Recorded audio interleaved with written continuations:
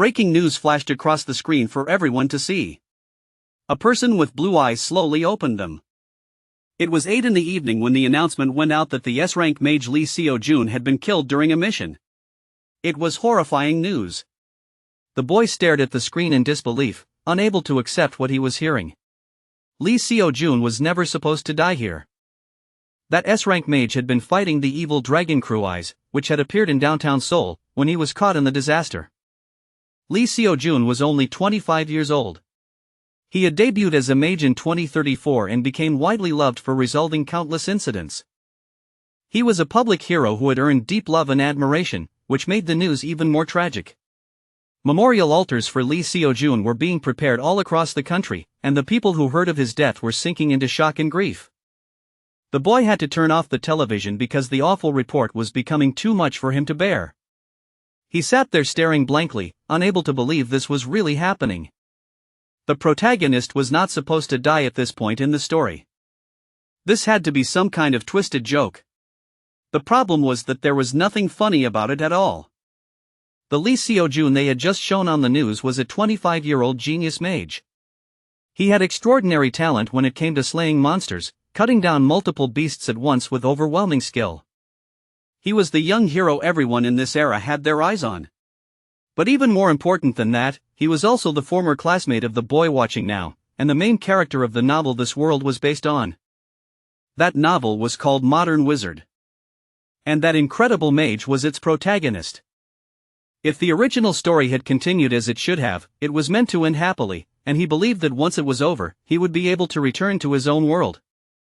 But then that massive dragon had suddenly appeared in the dungeon, cutting straight through the ordinary life the protagonist had been meant to live. He could not understand why the protagonist would die at a point like this. Even worse was the thought of what would happen to this world now that the protagonist was gone. That guy was supposed to stay alive long enough to keep everyone else safe. The fact that he had disappeared so early was deeply disturbing. The boy felt dread creeping in as he thought about the story itself. He had been waiting to see his old friends again once the novel reached its end. But if the protagonist was gone, could there even be an ending anymore? His mind drifted back to the past, to the days when he had laughed so easily with his friends. One of them had once joked that if they ever got thrown into a novel as some background extra, they would either grab every lucky opportunity they could find or stay completely out of the way. Laughing over mugs of beer, he had asked the others which choice they would make. The pretty woman sitting beside him had giggled and said the answer was obvious. You had to go for it. The brunette had let out a sigh and said there was no way he would do that. If they interfered with the plot, then the main character might die and the whole story could collapse. One of his friends burst out laughing and asked whether he really meant he would never step into the story at all. The brown-haired boy insisted that doing so meant dragging yourself through every hardship imaginable. That was not something anyone could endure lightly. Besides, he did not believe he could ever work as hard as the protagonist did. Training non-stop, getting stronger, and fighting demon after demon sounded exhausting just to imagine. Even the blonde had to admit he had a point.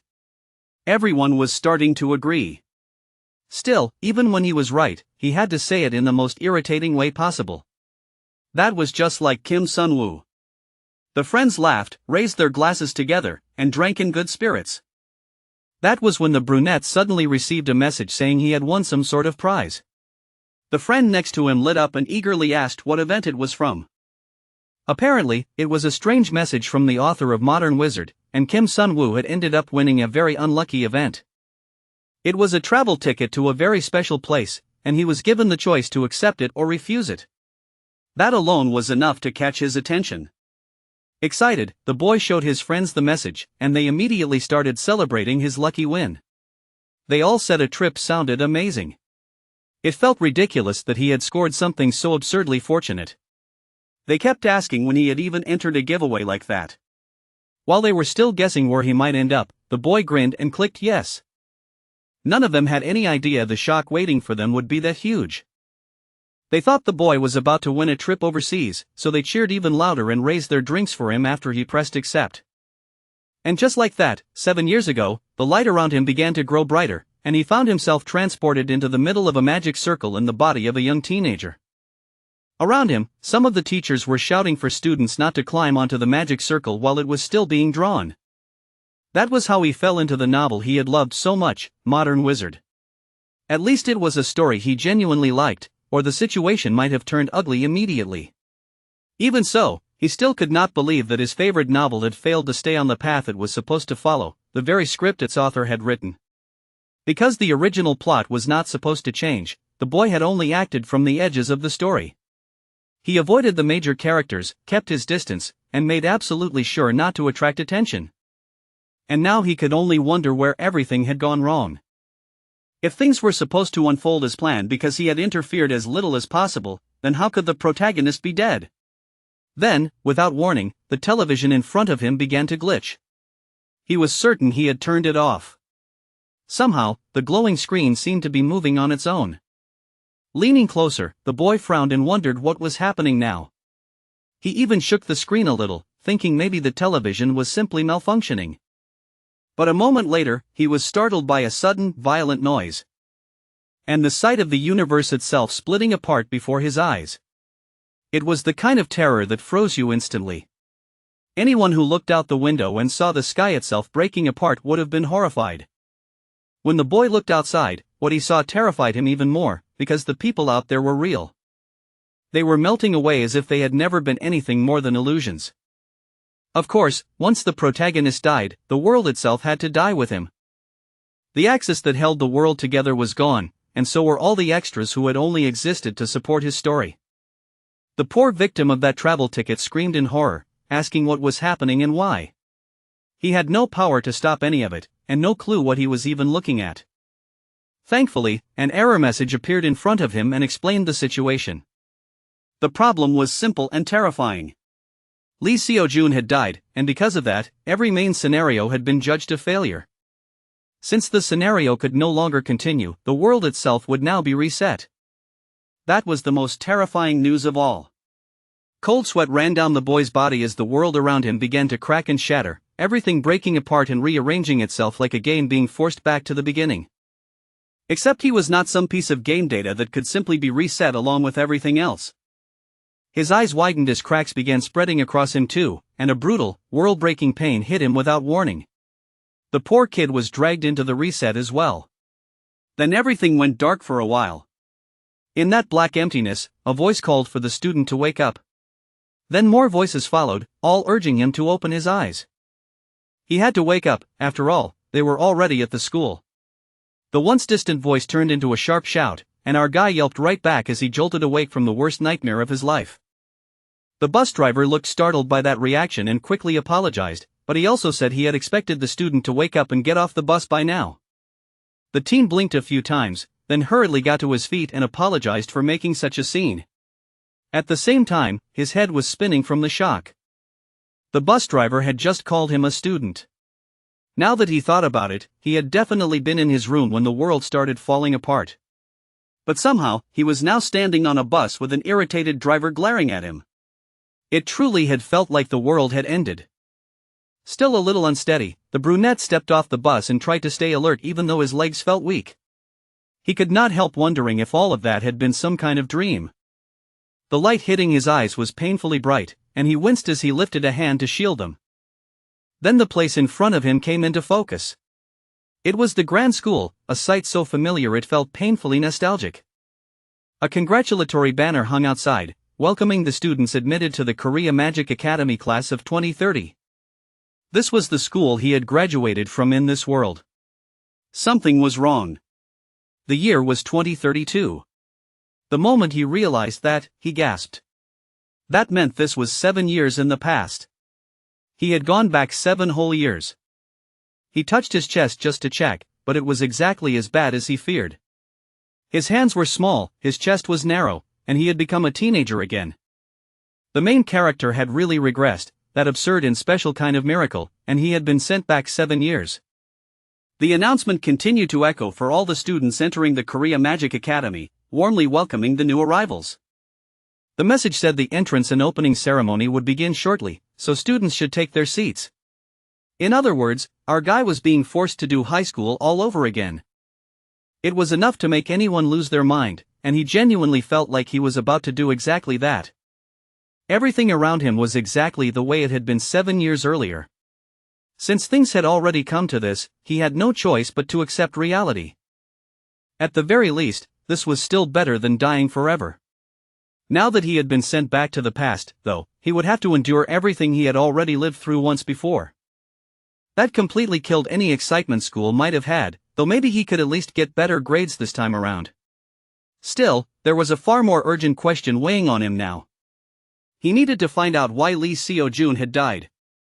In the original story, there was no reason at all for him to die there. The protagonist was powerful and gifted. Cruai's going berserk was exactly what was supposed to happen in the story at that point, and after a vicious battle, Lee Seo-jun was meant to defeat it. If that was true, then there had to be some other cause behind the hero's death. The boy tried to think it through, but he honestly had no clue, because he had stayed as far away from the protagonist as possible. How was he supposed to know anything when he had never gotten close in the first place? A moment later, the boy glanced around the classroom as everyone sat in their seats. A new fear had begun creeping into him. What if the protagonist died again in this life too? If that happened, then he might get thrown back into the past all over again. Kim Sun-woo had already suffered through high school twice, and he absolutely had no desire to do it a third time. Worse, there was also the fear that the world might simply end for good next time. Nothing was certain yet, but one thing was painfully clear. Lee Seo-jun absolutely could not die. That outcome was unacceptable. This time, the main character could not afford to stay out of it. This time, he had to step directly into the story itself if he ever wanted to make it back to his original world. That meant he had to stop Lee Seo-jun's death and carry this novel all the way to its proper ending. And to do that, our guy needed to start getting close to the main characters. Naturally, the very first person he set his sights on was a girl. Our dude was completely locked in. It almost looked like he had been waiting all this time for an excuse to start chasing pretty girls. He watched one of the main characters sitting beside him. Then turned to her and gave her the brightest smile he could manage. He figured the smartest move was to start getting close to the main cast as early as possible. Yura, the rank 2 student in the story, was one of the people he needed to approach right away. At least, that was what he thought. Unfortunately, our unlucky regressor had aimed for the cold, serious type, and she immediately asked whether he knew her. She did not even wait for an answer before scoffing and saying she did not remember ever meeting him, so why was he acting so familiar? Of course, he knew plenty about her, but she knew almost nothing about him, so that reaction was only natural. The boy gave a small wave, still frozen somewhere between shock and an awkward attempt at being friendly. Before he could pull the greeting back, the girl asked whether he had something he wanted to say. She really was the cold type, sharp and frosty as ice. Still, maybe there was a more approachable side hidden in there somewhere. In the end, he admitted he did not actually have anything to say. He had only been trying to say hello. She dismissed him at once and told him to look somewhere else. So starting with the nearest pretty girl had clearly not been a great plan. He had only ended up making her uncomfortable. What a rude little brat. It did not take long for our guy to realize that none of this was going to be easy. Soon, everyone was seated neatly in rows inside the classroom, and each grade representative was called up to the stage. Then the representatives stepped forward. There were 3 of them in total. The moment they appeared, everyone immediately recognized the protagonist and burst into applause at the sheer presence he carried. Some of the students had even heard that the boy had trained under Chairman Kim Jin-cheol. His talent had to be on an entirely different level. This was Lee Seo-jun, the rank 1 representative of the second year. Even as a student, the protagonist of the story was already famous and rising fast. That was only to be expected. Modern Wizard was exactly the kind of power fantasy where the main character practically did everything. Then the crowd clapped for the top freshman as well, and some of them whispered about how pretty she was. She really did have the look of a cheerful little saint. But that lovely, flower-like girl was the type who calculated every movement she made. Even that small smile had been carefully prepared. After all, her goal was to build as many connections at school as possible. The senior from the third year had also held first place for 3 straight years. He did not look especially overwhelming at first glance, but that was still an incredible achievement. Standing in front of all these absurdly impressive people, it was easy to understand why our main character had once thought it would be fine to just enjoy life as a background extra. He did not know much about the third-year representative, but the guy still seemed remarkable. Even in the original novel, though, that senior had barely gotten any screen time. Now it was time for the student oath. The representatives standing at the front raised their hands and began reciting it. For some reason, though, the girl sitting beside our guy was practically trembling. He had to glance over just to make sure she was alright. She was not alright at all. Her fists were clenched tight, a heavy gloom hung around her, and her foot was tapping with barely contained anger. So after knowing her for only a few seconds, he had already figured out one thing. She hated someone at least as fiercely as he did. That was honestly impressive. For some foolish reason, the boy thought this might be a good chance to earn points with one of the protagonists while she was emotional. So he told her it was a shame she had come in second to the protagonist. The girl immediately bristled and shot back, asking if that insignificant little rat was talking to her right now. He really needed to learn his place. Naturally, he doubled down and said yes, he was talking to Little Miss Sourface. That only made her demand to know what exactly he meant by calling it a shame. The boy let out a small sigh. Honestly, he really did think she was better than the two people standing up there. The dark-haired girl was arrogant, but she was not about to accept some empty compliment from a stranger who was obviously trying to butter her up. She scoffed and asked what he could possibly know, and whether he thought he was being funny. If he had ever actually seen any of those three use magic, then he would never be saying such brain-dead nonsense with that much confidence. So much for cheering her up. He had only succeeded in redirecting all her anger toward himself. The boy admitted that he might have seen their magic before, which only made her even angrier. He had no right to judge their talent when he did not even understand how strong they really were. Even so, he stubbornly kept going. At that point, it was all or nothing, and he refused to back down. The brunette boldly claimed that he could tell just by looking at her. Apparently, he trusted his instincts that much, and he smiled with absurd self-confidence like his aura alone was enough proof. That fraud was digging himself deeper and deeper into trouble. Now she was even more irritated and demanded to know if he was messing with her. That was the moment our guy decided it might be better to retreat. He could not believe that approach had failed, so he immediately started searching for a different topic. Honestly, the smarter move would probably have been to stop talking altogether. Instead, he asked her whether she had been worrying about her future lately. That part, at least, was true, and she paused long enough to wonder how he knew. The boy was starting to sound like some shady fortune-teller. After he had disturbed her peace over and over again, she finally checked his name. Kim Sun-woo. She made it clear that she was going to remember that name.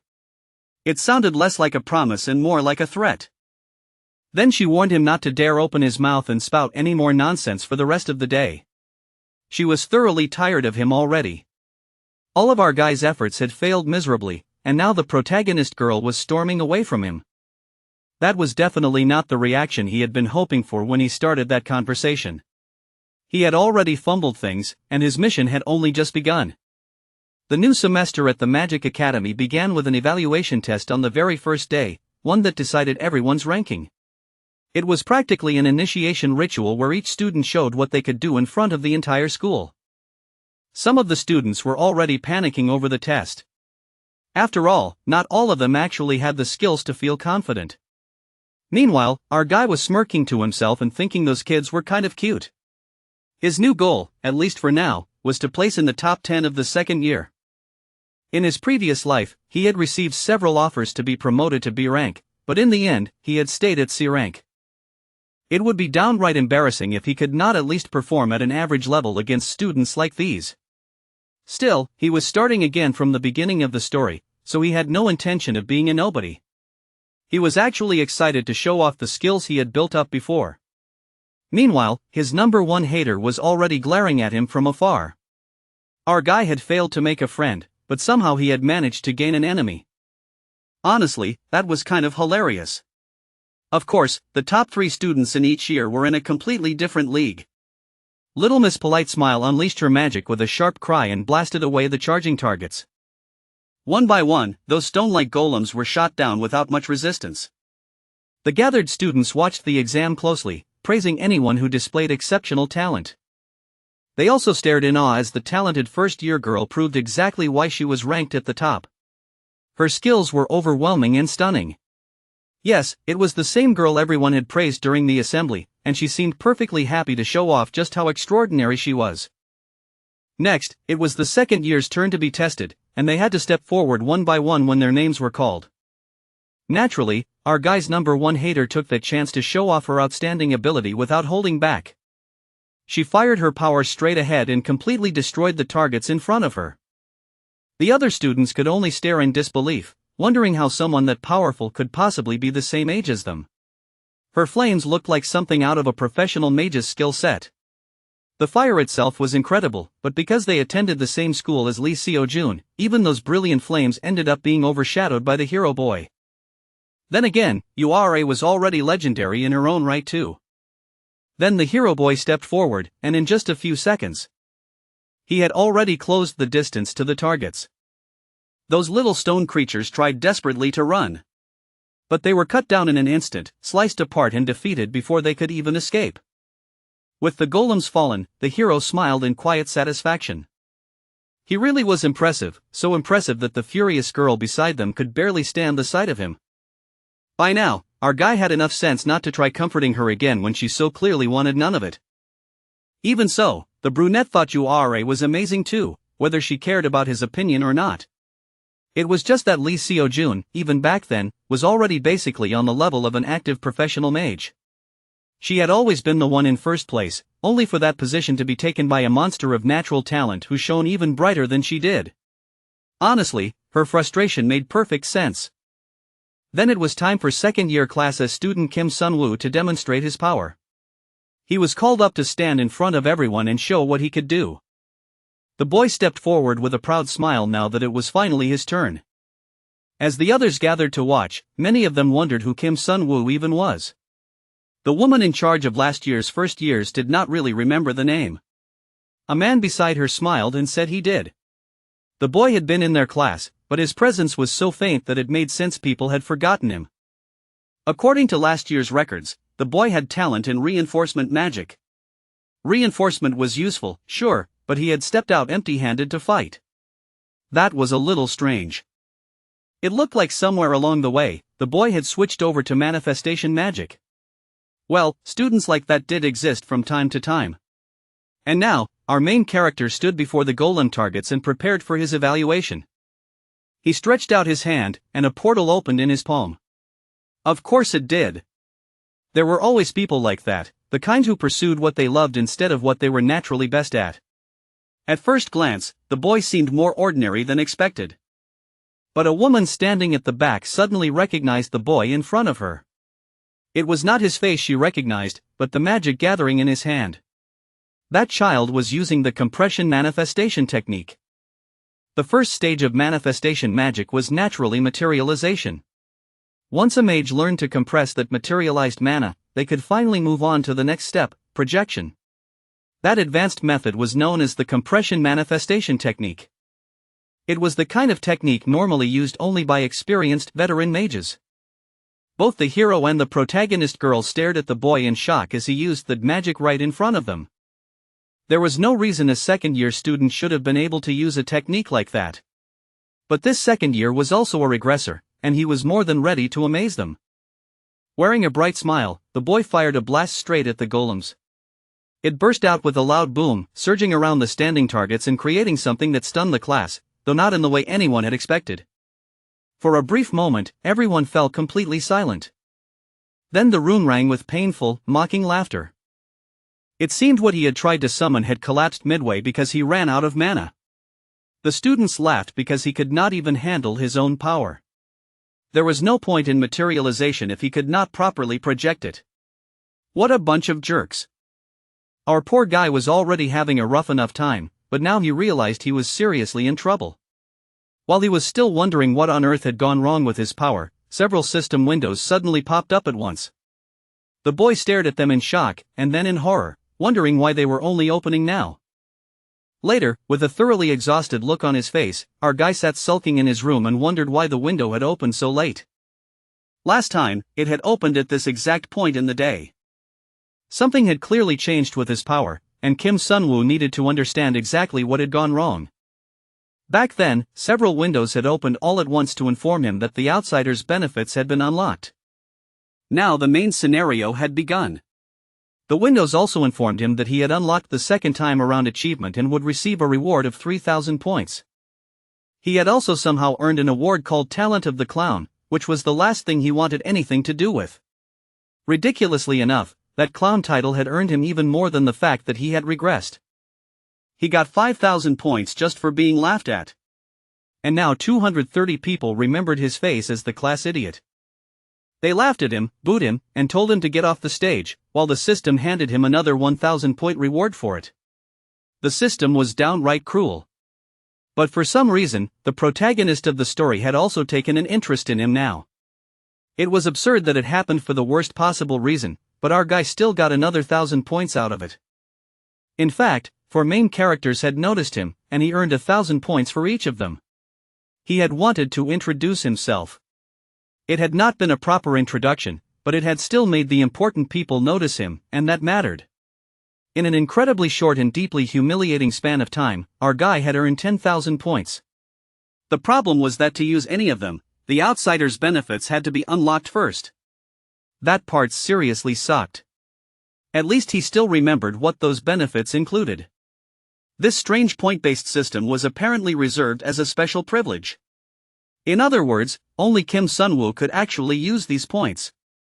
The achievement system was active now, but for some reason the talent he had earned seemed to be partially locked off. The brunette quietly thought through his situation. In the end, points were gained by stacking up achievements through the system. He could also earn points by becoming more widely known. The point shop was one of the best parts of the outsider's benefits. He could literally spend points to buy traits, skills, or items. It was an absurdly overpowered setup. Having all these points was great and all, but on the very first day of school, our guy had already been branded the class clown. He had seriously earned all those points by turning himself into some kind of circus act. And honestly, calling it Talent of the Clown felt unnecessarily harsh. Back then, when he tried to use that large-scale flashy attack, our loser had completely forgotten one key detail. At this point in time, he did not yet have enough mana to use a high-level skill like that. Honestly, he had never drawn this much attention in his life. Even with all those points piling up, he was not exactly happy about how he got them. What mattered most now was figuring out how strong he currently was. The boy called up the system to check his stats. The window popped up and informed him that Kim Sun-woo, owner of 10,000 points, had good health, decent strength, fair mana, average speed, solid reflexes, and average dexterity. He was not exceptional in any one area, but at least he was nowhere near trash tier either. That still felt pretty awful after everything he had put into himself before. All the stats he had worked so hard to build had been reset, and now he had to raise them from scratch again. Then the boy realized something important. In this life, he had a chance to redistribute his stats however he wanted. The window explained that this system divided magic into 4 branches: enhancement, manifestation, support, and summoning. Those were the 4 paths of magic in this world. Enhancement focused on strengthening the body or weapons. It was basically close combat magic, so mages in that field needed stronger health. Manifestation was the branch that let a person cast actual spells. It was the classic mage style. Then summoning and support were, as expected, for calling things forth and backing up other people. For the record, our guy had deliberately chosen manifestation as his main path. He figured that if he was going to use magic, he wanted something flashy and satisfying. He laughed a little at the situation, though it was not actually very funny considering how things were going. Since he had chosen manifestation, the first thing he needed to do was max out his mana so he could properly use the power he wanted.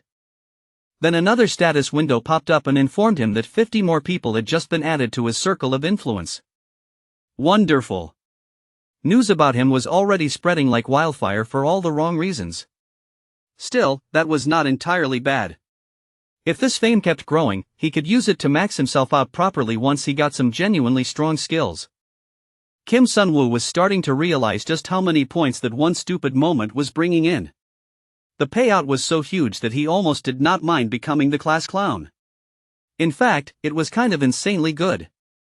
Now 400 people remembered his face, and he got another 2,000-point reward. 400 people was ridiculous. There was no way he was ever getting a normal school life now. Then again, he had already given that up the moment he decided to save the protagonist. Even so, that number was absurd. It felt like more people knew him than the entire school population. Someone had probably recorded it or something. There had also been plenty of guests watching from the balcony.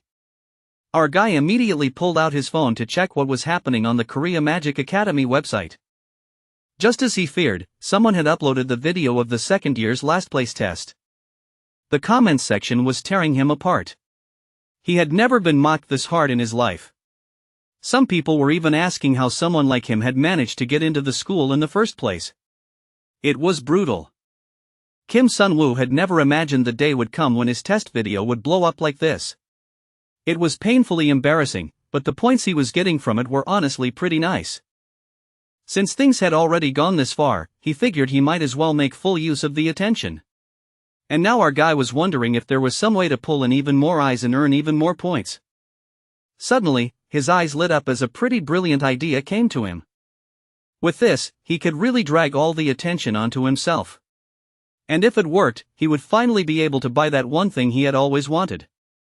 The next day, people were still whispering about the class clown. Some of the students stared at him in disbelief and asked if that guy was really Kim Sun-woo. The video from yesterday looked exactly like him, so it had to be. Anyone with pride and something to lose would have hidden after becoming the class disgrace, but not Kim Sun-woo. He had points to earn, and he planned to earn them in the most shameless way possible. He needed even more people talking about him, so he walked right in front of them without a hint of fear. He had spent the whole night feeding the incident for attention, and it had worked. By now, his failed test video was trending with over 1,000 views. A lot of people had a lot to say about his pathetic academy performance, and some were even dragging the academy itself into the scandal. He had even gone as far as calling himself an S-rank mage in the middle of that ridiculous mess. Thanks to all the hate pouring in under that video, he earned another 5,000 points. Honestly, racking up hate like that felt weirdly great. That morning, the boy walked into class looking far too calm and harmless as he stepped inside. Of course, every one of his classmates had already been waiting for him, and all eyes turned his way at once. One of them even pointed at him without trying to hide it.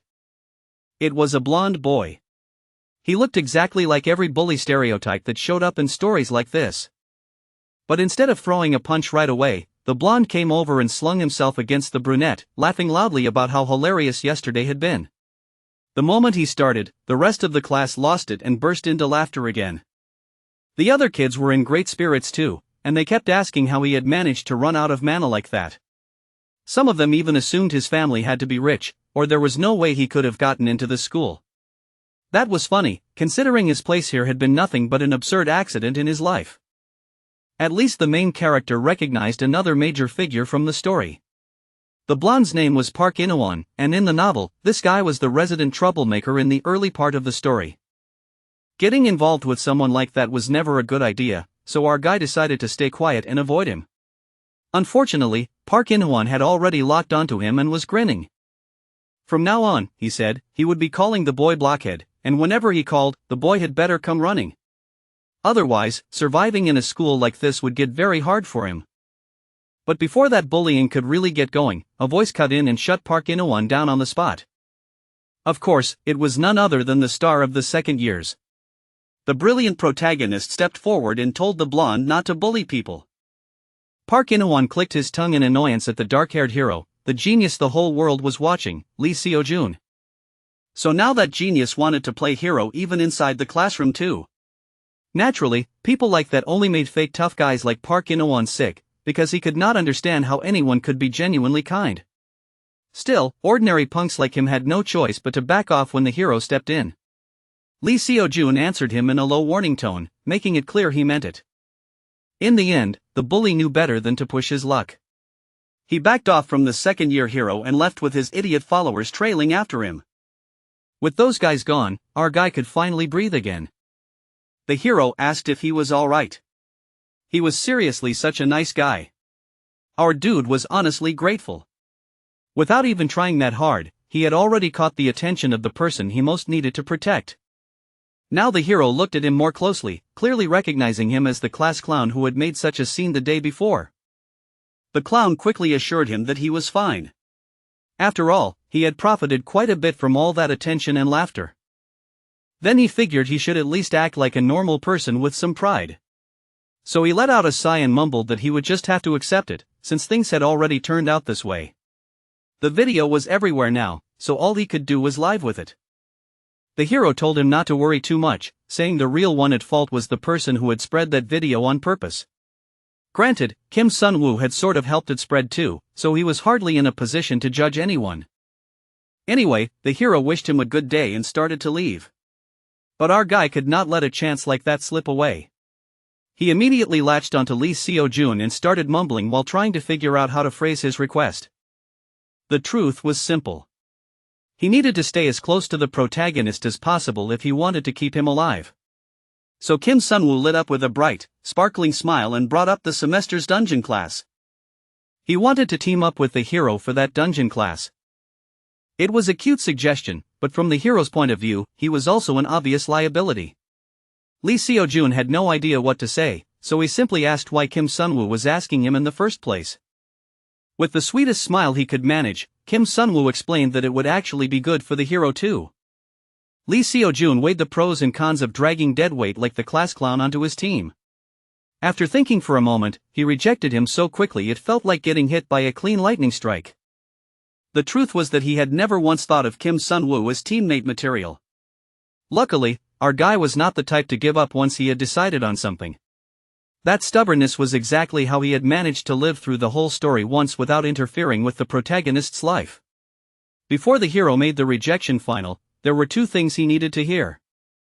Alright, Lee Seo-jun agreed to listen.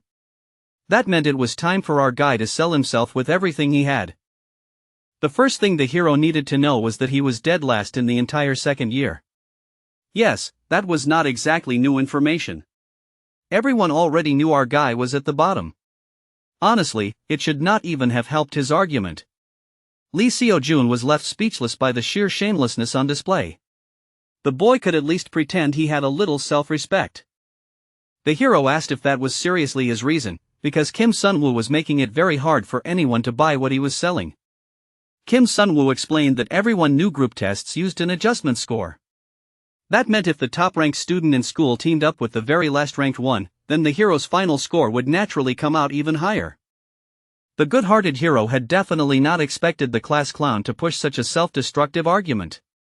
The logic did make sense, but the risk still felt too high, especially when the guy beside him had not shown a single bit of real ability. In a place like a dungeon, he looked like he would only be a burden. Still, the second reason was supposed to be the one that would truly convince him.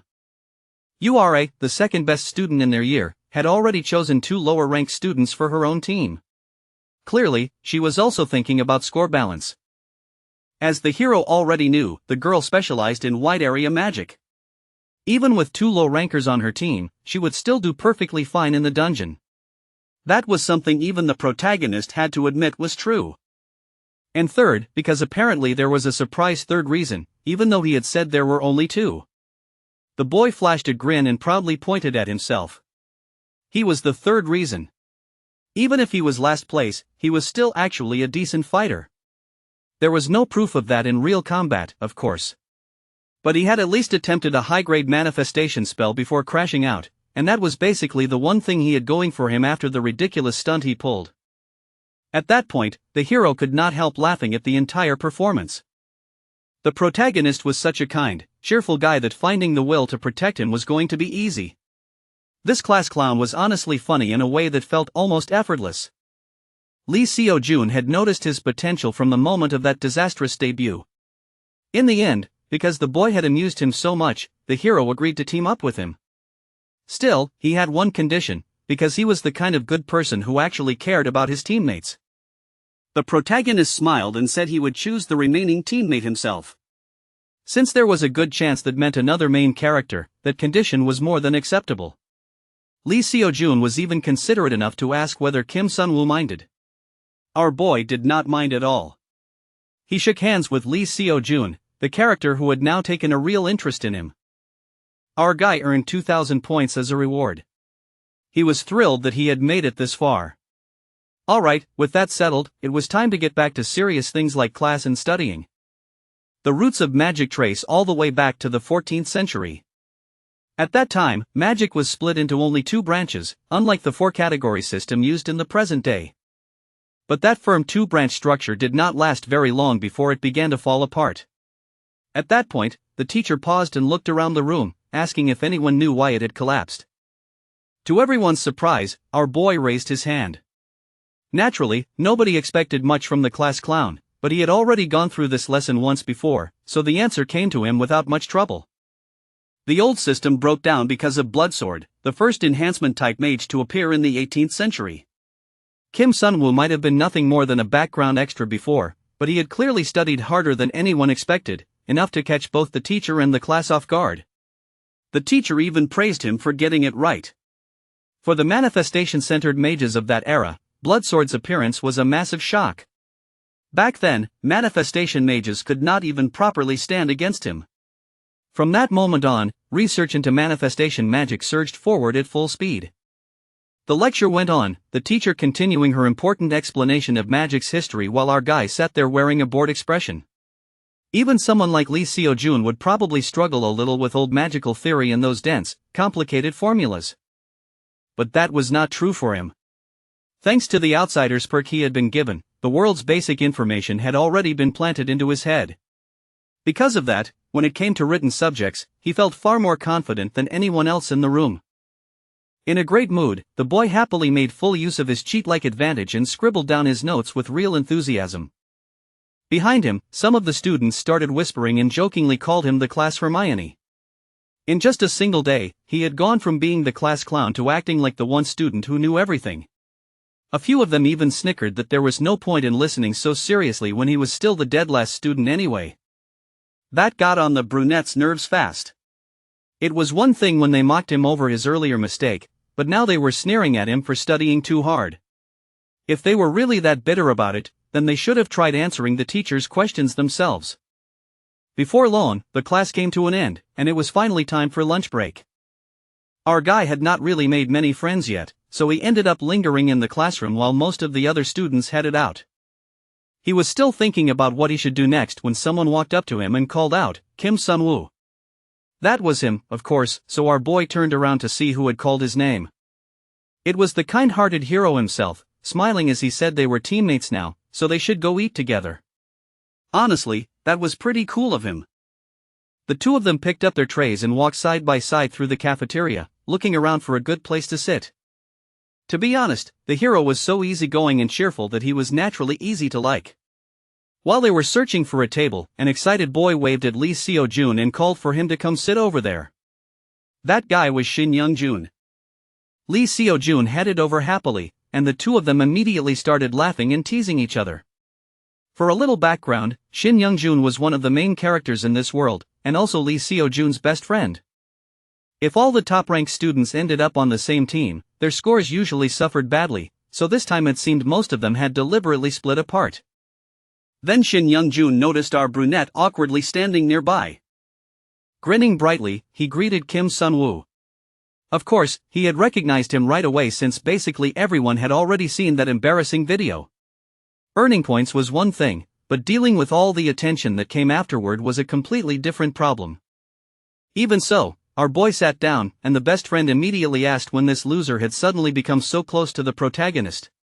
Lee Seo-jun casually explained that it had only happened earlier that day, and that they were going into the dungeon together the day after tomorrow.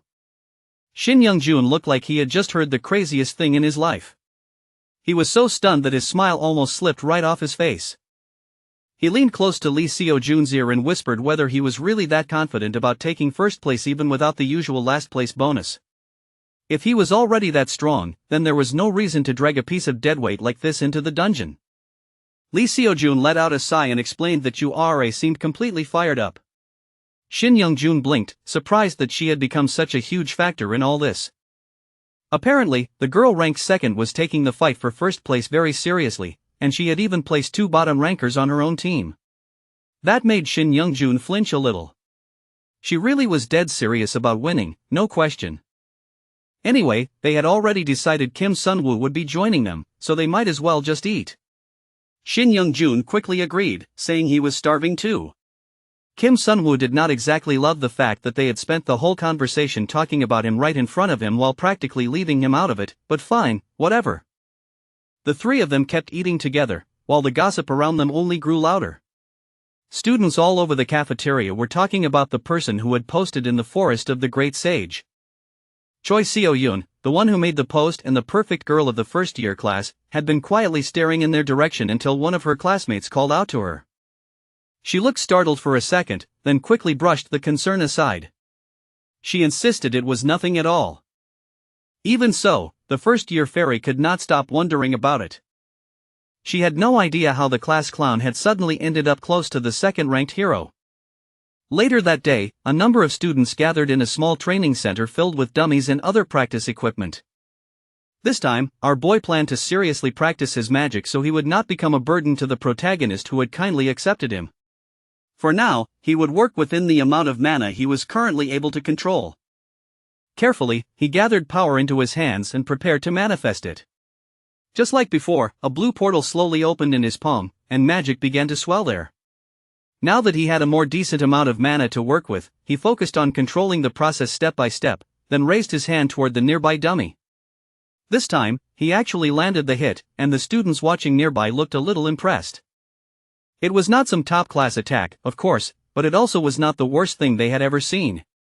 He was doing better than they had expected. He could hear every bit of their gossip too, since they were not even trying very hard to whisper behind his back. Still, that mattered less than it normally would have, because for the first time in a while, he was actually seeing progress.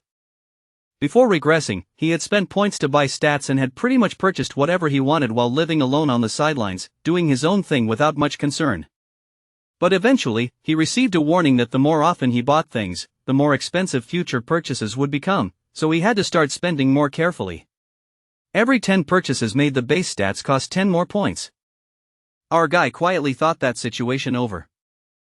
It worked on the same principle as video games, where leveling up became harder once a player reached a higher stage.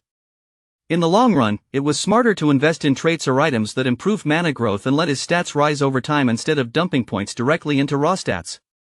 With that in mind, our boy decided to use the search function. He opened a window and started searching for the skill he wanted. Right now, he needed that one trait that had appeared midway through the novel, especially since teaming up with the protagonist had just made his life much more dangerous. At last, he found Blessing of Great Nature, a skill that absorbed mana from the natural world. This was exactly the kind of thing he needed. While training mana, he would be able to gain extra mana depending on the environment around him. It could grant up to 150% additional mana, and on top of that, it increased mana recovery speed by 50%. That was a seriously tempting deal. He carefully checked through all of the passive effects just to make sure it was exactly what he wanted, and everything matched perfectly. Then the boy glanced down at the wristwatch he was wearing. The returner's wristwatch was equipment that boosted both health and mana regeneration by 200%. At this point, he was basically stacking cheat codes one after another. In this life, he bought and sold skills like a trader, giving up weaker ones so he could secure even better abilities. He could also sell traits for points, but it still felt like such a waste to let valuable things go. Just thinking about the master chef skill he had sold to buy the watch made him sigh a little. He was really going to miss cooking that well. Still, thanks to buying Blessing of Great Nature and the returner's wristwatch, his starting point in this life was already far better than it had been before the regression. All of a sudden, his phone started ringing. That immediately felt strange, because our guy barely had any friends in the first place, so he had no clue who would be calling him now. He picked it up, then stared at the screen in surprise, trying to figure out what exactly he was looking at. For some reason, it was a group chat. Jang Jin-tae had invited Lee Seo-jun, Kim Sunwoo, Yoon Hyung, and Shin Ji-hyuk into it. Jang Jin-tae cheerfully told everyone to do their best over the next 2 months, and Hyung quickly replied with the same energy. A group chat, huh? That definitely caught the class clown off guard. Other than Yoon Hyung, he did not really know the people in it very well, so he found himself wondering if they were all fellow low-rankers. Yoon Hyung was the kind of girl who would become important later in the story, but she still had not awakened to her true talent yet, so for now, she did not seem like a major factor. Anyway, things would be a lot simpler if all these low rankers just stated their specialties outright. He already knew part of it, but he was still unsure about some of the others. Shin Ji-hyuk was in support, with manifestation as a subspecialty. Yoon Hyung belonged to manifestation, had an ice attribute, and leaned toward support as her subspecialty. Jong Jin-tae was an enhancement type with manifestation as a subspecialty, though apparently he was pretty bad at using it. Yeah, this was definitely a team made up of low rankers. Our boy also admitted that he was in manifestation with no elemental attribute yet, since he was still basically a beginner and all. That jerk Shin Ji-hyuk laughed and said there was probably nobody in the school who did not already know the class clown's specialty was manifestation. The boy bristled at that. He had only been trying to be polite and make sure everyone was on the same page. There was no reason to be that rude and drag up his failures again when he was already painfully aware of them. In that case, the best plan would probably be to put Lee Seo-jun in the center, while the rest of them focused on supporting him. If they really wanted first place, then they had to outperform Ura's team. Before anything else, he needed to find out exactly who she had chosen for her side. So the training carried on as everyone got ready for the dungeon raid. Preparing properly was crucial if they wanted the best possible score in the evaluation. While they practiced together, some of them received guidance on their training, including advice that they were focusing too much on control while neglecting projection. They needed to put more force into their mana, then release it faster and more cleanly. The girl followed that advice and drew the energy together into the palm of her hand. With a sharp sweep of her hand, she unleashed a huge blast that tore forward and wiped out a large wave of enemies in front of her. The people gathered around watching were stunned by that kind of firepower. They could only stare in awe at the talent of a true genius. She was clearly gifted, and anyone watching could see that her natural ability was on another level. Then again, maybe part of it was because she was still young. And the boy was still a little rough around the edges. Her mana control still needed polishing, but even so, that kind of overwhelming talent was incredible to witness.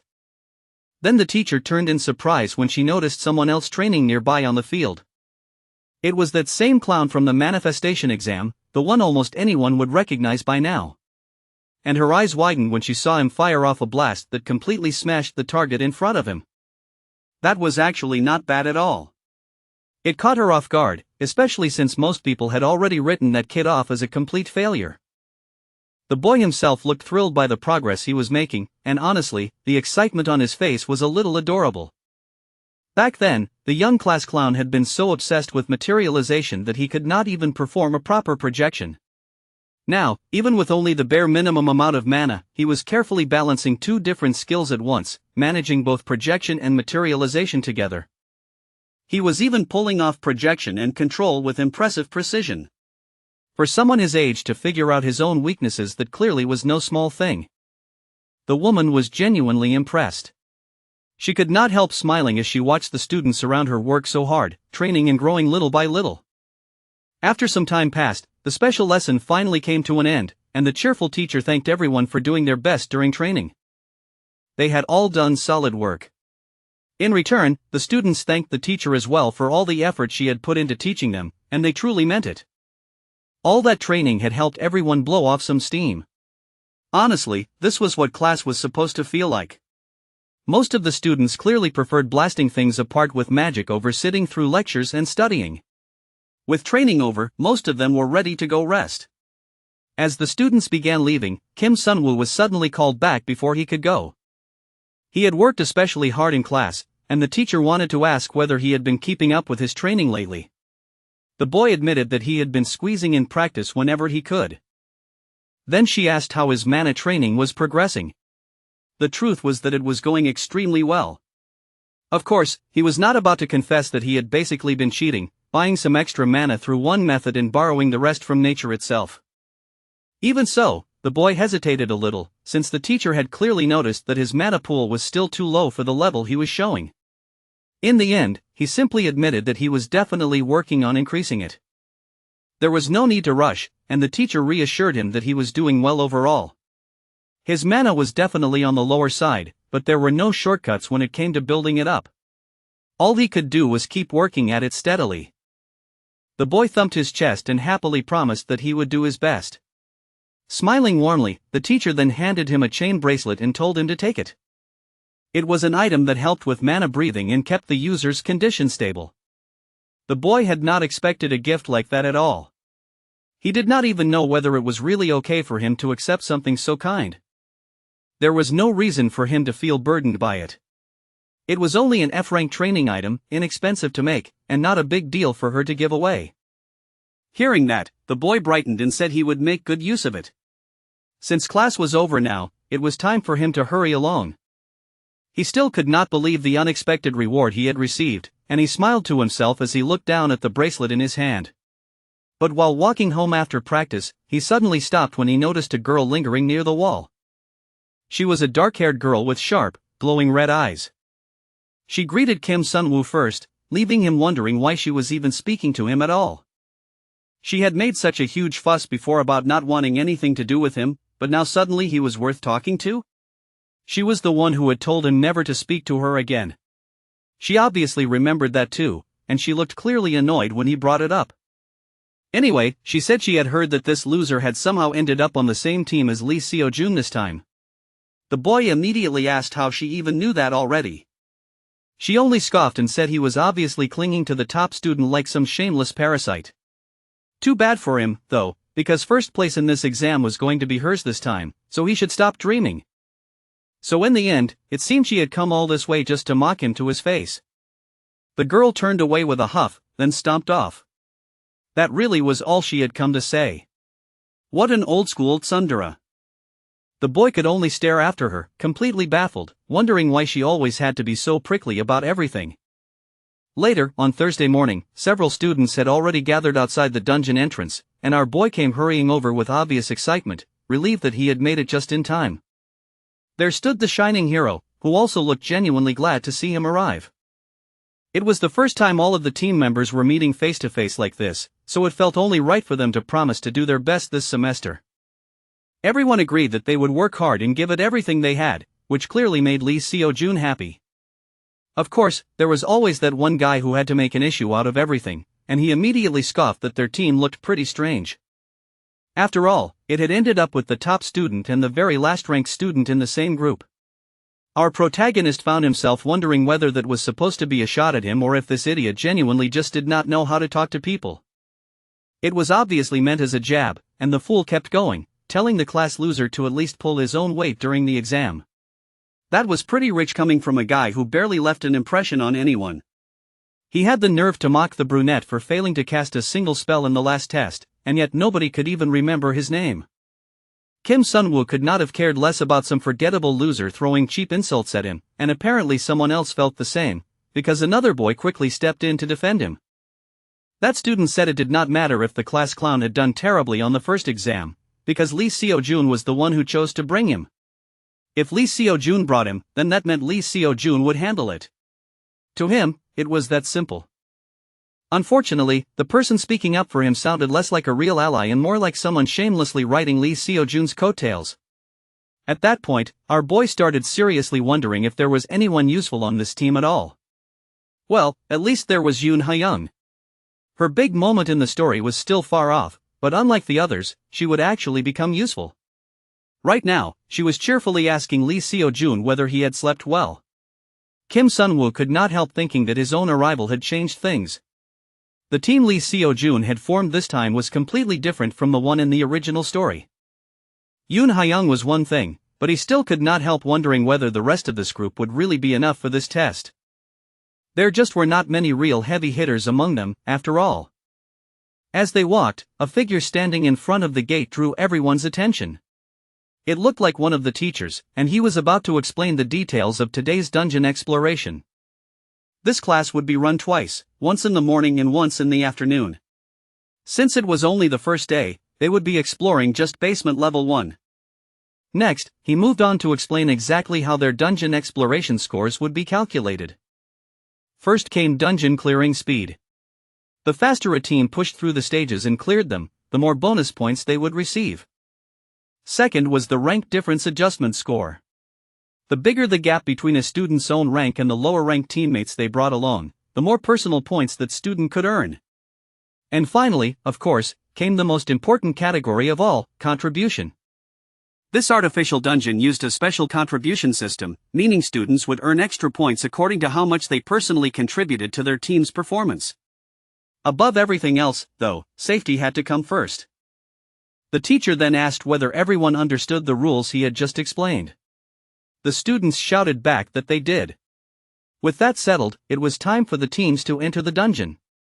Most of the kids were pumped with excitement, while others cheered them on and told them to have fun in there. The monitoring room was already packed with teachers watching over the students. They were clearly serious about putting safety first, and they intended to make sure every single student in the dungeon made it through safely. Mr. Jang was there too, waving as he said he had come over right after sending the students inside. Another teacher had apparently been waiting for Mr. Jang to arrive.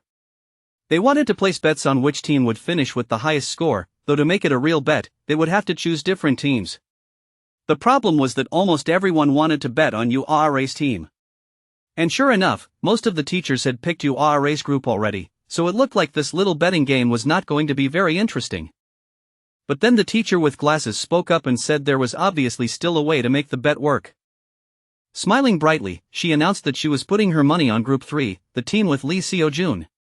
She was actually pretty convinced his group would perform better than people expected. Naturally, the other teachers stared at her in disbelief. They assumed she was just being generous. Even if both Lee Seo-jun and URA had stacked their teams with low rankers for the bonus points, they had gone about it in totally different ways. Lee Seo-jun's team looked unstable and was filled mostly with enhancement types. No matter how talented he was, there was a limit to what one boy could do alone, and he could not carry all those weak teammates forever. The glasses-wearing teacher admitted that part was true. Enhancement specialists were strongest in one-on-one situations, so without proper support, they had a much harder time dealing with groups of enemies. Meanwhile, if they looked over at URA, whose specialty was wide area magic, she had already pushed her team into the middle of the first floor. When it came to clearing speed, that girl was moving incredibly fast. Even so, the teacher only giggled and said she still believed in an underdog uprising from the bottom rankers. They would all find out soon enough who really won the bet. If she lost, then it would be her own funeral, so everyone decided to just let her do as she pleased and watch what happened. Meanwhile, inside the dungeon, the hero kept advancing just as expected. He charged straight ahead and cut down monster after monster as they came at the team. Step by step, they continued deeper through the dungeon, defeating monsters as they moved forward. So far, their progress was excellent. In fact, it was going so smoothly that most of the others on the team barely had anything to do. Lee Seo-jun was fighting incredibly well, and the happy little freeloaders seemed more than content to stay in the back while he carried them toward victory. Honestly, there had to be a limit to how shameless people could be. They were already halfway through, and most of them had barely lifted a finger. As they kept going, the team started wondering what the first floor boss might be. No one knew for sure, but they figured it would probably be some weak trash-level monster. They went on gossiping and throwing out guesses, talking about whether it might be some useless giant rat or maybe a dog-type monster. Even while they casually underestimated it, one of the girls stayed cautious. A boss was still a boss, after all, and it would be strong by definition. Then Ha-young turned to Kim Sun-woo and asked what he thought it would be. Since he had already been through this exam before, he answered that a giant wolf was going to appear. That was a pretty bold thing to say so confidently. Right away, the group's resident bully jumped in to mock him, asking how he could possibly know a giant wolf would show up. Kim Sun-woo had no intention of arguing or revealing how much he really knew, so he only replied that he had his reasons. A giant wolf was going to appear, and they should get ready for it. He had gone through this enough times to trust that knowledge, unless this part of the exam had changed. Naturally, that shameless bully only snorted and called him a compulsive liar. That really made Kim Sun-woo want to beat the hell out of him. The guy could believe him or not, but instead he kept pushing, acting deliberately irritating on purpose. It took everything Kim Sun-woo had not to react to that trash right there and then. Lee Seo-jun laughed lightly and told his teammates not to start fighting now. He wanted them to keep moving through the dungeon as quickly as possible. So the tension eased a little, and the group continued on. Before they could go any farther, someone suddenly told them to stop. Lee Seo-jun and the others paused, wondering why they were being told to stop here of all places. That obnoxious bully even joked that the top student had gotten scared. But that was not it at all. There was something lying on the floor right in front of them. Everyone looked ahead, and sure enough, there was a large magic circle spread across the floor. None of them knew exactly what kind of magic circle it was, but it was pretty obvious that stepping on it would trigger something. The other students hesitated, already sensing danger from the circle. They found it hard to believe the teachers would really throw something too dangerous at them when they were still just students. Kim Sun-woo stepped a little closer and crouched down to examine it, though Lee Seo-jun quickly warned him to be careful. None of them knew what might come out if it activated.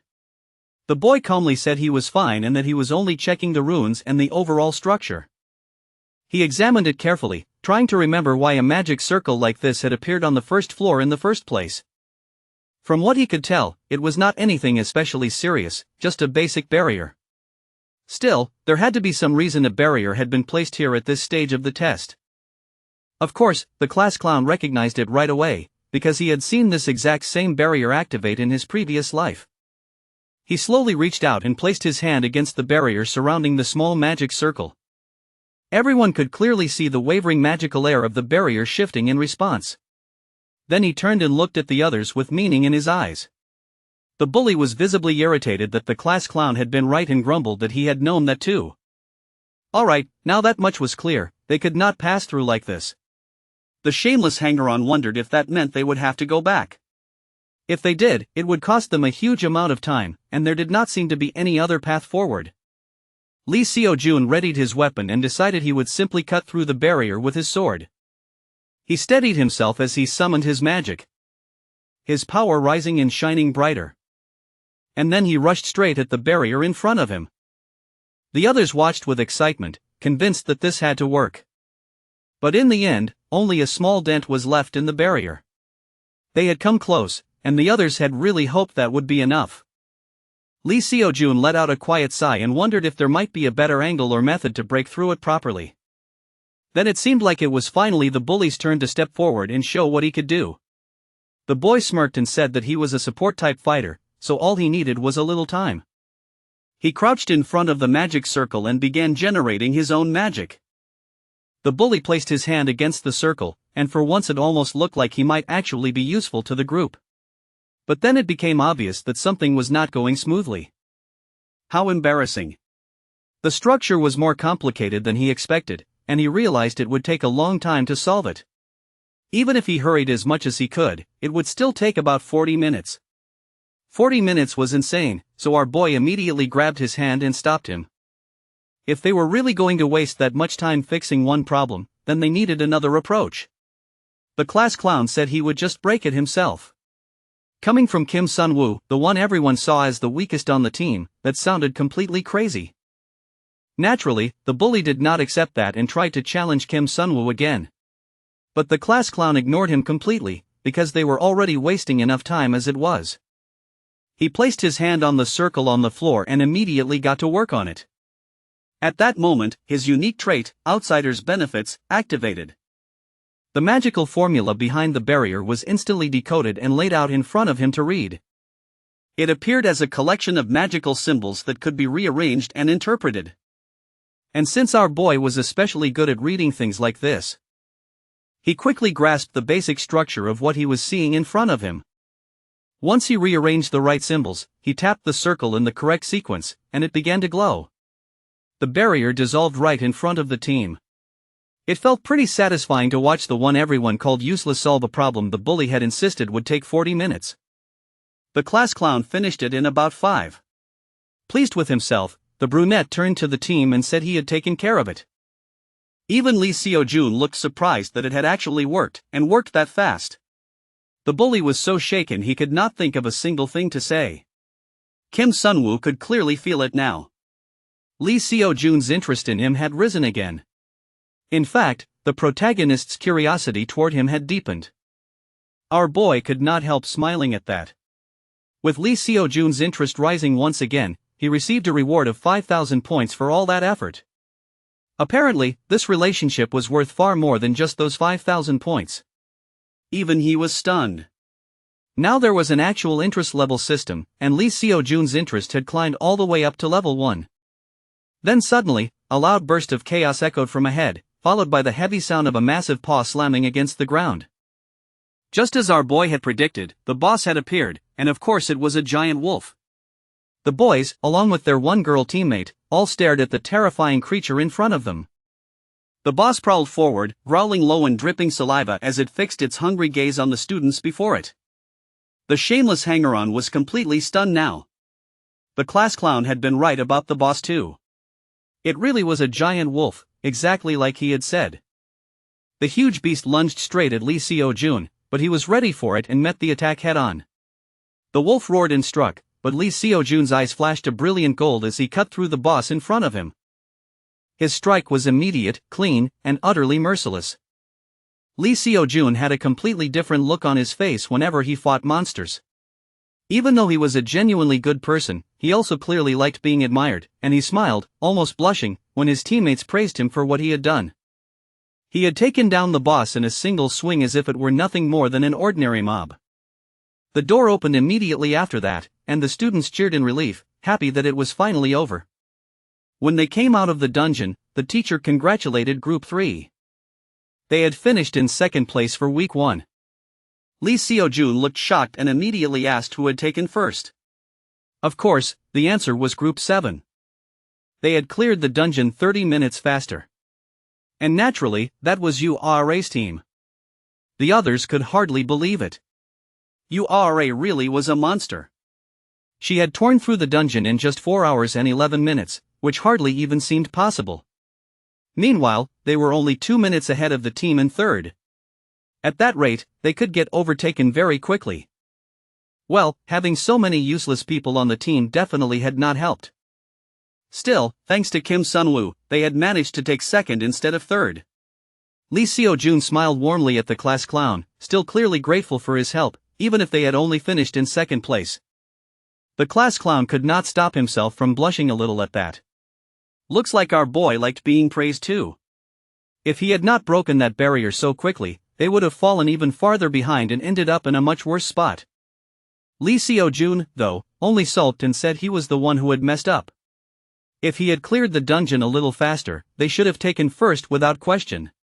The only girl on the team immediately pushed back, saying they had only made it that far because Lee Seo-jun was with them in the first place.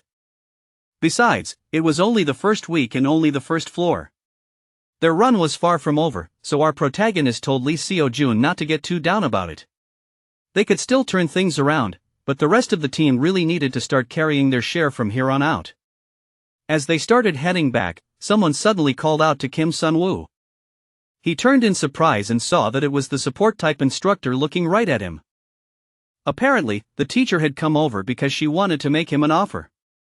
Kim Sun-woo blinked, wondering what kind of offer this was, and then the support instructor got straight to the point.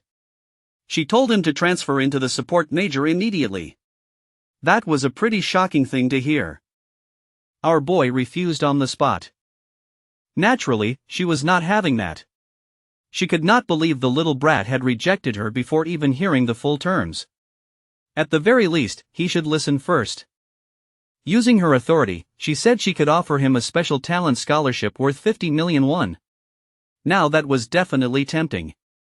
Still, it was nowhere near enough to pull our boy away from the flashy charm of manifestation. In the end, she got nowhere with him. The teacher looked genuinely upset, and one of the nearby students even blurted out that it was insane to reject a 50 million won scholarship. They seriously wondered whether he had lost his mind. He already sucked at manifestation anyway, so changing majors should not have been that huge a deal. Anyone else would have accepted an offer like that and transferred on the spot. Some of the other weaklings nearby admitted they would have switched immediately too. Then someone asked him once more if he really was not going to switch. Our guy looked up, and sure enough, there stood his number one hater again. Ura was standing nearby, and she pointed out that special talent status came with far more benefits than just the scholarship money. Everyone seemed surprised that Ura had suddenly taken an interest in the conversation. Kim Sun-woo smiled and said he appreciated everyone's concern, but he was a manifestation type no matter how many people tried to stop him. He was not about to back down or change paths when he loved manifestation that much. Yura stared at him like she could not believe that level of blind confidence. Later, back at school. Time passed, and that gifted first-year student was casually walking through the halls. She stopped when she noticed someone else moving through the corridor and wondered who it was. After a closer look, she greeted him, recognizing the class clown almost at once. She called out, "Hello, Senior Kim Shinwook." His name was obviously Kim Sunwoo, so he corrected her right away. She gasped and acted like it had been an innocent mistake, but he could already tell she had done it on purpose. Then she asked why her senior was cleaning the halls like some cheap servant. Well, the hallway had been dirty, so he cleaned it. When people had hands and saw dirt lying around, they usually cleaned it. That was just what decent people did. The girl laughed softly and said her senior was such a nice person. Then she gave him a cheerful wave and told him to keep up the good work. Of course, deep down, she thought it was a completely pointless thing to do. As for our guy, he had just unlocked the Fairy Housekeeper achievement and earned 1,000 points as a reward. That was great, really. It was not like he could go around telling people he had worked so hard cleaning the halls just to unlock something as ridiculous as the Fairy Housekeeper achievement. Anyway, now that he was done cleaning, he figured he should put the bucket away and be done with it. But someone had noticed the boy cleaning, and that person smiled with quiet pride. Back in class, the teachers gave the students a lesson on the different types of monsters. There were humanoid types, animal types, flying monsters, and all kinds of other variations. But the most dangerous of them all, of course, were the demons. Then the teacher asked whether anyone knew why demons were considered so dangerous. Our resident bookworm raised his hand and explained that unless they willingly dropped their disguise and were on the verge of going berserk, demons were almost impossible to distinguish from ordinary humans. The teacher smiled and confirmed that he was right. Demons fed on human blood, controlled monsters, and stood at the root of countless disasters. Worse still, they had already infiltrated human society deeply. Because there was so little physical difference between humans and demons, civilians could almost never identify one without special equipment. But in the cases he had mentioned earlier, a demon's eyes would turn black. As Kim Sunwoo listened to the lecture about demons, his eyes widened slightly. Right. This weekend was when the first demon appearance episode was supposed to happen. It was the part of the story where Lee Seo-jun, despite still being a student, would defeat a demon and draw even more attention to himself. Lee Seo-jun would probably handle it just fine on his own anyway, so there was not much reason for the main character to interfere with that part of the story. Still, considering how badly the Kruger incident had gone, he decided he would check in just in case something dangerous happened around him again. If he wanted to go out with Lee Seo-jun, he was going to need a little more money, so he started wondering what he could do about that. Later that day, at the training center, the boy focused on his mana training again. After all, that was essential if he wanted to keep upgrading his skills. A little meditation helped the mana already inside him grow, spreading into a deeper green current that flowed all through his body. As he sat there meditating and working steadily, his mana increased by 0.02. On top of that, Great Nature's Blessing granted him an additional 0.03 mana. The proficiency of Great Nature's Blessing also rose by 12%. All that training whenever he had even the smallest spare moment was finally starting to pay off. By now, the boy had built up a pretty respectable amount of mana. Then suddenly, he stopped when a strange pop-up window appeared in front of him. Great Nature's Blessing had advanced to rank 2. That was excellent news. On top of that, the active effect of the trait, Great Nature's Blessing, had now been unlocked. That meant they could finally drag Great Nature's heart into court. The boy grinned from ear to ear. He had known all along that buying Great Nature's Blessing had been the right move. The cooldown was painfully long, sure, but for 1 full minute, his mana recovery shot up like crazy. It was not something he could throw around whenever he felt like it, though. Because of that, his build had ended up leaning toward the manifestation type. He remembered the teacher calling him over and urging him to transfer to the support department right away, and he shook the thought off like it was some cursed bad luck. There was no way he was giving up on manifestation when it was the one thing he genuinely loved. If he was being honest, breaking barriers had only been possible because he was abusing the perks of being an outsider, and that did not mean he was actually suited for support. He could not even make barriers himself. Support was way beyond him. Still, losing out on that scholarship money really did hurt. His bank account was in horrible shape right now, so yes, part of him was seriously dreaming about transferring. Even so, he knew he would never fit in over there. Still, being broke was not exactly unusual. Most students were just as broke as he was. With a sigh, he pushed himself up off the floor. There had to be some way for him to make quick money. Going into dungeons to hunt monsters and sell the drops was simply too dangerous. The other option was climbing the tower. He could manage the lower difficulty sections, but he was still just a student, and the moment he touched the higher floors, he would get crushed. He was stuck in a pretty miserable spot. And since he was still underage, he could not even get a license for any truly high-level floors. He rubbed the side of his head, thinking over every option he had left. Then, all at once, a pretty solid idea came to him. The night sky glittered with bright stars. And the teachers chatted among themselves about the impressively admirable student they had seen in the dungeon that day. Even Kim Sun-woo, the so-called trash student from the second year, was apparently turning out to be more than trash after all. He had even come to school early that morning just to clean. The other teachers admitted that he paid close attention during theory lessons too, and he always answered questions eagerly in class. His attitude toward studying was excellent, the kind that made teachers want to work harder themselves. The teacher with the glasses was naturally delighted to hear everyone praising her student, and she proudly declared that this was exactly what manifestation-type kids were like. Someone had tried to steal away her precious student, but they had failed miserably, and she threw her head back and laughed. She could be surprisingly vicious when she wanted to be. Of course, she had always believed her treasured student, Kim Sun-woo, would never be swayed by something like that. Anyway, having such a diligent and upright student these days felt like an enormous relief. Most students only cared about power and money. Then again, our guy was not exactly a normal student anymore, was he?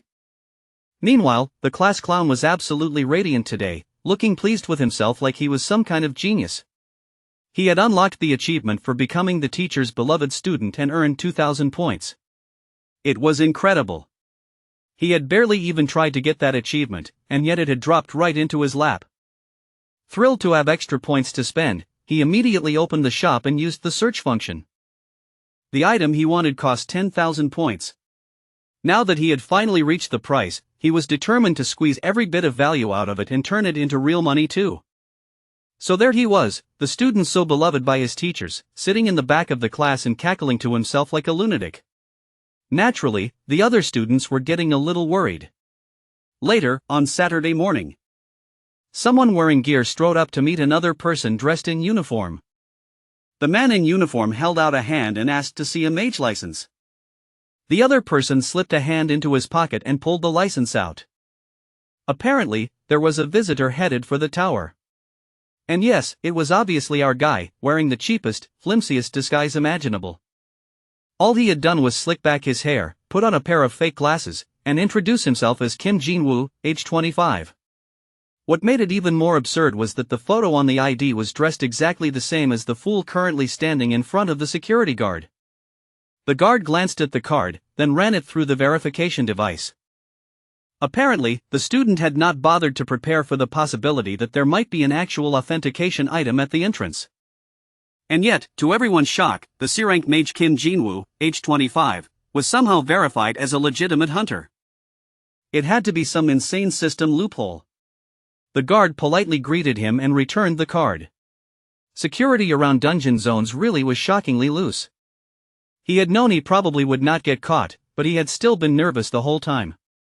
Honestly, trusting a broken, corrupt system this much just to get what he wanted was wild. This was the brand new identity he had bought from the points shop a few days earlier. Apparently, that ridiculous little shop could even sell him a whole new identity. It was absurd. He had even been allowed to customize the details of that new identity however he wanted. A mage license could be issued along with it too. Naturally, the price was 10,000 points. So that was where all his hard-earned points had gone.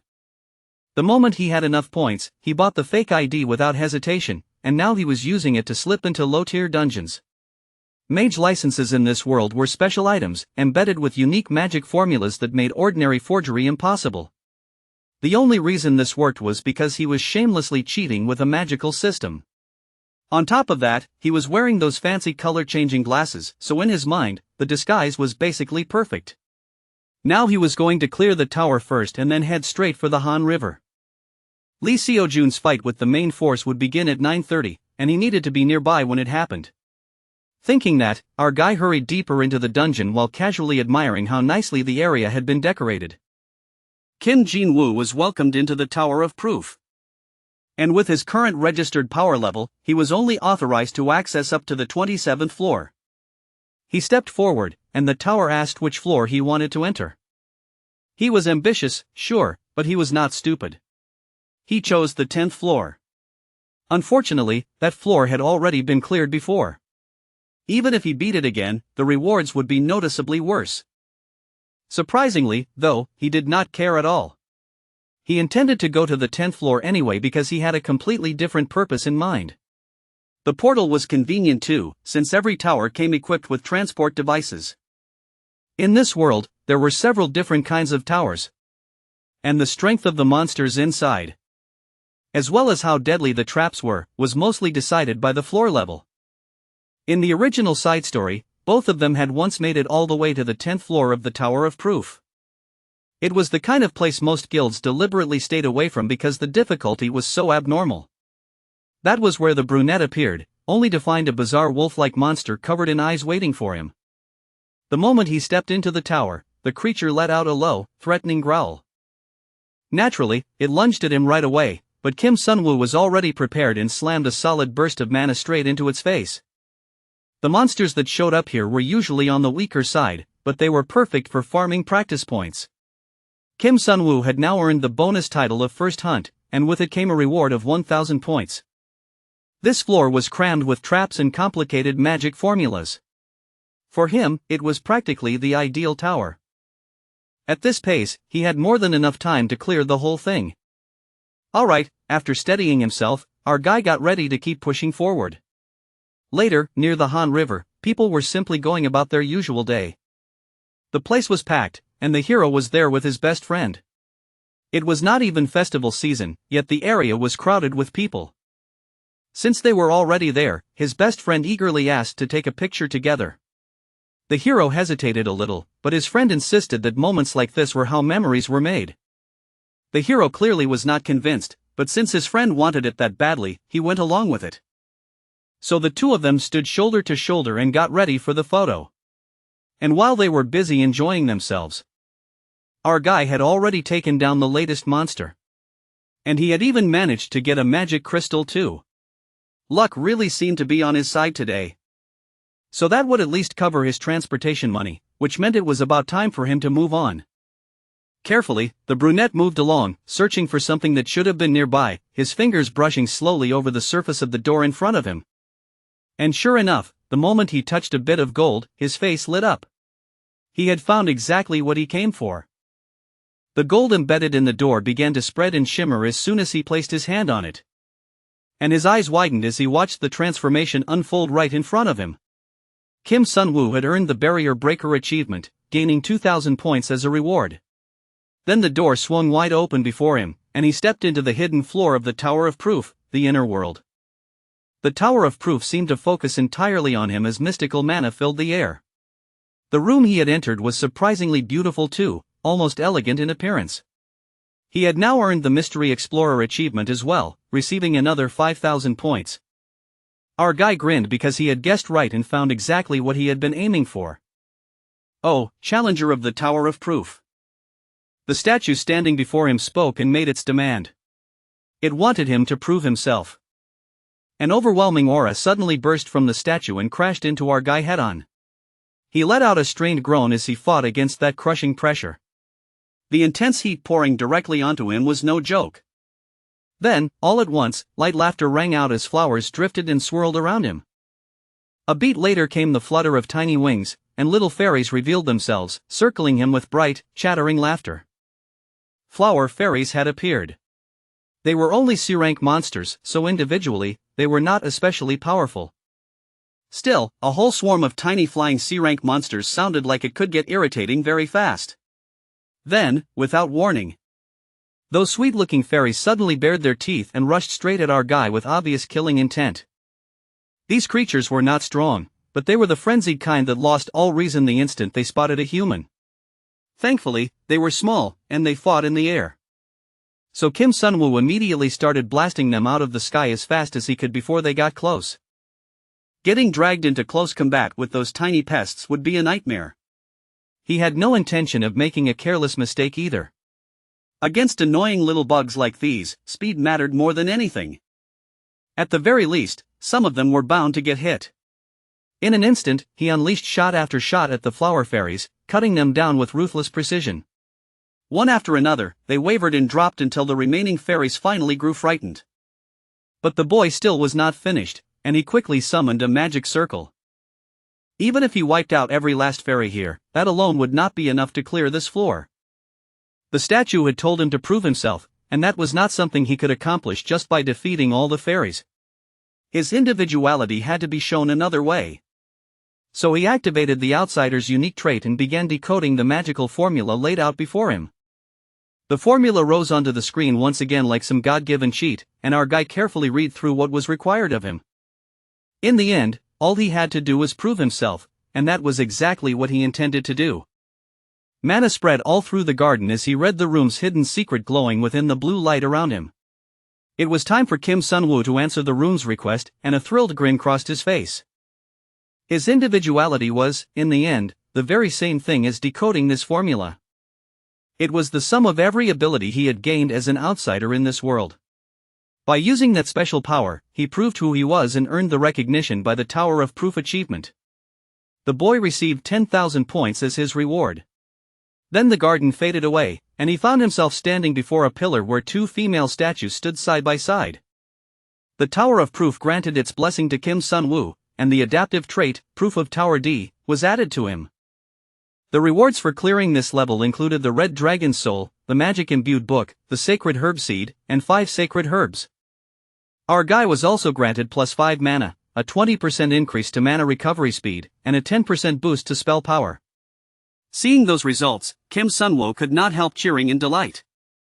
The tower congratulated Kim Sun-woo. A huge burst of light flashed through the space, and fireworks exploded as if announcing that he had successfully cleared the hidden floor of the inner world. Meanwhile, the two boys hanging out by the Han River looked up and realized the festival was finally starting. Then the hero asked his best friend to look at something. It was the photo they had taken earlier, but that was not all the hero was trying to show him. Right behind them, there had been a dangerous-looking man staring at them with dark, unsettling eyes. The best friend gasped in shock the moment he saw what his friend had pointed out. Those eyes, it felt impossible, and yet there it was. A man was among them right now. As they quickly scanned the area, they soon spotted the creature wandering around like a zombie from some apocalypse movie. No matter how human it looked at first glance, that thing was definitely not human. The clock chimed, and our bro realized it was already almost 9:30. The creature was clearly roaming around in plain sight, so where the hell was the hero supposed to kill that monster? But for some reason, the hero still had not shown up. The delay was driving our guy crazy, and he started wondering if he would have to step in himself. Still, this was supposed to be a major event, and some no-name extra like him was never meant to clear it. If the hero did not arrive now, he was going to end up like all those background nobodies in transmigration novels who accidentally became the protagonist by doing way too much. That said, this was still a monster disguised as a human, casually walking around in public. If nobody stopped it, that thing was going to cause massive damage, so Kim Sun-woo found himself stuck in a brutal dilemma. He did not want to derail the plot, but some clueless passerby was already heading straight toward the creature to see if it needed help. At that point, any chance of staying on the sidelines vanished. He had to act, or that idiot was going to die. Kim Sun-woo froze in horror, but his body was not moving anywhere near fast enough. Blood splashed across the grass. And the poor good Samaritan paid the price for the simple crime of being a decent person. His eyes widened in terror as the merciless creature ripped into him. It really did gut him, long claws buried deep in his chest and all. The mane was kind of handsome, sure, but that was the least important thing right now. Its black eyes had turned bright red, and it flung aside the body of its first victim, spraying blood across the scene. The poor fool coughed up blood as he was thrown away, bleeding out and surely regretting every life choice that had brought him there. And after tossing him aside, the creature suddenly tore off its shirt and roared like it owned the entire festival. Maybe it thought it could get away with that because it really did have the body to pull it off. But between the blood, the roar, and the shirtless madness, the rest of the festival crowd finally realized things had become horribly real. One unlucky woman happened to be standing way too close to the monster, and she was frozen stiff because she knew she was as good as dead. The time for standing back and watching was over. It was time for Kim Sun-woo to do more than just observe this madness. The people nearby had already started panicking. A man was in their midst, and it was obviously going berserk. Someone was shouting that they needed to call for help and report that a man had appeared at the festival. Meanwhile, our guy finally made his move, fake glasses still sitting on his face. He rushed forward because, story or no story, people came first, and a woman was about to die right in front of him. He could not just stand there any longer. As it turned out, the hero had been delayed because he had done the responsible thing and reported the spotted man first, and the authorities were still briefing him on what they had found. After reviewing the photo, they confirmed that the creature really was a man. Jong Hyun-soo, an agent from the Anti-Terror Special Task Force, was the one handling the case. He worked for the Mage Association, and he was still asking annoyingly basic questions about when the photo had been taken. Yes, it had been taken nearby, and the agent was visibly worried because the creature had shown up in the middle of a crowded festival. The more blood the creature absorbed, the stronger it would become, so they had to move with extreme caution. The hero was deeply shaken by that information. But suddenly turned the moment he felt an enormous surge of power.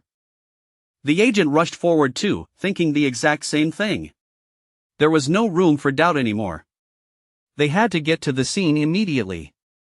As for the rest of the crowd gathered around the man, because apparently none of them had the common sense to run. They were all wondering why some guy was sprinting straight at the monster. Kim Sun-woo used the brief opening from the creature's distraction to hurl a large orb of shining blue-white power at it. He was aiming for the weak spot at the back of its head. It looked like the massive blast had connected, and the creature suddenly stopped moving. For a brief second, everything went still, and the two of them froze. The boy wondered if he had really managed to take it down. But there was no way it was going to be that easy. Our guy was sweating like crazy when the hideous beast slowly turned around, half of its face blasted clean off. Now it looked truly hideous, its mouth splitting into a furious, twisted snarl. This was bad. It had already been bad from the start, but now the situation was getting even worse. He had failed to destroy its brain, and now the creature's attention was locked entirely onto him. Handling a handful of fairies by himself was one thing. Dealing with a huge roaring monster charging straight at him was a completely different story, and not one he wanted. The beast was raging after being struck by such a weak attack, and our guy was in no mood either. Now he had no choice but to turn and run. Too bad that ugly monster had absolutely no intention of letting him escape. Then it sprang straight at him. This was one of those moments when Kim Sun-woo had no choice but to put himself first. He had wanted to save this trump card for later, but now he had to use it in front of all these people. What a hassle. So our guy activated Great Nature's Heart, boosting his mana recovery speed by 1000% for 1 full minute. Honestly, that was not a bad trade at all. Mana gathered thickly in his hands as the boy judged the situation. He might not be able to finish the creature off within a single minute, but he could definitely leave it half dead. With that in mind, he unleashed a relentless storm of fireballs at the obnoxious creature. That attack alone was enough to make the main question its decision to chase him. It had thought it was hunting easy prey, but easy prey was now raining mana bombs straight at its face. Naturally, it was not enjoying that one bit. Large parts of the creature's body were scorched, and it was forced backward, landing on its feet again just as more and more mana spheres came flying toward it. At this rate, it almost looked like Kim Sun-woo could handle the whole mess without the protagonist's help. Then, for some reason, the big monster suddenly raised its fists like it was about to box. Our guy grinned and silently told the beast to keep blocking as much as it wanted, because this exchange was going to keep going for a while. He kept firing mana ball after mana ball, doing everything he could to stall the monster and stop it from attacking any more innocent people. Thankfully, the hero finally appeared, swinging a masterful sword. It was almost perfect. The story had unfolded just like it did in the book, only with one extra twist. The main's head went flying, its mouth still open in shock, clearly never expecting an enemy to strike from behind. Kim Sun-woo's eyes widened when he saw the protagonist finally step into the scene. It had sure taken Lee Seo-jun long enough to get there. The main was sliced into pieces in an instant. And the agent they had contacted let out a breath of relief now that the crisis had finally been resolved. Jong Hyun-soo, the agent from the Special Task Division, stepped forward and thanked the random stranger who had helped make sure that thing went down more easily. He even asked to see the man's mage license for a moment so he could verify his identity and arrange a reward. Fortunately, Kim Sun-woo had a fake license ready, so he calmly handed that one over instead. The agent looked genuinely surprised that a C-rank mage had managed to hold out that long. He had honestly assumed the man would be at least B-rank. While the agent spoke with the mysterious mage, the other boys from school were also watching from that direction. That made the brunette a little tense, because he was worried the hero might recognize him. He had already used magic to change the color of his eyes. So hopefully the protagonist would not notice anything strange. Still, Lee Seo-jun and Shin Young-jun were standing way too close to the scene. He could not believe those two had only shown up near the end of the final act. He had been forced to step in and do their job when this should have been their moment. If he had not acted, even more people would have died. But the hero kept staring at our guy from across the area. Maybe it was just his imagination, yet he could have sworn he had seen that suspicious glasses-wearing man somewhere before. The boy looked strangely familiar. The hero started walking toward him, and Kim Sun-woo immediately began to sweat. Lee Seo-jun asked whether, by any chance, this strange hunter knew someone named Kim Sun-woo. The hero's memory really was absurdly good, though that was hardly helpful at a moment like this. Yeah, the protagonist was certain he had seen that face before somewhere, so he directly asked whether the boy happened to know someone by the name of Kim Sun-woo. Curse the hero's ridiculously sharp memory. He had actually paid enough attention to remember both our guy's face and his name. The hero explained that the person he meant was a student at the Magic Academy. Now that he said that, even his best friend could see the resemblance. He started wondering whether this strange hunter might somehow be related to Kim Sun-woo. Behind the glasses, Kim Sun-woo gave an awkward laugh while trying to decide which lie would hurt him the least. Then he chuckled and claimed he had never heard of that boy in his life. Well, that was unexpected for the hero. But the agent stepped in and said this random mage probably just looked ordinary enough that they had mistaken him for someone else. That insult came out of nowhere and was completely unnecessary. Either way, the agents told the boys to stop bothering the helpful stranger and move along. The agent thanked the stranger again, but the hero still did not stop staring. It was honestly ridiculous how observant the protagonist was. Usually people like him were supposed to be nice, clueless goody two-shoes. Yet those golden eyes stayed fixed on our guy. By now, he really should have let it go.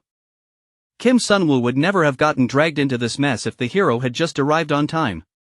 He had only done what needed to be done, nothing more. First, the agents said they would head out. He told the mage that more agents would soon arrive to deal with reporters and clean up the aftermath. The boy bowed and thanked the agent for saving his life earlier. As the night went on, our guy finally slipped back into the shadows for a moment to check his status window. It turned out that he had now participated in defeating the B-rank villain Jang Han. The brunette was genuinely surprised to find out that it counted as participation in the subjugation. Then again, of course it counted. He had stalled that monster long enough for the protagonist to charge in and finish it. This was changing a little too much from the original story, but maybe that was simply how things had to go now. Unfortunately, even that small shift in the plot had been detected by the system, and our guy received 5,000 points as a reward for altering the story. So that part seemed good. At the same time, however, the causality rate had risen by 0.2. That immediately caught his attention, and he started wondering what the causality rate even meant. Things had definitely changed because he intervened. Causality was something earned by resolving major events in the main storyline. The more the story changed, the more causality he could obtain. Then that causality could be spent to activate powers. Honestly, that sounded like an insanely good deal. Then a thought hit him. If Lee Seo-jun had died in his original first life route, did that mean he might have been able to interfere and save him back then too, if only he had gotten involved? Under the powers section, there was a whole list of possibilities waiting for him, including even the chance to obtain whatever he desired. That meant our guy could potentially get anything he wanted, and the thought left him excited. One option, Deus Ex Machina, required 100 causality and claimed it could grant any wish. And there was one desire Kim Sun-woo wanted more than anything else. He wanted to go back home to the real world. He wanted to laugh, joke around, and spend time with his friends again. Kim Sun-woo was one of the rare people who had actually liked the life he had before getting ice-guyed. If that was true, then there was no reason for him to hesitate anymore. He would charge ahead at full speed, change the story as much as he could, and keep growing stronger until he finally reached the ending he wanted. If he wanted to protect Lee Seo-jun and also build up more causality, then they would have to start interfering on purpose. Then, all of a sudden, a 15 million won reward came in for defeating the main. That was a serious amount of money. Sneaking around with a hunter's license really did come with some amazing benefits. The brunette could hardly believe he had made that much just from accidentally getting caught up in an event like this. He had been unsure about bringing his fancy trident straight back to the dorm, but in the end, things had worked out nicely. After everything that had happened today, he decided he deserved to treat himself. And he really went all in, spoiling himself like a shameless teenager who had never once heard of saving or investing. That was how he ended up at Hanseong, a 5-star hotel exclusive to mages. The Hanseong Group was a global corporation built on power, influence, and absurd amounts of money, and it also played a major role in the original story. The staff greeted every guest who checked into the hotel, and our guy let out a quiet whistle at just how luxurious everything looked. As it turned out, an important and very attractive mage was visiting that day, and it was none other than Han Se-jin, the vice president of the Hanseong Group. He was also considered the #1 candidate to inherit the company. The rich and handsome Han Se-jin stood there laughing with the people gathered around him, living what looked like a perfect life while others crowded in for even a little of his attention. Someone even mentioned that it had been confirmed his younger sister would be joining them for dinner that evening. His sister, Han Se-yeon, would be joining them, and he clearly did not mind. After all, it had been a long time since he had seen his beloved younger sister. Now, Han Se-yeon was another very interesting character, and she definitely carried the aura of someone important to the story. Later, Kim Sun-woo found himself a small private room and quietly studied his fancy weapon with a thoughtful look. It was a truly menacing-looking artifact, but carrying something that flashy around would only attract the wrong kind of attention, so he needed to resize it somehow. The spear stood out far too much, and he definitely needed to sell it. The magic book, on the other hand, could wait until later. As for the herbs, he planned to take them to Han Se-yeon, because for one reason or another, he had already decided he was going to meet her. To do that, he would need to wait until tomorrow. Our guy was already starting to make some very strange moves in this world. The next morning, the cheerful morning news came on, greeting everyone with bright smiles and talk of a beautiful new day. It turned out that someone was drawing major attention after clearing the hidden floor of the tower. Despite being only a C-rank mage, this mysterious person had not only conquered the hidden floor, but had also somehow taken part in subduing a berserk main at Han River Park right afterward. That part was a little ridiculous, since Kim Sun-woo was getting the credit even though Lee Seo-jun had landed the finishing blow. The Mage Association was now praising Kim Jin-woo's achievement and even announced that they were considering raising his rank.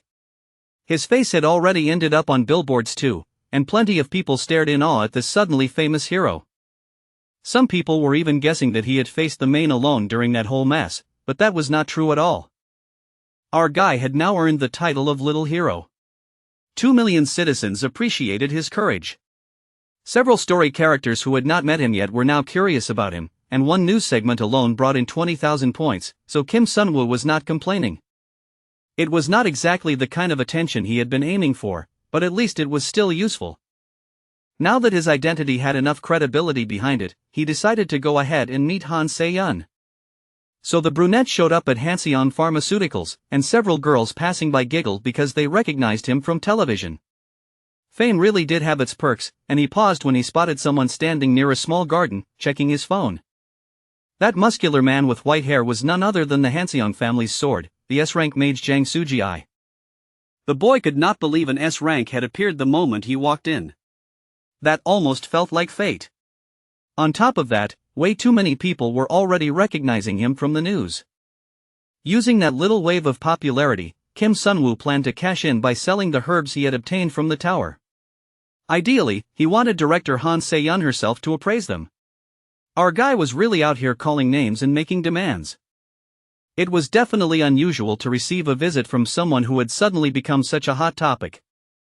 And the items the boy had brought with him were just as interesting. Han Se-yeon, the youngest daughter of the Hanseon group, somehow made time for the meeting almost immediately. Fortunately, she was not tied up with something more urgent. The boy definitely gave off an unusual vibe, and these herbs did not even have the basic mana stem most people expected. They were difficult to handle, but their value was undeniable. She asked the mage how he had managed to identify their properties in the first place. Well, Kim Sunwoo was basically moving through this world with cheat-level knowledge, so for him it was simply a matter of knowing what worked and what did not. The boy gave a small chuckle and said that he had spent years studying medicine as well. Still, he understood that the sacred herb was an extremely special material. It could amplify the effects of other ingredients, but on its own, it was not very useful.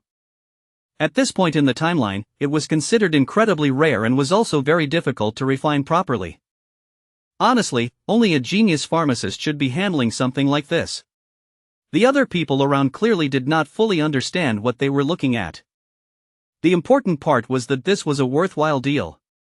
Han Se-yeon said she would gladly accept the herbs, but she wanted to know whether he had any conditions of his own, considering he had brought such precious materials all the way to her personally. The brunette raised a hand, because yes, there were a few extra details he wanted to discuss. First, he wanted 5 million won up front. It was an outrageously bold demand. If his name had not already been trending on the news that morning, he might have been thrown out on the spot for attempted daylight robbery. And then the boy went even further and asked for a 0.005% share in Hanseon Pharmaceuticals. His audacity was completely unreal. The woman could barely believe what he was asking for. It was obvious he had no idea just how huge their group really was. The boy only smiled and said that stock was what really mattered. If the sacred herb was commercialized properly, Hanseon would dominate the pharmaceutical industry.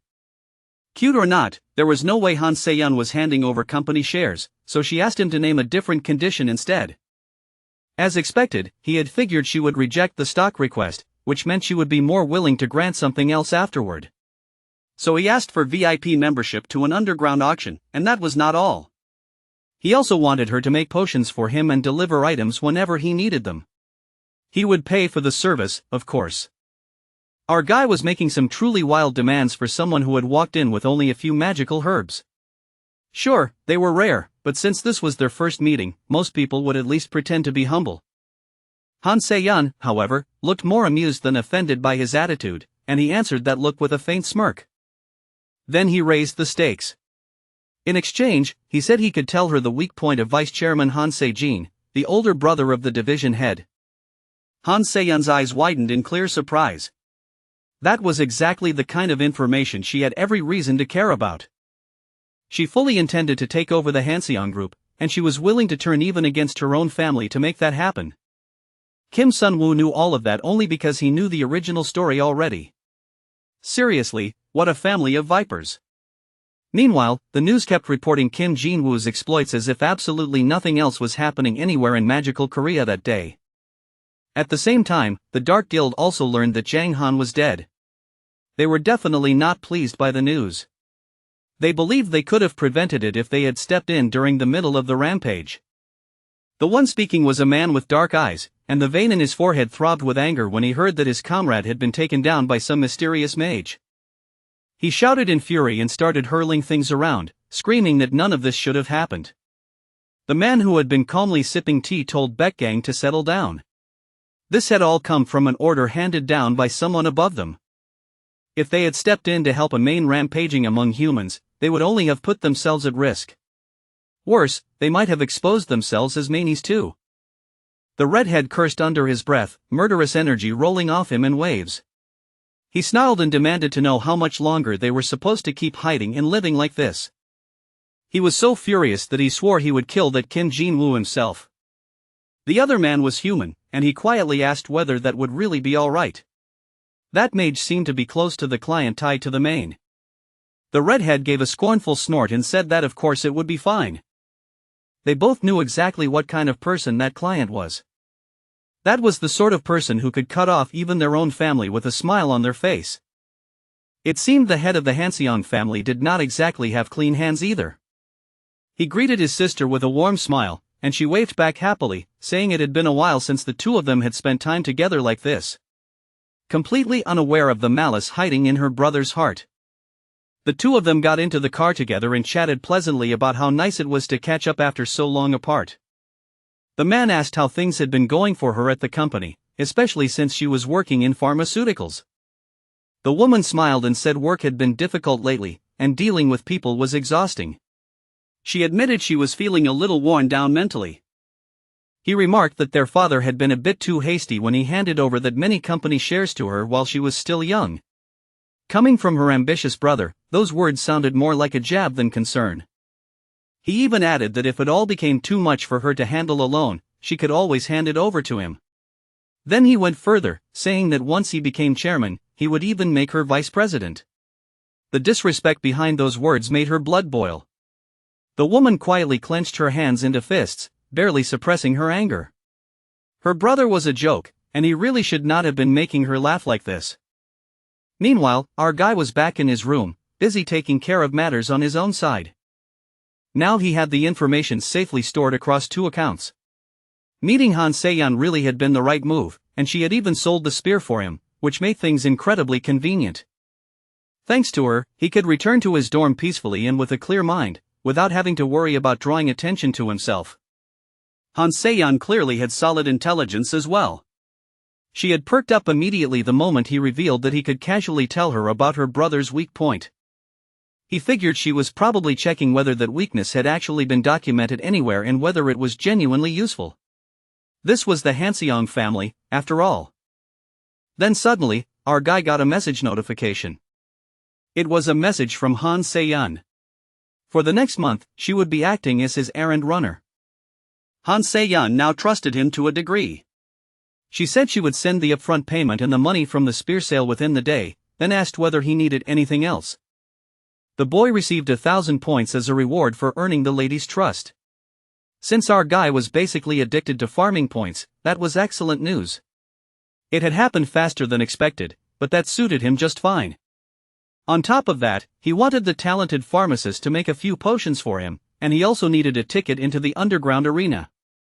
The potions would take some time to prepare, and Han Se-yeon said she would contact her newest partner once everything was ready.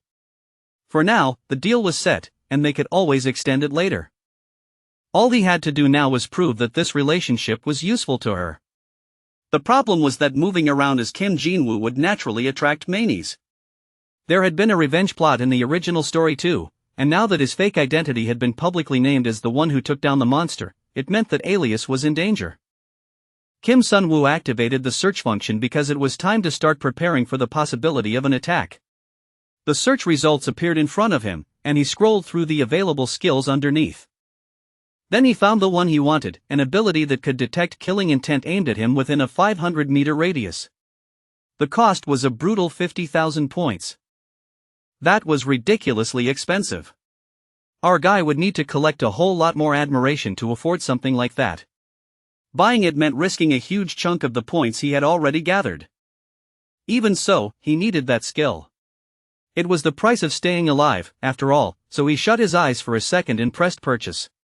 A few days later, the main character went on with his life and was finally able to retrieve the potions he had requested. Han Se-yeon had made them using sacred herb as one of the ingredients. The important thing was that both the effects and the side effects had been amplified.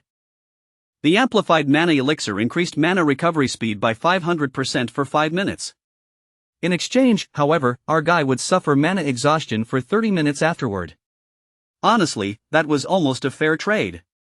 Then, out of nowhere, he casually complimented the beautiful woman in front of him, saying she looked especially good today. Yeah, she was not about to fall for something that shallow, and she narrowed her eyes at him before sharply changing the subject. Everything about this mysterious young man was suspicious. He was clearly a capable mage, yet he wanted a potion of such a high grade. On top of that, she could not figure out how he knew about the conflict between her and her brother when the two of them appeared perfectly close and affectionate to outsiders. Now that she had fulfilled her side of the bargain, she said she wanted to hear more about the weakness in her brother that he had mentioned before. She had already investigated through her own channels, and what she found had honestly shocked her. Her brother had always seemed a little shady, but she had never imagined that he, of all people, might have killed someone, and from the looks of it, not just one person either. There were even traces showing contact with someone suspected of being a main. It was horrifying information, and the whole situation felt deeply suspicious. She could not understand how he had managed to uncover any of it. Well, obviously, it was because he knew the original novel, but there was no way he could tell her that. Han Se-jin was a high-risk figure driven by greed, and he eventually sided with the Manies. Given enough time, he would slowly become a full-fledged villain. But of course, he could hardly tell her his source was a fantasy novel. So instead, he said he would explain more if she gave him 5% of Hanseon Pharmaceuticals stock. It was another outrageous demand, one he fully expected her to reject. The woman was annoyed because she could tell he was only saying that to avoid answering properly. The whole exchange irritated her, which only made it more amusing to him. As their conversation was winding down, he asked about the arena ticket he had requested. She had managed to get one, but apparently it was not transferable, so he would have to enter with her personally. Now he understood why she was dressed so strangely and suspiciously that day. She snapped at him that it was his fault she had to wear such loud and ridiculous clothes in the first place. She had spent money and taken real risks to satisfy his demands, so she finally asked what in the world he was planning to do at the arena anyway. The boy calmly explained that he had made some money, and now he needed to grow it. That was just his fancy way of saying he was going there to gamble. She could not believe he intended to blow the money she had just sent him on gambling. Kids these days really were unbelievably irresponsible. There was no way he was going to stand there and get scolded by another adult while he was busy pretending to be one himself. Besides, after everything he had lived through with regression and dimension hopping, he was technically her senior by 2 whole lifetimes. The least she could do was show him a little respect. Still, she clearly disapproved of every single one of his life choices and bluntly told him to consider their deal finished by the end of the month. Han Se-yeon was deeply disappointed in him now, and whatever interest she had in the boy had dropped fast. She was disappointed enough that he probably would not be earning any more points from her for a while. Even so, that hardly mattered to Kim Sun-woo. He picked up the expensive mask he had brought with him and slipped it over his face without hesitation, certain that by the time they left the arena, he would have gained even more of her trust. As the evening sky grew darker, the two of them made their way toward the special venue. Naturally, guards were stationed at the entrance, and they stopped them first to verify whether they were truly authorized to go in.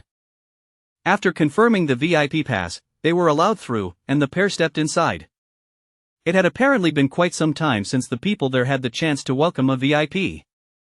The brunette was about to continue walking in as if nothing had happened, but then he froze and stared when he spotted a dark-haired man in a mask who looked strangely familiar. Even with the disguise, it was nowhere near enough to fool someone like him, who knew far too much. And he recognized the man at once as Harryong, the S-rank monster and top-class villain. That was terrifying. The man's eyes were not dark or murky at all, which somehow made him even more frightening. Kim Sun-woo felt cold sweat gather as he realized it made perfect sense for someone of that level to be here. Harryong was the owner of this underground arena. With a smooth smile, he welcomed them and politely told them to enjoy their time. He passed by with that calm, refined smile still on his face, but Kim Sun-woo could only stare after him in stunned awe. That man was dangerous on an entirely different level, far beyond anything he could deal with right now. More than anything, he needed to make sure he never got tangled up with him. They moved deeper into the arena, and just as expected, the stands were packed tight with people. Every person in the audience wore a mask, all of them focused eagerly on the matches that were about to unfold on the stage below. There was a huge crowd, and the atmosphere was electric. Most of that excitement was probably because of Yang Hongju. Han Se-yeon asked who that was, since she was not familiar with the name. He was the hottest fighter in the arena right now, a mage who had held the champion seat for 3 straight years. In pure combat ability, the man was practically at the level of an A rank. The heiress quickly guessed that there probably was not much money to be made betting on someone like that. If he won that consistently, then obviously almost everyone would put their money on him. Kim Sun-woo already knew that, of course, but he had his own simple way of making money. With an easy smile, he waved over one of the officials and said he wanted to place a bet. They immediately asked how much and on whom. He answered with the biggest, proudest grin he could manage. He put a staggering 530 million on young Hongju's opponent. It was such an absurd amount that even Han Se-yeon could not believe he would do something that reckless. The official looked so shocked that he asked Kim Sun-woo to repeat himself, as if he had misheard. Han Se-yeon urgently told him to think again. They knew absolutely nothing about young Hongju's opponent, and yet he was throwing that kind of money around like it was some casual joke. Kim Sun-woo only smiled. He had a rough idea of who the opponent was, because he knew a rookie was making their debut in today's match. The heiress could hardly believe this lunatic was really about to bet everything on a rookie who had not even made a proper debut yet. Meanwhile, in another room, Haryong had already removed his mask. He had just heard the rumor that someone had put an entire 530 million on young Hongju's opponent. And yes, that rumor was true. Naturally, he became curious about what kind of fool had that much money to burn. The answer, of course, was a man wearing a rabbit mask. Unfortunately for Kim Sun-woo, who had wanted to avoid drawing that monster's attention, he had already done exactly that. To make things worse, Haryong remembered him as the VIP from earlier. That made the whole thing much more interesting. To someone as important as Haryong, that kind of money might have looked like little more than pocket change. A wealthy eccentric with strange tastes was the sort of person he could easily ignore. But a very different piece of news reached a very different set of ears. The red-haired man had just learned that Kim Jin-woo had appeared at the underground arena. He also heard that he had come there together with Han Se-yeon. For him, this was perfect, because his frustration had been building for far too long. He had been furious over the complete lack of information on that man. Now, at last, he gave the order to prepare the car. Tonight, they would take revenge for Jang Han. Meanwhile, a fight was already taking place between two men in the arena. As they watched the battle in the pit below, the fighter inside desperately begged his opponent to spare him. It looked exactly like the kind of brutal deathmatch people expected from a place like this, bloody, ugly, and merciless. No wonder so many people were gathered there. The battered fighter cried out that he surrendered, but his bloodthirsty opponent only sneered and told him he should have given up from the start. Then, with one ruthless swing of his weapon, he cut the man down. The victim collapsed, gasping and choking on blood as he hit the ground. The first match had a winner. And it turned out to be none other than some wild long-haired brute. The crowd could not believe the man he had faced had actually surrendered like that. A lot of them had poured serious money into that fight too. Naturally, the audience was furious at the loser who had thrown the match away. They shouted vicious insults at him without the slightest concern for whether he lived or died, because to them, their lost money mattered far more than his life. The underground arena was ruthless to the core. Even so, Kim Sun-woo quietly told Han Se-yeon that the host would never actually allow the fighters to die. That was at least a relief. And now, in just a moment, the mysterious rookie would be stepping into the ring against the arena's reigning champion. The match between Liang Liang and young Hongju was about to begin. For this fight, 2.8 billion had been placed on the champion, young Hongju, while an enormous 530 million sat on the rookie, Liang Liang. As for Liang Liang, apparently no one else had even bothered to place a bet on him. Almost everyone had played it safe and placed their money on young Hongju. If things went the way Kim Sun-woo expected, that meant he was about to walk away with an enormous payout. Naturally, people nearby whispered among themselves, wondering what kind of idiot would throw that much money on Liang Liang. Sure, the reverse odds were tempting, but there was still a limit to common sense. If the rookie lost, that fool would lose everything. In their eyes, there was no real doubt that the longtime champion would win. Kim Sun-woo only smirked and let them talk. If this went the way he knew it could, he would be leaving with nearly 6 times the amount he had put down. At last, the fighters began to enter the arena. The first to step out was the massive, well-known powerhouse that nearly everyone had bet on. Then came the second fighter, the dark-haired rookie named Liang Liang. The moment people saw him, whispers spread through the crowd. Honestly, even Kim Sun-woo's confidence wavered a little once he saw him in person. The first thing that stood out was how small the guy looked. Just from the difference in build and weight alone, the matchup felt absurd. Kim Sun-woo tried to keep a straight face. Sure, the fighter was a lot thinner than he had imagined. Maybe it was because he had not fully grown yet. Still, he had not come here for money alone. One of the villain groups that played a major role later in the main story was called Jaun. And the fighter entering the ring right now was someone who would eventually join that very group. The short, skinny-looking guy had muscular arms, but he still might have looked more threatening if he had been taller and not so sickly. Naturally, Kim Sun-woo was interested in someone like that. Since this man would become an important villain later, he wanted to see his fighting style for himself at least once. Still, he had not expected him to look like this. Around him, people were already asking who in the world had been crazy enough to put that much money on a loser like that. Kim Sun-woo had to fight the urge to die of embarrassment. Even if a lot of the story had changed, he had to trust the plot and keep believing. After all, this was a scene straight out of the original novel, and he had not interfered enough to change this part too much. Liang Liang had never lost a single match in the underground arena. Of course, the reigning champion took one look at the sickly, short rookie and burst out laughing. He mocked him for being so beneath him that the fight was hardly worth the effort. To him, having to face someone like this was an insult. The man was arrogance from head to toe. With a sneer, the muscular fighter crackled with sparks all over his body, then exploded forward at top speed, charging straight at the opponent in front of him.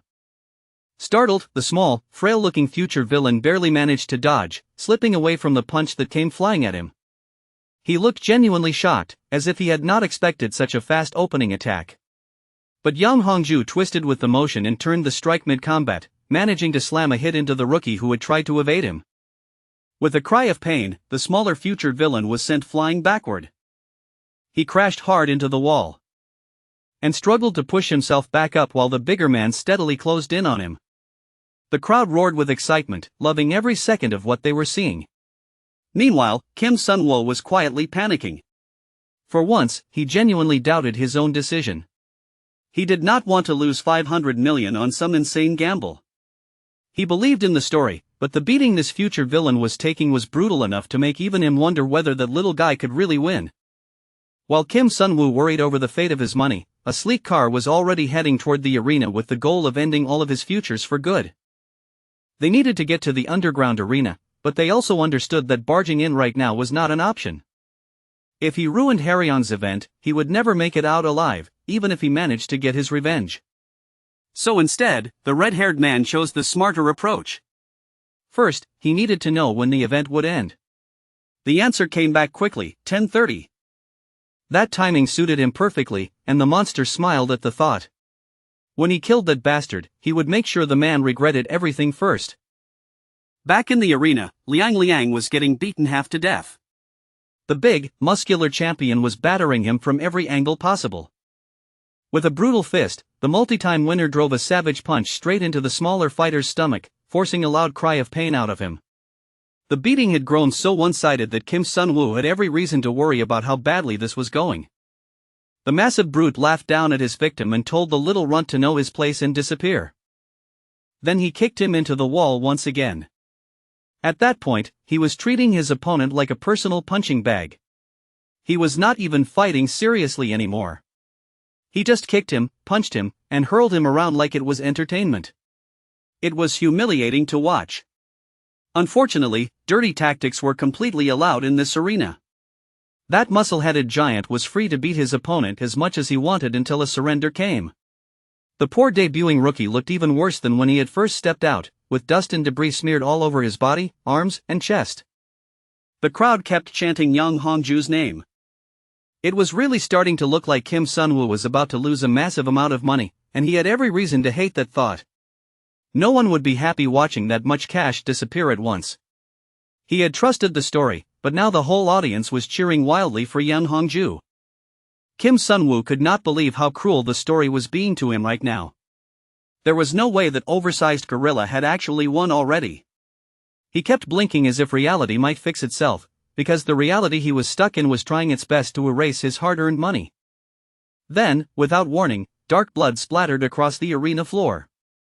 What followed was a stunned silence as Yang Hongju turned around in surprise and saw that the opponent he thought he had already crushed was getting back to his feet. He coughed up blood, shocked as he realized what had just struck him. Liang Liang smiled in a wicked, thrilled way, clearly delighted that he had finally managed to land a hit.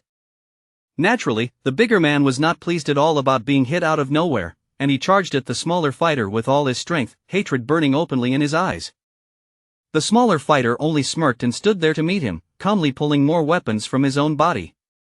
He was drawing out bones. Actual bones from beneath his ribs.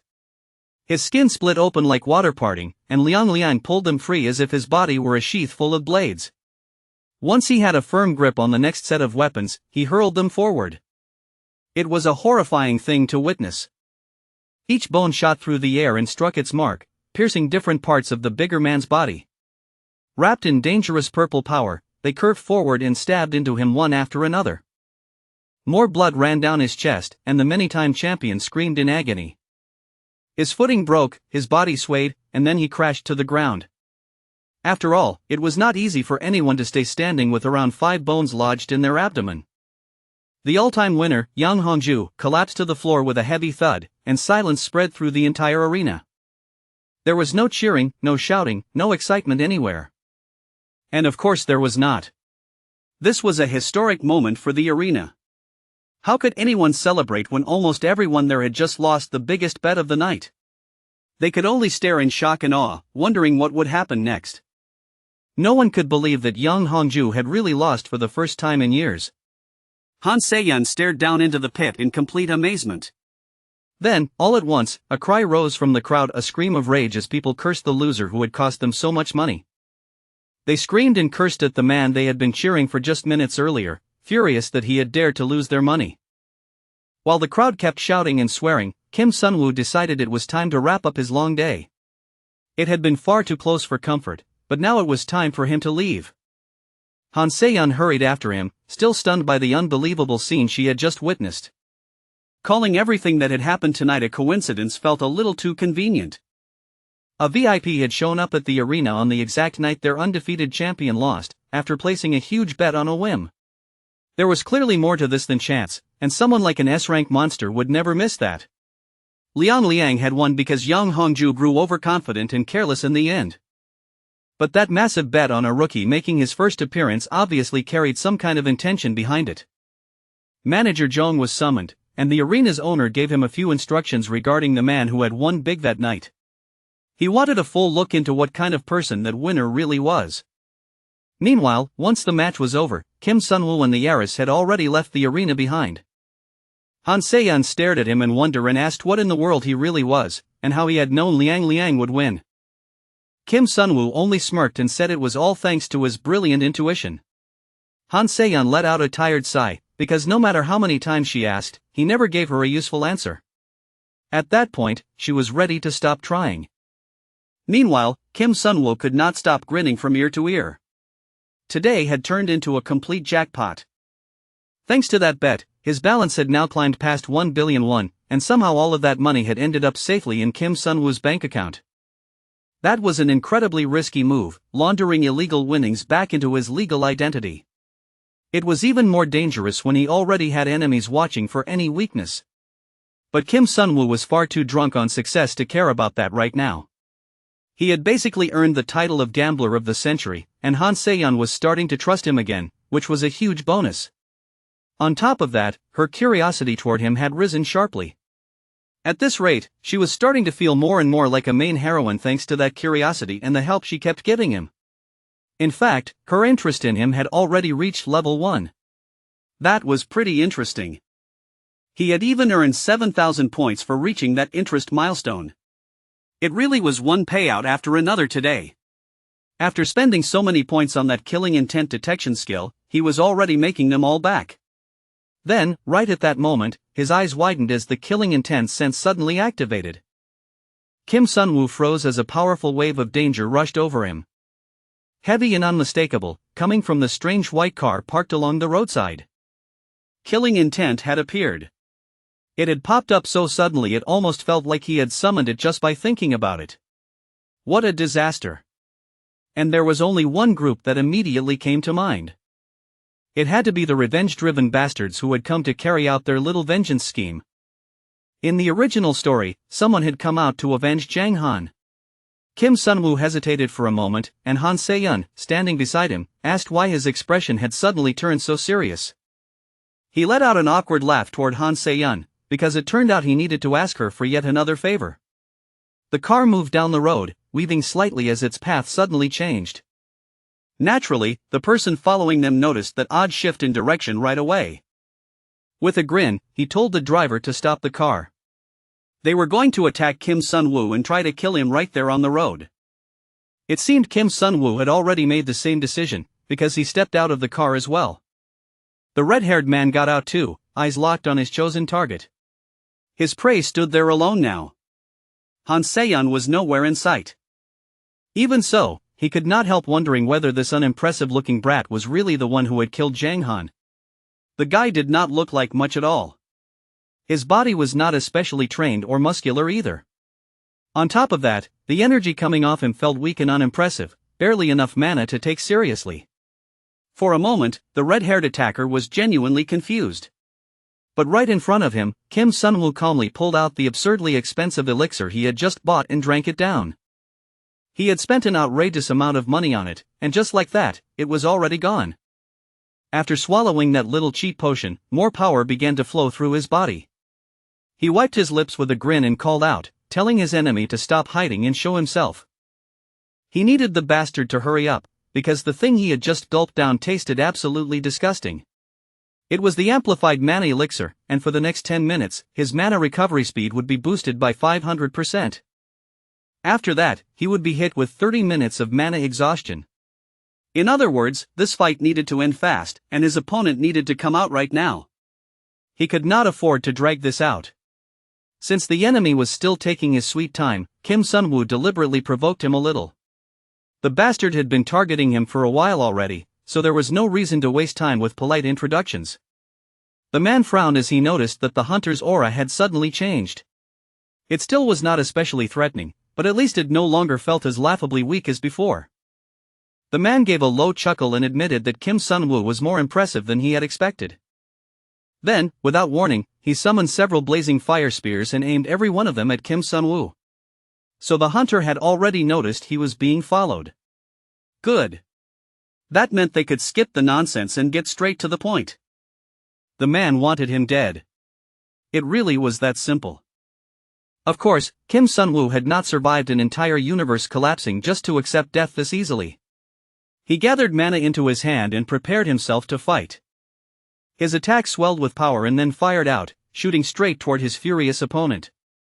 It was like watching two tigers clash, both utterly determined to win, except instead of tearing each other apart with their hands, they were hurling magic and smashing mana against mana. The collision was spectacular, and the red-haired man grinned. He still had 2 more bursts of major firepower left, and once those were spent, he could always rely on physical force, which would be much harder for Kim Sun-woo to handle. Even so, Kim Sun-woo also had the benefit of that 500% recovery boost, so for at least a short while, they could fight on nearly even ground. At least, that was how it seemed until those vicious yellow spears came streaking toward the brunette, and for the first time, real horror flashed across his face. A huge explosion followed, and Han Se-yeon could only watch the burst of fire from a distance, sweat running down her back. She had known a fight was about to happen, even if she still did not fully understand what it was about. She had seen the look on Kim Sun-woo's face and immediately asked why he had suddenly turned so serious. Kim Sun-woo had explained that someone was following them, and she immediately panicked, thinking it might be people from one of Hanseong Group's rival companies. But she was not the only important person sitting in that car, and he wished people would show a little respect for that fact. Technically, this whole mess was tied to her too, since her brother was working with those monsters. In any case, what he needed from her was simple: he needed her to drive somewhere more isolated. It would be a disaster if he tried to avoid this man now and ended up letting him trace them all the way back to school.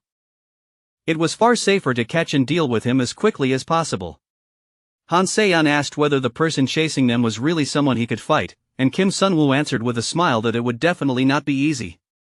The enemy's mana clearly exceeded the level of an ordinary B rank by far, so Han Se-yeon's worry was completely justified.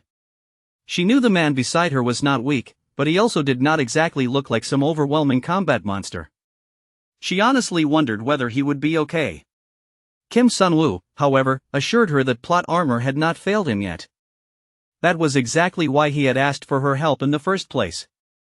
The heiress of the pharmaceutical line parked the car and chose to trust his ability. He had to come back safely. She was counting on him. This was no time for Kim Sun-woo to stand around looking pathetic. He somehow twisted out of the way and dodged the spikes flying straight at his face. It was insane. The red-haired bastard was clearly trying to kill him for real. Even so, Kim Sun-woo only smirked. Dodging this many attacks was not enough to shake him. Up until his first year, he had fought as an enhancement type, so matching the speed of those projectiles was well within his range. His vicious opponent smiled and asked if dodging was really all he could do. Then he lifted his hand and summoned even more dark spikes into the air. It looked like this lunatic's whole strategy was to keep throwing everything he had at the brunette until something finally landed. A much larger volley of long, menacing spikes shot out at once, and even Kim Sun-woo was caught off guard by just how many the man still had in reserve. That seemed to be his signature magic. The man had become even faster than before, but Kim Sun-woo was ready for that too. A burst of fire came next, and he dodged that as well. For now, his entire plan at the start of this fight seemed to be simple: keep evading and stay alive. The redhead was clearly getting irritated, but Kim Sun-woo suddenly realized he had less than 2 minutes of the effect left. That was absurd. They had barely even started fighting. This skill was such a complete scam. At this rate, Kim Sun-woo was going to have to do something incredibly reckless before all his borrowed power disappeared. He had to end this fight now. Without hesitation, the brunette activated the effect of Great Nature's Heart. For 1 full minute, his mana recovery speed would jump by 1000%. Things were about to get truly vicious. The red-haired man immediately sensed that something had changed in the air, and his eyes widened the moment he realized it. The hunter standing in front of him suddenly gave off a far stronger aura than before. Now it was Kim Sun-woo's turn to go all in. He lowered himself toward the ground like a frog ready to spring. And then he exploded forward, shooting toward his opponent like a bullet train. The furious redhead reacted at once, raising his special barrage of spikes and growling as he prepared to fire everything at the madman charging straight at him. It was incredibly dangerous. The monster knew he had to stop that attack no matter what, even though dodging would have been the more sensible choice and probably reduced the damage. But his fear was justified, because Kim Sun-woo was tearing through those fiery spikes like they were nothing more than a maze he was clearing for fun. The red-haired man let out a horrified grunt as he watched the boy get closer and closer. He grabbed one of his own spikes as if planning to use it like a spear, then slashed it forward in front of him to stop the brunette from closing the gap any further. Kim Sun-woo did not hesitate for even a second. He gathered a blue sphere of mana in his palm, looking like he had borrowed a signature move from some other franchise with a blonde protagonist. Then he hurled it at once, careful not to get too close to the bastard. The blue sphere slammed hard into the man's stomach, and he choked in pain as the impact shoved him backward. Even after taking a hit that heavy, the enemy was somehow still standing. Kim Sun-woo could not ease up now. Any opening he gave would be used against him immediately, so Kim Sun-woo gathered a second attack and launched it right away at the monster in front of him, deciding he would just keep spamming the move as long as he could. That vicious redhead blocked the second attack, growling in annoyance at how stubborn and relentless the student was being. The man cursed under his breath, hands raised as he forced the attack back. Kim Sun-woo was pushing just as hard, but he was struggling too. From this angle, it was difficult to aim properly for the monster's head. Then an idea flashed through the mind of the bespectacled brunette. Without warning, he gave up on attacking from a distance and rushed straight into close range against someone who was actively trying to kill him. That alone shocked the redhead, and before he could react, he was even more stunned when a merciless fist smashed straight into his jaw. From this close, Kim Sun-woo could definitely hit the brain, and the monster snarled at him to stop. As if stopping was even an option when slowing down for a second would mean certain death. This had to end here. It just had to. Kim Sun-woo grabbed the monster by the neck and tightened his grip, trying to crush it hard enough to end its life for good. But for some reason he could not understand, the neck in his hand would not break. It made no sense. He had pushed his mana recovery speed up by 500% for 10 minutes, and of all possible moments, that cursed mana exhaustion had to kick in now, and for a full 30 minutes too. This was the worst possible turn for Kim Sun-woo. Somehow, he had failed to kill the monster, and he was forced to pull back. Naturally, the creature seized that chance the instant it appeared. It healed its wounds and formed another spike within reach, turning it in its hand with murderous delight in its eyes. With savage joy, the monster lifted the spike, fully intending to drive it into Kim Sun-woo and finish him off. But before it could move, a huge slash tore through the air, and a blue light fell over the monster, cutting it cleanly in half. Behind the corpse of the fallen beast stood a large, familiar-looking man, and Kim Sun-woo stared at him in stunned awe. At last, real backup had arrived. Jang Suji-I, the S-rank mage and the sword of the Hanseong family. So the little favor he had asked of Han Se-yeon had finally paid off. Now that the monster had been cut down, Kim Sun-woo found himself standing there alone with the savior who had arrived just in time. Of course, this savior was not some shining knight. He was an older man from the very family Kim Sun-woo was currently taking advantage of.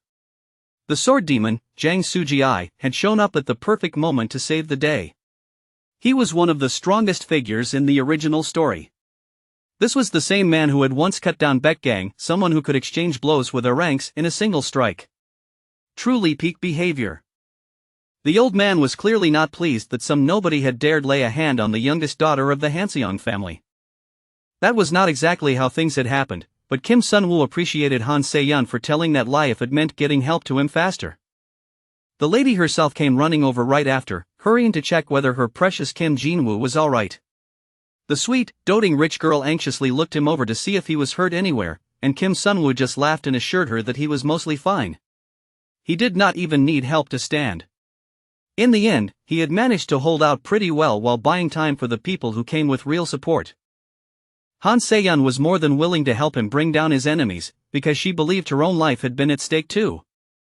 Yeah, that big red monster had come for him and him alone tonight.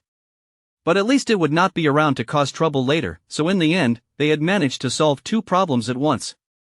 Han Se-yeon thought it was only natural to bring the strongest person she knew into a fight like that. In any case, the B-rank villain Baekgang was dead now. That was a slight deviation from the original story, and the causality rate rose by 0.6 points. Fortunately, Han Se-yeon still trusted him, which was good news, and Kim Sun-woo also received a reward of 1,000 points. It felt a little low for bringing down a villain, but he was still satisfied with the outcome.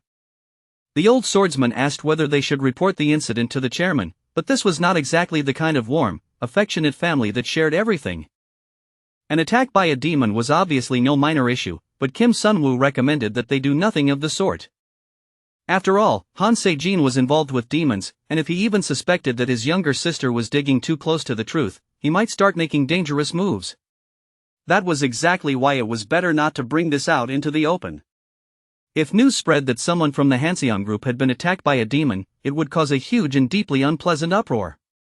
On top of that, there was no reason to stir up another deviation from the original plot. Too many things had already changed, and Kim Sun-woo wanted to keep problems like this to a minimum if he could. Han Se-yeon thought it over and decided the boy was right. If the story leaked outside, it would only drag in annoying complications, and she needed to stay quiet if she wanted to keep scheming in peace too. So she told their hero that the three of them would keep this incident to themselves. It was in their best interest for Uncle Suji-I to stay silent as well. The man understood immediately and promised he would say nothing. He was far too old to be interested in gossip anyway. 3 days later, Kim Sun-woo was relaxing in his room, casually scrolling through things on his phone. As thanks for saving her during the Baekgang incident, even though, honestly, she had been the one who saved him, Han Se-yeon offered to dig up any information he wanted. So the information he asked her for was the exact timing of when the sacred herb potions would go commercial. For this very moment, he had gone all in and bought Hanseong Pharma stock with everything he had. Now he watched his phone with absolute focus. He was waiting for the perfect moment to cash out, and the time on the screen read 8:59. The instant it struck 9 and the market opened, Kim Sun-woo jumped into it like he had every right to be there. And the shares shot up like crazy. The boy shouted and cheered, because this was the kind of life upgrade he had never even dreamed of before Regression. Back then, even a whole lifetime of dungeon runs would never have been enough for him to buy a house. In those days, Kim Sun-woo would never have believed money could be made this easily. But now he was cashing out in style, practically giggling to himself with joy the entire time. It felt a little bittersweet too, considering how hard he had once struggled just to stay out of the main story. Then a notification popped up on his phone, and the boy straightened immediately. Han Se-yeon was now contacting him surprisingly often, and this time she had even invited him out for lunch. His interest sharpened right away because she had also mentioned that she had a gift for him. They met up at Café Veller, and Kim Sun-woo was a little surprised to see that Han Se-yeon had arrived quite early. She was already sitting there alone, sipping her drink and looking refined and elegant as ever. Han Se-yeon smiled up at him and said it was just habit. As expected of a businesswoman, arriving on time was second nature to her. Hanseong Pharma's stock had risen sharply, and Kim Sun-woo laughed, saying he had enjoyed himself quite a bit thanks to her. Han Se-yeon asked how much profit he had made and guessed maybe 500 million. Kim Sun-woo smirked and told her he had made 3 billion in a single day. Now that was genuinely impressive. Even she had trouble believing it. Well, she decided they could just treat it as a small token of appreciation. It was all thanks to director Han Se-yeon, after all. Since he had come all this way, Kim Sun-woo was naturally very curious about the gift she had mentioned. Han Se-yeon's expression turned a little more serious as she explained that she had uncovered the identity of the demon who attacked them. He already knew, of course, but it was not as if he could say that out loud. So he simply went along with her explanation. She revealed that the man's name was Baek Gang, and when disguised as a human, he operated as a very notorious hitman. However, during the investigation, they had also discovered that there was someone who dealt with Baek Gang on a regular basis. And that person was none other than her own dear older brother, Han Se-jin. Kim Sun-woo had already suspected that the rotten older brother was involved with demons, though he had not expected Baek Gang to be one of the ones tied to him. Still, he was not especially surprised. The whole thing was certainly interesting, but Kim Sun-woo could not help wondering how exactly this information was supposed to benefit him.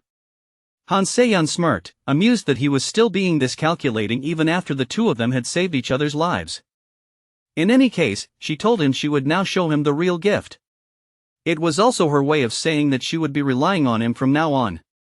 Then, with a satisfied look, she presented him with a box. She said she had asked him to meet today because she was about to become very busy for a while. Kim Sun-woo stared at the mysterious black box with curiosity and asked whether something was going on. Now that her brother, no, that man was too despicable to even be called family anymore, so she preferred to call him Han Se-jin, had been linked closely to Baek Gang, it was pretty obvious who had been behind the attack, right? The heiress still believed the attack had something to do with her, since Kim Sun-woo had never revealed that he had simply been using her as convenient cover. Han Se-yeon scoffed and said she could not stand being in anyone's debt. In truth, he was probably the one in her debt, but as far as she was concerned, he had already repaid it by helping her uncover her brother's dirty dealings. Whether it was a favor or a grudge, Han Se-yeon preferred to settle things as quickly as possible. With that, she stood up and left, leaving Kim Sun-woo alone with the receipt and the mysterious box. Han Se-yeon's belief that Han Se-jin had sent Baek Gang was still technically a misunderstanding. Even so, the fact that her brother was a villain would not change. That man was rotten to the core, and it would probably be better to get rid of him sooner rather than later. Sooner or later, that man would end up standing in Han Se-yeon's way too. If that was the case, bringing down Han Se-jin through Han Se-yeon was not a bad plan at all. Then Han Se-yeon stopped and called out to Kim Jin-woo one last time. With a smile, she said she hoped he liked it, which only made him even more curious about the mysterious gift. After all, she had personally put a lot of effort into choosing it for him. Kim Sun-woo smiled and thanked her, genuinely touched that she had gone that far out of her way for him. Then he carefully opened the box and found a silver band inside. It was a mana alloy bracelet, the kind of reinforced accessory infused with mana and rated with SS-level durability. How generous of the rich heiress to buy him something that expensive. It almost felt like flirting. The boy lit up with joy at receiving such a thoughtful gift. He sat there happily admiring his latest win when another notification suddenly appeared. Kim Sun-woo looked up in surprise and saw that Haryong had grown curious about him. He had just gained 1,500 points. That definitely did not feel like a good sign. Inside his office, the underground boss sat quietly, flipping through the documents in his hands. He was gathering every scrap of information he could find on that strange masked rich man. A visitor stepped inside, bowed deeply, and offered a respectful greeting to Lord Harryong. It had been nearly 10 years since he had first known Kianhe, so he asked if this visit was about the 10 Demon Council. That was indeed part of the reason, but there was another matter the council wished to raise as well. Before that, however, the visitor had something he wanted to ask first. Keeping his head lowered, he said Lord Harryong had surely already heard that his close allies, Zhang Han and Baek Gang, had been killed a few days earlier. By strange coincidence, both incidents were connected to the same human mage. According to Baek Gang's report before his death, that human had also visited the arena not long ago. Still bowing, the man carefully asked Lord Harryong whether he had ever heard of a hunter named Kim Jinwoo. That immediately made things more interesting, because Kim Jinwoo was the very person Harryong had been investigating. Of course Harryong knew the name. In fact, he was already looking into him. It was amusing to see others take interest in the same man, though it was hardly surprising after everything Kim Jinwoo had been involved in lately. He was even the only VIP who had placed a bet on Liang Liang. In the dim office, the visitor then cautiously asked if Lord Harryong would share whatever information he had on Kim Jinwoo. He declared that he was ready to spill blood over the graves of his fallen comrades. Another demon, full of rage, appearing one after another. At once, Harryong called Kianhe to order. Entering his office to make a request was one thing, but letting emotion swell until it nearly sounded like a demand was another matter entirely. The fool needed to be careful, or he would be burned for overstepping. The crushing, oppressive demonic aura pouring from Harryong fell on him like a mountain. The warning came through instantly, and he understood he had to hold his tongue. If Kianhe was thinking of laying a hand on that man, then he had better be ready to suffer the consequences. Somehow, Kim Jinwoo had already been claimed as Harryong's client. That meant he now stood under a dark kind of protection. The man hurriedly bowed again and apologized, swearing he would never touch Kim Jinwoo. He begged for forgiveness on the spot. Once that was settled, Harryong told him to stop wasting time and simply deliver the 10 Demon Council's message. That was the only thing he wanted to hear at the moment. Sweat running down his back, the messenger relayed the words. A prophecy had descended from the holy relic known as the Prophet's Altar. The mood in the room shifted at once. It said that in the year the child destined to destroy demons turned 18 and awakened, the king of demons would die by that child's hand. It was a grim prophecy, heavy with death and disaster. Harryong narrowed his eyes. It was obvious the king was stirring things up again if such a dark prophecy had appeared. The message spoke of the child of prophecy, so he asked whether the prophet's altar had revealed anything more. The answer was simple. The now 18-year-old child of prophecy was currently at the Magic Academy. After all those detours and side events, the story was finally returning to school, where the true protagonist was supposed to be. If he could still be called that by now. Kim Sunwoo stood there quietly, observing the scene in front of him. For the moment, though, his attention was on the beautiful bracelet Seo Yoon had given him. He had already caused more than enough chaos while acting as Kim Jinwoo, so now it was time to stay quiet and avoid drawing any more awkward attention to himself. Harryong had taken notice of him, and that was definitely not a good sign. The extra points were nice, sure, but there was no way he wanted a major demon's eyes fixed on him this early. Getting tangled up with Harryong now would only end with him being swallowed whole. Right now, there was something far more important the protagonist needed to focus on, something that deserved nearly all of his attention. Kim Sunwoo picked up the scroll in front of him and slowly opened it, magic shimmering across its surface as the item revealed its contents. It was a spell-infused book that could deploy a barrier strong enough to block a single spell attack. The effect, however, would only remain active for 12 hours. He kept studying as seriously as he could. Midterms were coming soon, and there was not much time left. This was the exam where students had to prove their talent in front of all sorts of important observers. It was a major event tied closely to Lee Seo-jun's future path, but this round of midterms mattered even more because of one crucial factor. The child of prophecy, the overwhelming being foretold in ancient records, the future ally of Lee Seo-jun, and the one born with the power to destroy demons. To bring that still unawakened child of prophecy into the story, the demons would suddenly infiltrate the school at 4 in the afternoon. Using their demonic power, they would try to force the school to hand over the child they were after. But in the end, Lee Seo-jun would crush them without hesitation, having no patience for any of their nonsense. At least, that was how the original story had gone. The scale of the incident was not especially large, but it was packed with important clues. This time, Kim Sun-woo planned to keep an eye not only on Seo-jun, but also on the child of prophecy. He had to make sure neither of them got hurt during the attack. Later that day at school, the teacher called for everyone's attention. Along with next week's midterm schedule, there was one more announcement to make. The class already looked half-dead from the thought of midterms alone, so hearing there was still another announcement made them groan inside. One girl had become so tired of school life that the only thing she wanted to hear about anymore was romance. Too bad for her. There was no escaping school life, and the next thing they heard was that training meant live combat, and live combat meant training. As preparation for midterms, the second years would be spending several days in free sparring classes. The whole class froze when they heard it. Free sparring, huh? That definitely made things more interesting. If anyone failed to find a partner that day, they were allowed to observe or train alone instead. After that, the class was dismissed. The moment the announcement ended, Yura practically burst into sacred flames. She was seriously obsessed with Lee Seo-jun, and honestly, Kim Sun-woo was already tired of watching it. He had already guessed that Lee Seo-jun and Yura would pair up just like they did in the original novel, and seeing her march straight toward him made it obvious things were unfolding exactly as expected. Even so, he still could not believe that not a single person wanted to team up with him. He had worked so hard during the last test to improve his terrible reputation, yet the other students still drifted in every direction except his. It was honestly a miserable position to be in. Then again, it was not exactly shocking that he was being left out. No matter how skilled he was at theory and barrier breaking, nobody wanted to partner with the student who ranked dead last in almost everything else.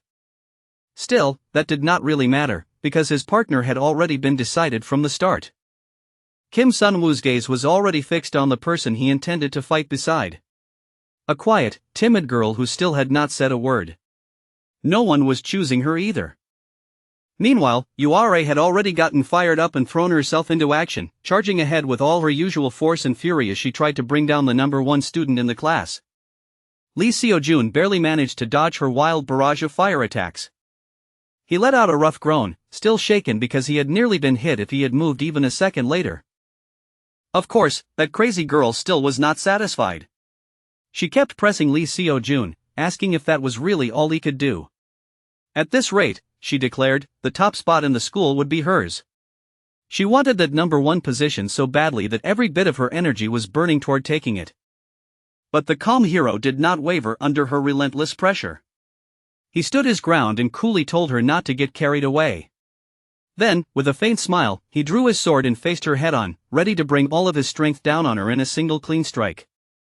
He had not even properly warmed up yet, but he still swung his blade without hesitation. The two of them collided and kept battering each other in a fierce exchange. While those monsters traded sword strikes and firepower like maniacs, our guy ended up paired with a gentle, quiet girl.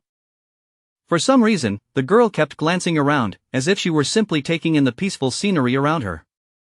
But no, it was not the scenery at all.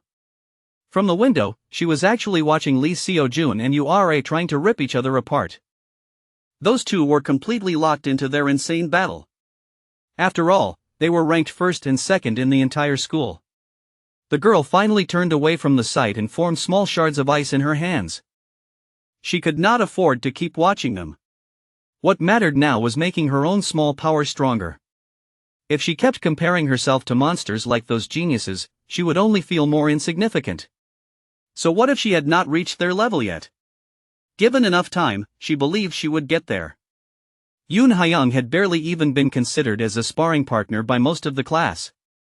People overlooked her because she was ranked 82nd. In a place like this, that was painfully low. Her theoretical knowledge was excellent, but when it came to actual combat, she was still weak. She acted like she had not heard her classmates' words, even though they were spoken close enough to sting. Yoon Hyung already knew she was not strong, but being brushed aside that easily still hurt. It was sad in its own way that all her knowledge could not yet support her talent in practice. No one felt worse about it than Yoon Hyung herself, constantly being judged as not good enough by the people around her. She was kind and sincere, but in a place like this, kindness alone meant nothing. She bit her lip, swallowed down her emotions, and forced all that frustration into the desire to improve. Crying would not help. Feeling sorry for herself would change nothing. If she truly wanted to get better, then every ounce of her focus had to go toward becoming stronger. She fired her ice shards at the target in front of her. But the shards were still too small and too weak to do much. When the attack ended, the target remained standing almost untouched. It was an incredibly discouraging sight. Frustration burst out of her in a scream. At that point, anyone would have snapped. She could not understand why nothing seemed to work no matter how hard she tried. That was when our guy stepped in and gave her some blunt but useful criticism, pointing out that her ice constructs were far too flimsy. The girl turned in surprise when she saw Kim Sunwoo, the boy ranked dead last in class. And that was not the only shocking part. Kim Sunwoo calmly continued, saying that her ice was not even very cold, and on top of that, her aim was terrible. In short, the problem was simple. Her fundamentals were weak across the board. The reason our protagonist was doing this, though, was because he was trying to take responsibility for what he had changed. Originally, back during the dungeon expedition, Lee Seo-jun's advice would have helped her rise all the way to 6th place among the second years by now. But because Kim Sun-woo had interfered, she lost that opportunity, and her growth had ended up stalling. She might be lacking right now, but if she stayed with him, he was sure he could at least make her capable enough to hold her own. Of course, words like that were hard to believe when they came from the dead last student in class. Even so, he had already decided he would help her improve, no matter how ridiculous it looked from the outside. The girl gave him a sharp look and said she understood exactly what was going on. Since his own skills were lacking, she assumed he was trying to crush someone else's confidence and make them depend on him instead. She had completely misunderstood him, and now she was angry on top of it. Still, that kind of reaction was only natural when the person talking to her was known as the worst student in class. If only she knew what Kim Sunwoo was actually doing behind the scenes. The boy just shrugged and laughed off her accusation. But part of him also thought that maybe she was only this angry because she could not actually deny what he was saying. She glared at him hard, because unfortunately, that guess was painfully accurate. There was no real reason for her to get this upset otherwise. Still burning with pride, the girl turned and tried to walk away, carrying herself with an overly lofty air. She had honestly thought he seemed pretty reliable back in the dungeon, but now she figured she must have been mistaken. Only then did Kim Sun-woo begin to worry that he might have pushed her too far. She was still just a high school girl, after all. He was about to apologize for going overboard when she suddenly snarled that they should settle this with a match. She wanted to see for herself just how amazing this dead last student really was. Honestly, she was probably going to regret it, but maybe getting knocked around a little would end up being a useful lesson for her. Our guy lit up at once. Now that he had finally drawn her in, he could properly start teaching her some real skills.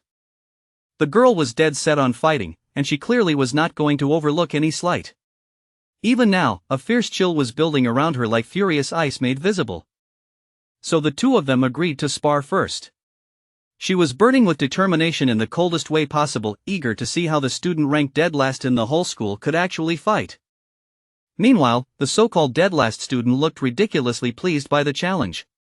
He was more than happy to dive straight into this reckless little battle. The moment he accepted, she launched her first attack with enough force to look genuinely murderous. That first strike carried an unmistakable amount of killing intent. It was insane. Ice Girl was not holding back at all, and more shots came flying immediately after it, one after another, all aimed straight at Kim Sun-woo. It was time for Kim Sun-woo to stop playing around, because Yoon Hyung was clearly done pretending to be mild and harmless. Honestly, that only made things better, because he was fully ready to kick the match into full gear. He drove himself forward with a sharp push from his heel, slipping past the incoming projectiles like someone dodging attacks in a desperate fight for survival. The moment she got serious, the density of her ice constructs changed noticeably. That alone made things much more interesting. Her technique was not bad at all. In fact, the main character found himself impressed by her determination. Someone this hard-working and sharp would not have much trouble growing stronger. Even so, her attack pattern was still far too straightforward. She needed more variety. After all, ice attribute manifestation mages were supposed to stand out for their versatility and utility. The girl ground her teeth at what sounded like an insult and demanded to know whether he was really prepared to see a different kind of attack. Then she raised one hand, and in the next instant, a massive spear of ice appeared above her. It was incredible. There was no reason for her to waste time with those tiny ice shards if she could produce something like this. That thing was at least 5 times taller than she was. Kim Sunwoo stopped for a moment, genuinely impressed by the sight. Sure, she had made a weapon with overwhelming size, but the real question was whether she could actually control it well.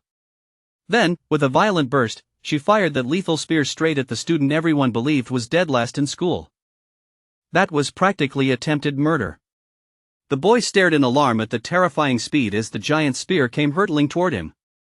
He had no choice but to kick off into the air at once, barely avoiding the spear and the explosion that followed, which spread ice across nearly the entire area. Even Yoon Ha-young was stunned. She had been struggling to develop that technique on her own for so long, and it had never properly worked until now. It was absurd that after all that practice, it finally came together at this exact moment. The blast of ice was so dangerous that the main character had to leap into the air just to escape the attack. He came down lightly on top of the massive ice pillar and looked at the girl below, who could only stare up at him in stunned amazement. People sometimes needed the right kind of push before their true abilities could come out. In that sense, provoking her had clearly worked, because her growth was already speeding up right in front of him. Seeing that, the boy smiled with quiet pride. The girl, of course, seemed to take that smile as another insult. Still, that was fine, because this kind of irritation was apparently doing wonders for her growth. She demanded to know how he planned to win if all he did was run away. Burning with anger, she charged at him and asked how he could talk about partnering with her when he still was not even showing what he could really do. The fight went on, and the boy stomped down on the ice beneath him. Mages like her, especially inexperienced manifestation users, tended to share the same obvious weakness. Then, with a burst of force, he shot forward and closed the distance in an instant. The girl gasped, completely caught off guard by how suddenly he was right in front of her. He smirked, because once it turned into close combat, a lot of high-output mages were immediately put at a disadvantage. Even so, the girl reacted the best she could and threw up her hand to block. Magic power surged into her palm and collided with his elbow. Now it was time to see who would come out on top at point-blank range. Ice and magic exploded between them, and the girl was knocked off her feet. She had only just started fighting in this kind of direct style, so it made sense that her balance gave way so quickly. She still was not used to it. The poor girl fell back, her eyes widening in fear as his attack came right up to her face. At this rate, she was definitely about to be struck by his magic. And then, in the very next moment, his magic vanished. He had no need to hit her just to make his point. So instead, the main character simply smiled down at her shocked, relieved expression. By now, she had started to understand how to use her magic, and that had been the entire purpose of the spar in the first place. The boy gave her a small smile and told his classmate that it had been a good match. The girl looked genuinely surprised. She had not expected that kind of acknowledgement, let alone that kind of strength, from someone who was supposed to be dead last in the class. Exhausted and still a little shaken by everything that had just happened, she sank down to her knees. She had lost the fight, but she had also learned something new about herself. The whole situation was honestly a bit overwhelming. Still tired, she let out a small laugh and wondered if maybe she really should learn magic from the dead last student after all. The boy smiled and held out his hand to her, telling her that the problem was simple. She just had not known how to draw out her own talent. That was all he meant. Still smiling, he offered to help her, saying they could work on it together from here on. The girl stared at the hand stretched out toward her, surprised, wondering whether this guy really could help her use the talent she had been unable to bring out. In the end, she took his hand and chose to take that gamble, willing to see where this path might lead her. Since that spar had clearly produced results, the girl finally smiled and agreed to give Kim Sunwoo a chance. That meant he had better teach her properly. After all, he was her teacher now. Once again, our main character had managed to make progress. Yoon Hyung had now started taking an interest in him, and her interest level had risen to 1. From that point on, they began attribute adaptation training. The boy held something up in his hand as he explained. All magic began with adaptation to an attribute, and being in sync with the right one was absolutely essential. Adaptation meant truly understanding that attribute, and that understanding determined how well a mage could manifest and control their magic. In other words, without proper fundamentals, no amount of repeated practice would really raise their level. The girl did know what attribute training was in theory, but she had never heard of training in quite this way before. At the moment, the poor girl found herself standing in what looked like a huge pool of ice. She was probably freezing and more than a little confused. Our guy moved around like some Dark Lord instructor, insisting that the fastest and easiest way to grow was to feel her attribute with her entire body. So she needed to hurry and start adapting right away. If she wasted too much time, the ice would melt, and that would become a real problem. Later that night, a dark disturbance began to stir, and strange, suspicious shadows slipped through the area like spirits carrying out a secret mission. They seemed to be draining the life from certain fallen beings as they moved. Then one of those shadows settled into a form that was barely recognizable and asked whether everyone required for the meeting had gathered. Everyone answered Lord Kianhee at once. Just as ordered, the demons had been assembled, especially the ones who had been operating around the Magic Academy. They were familiar with the place, knew how it worked, and understood where its weaknesses might be. The date for infiltrating the school and searching for the Child of Prophecy had now been set for next week. All of them listened closely as Kianhee laid out the details of the mission. Their insider had informed them that security tended to loosen during midterms, so that was exactly when they intended to strike. The time had finally come, and the gathered demons looked openly excited. Still, one of them raised a question for Lord Kianhee. They wanted to request support from Haryong as well, so they could make sure the Child of Prophecy was killed once and for all. That suggestion had not gone over well. The higher-up had reacted coldly at the idea of harming the person he was interested in. Apparently, he had said there were matters more important than even the fate of their race. Naturally, the others did not take that news well, because they could not imagine what could possibly matter more than extinction. Still, none of them were foolish enough to go argue that point to his face. Even so, they still believed that 4 B-rank demons would not be enough to kill the Child of Prophecy. In terms of raw danger, they were badly outmatched. One of the other demons scoffed at that and mockingly asked whether his comrade was scared and needed extra help just to kill one brat. But this was the child fated to end their race, so ignoring proper caution would have been pure stupidity. Just because security would be lighter did not mean the prestigious academy would be easy to invade. If they were careless, they could all be wiped out. On that day, scouts from every major guild would also be flooding the school, evaluating the students they wanted to recruit for themselves. That was hardly the kind of situation where 4 B-rank demons could stroll in like they were enough to handle all that power alone. The boss in front of them agreed with that judgment. However, things would be different if everyone who could interfere was sealed away first.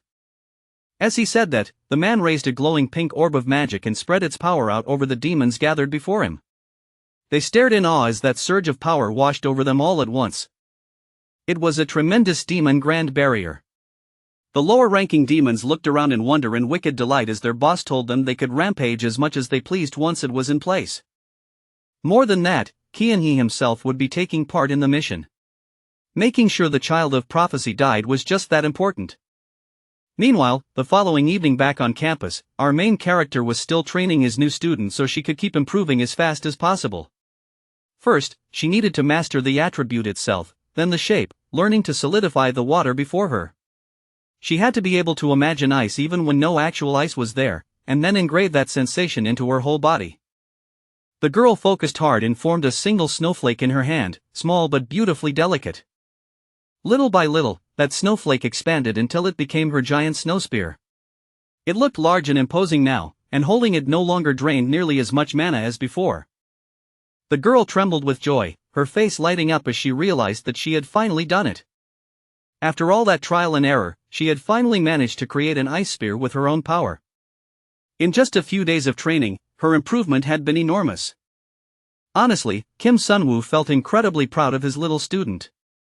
Just like he had told her from the start, she really did have a lot of talent. Yoon Ha-young now fully trusted the main character, and he earned a bonus of 1,500 points. Delighted, the girl called him her teacher and even said that from now on, she would believe whatever he told her. Now that he had gained such a devoted believer, he laughed and asked whether the form of her weapon felt manageable to her. The girl was more than happy to solve every problem in front of her by throwing more ice at it. Her cheeks were red, and her hands were lightly bruised from how hard she had been training. She was full of enthusiasm, but it was obvious her body was starting to ache from all the effort. Even so, he wanted her to endure just a little longer. Everything they were doing now was for the sake of her growth. Even at that moment, he was still pouring more ice into the freezing pool she was standing in. There was no doubt about it, our guy might really have been some kind of training sadist in a past life. Still, he meant well. He wanted to shape her into someone strong enough to stand at Lee Seo-jun's side as a true ally. The poor girl was practically drowning in cold. At this rate, if they did not stop soon, she might end up being rushed to the hospital. And while all of this was going on, someone seemed to be watching the training from nearby. It was a woman, too.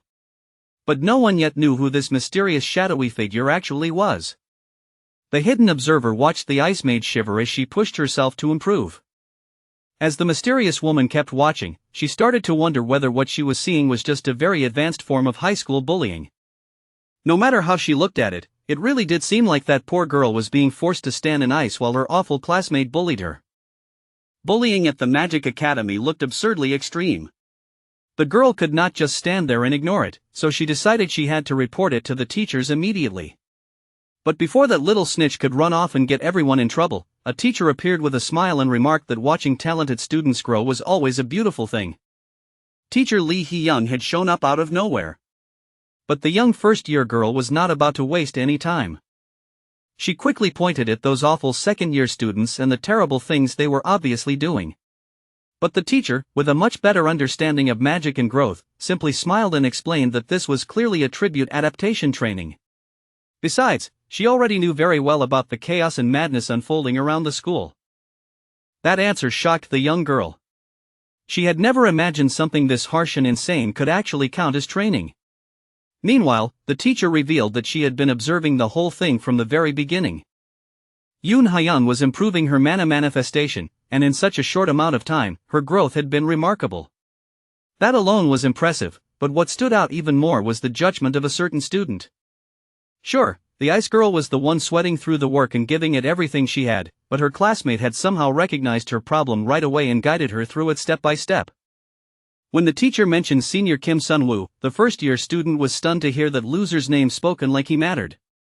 Lee Hee-young smiled when she realized the girl already knew who he was. She had assumed Seo-yoon was the type to memorize only the names of the highest-ranking students. It was a little embarrassing that the teachers already knew her habits so well. The girl gave a weak protest, but the teacher simply added that Kim Sun-woo was a high-potential talent, so remembering his name early would only help her later. The young girl did not know what to make of that. Sure, maybe he seemed a little impressive right now, but he was still the student ranked dead last in the whole school. That part was definitely concerning. On top of that, he was the kind of person who always seemed busy helping everyone else. It even made people wonder when he was ever going to put that same effort into raising his own level so others could see the results. The teacher fell silent for a moment and looked at the girl before calmly saying that they could simply give him a chance to prove what he could do. With a smile, the teacher said they should look forward to the midterm. Meanwhile, the main character himself was not looking forward to the midterms at all. Apparently, a special limited-time sale had appeared in his system shop for a subspace pocket that could hold up to 30 kilograms. It was discounted, but he only had 5 days to come up with the points and buy it. A subspace pocket was an incredibly valuable item, so naturally, our guy wanted it badly. After all, the item was priceless because it allowed him to summon stored things from anywhere. It was useful not just in combat, but in daily life too. It was amazing that something like this had shown up in the special sale section. The problem was that even with the discount, the poor brunette barely had a little over 8,000 points. So even at a reduced price, this limited item was still out of reach. That meant he had no choice but to somehow earn 11,000 points within 5 days. He needed a reliable way to gather that many points fast, too. The brunette had both hands on his head in frustration when something suddenly occurred to him. At that exact moment, teacher Lee Hee-young called him. That was definitely unexpected. Meanwhile, elsewhere, people were talking about Yura, Park In-won, and Kim Sun-woo. 3 students had somehow been selected for the second-year advanced manifestation class. Poor Lee Seo-jun had not even been considered, though that made sense since manifestation magic was not his field. The teacher told them to think of it as an intensive course for students with high potential, regardless of their current grades. Lee Seo-jun was in the advanced enhancement class. If our guy could somehow get into the manifestation advanced class, then he would have more chances to stay close to him. That would be great for scoring extra points, since nothing paid out like getting the protagonist's attention. But then the blonde guy in the manifestation class suddenly objected. He said he understood why the second-ranked student and someone as impressive as himself had been recommended, but he could not understand why the teacher would want to bring in a failure like Kim Sun-woo. Kim Sun-woo honestly did not even know where to begin with this guy. Park In-won was a second-year student ranked 5th overall. The brunette had no real interest in him and wondered what exactly his problem was. But the blonde insisted that as the 5th-ranked student in the year, being lumped together with the dead last loser was unfair. Still pouting, the blonde turned to the second-ranked student and demanded that she complain too. Yura merely let out a sigh and asked what exactly she was supposed to complain about. Who entered the advanced class did not matter to her. The only person she needed to worry about was herself. The blonde was irritated by that flawless logic, and inwardly he cursed that this was exactly why the little witch had no friends. Then Kim Sun-woo was asked what he thought about Park In-won's opinion. The brunette smirked and replied that if rank was really the issue, then Park In-won just needed to raise his. Naturally, the teacher was very pleased with that answer from her favorite student. Then she added that before the young genius could join, he would need to prove himself in the midterm. Kim Sun-woo had to work hard enough to place in the top 80 or higher. After that, she asked whether he thought that was a reasonable target.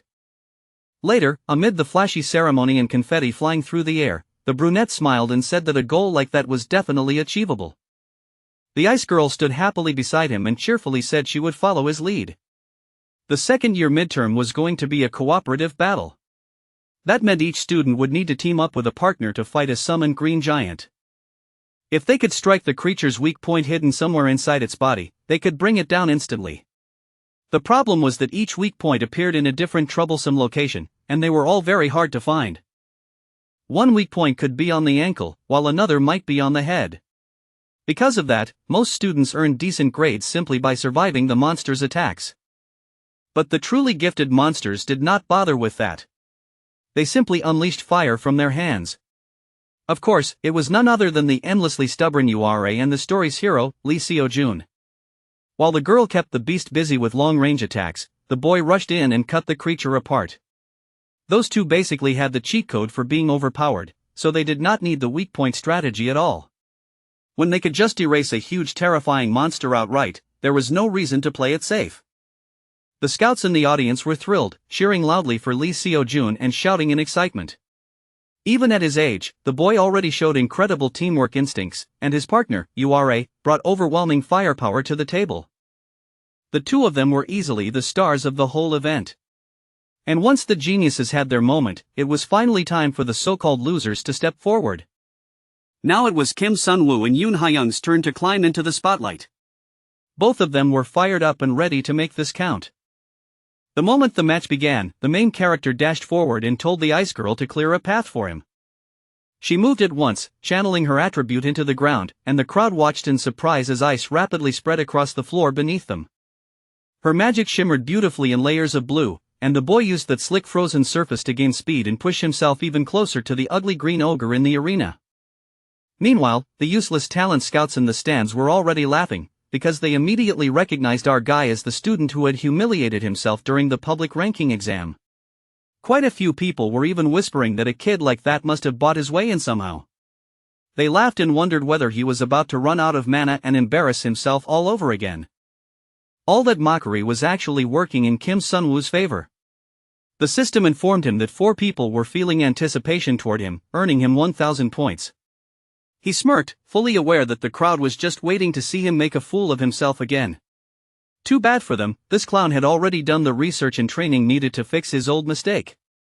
He had no intention of entertaining them anymore. Outsider's benefit activated immediately, and the main character quickly picked up the location of the weak point. It was in the ogre's chest.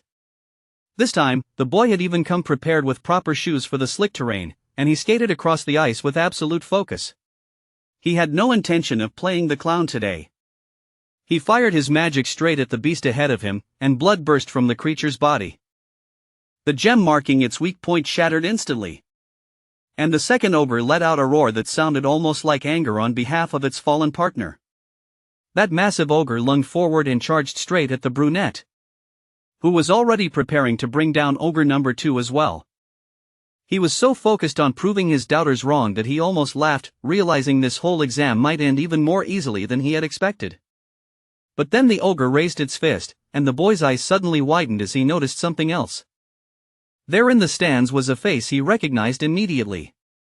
It was none other than Kianhee. And that made things a whole lot worse, because this was another major problem in the story. Just as he was about to take down the second monster with a mana blast, the boy deliberately missed the weak point and only struck the creature's shoulder instead. Naturally, a sloppy shot like that was never going to stop the creature's charge.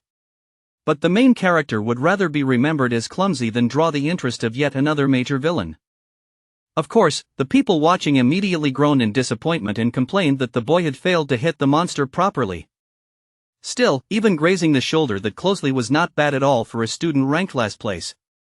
Meanwhile, the main character was beginning to panic. He had no idea why the mastermind behind the future attack was already at the school. The demon infiltration was supposed to happen at 4 in the afternoon, after the exams were over. But for some reason, their boss was already sitting casually in the audience like an ordinary guest. Kim Sunwoo had to force himself to focus again when the ice girl shouted at him to watch out. The brunette snapped out of his spiraling thoughts just in time to realize that the ogre was almost right on top of him. Fortunately, he barely managed to dodge that huge, furious fist. Unfortunately, the ogre's crushing blow shattered the ice beneath his feet and sent him flying back. But Yoon Ha-young had not spent all that time training for nothing, and now a perfect chance had opened up for her to show what she could do. Her attack rained down at once, and dozens of ice spears slammed into the creature, freezing it and slowing its movements. The girl shouted at her senior to get up and pull himself together. If they wanted to move up in class, then they had to win this. She helped him back to his feet while the boy let out a weak groan, and in front of them the giant leather-skinned beast roared across the arena. That triumphant roar was enough to snap our guy out of it. He was not about to tolerate that kind of disrespect, and the creature looking so pleased with itself felt deeply offensive to him. With a sweep of his hand, a blue burst of magic shot from the boy's palm into the ogre's body, and he split that huge creature clean in two. At a moment when he really should have been holding back, he ended up showing off just how destructive his power could be. Yoon Ha-young was stunned, and so was the rest of the audience. For a brief moment, the entire place fell silent as everyone tried to process how the student ranked dead last had just casually fired off an attack and obliterated a monster like that. Then the comments came flooding in. People were talking all at once about the boy's absurd combat level. They could not believe he had just done that, especially without even using the compression manifestation technique. And on top of that, he had struck nothing but the weak point. Some people insisted it had to be luck, which suited the main character just fine, since he was not trying to stand out any more than necessary. Even someone in the audience could not help thinking that this designated loser was actually pretty skilled. Soon the arena burst into loud cheers, with people shouting and celebrating all around them. No one had expected much, so they could hardly believe they had just watched a match like that. And the girl fighting beside him had shown some seriously impressive manifestation skills too. Good, at least people were noticing how important his student had been to their victory. Yoon Ha-young was so overwhelmed with joy that she threw her arms around her teacher, and the boy answered her with genuine warmth. The system popped up again and informed him that 582 people now remembered his face. He also gained 3,000 points as a reward and unlocked the promising B-rank achievement, which brought another 2,000 points. On top of that, Kim Deok-hyun had now become interested in him, while Park In-won felt humiliated by him, earning him another 1,000 points. The brunette was feeling sore all over, but the exam was the last thing on his mind right now. Even after such a strong victory, his eyes stayed fixed on the clock in the hall. It was 12 in the afternoon. The timing of the school raid plot had now clearly drifted away from the original story. He had even taken down one of the key monsters with help from a side character who was not supposed to matter yet. The other students went on with their day as usual, but the main character was starting to panic as he realized that his own actions were changing the original plot. It had really taken him this long to fully accept that his choices had consequences. If that was true, then even the way the school would be saved might change now. At the moment, the current exam rankings still had the protagonist in first place, as expected. And the main character, together with his Ice Girl teammate, was sitting in second. The girl asked her partner whether he was okay, because after an achievement like that, he should have been celebrating. She started to worry when she noticed how much he was sweating all of a sudden. The main character quickly reminded himself that this was no time to be zoning out. He waved his hands and said he was just a little tired. He did not want to make her worry, after all. He told her he would rest for a bit, so she should head to the training room first. There was still some feedback he wanted to give her later. The girl looked so worried that she even started wondering if she had done something wrong during the exam, but that was not it at all. The boy told her to have more confidence in herself. She had been perfect today, and she needed to hear that. The moment those words reached her, her face brightened with a shy, happy blush. He smiled warmly at his young student, who was genuinely happy and thankful that she had improved so quickly. It was nice to see her that happy, but right now, he had much bigger problems to deal with. The girl gave him a little wave and told him to get some rest. If his body was hurting too much, then he did not even need to come to the training room. He waved back and told her to get there safely. The moment she was gone, the brunette switched straight back into action mode. Since the timing had already gone off track, he needed to figure out just how much the story had changed from the original. If things were still moving close enough to the original script, then Lee Seo-jun should definitely be in one specific place around now. Just as the main character expected, the hero was exactly where he was supposed to be at that moment. At least that part had not changed yet. A swarm of Talon scouts had surrounded the hero, begging him to join their newest guilds. Others were trying to recruit him into older, already established organizations, and none of them looked willing to leave without getting some kind of answer. There was even another irritating wave of fangirls and hangers-on crowding around the protagonist, and he looked completely overwhelmed. Some of the guilds were going so far as to offer him a free apartment if he signed with them. The boy nervously waved them off and explained that he was only 18 and still too young to join a guild. That did not slow them down at all. They kept pushing business cards toward him and telling him to take them. They were ready to promise that boy just about anything if it meant getting his contact info. These desperate hounds had even skipped scouting the third years just to come watch the second-year exam, all because they knew a future star would be there. They had done all of that for their precious Lee Seo-jun. Then, just as the hero was practically being harassed, someone called out to him. It was our guy, coming in like a rescue team for the hero. He told him that teacher Jang In-cheol was looking for him and that their teacher apparently had something to say about his exam results. For some reason, those nosy guild people still felt the need to mention that Kim Sunwoo was ranked dead last in the entire school. Even so, they admitted that for a student with such terrible grades, he had fought very steadily, and his growth curve looked promising too. The sharp brunette flashed a bright smile, and the hero immediately understood what was going on. Just like that, the protagonist slipped free from the troublesome crowd, hurrying over and insisting that he could not keep a teacher waiting. He said he would listen to all those guild offers later, then quickly escaped and joined our main character. The guild vultures were furious because they were sure they had almost secured him. They had really wanted to make him sign on the spot. Since things had not gone their way, they decided to move on and finish watching the third-year exams instead. One of the men nearby asked his senior how Lee Seo-jun's fight had gone. It was Jong Hyun-soo from the Special Task Force. His senior was Kim Deok-hyun, the Special Task Force leader, and the man replied with a smile that the hero was definitely not bad.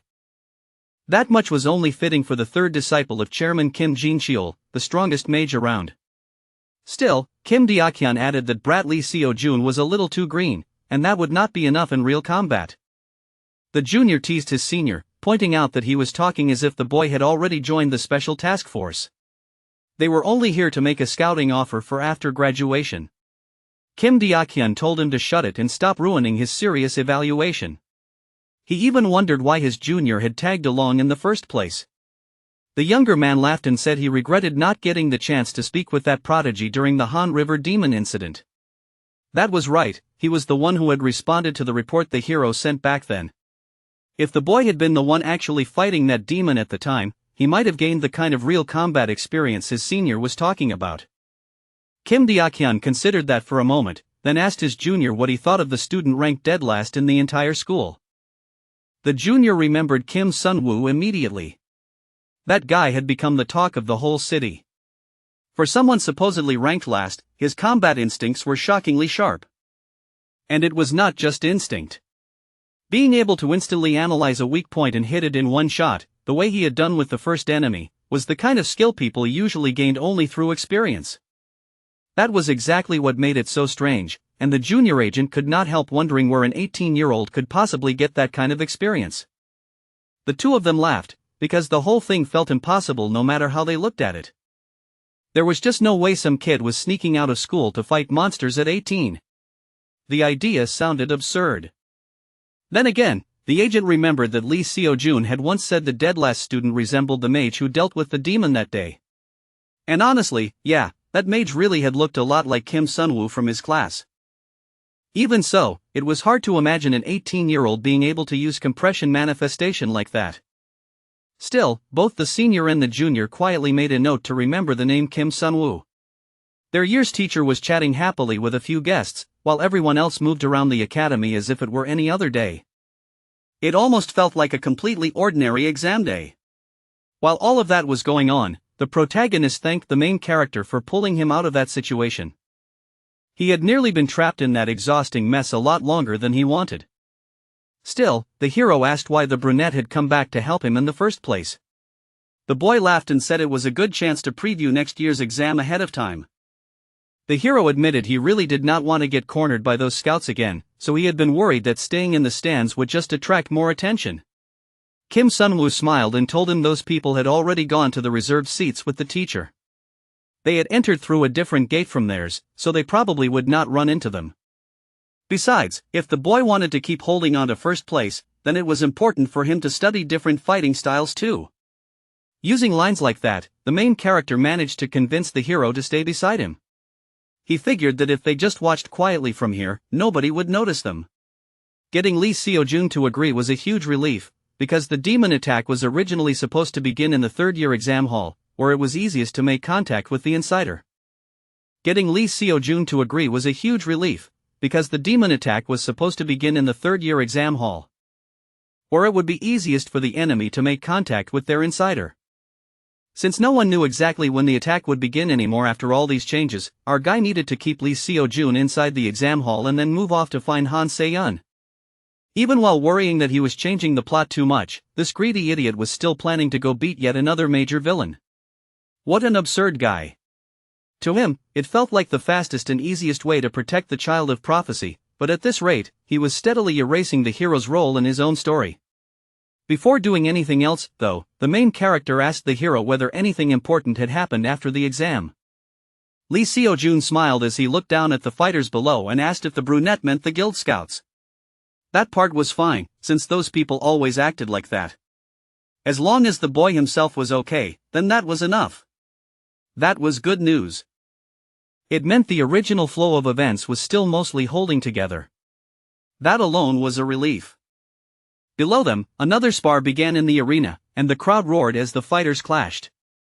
The scouts had already entered the third-year exam hall, searching for talented graduates to recruit into their guilds. Everything was unfolding exactly the way the insider had predicted. The man asked how things were progressing on the other side. The others were already moving, and they had planted and concealed a fair number of monster summoning circles throughout the school. From the sound of it, they meant to turn the whole area into a place no ordinary person could safely remain in. Still, Jin-san would go berserk the moment he caught sight of a human, so they had made sure to hide him away somewhere isolated.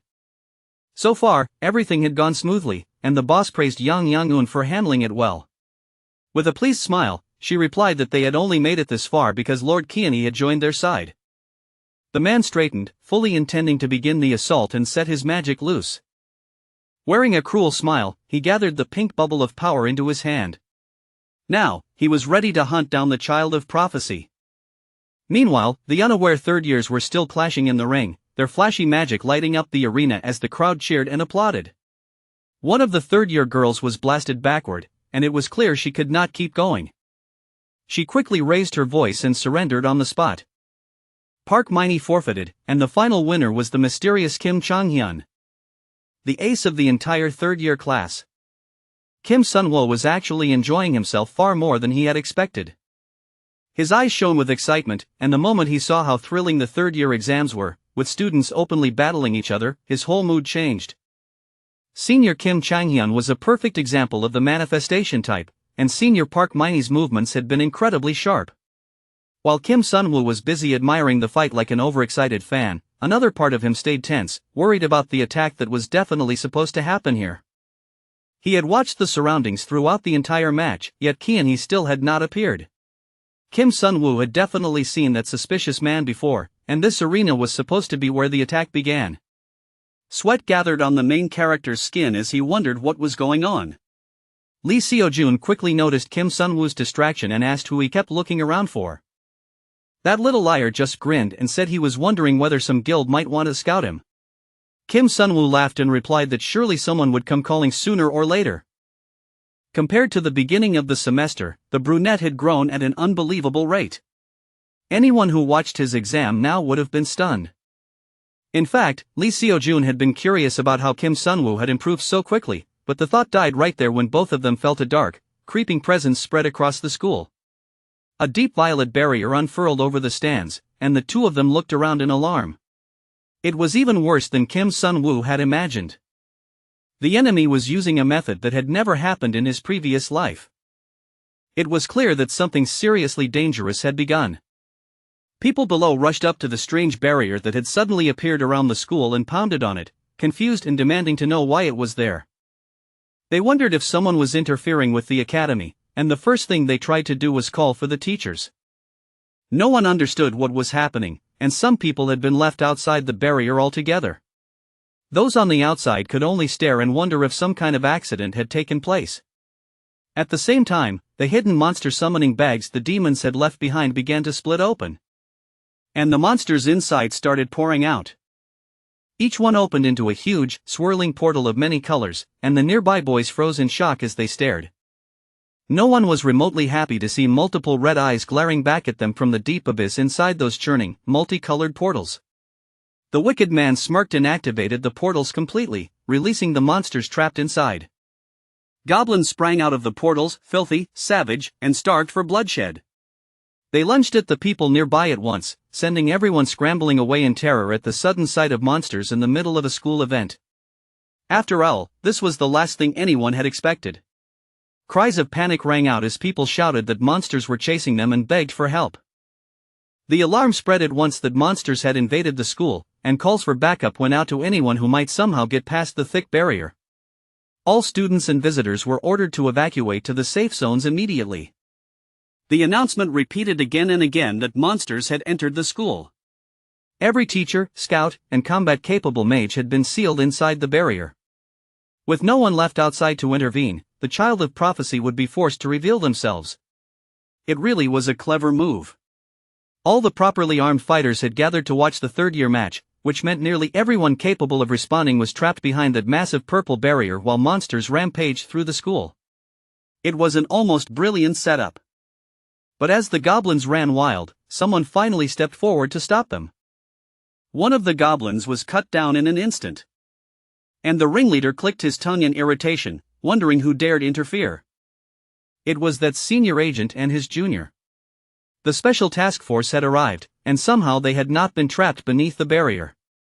That was irritating, and it threatened to ruin his plans. Even so, Kian-hee had no intention of abandoning his scheme over something this minor. At most, it was just a temporary setback. Some of the students cheered in relief the moment they saw the special task force. Apparently, those two had originally come to watch Lee Seo-jun's match, but now they were cutting down monsters and rescuing civilians instead. That alone was a huge relief. Both Lee Seo-jun and Kim Sun-woo felt some of the tension leave them when they saw them. If the task force had shown up, then Captain Kim Deok-hyun had to be involved too. Once the barrier came down, the fighters inside would join them immediately, so for now the students only had to trust their teachers and hold on. Kim Sunwoo was relieved because if the special task force was in play, then there was still a chance to turn the situation around. There was just one problem they understood all too well: they still had no idea how they were supposed to break that barrier. Outside, people hammered desperately on the barrier and shouted at the mages trapped within, begging them to break free somehow and save them. The whole place had fallen into chaos as monsters rampaged everywhere. Some students, pale with fear, cursed themselves for not staying inside the arena. To dispel a barrier like this, they needed the help of an A-rank support-type mage. Teacher Kim Youngjin from the support department immediately started thinking of a solution, but the problem was simple: there was no one like that here. High-rank support mages were rare to begin with. The woman shouted that they had to keep searching. If she handled it alone, it would take 30 minutes, and they could not leave all those innocent people exposed for that long. Of course, Kim Sunwoo heard all of that. 30 minutes was far too long, and there was no way the entire school could rely on just 2 task force agents for protection in the meantime. Against a swarm of monsters, they would never last that long. It was not only the time that was the issue either. This massive barrier was nearly impossible to destroy. Keane's barrier technique was considered one of the finest in the world. Even in the original story, if it had not been a surprise attack, Lee Seo-jun would never have been able to bring that bastard down. So this time, Kim Sunwoo really had to step in. Even Lee Seo-jun seemed to be looking at him like he expected him to act. But before the boy could say a single word, someone else suddenly offered help. It was a woman who claimed to be an A-rank support-type mage, and she introduced herself as Yang Yang-eun. At first glance, it seemed lucky that someone like her happened to be nearby. Except the sly little devil was one of the people working directly under Keane. She was deeply involved with the enemy, and now she was pretending to help only so she could delay them. Smiling brightly, she said she would handle everything. What a shameless liar. Kim Sunwoo knew better than to accuse her on the spot or expose anything without proof. If he did that here, people would only grow suspicious of him, and it would slow the rescue down even more. Still, letting a piece of trash like her join the effort was obviously going to delay everything. The fake do-gooder calmly said she would work from this side, so the other mage should assist from the opposite end and help break the barrier. So the two of them began at once, with the red-haired teacher working from inside the barrier and the other woman working from outside it. The naive, kind-hearted Lee Seo-jun felt relieved seeing the teachers come up with a plan. At this rate, they should have been free in no time. The problem was that one of the mages helping them was a demon, so they could not trust her at all. In fact, Kim Sunwoo knew they could not afford to stand around, so he grabbed that walking wall of plot armor and pulled him along. There was no point waiting for a barrier that was not going to come down anytime soon. The two students left the mages behind and moved off, but it did not take long for the redhead to notice that something about the barrier-breaking spell felt wrong. Whenever one side started to unlock, another lock tightened on the opposite side. The spell was not actually being undone by the outside interference. It was being strengthened instead. Kim Youngjin was a sharp and capable teacher, so she quickly realized the other woman was deceiving her. Even so, she had to be careful about how she responded. First, she needed to identify who was controlling the barrier from behind the scenes. When she lifted her head, she spotted Keane nearby, standing there with an unmistakably suspicious look. He already knew the support teacher inside the barrier would be a problem. She was too perceptive, and sooner or later she would understand the whole situation. The man needed a distraction before that happened. With a slight crook of his finger, the atmosphere around them began to shift. The special task force was still busy dealing with the monsters nearby, but the moment that dark magic brushed against them, something strange started to happen. The goblins shrieked as darkness gripped their hearts, and two of them suddenly split away from the rest. Of course, the task force agents noticed those two right away. They were clearly rushing toward a different area with purpose. One of the goblins lunged straight at the woman who was supposedly helping dismantle the barrier. It was a clever move from the enemy. If their own accomplice got attacked by monsters in plain sight, then no one would suspect she was one of them. Luckily, before that vicious goblin could touch her, a brilliant long-range strike shot in and crushed the monster flat against the ground in one brutal instant. The task force agent pulled back his blazing red weapon and asked the woman if she was hurt. With a bright smile, she said she had been saved. From there, the task force agent could see that the two mages were supposedly working together to break the barrier from both sides. So naturally, the task force agents moved to stand in front of her and protect her, believing she was doing everything she could to help. What gullible fools! The junior shouted at his senior to be careful, saying he had almost been caught in that last attack. The senior snorted and said that if an attack like that could take him down, he might as well hand over his task force badge. He was not weak enough to fall to something on that level. Unfortunately, the two agents now had their backs turned to a truly dangerous enemy. Still, with so many eyes on her, maybe she would not dare do anything reckless. The agents reassured the barrier mage that, in the name of the special task force, they would protect her. The demon woman laughed and thanked them. She was grinning inside because the whole thing was absurdly funny. She was standing there working hard to sabotage them, and they were protecting her like a hero. Meanwhile, Lee Seo-jun asked why they had come around behind the arena. Kim Sun-woo said it was because no one was here. Everyone's attention was fixed on the two mages working near the front. From this side, they were going to break the barrier themselves. They had to, if they wanted to find the child of prophecy. Lee Seo-jun was startled that they were not simply helping the teachers at the main gate. Kim Sun-woo let out a quiet sigh and decided to trust only the protagonist with the truth. The idiot who showed up pretending to help was actually one of the enemy, and they could not rely on her at all. Right now, she was acting like she was dispelling the barrier when she was really reinforcing it. If this kept up, the barrier would never come down in time. Lee Seo-jun was horrified when he heard that. His first thought was that they should tell everyone immediately, but Kim Sun-woo knew that would be useless. The enemy were dangerous, and right now all they had was suspicion, not proof. If they ran around making accusations in a crisis like this, they would just look like idiots stirring up panic. To Lee Seo-jun, the answer sounded simple, so he told Kim Sun-woo to prove it. After all, Kim Sun-woo had once even been offered a place in the special class because of his barrier-breaking talent. Even so, there was still no guarantee anyone would believe him. First, they had to break the barrier. After that, they could tell everyone the truth. They could not afford to create a second problem when the first one had not even been solved yet. If the person speaking up were some world-famous genius instead of an ordinary student, then maybe people would listen. That logic made enough sense to Lee Seo-jun. So the real question now was whether Kim Sun-woo could actually break this thing. He was about to find out. Kim Sun-woo fixed his gaze on the barrier while Lee Seo-jun drew his sword beside him. Then, with careful focus, Kim Sun-woo activated his ability to decode the magical formula. The system immediately sprang into action, analyzing and reading as much information about the barrier as it possibly could. It was the Demon Grand Barrier.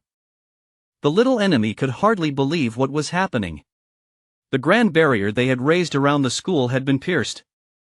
Kim Sun-woo let out a relieved breath and brushed off his hands. He had torn through that huge thing like it was nothing. He had even done it in a single instant. Lee Seo-jun could not believe what he had just witnessed. But there was still a crisis to deal with, and Kim Sun-woo told him to hurry and take care of that.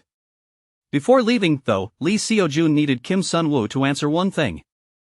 He asked why Kim Sun-woo was hiding his part in all this. He was the one who had broken the barrier.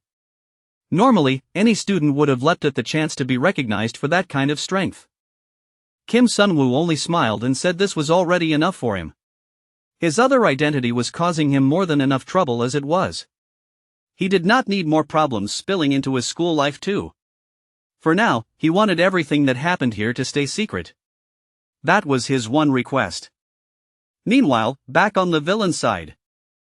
Kian-hee was furious, spitting curses at Yang Yang-eun. That fool had failed to keep even a single barrier locked, and now their entire plan was falling apart. Kian-hee could hardly believe it. He had gone to so much trouble to double seal that barrier, so now he was left wondering who in the world had broken it. Meanwhile, teacher Kim Youngjin was being praised for her efforts, and Yang Yang-eun was also being thanked right alongside her. Now that the barrier was down, all the high-level teachers and combat mages would take control of the operation.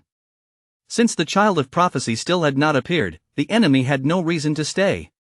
If they had any sense left, it was time to retreat. The fighting continued, only now it was far more intense and explosive with the other teachers finally free. They swung their weapons without restraint and cut down even more of the filthy monsters. But the monsters had no intention of dying quietly, and they threw themselves at the fighters with everything they had. The man leading the charge clenched his fist and drove a punch straight into the creatures in front of him, sending them flying in every direction. The teacher was there too, and the moment those airborne creatures came within her range, she lit them up. With a firm, focused look in her eyes, she unleashed electricity on the troublesome monsters, striking some of them with such lethal force that they died instantly, while the rest were blasted away. Even the task force member could not help applauding that impressive display. He praised it as a clean finish from teacher Lee Hee-young. Teacher Jang In-cheol was also complimented for his usual one-strike power, which was still as sharp as ever. Thanks to the teamwork between the teachers and the nearby fighters, they managed to clear the area quickly. The man smiled and said it was an honor to witness the special task force in action up close. The task force still did not know where the ringleader behind all this chaos was hiding, so everyone was told to remain on high alert. Once they regrouped, finding that man would be their first priority. However, the support teacher did have one lead. She was not completely certain it was the mastermind, but there was one person she found deeply suspicious. The woman stepped forward and grabbed her fake assistant by the collar, staring straight at her and demanding to know what exactly she had done while helping break the barrier. The others were startled and asked what had gotten into teacher Kim Yeonjun. They tried to calm her down, but she refused to back off. Not when there was a real chance this woman was one of the enemy. Of course, the woman immediately pretended to be shocked and hurt by the accusation. She even teared up, acting wounded that the teacher would speak to her that way after she had supposedly helped. The others were confused too, wondering how the red-haired teacher could accuse her when the two of them had apparently worked together to bring down the barrier. The junior task force agent wondered if they should intervene in the argument, but his senior wanted to watch a little longer first. The white-haired woman pouted and insisted that the only reason it had taken so long was because she had slowed herself down to match the other teacher's poor skill level. The nerve of that lying witch, insulting someone else while secretly working for the enemy.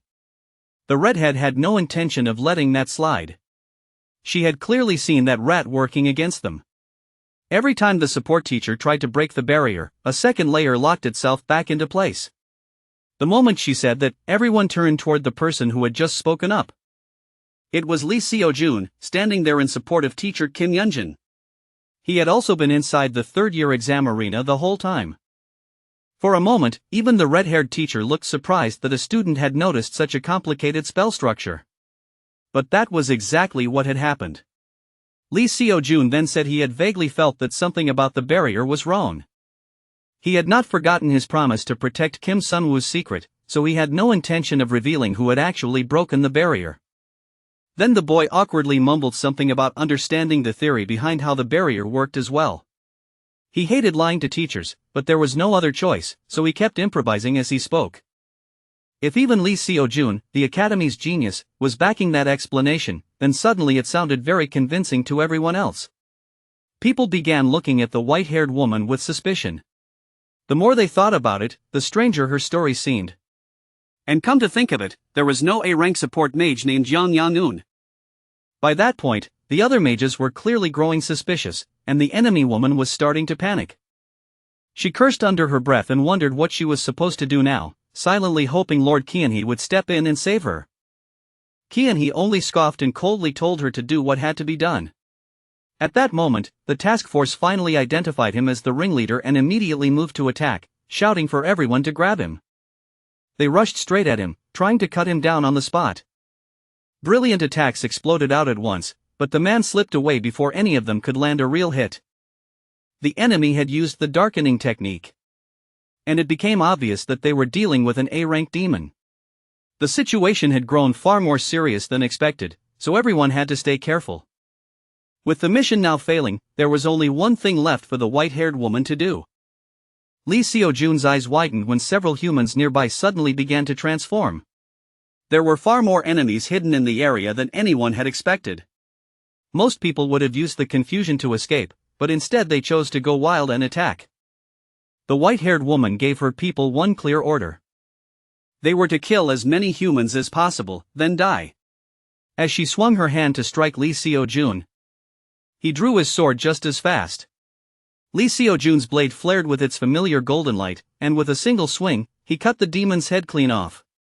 When it came to killing demons in one shot, he was overwhelming, and at last the story was starting to fall back into place. If she wanted to go on a rampage and slaughter people, she had chosen the worst possible place to try it. The task force agent also helped put down the raging monsters. The other demons were killed off quickly as well. Because this was the Magic Academy, a place overflowing with powerful mages trained to annihilate monsters.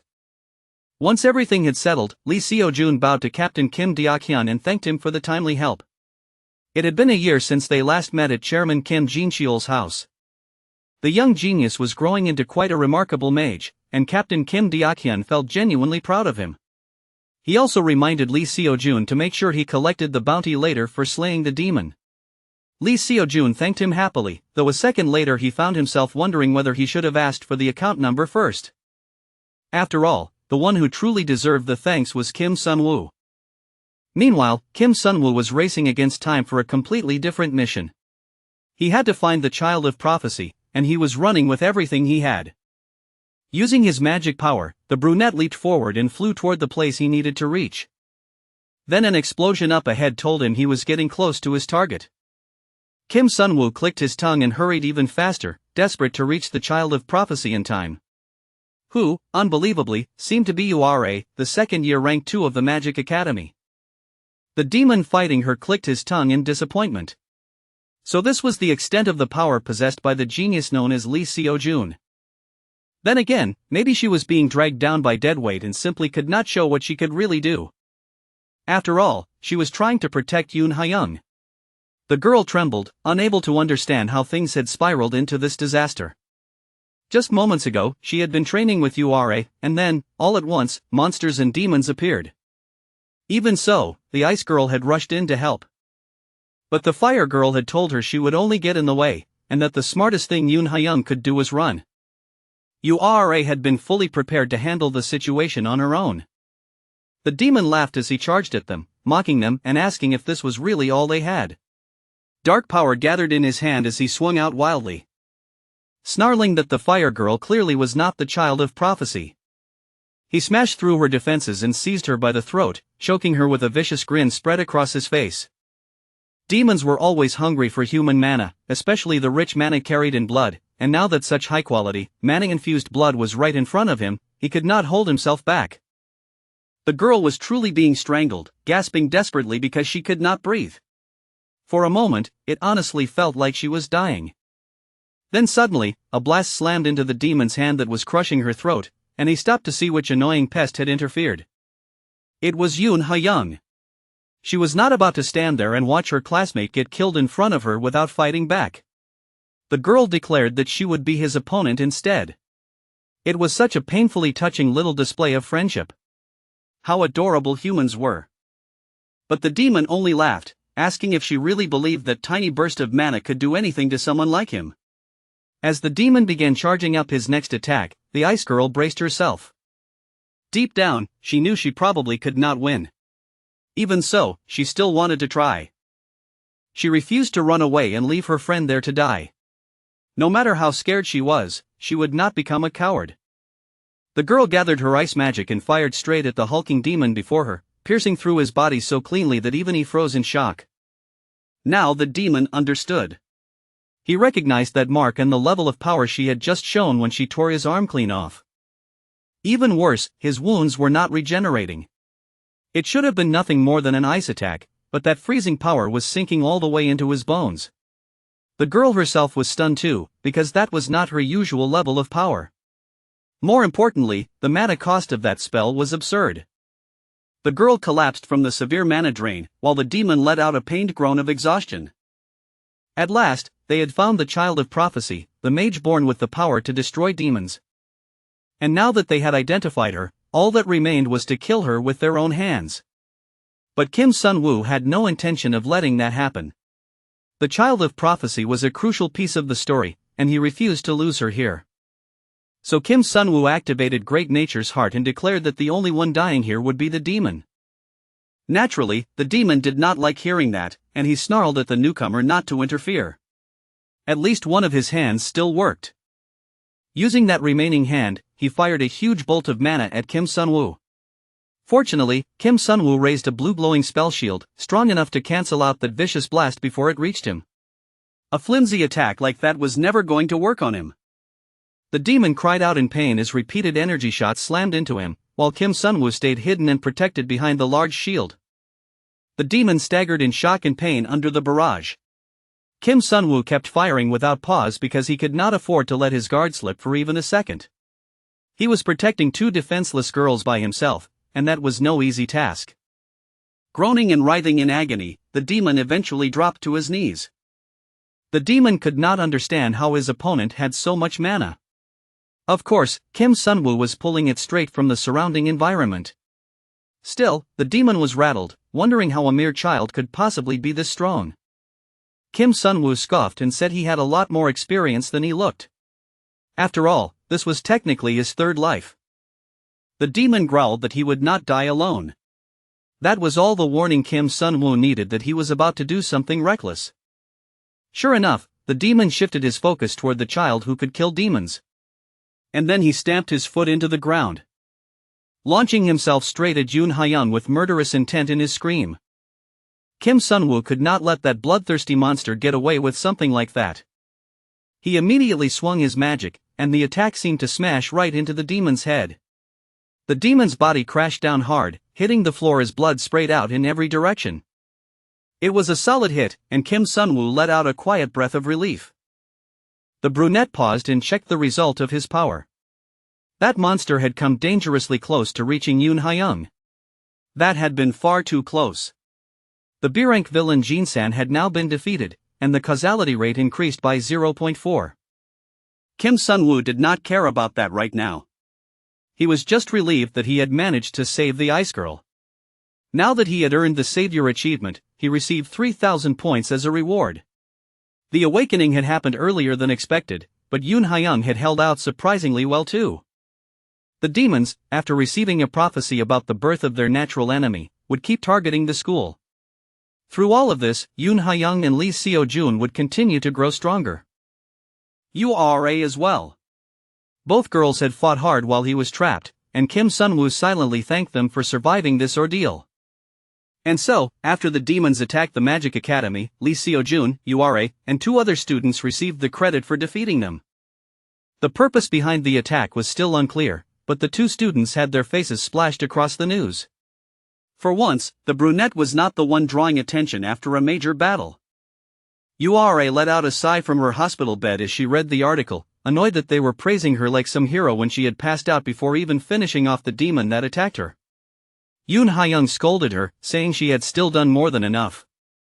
After all, the fire girl had played a huge part in keeping her alive. URA immediately snapped back and told her to stop talking and get some rest instead. Still, Yoon Hyung was deeply grateful. URA had fought hard to protect her from the demons, after all. Even so, URA still looked irritated about how pathetically she had blacked out in the middle of the fight. It was only some minor bruising, but the school was making a big fuss over it, so now she was stuck in the hospital. That made the ice girl smile. Obviously, the school just wanted them to rest, and since the exams were over, they could finally take it easy for once. But then URA asked how Yoon Hyung had ended up fighting the demon in her place while she was unconscious. She looked honestly surprised and asked why Hyung had not simply run away. It was not as if they were close enough to risk their lives for each other. Even so, Yoon Hyung only laughed and said anyone would have done the same in that situation. After all, she had never forgotten the hand someone once reached out to her when she had been alone and desperate. Because of that hand, the ice girl wanted to become that kind of person for someone else too.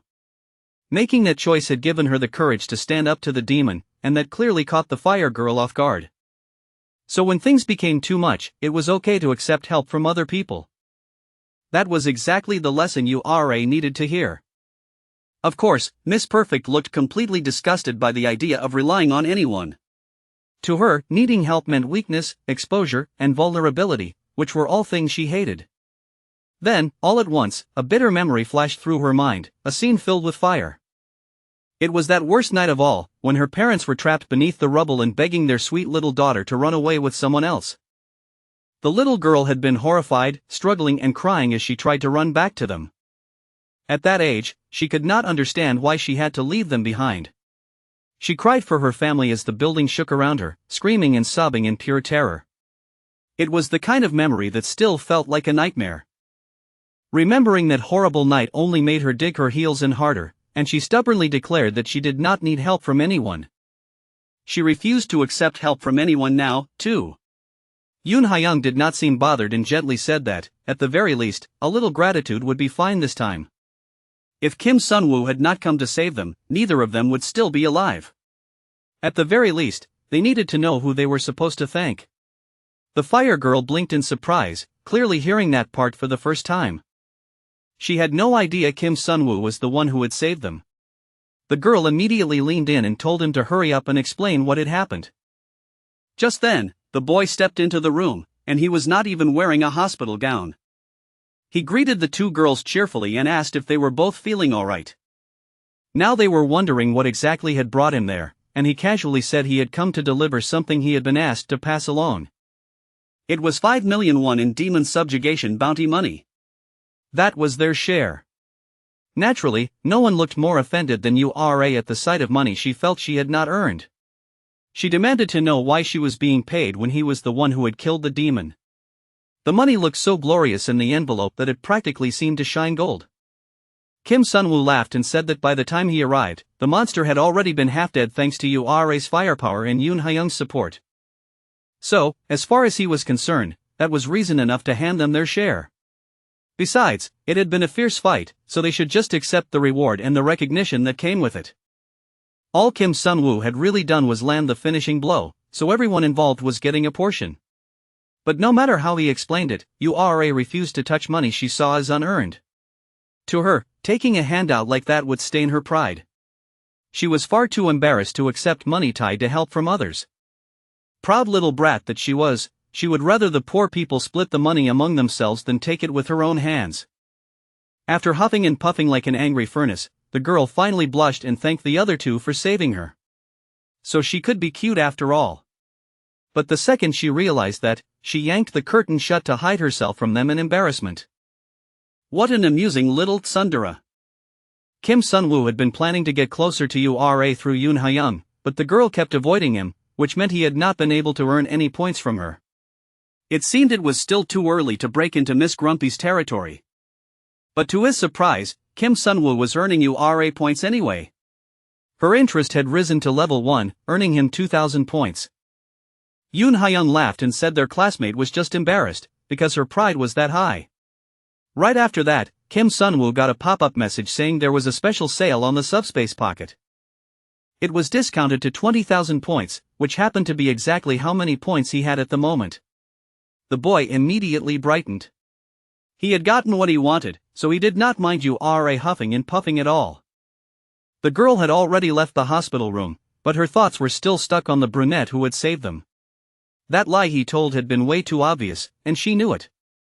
That demon had not been anywhere close to death when she passed out. It had not even gone berserk yet. Which meant the brunette had almost certainly killed that monster alone. After all, she had no idea one of her classmates had some kind of demon-slaying cheat ability. He was neither manifestation nor support type, yet he showed talent in every field like some ridiculous genius. Now the girl was forced to reassess her opinion of that loser who had spoken to her on the first day of school.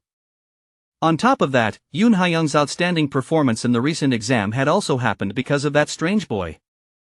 It really made her wonder about Kim Sun-woo, since so many things kept moving forward because of his help. If he had always possessed that kind of ability, then why was he living so quietly, barely noticed by anyone? At their age, she can only imagine one reason for hiding power like that. Naturally, her thoughts went somewhere dark, and her hands slowly curled into fists as she remembered a group of monsters in human skin.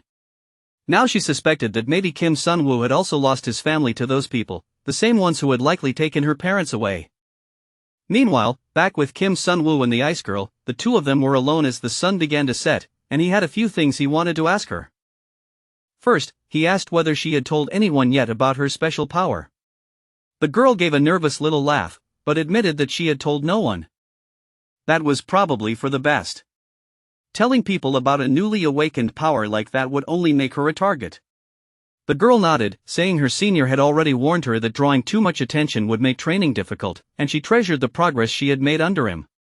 More than that, she wanted to study her power on her own. A power that could defeat demons fascinated her too much to ignore. Kim Sun-woo smiled and told her that she had exactly the right mindset. Compared to the original story, Yoon Hyung had awakened her demon-destroying power about a month earlier. Even if she was still inexperienced, starting to build that power now would be a huge advantage in the distant future battle against the King of Demons. With that, the brunette could now steadily strengthen one of Lee Seo-jun's allies. He told her he would make a training plan for her, and they would work hard on it together. If she had any questions, she could ask him anything. The girl looked nervous, but there really was one thing she wanted to ask. Carefully, she reached out, tugged on her teacher's sleeve, and asked. She had heard that the boy ran straight to the training grounds the moment the barrier came down, so she asked if he had come because of her. What she really wanted to know was whether he had been searching for her all along. During the midterms, and even during the attack, the boy had spent the whole time keeping an eye on her and making sure she was safe. In reality, he was only trying to earn a few points with the story and make sure the protagonist did not die for a second time, but still. The girl was blushing anyway, because all that rushing around to protect her had made her heart pound much faster than usual. The boy hurried to put a stop to that line of thinking before it could go any further. Grabbing the girl's hand and quickly brushing aside her concerns. The midterms were only because he believed in her talent. And during the main incident, he had simply run toward the biggest explosion, nothing more. Our guy had way bigger problems to deal with, so there was no way he was about to let some romance subplot start growing here. The poor ice girl was clearly disappointed, but she still took it well and handled it like a pro. The boy decided to lighten the mood and teasingly asked what exactly she thought had been going on. The girl panicked at once and firmly denied ever suspecting anything romantic in the first place. She quickly laughed it off and said she had only been joking, so he absolutely should not get the wrong idea. The awkwardness was settled, and now she was smiling again. That counted as a victory for our dude. It was not as if the thought had never crossed his mind before. To be fair, Yoon Hyung really was the bright, innocent type, and honestly, she was pretty adorable. Still, everyone had a place they were meant to stand. The ice girl's place was up front beside the other heroes, while our guy belonged in the background, helping them shine. At least, that was how he saw it. He would take care of the plans so they could handle all the dangerous and difficult parts. The ice girl, still blushing with a trace of disappointment, muttered again that he should not get the wrong idea. Then she said that, at the very least, he should take this. They were really handing him all of the prize money. Hyung insisted that he accept the full 7.5 million won. She called it tuition, since they were going to keep training together and he was her dear teacher, after all. The boy was a little overwhelmed by that sudden move, but at the same time, his eyes lit up with burning motivation. She was someone he fully intended to train properly, and the girl cheerfully said she would train as much as he wanted. Kids really had no sense of how much money was worth, but that was not a problem for Kim Sun-woo. He was fully prepared to make excellent use of every bit of that cash. In fact, it was even better that they had officially received it in public only to quietly hand it over to him in private. Still, he already had a full plan in mind for everything they would start doing tomorrow. Then the boy suddenly stopped when he noticed something strange. He looked down at his phone, and the moment he saw it, he just stared in shock, utterly horrified by what he found. For some reason, people everywhere were tripping over themselves to throw money at him. In every possible way, he was truly suffering from success. Even the hero had sent him money. Kids really had no proper sense of the value of cash at all. After the midterms, the hero finally fulfilled the condition teacher Lee Hee-young had set. And now our dude had reached rank 70 as well, which he was shamelessly and proudly pleased about. Now he could confidently enter the talent track special class, a place he had never once set foot in before Regression. And all the real monsters were gathered there too, which honestly made it a little intimidating. There was third-year rank 1 Kim Chang-hyun and third-year rank 4 Park Min-hee. There were also first-year rank 1 Choi Seo-yoon and first-year rank 2 John Min-ji. Of course, the second-year rank 1 and 2 students were there as well. and Lee Seo-jun happily waved Kim Sun-woo over to the front like they were the closest of friends. Ura was there too, looking as cold and distant as ever, and honestly, no one found that surprising. From this point on, it would be much easier to get involved in the key events ahead and make sure none of the main characters died. Then, right on cue, that blonde bully showed up again. This guy was impressively consistent when it came to being annoying. He sneered that some little rat had slipped in here, then mocked the fact that the boy had only landed the finishing blow on a half-dead demon. The blonde idiot still refused to believe Kim Sun-woo had earned the right to sit in the same room as them. The protagonist let out a sigh, because he had already satisfied teacher Lee Hee-young's conditions to raise his rank. Besides, where he studied was none of that bully's business. But the bully kept pushing, growling that the brunette ought to know enough to back out on his own. The blonde acted like he could not stand the sight of him and even offered to drag the class clown out himself. But if he really wanted to do that, he would have to get past Lee Seo-jun first, because the hero had no intention of letting anyone mess with the protagonist's spot. Park In-won was a pain to everybody around him, and the protagonist's best friend also shouted that he needed to stop spewing nonsense already. The blonde sneered that the class average ranking had dropped the moment this guy joined, but the protagonist knew better than to care about something like that. Kim Sun-woo's midterm record was 20 minutes, 2.43 seconds. Then the fire girl suddenly spoke up, catching everyone off guard, because she was usually that tsundere type who acted like she cared about no one but herself. She pointed out that if they excluded the test from the very start of the semester, then the class clown was actually far ahead of the blonde bully. So for his own sake, he should sit down and keep quiet, because he was the one lowering the level in a room full of geniuses. That absolutely set the angry blonde off, and he looked ready to burst from the humiliation of being put in his place like that. The blonde tried to pretend none of it mattered to him, sneering that he had no idea Ura cared this much about a knucklehead like him. Even so, he was still itching to start a fight, and he shouted that he would not listen because, for some reason, just seeing the brunette's face made his blood boil. Kim Sun-woo caught that lousy hand with ease. He had already fought demons far stronger than one angry blonde teenager, so there was no chance he would let trash like this push him around. The bully could hardly believe the class clown's grip was this ridiculously strong. And then the protagonist even had the nerve to tell him to calm down, even though he was the one who had started the fight. Right at that moment, something came crashing down hard onto the idiot's head, hard enough that he might have bitten his tongue. Not only did the blonde get hit hard, he was sent tumbling straight down the stairs with a kick. The protagonist honestly found himself wondering whether the blonde was even still alive after getting hit that brutally. The boy rolled all the way down the stairs, and everyone stared in stunned silence at the person responsible. That same culprit was now casually asking whether Kim Sun-woo was okay. The brunette laughed and thanked him for stepping in. Just like in the original novel, this guy really had not changed at all. It was the junior agent from the Special Task Force, and he smiled as he said he had enjoyed watching the brunette during the midterms because his talent had stood out clearly. The Special Task Force had come to the school for the special class activities. That part had happened in the original story too. First, though, they needed to wake that loudmouthed idiot Park In-won so class could finally begin. Honestly, it suited him perfectly to end up beaten like that after talking so much trash. The agent thought that maybe he had come on a little too strong at the start. Kids really were fragile. When he first received an assignment that sent him to a school of all places, the agent had been completely stunned. Apparently, several demons who had each been hiding separately had suddenly gathered together and launched an attack on the Magic Academy. There were far too many suspicious points. It was true that most demons usually moved alone unless the king gave a direct order, and on top of that, it had been far too easy for those monsters to slip into the school. It really felt as if the academy had not been doing proper background checks at all. That meant there was probably an insider helping them get in. Because of that, the head of the association had sent Jung Hyun-soo into the school to work with them, figure out what the demons were after, and uncover the insider as well.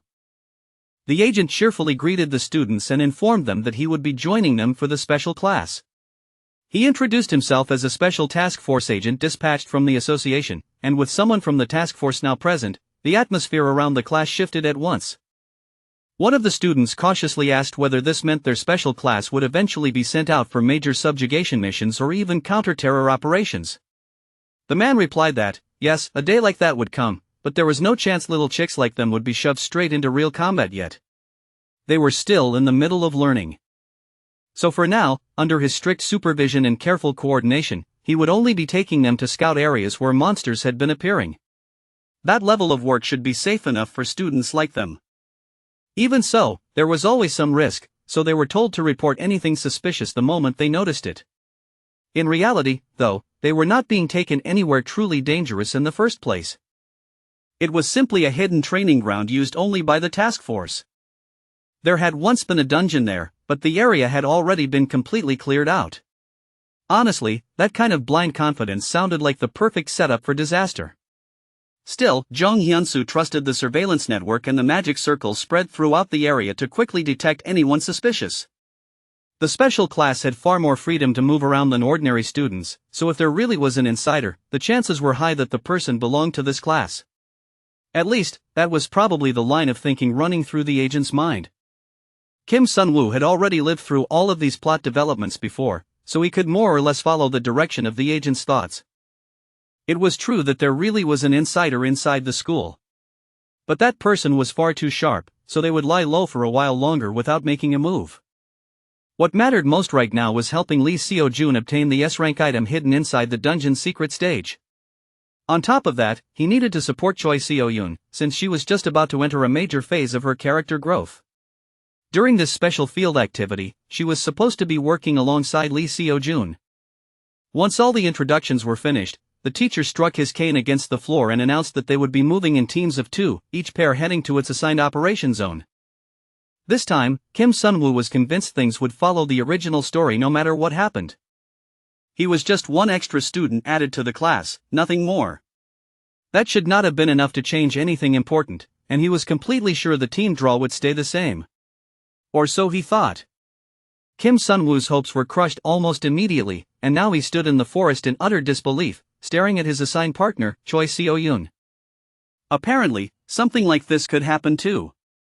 He was not on Team 14 with that cheerful but slightly fake first-year student after all.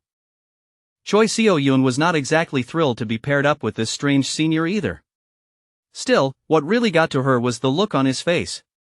He was reacting as if teaming up with her were some deeply tragic outcome. Everyone else was desperate to get closer to her, and yet he looked like the two of them had just been handed some fatal diagnosis together. It was more than a little unpleasant. In fact, some people were openly jealous that Kim Sun-woo had been paired with the beautiful Choi Seo-yoon. Only the two top second years reacted differently, and Lee Seo-jun in particular did not pay her any attention at all. She could at least understand why she might fail to impress the number 1 student of the second-year class. But this brown-haired guy was the biggest loser and laughingstock in his entire department, so she could not understand why he was the one looking irritated. The more she thought about it, the more it annoyed her. For now, all they could do was move forward. The situation was not going to change, so Kim Sun-woo decided he would just handle whatever came as best he could. Meanwhile, Shin Young-jun, the protagonist's best friend, was deeply upset. He kept whining that he had wanted some quiet alone time with a cute junior for once. Lee Seo-jun just laughed and asked if that was really worth throwing a tantrum over. Even URA thought it sounded pathetic. Meanwhile, the two top students of the second-year class had naturally ended up on the same team again. As if fate kept forcing them together. Shin Young-jun wailed that it was easy for Lee Seo-jun to say that, since the cute junior in question was actually interested in him. After all, they were talking about Choi Seo-yoon.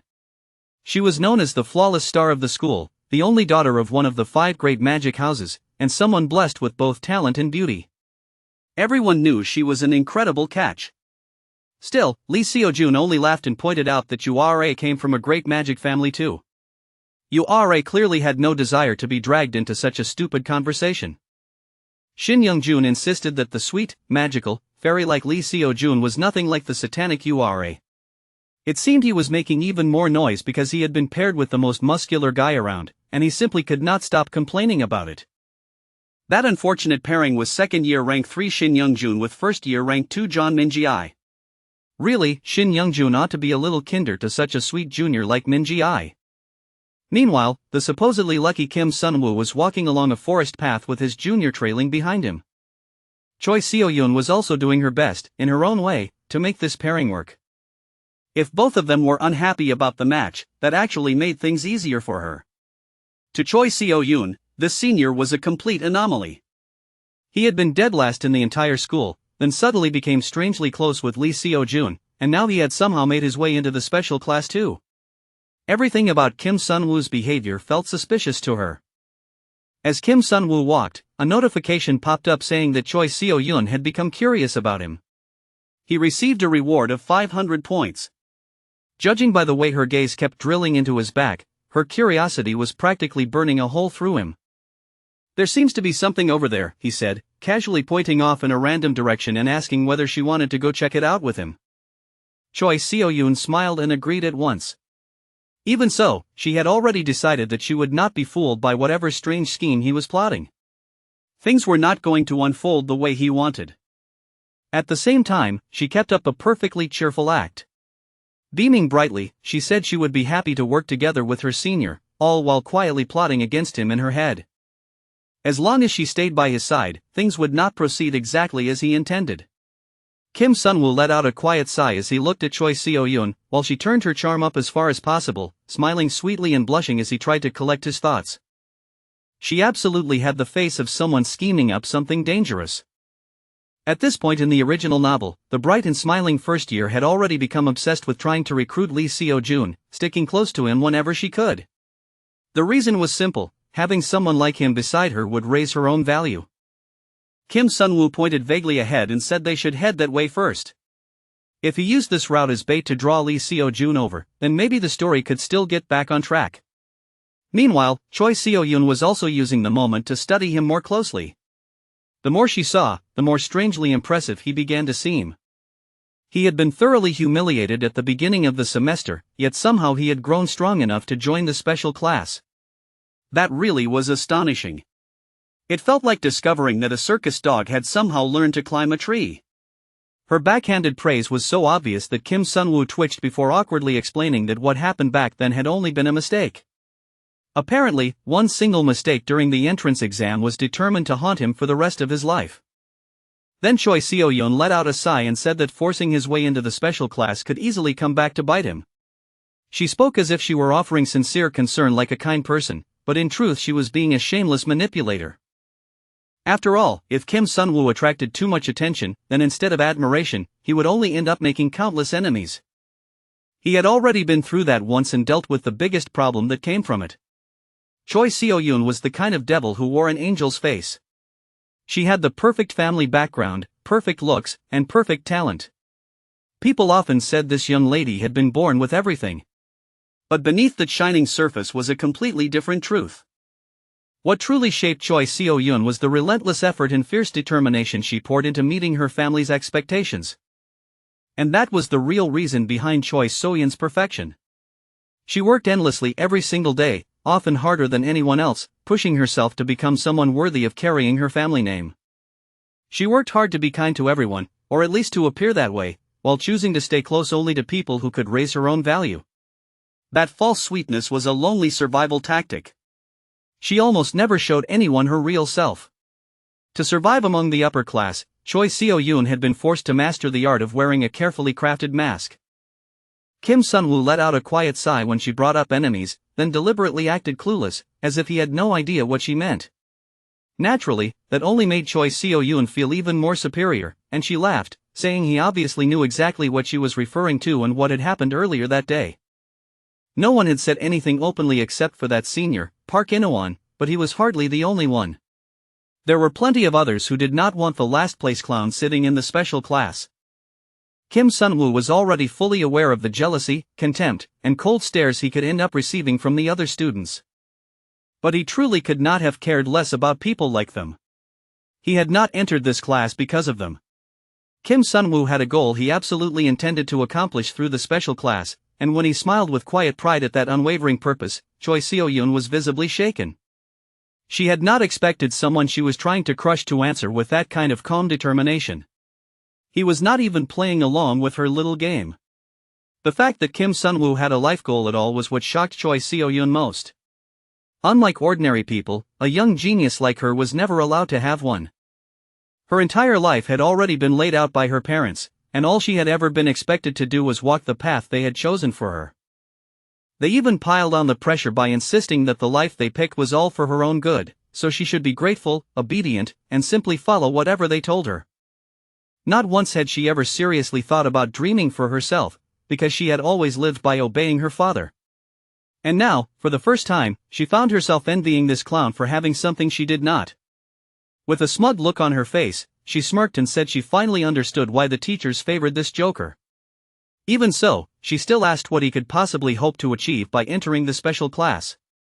One answer was that he needed to keep an eye on her and the other overpowered idiots in this story, but obviously he could not say that out loud. Luckily, before he had to invent some clever excuse, Kim Sun-woo sensed a red, burning presence nearby. A wave of killing intent came straight at them, and Kim Sun-woo instantly grabbed his partner by the hand. He threw out his magic to knock aside the incoming attack and yanked Choi Seo-yoon away just as a weapon slammed into the ground where they had been standing a moment earlier. It looked like an ambush, which made no sense because there should have been no one here attacking them. Then Park In-won suddenly appeared, and everything immediately made sense. That shameless bully had really shown up to corner Kim Sun-woo at a time like this. The idiot had nearly hurt Choi Seo-yoon in the process too. The blonde bully did not care in the slightest as flames danced wildly around him. Growling, he told Kim Sun-woo this was his final warning.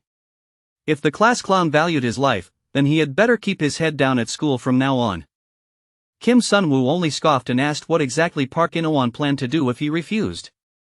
Naturally, that answer only made the blonde even angrier. He was practically spewing fire and rage without restraint, and it was obvious he had no intention of calming down. With a furious scream, Park In-won shouted that Kim Sun-woo should just die, then unleashed another massive, noisy explosion of an attack. He was so blinded by anger that he did not even stop to think that he might hit the first year standing beside Kim Sun-woo. The two students immediately leaped out of the way. They were not idiots, and they were not about to stand still while this lunatic tried to kill them. From somewhere in the forest, a pink eye was quietly watching the whole scene and taking it all in. Those same eyes had also been observing Yura as she cut down monsters with overwhelming firepower. They had been monitoring the teamwork and battle coordination between Shin Youngjun and John Min-ji as well. The one doing all this observing was a red-haired woman who let out a tired groan as she monitored the students.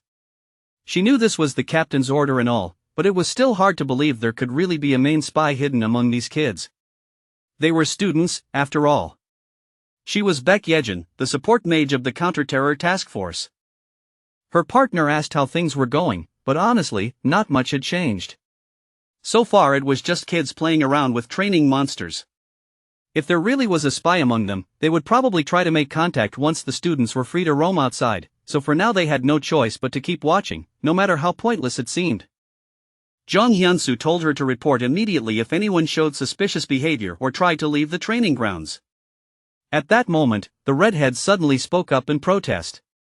She was not sure whether they were insiders or not, but one of her eyes had spotted something far more interesting. A group of students had started fighting each other. Forget the monsters, those kids looked ready to rip one another apart. Fortunately, Jong Hyun-soo recognized this particular set right away, since he had already stopped the bully once during class earlier. And now they were fighting like their lives actually depended on it. Kim Sun-woo noticed that Park In-won's discharge speed was genuinely impressive. Trash or not, the blonde had not become second-year rank 5 for nothing. If Kim Sun-woo kept dragging this fight out, though, he might end up ruining his own plan to connect that fake rich girl with the protagonist. Just then, the rich girl herself broke the tension by speaking up first. It was one thing to get paired with a loser. It was another thing entirely to get attacked because of him. If these seniors wanted to fight like starving dogs, then they could do it during proper training hours. Kim Sun-woo shouted for Choi Seo-yoon to stay back, warning her that the area was still dangerous and that the lunatic was still rampaging. But it turned out there was another lunatic on the field, and she was not about to stay quiet. Choi Seo-yoon snapped that this idiotic behavior would only disgrace their school, and senior Park In-won should know better than to act this way. He needed to put away his inferiority complex towards senior Lee Seo-jun and senior Kim Sun-woo before it brought ruin to the school itself. Kim Sun-woo was honestly stunned that she had that much fire in her. Unfortunately, instead of taking the advice and backing down like a sensible person, Park In-won only became even more enraged that people were siding with Kim Sun-woo. Maybe it was because Kim Sunwoo, unlike him, was not the one running around outside school grounds like a complete madman. Of course, the idiot only responded by cranking up his flames and blasting them straight at both the boy and the girl. He was dragging an innocent junior into his insane grudge just because he was angry. It was pathetically low. The heat rose so high that even the monitoring eyes in the area were burned away. That was no longer a minor issue, and Baek Yejin gasped in horror. Her magic circle had been destroyed, and now she could no longer keep watch on that group of students. Jong Hyunsu was not the type to waste time mourning over spilled milk. He grabbed his sword and moved out at once. He had promised the school this operation would not put any of the students in danger. That meant their safety was his responsibility, and he needed to make sure they were all right. Baek Yejin shouted in disbelief, horrified that he was about to blow their operation over a fight between kids. But protecting the students came first. He said he would break up the fight and return immediately. For now, all she had to do was keep monitoring the others and contact him the moment anything happened. Leaving those words behind, Jong Hyunsu shot off without another pause. Of course, he recognized the students causing trouble. He immediately spotted Park In-won, who already seemed destined to be a full-time problem child. What an exhausting kid. And the third student there was Choi Seo-yoon, the daughter of one of the 5 great magic houses. They absolutely could not let anything happen to her. He needed to stop those idiots before things got seriously out of hand.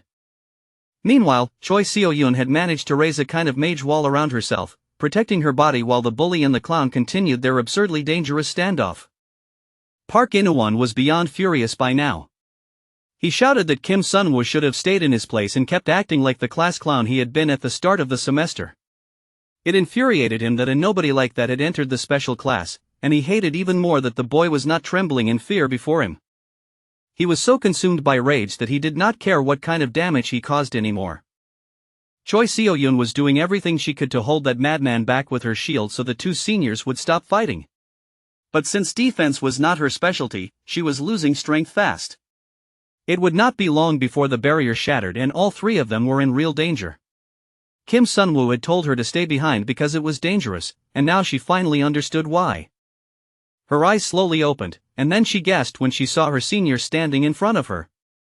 Kim Sunwoo was wearing the special bracelet he had gotten from the pharmacy genius he had befriended, and now that Park In-won had pushed things this far, he activated the spell shield built into it. Kim Sunwoo decided he would deal with this guy himself. Before the regression, he had only stood back and watched Park In-won's abuse unfold. That blonde bully had tormented plenty of weaker male classmates before. Back then, Kim Sunwoo had thought of himself as nothing more than an extra, so he believed it was not his place to interfere in the actions of other characters, even awful ones. So he had let the blonde do whatever he wanted while he stayed in the background, telling himself it was better not to disrupt the story. But this bastard had never changed. He was still so obsessed with trampling other people that he did not even care whether innocent bystanders got hurt. Park In-won was a throwaway character, someone who appeared early and had no real weight in the plot. Just the kind of random school bully everyone forgot after graduation. In that case, Kim Sunwoo figured the story would be better off if he cleaned up this trash early. He drew on the power of the great nature's heart, gathering every kind of mana into his hand, then hurled it straight at that idiotic blonde. The bully flinched, realizing that Kim Sunwoo was no longer just defending himself and was finally ready to strike back.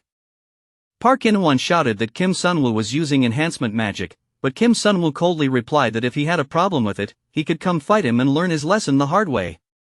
But now that Park In-won had dragged someone else into this pointless fight, Kim Sunwoo no longer felt even a shred of mercy. He grabbed that idiot by the face and slammed him hard into the ground. That was right. Their so-called loser had been hiding a huge amount of power this whole time. And he had worked incredibly hard to keep himself under the radar. Normally, Kim Sunwoo could brush off taunts from worthless fools like this blonde without a second thought. But he was not about to stand there and let that eyesore hurt someone else just to satisfy his own pathetic pride. Park In-won was terrified now, but Kim Sunwoo was not in any mood to listen. He wanted to hear just one reason he should spare trash like that, and it had better be a good one. His hand was already charged, ready to fire the moment Park In-won gave him the slightest excuse. The blonde changed his tune so fast it was almost impressive the second he saw that. In an instant, he dropped to his knees and started begging for mercy. He swore he would never pick another fight again. He was even willing to admit he had been wrong, so he desperately asked to be forgiven just this once. Kim Sun-woo had no real desire to forgive that waste of space, but the stiff Choi Seo-yoon reminded her senior that he was wasting mana. So, hearing that, he lowered his attack. It was not as if he had truly intended to kill that idiot anyway. There were other ways to deal with someone like him. He seized the blonde by the hair and coldly told that loser to get as far away from this area as possible. If Kim Sun-woo saw him again, he was dead. That alone was more than enough to convince Park In-won. The bully had no intention of bothering the class clown a second time. Still, after hesitating for a moment, the blonde nervously asked whether Kim Sun-woo might keep what happened here a secret. Kim Sun-woo did not want to do that idiot any favors, but at the same time, he did not exactly want the whole school learning about his real strength either. So in the end, he just told the bully to get lost. The blonde bolted like the wind, and Kim Sun-woo dropped to the ground with a relieved sigh. A violent fight had broken out from nowhere, and it had honestly been nerve-wracking. Still, the result was worth it. For once, he had gotten to watch Park In-won suffer in his miserable life. As the blonde fled the scene, the redhead informed her senior right away, since Park In-won had run straight into the range of another one of her eyes. She quickly reported that Park In-won, who had just been fighting, was now sprinting out of the training grounds. Once he heard that, the agent eased up on his frantic rush to rescue the students. That was a huge relief for Kim Sun-woo, since he had deliberately sent the bully running so the task force would notice him immediately. Park In-won, meanwhile, was just glad he had escaped it all, cursing under his breath that he had barely made it away from that clown, Kim Sun-woo. And now, to make matters worse, some mysterious old guy was suddenly chasing him too. The kid really could not catch a break from anyone. He had pushed his nonsense way too far, and now a special agent was on his tail. With a sigh of relief, Kim Sun-woo stayed seated on the ground and figured that should be enough to pull attention away. Better yet, it would not really interfere with the plot either. Then, all of a sudden, a finger poked the bruised side of his neck, and Kim Sun-woo yelped in shock. Of course Choi Seo-yoon could not just leave him alone. Seeing him flushed and overheated, she tried to help, and he could hardly believe she had just openly said that. Still, the resident beauty had to admit it was impressive that someone she had written off as a loser had managed to beat Park In-won, the second-year rank 5, especially when that same loser only had a score rank of 70. She realized she would have to re-evaluate her senior's actual ability. That was troublesome for Kim Sun-woo, so he only laughed and claimed that if Park In-won had truly come at him ready to kill, he never would have won. He lied and said he had only managed to drive him off with momentum. The second year let out a small sigh and said he honestly felt a little bad now. Choi Seo-yoon had probably wanted to team up with Lee Seo-jun, but instead he had dragged her into this mess. With a soft smile, she told him she was simply grateful that he had saved her. That was all. Just then, his pop-up screen appeared, and he looked at it with curiosity. That screen was always useful for telling him the things people kept hidden. Unfortunately for Kim Sun-woo, the message told him that Choi Seo-yoon was now interested in him. That was definitely a problem. Choi Seo-yoon smiled and admitted that, at the start of the semester, she had not thought very highly of this senior at all. After all, she had seen him doing that pathetic mopping stunt before. Back then, it really looked as if he was just some attention seeker trying to get noticed because he had no real skill. But after watching him recently, especially the way he had helped Yoon Ha-young train and the strength he had shown tonight, he now seemed like a completely different person from that dead last attention-hungry fool she thought she knew. Kim Sun-woo smirked and asked what kind of person he seemed like now, and Choi Seo-yoon actually paused to think about it. If she had to describe it, interesting felt like the right word. Something like a clown, strangely enough.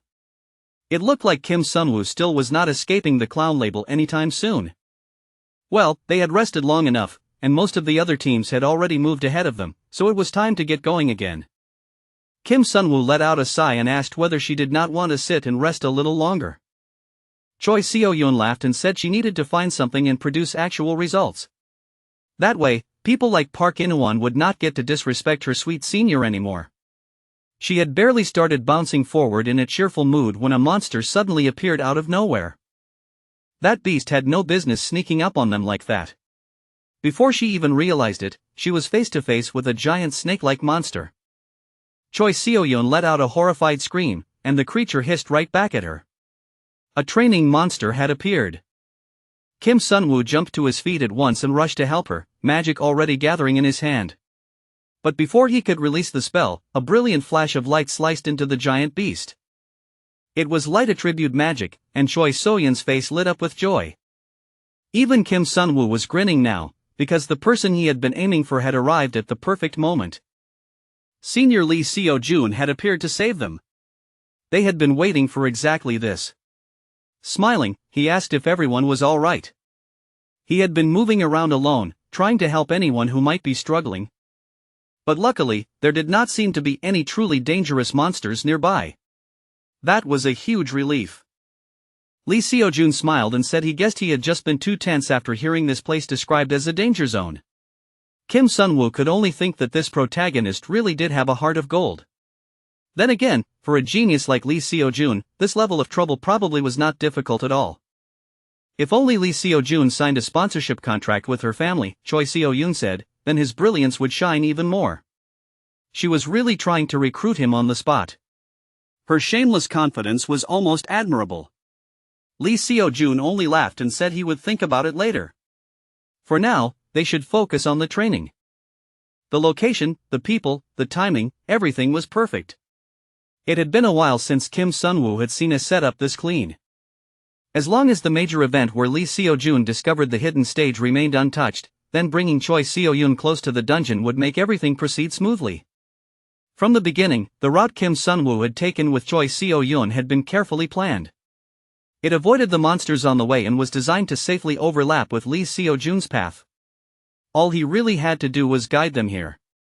At least for now, this was his most successful attempt yet at keeping the story on canon track. Then suddenly, Kim Sun-woo pointed ahead with an exaggerated gasp and told everyone to look over there. There it was, the dungeon entrance, an extremely suspicious place they very obviously were not supposed to approach. Lee Seo-jun looked surprised at the light and wondered what it could be. It was shining from inside the cave.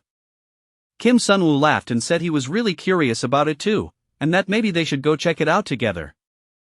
Those idiots really did go ahead and enter the dungeon. It was the old Special Task Force training ground dungeon, mostly dormant these days. As the hero looked around with the beautiful girl beside him, the two quickly realized they had stepped into a hidden stage. That was an extremely rare situation. A dungeon inside another dungeon.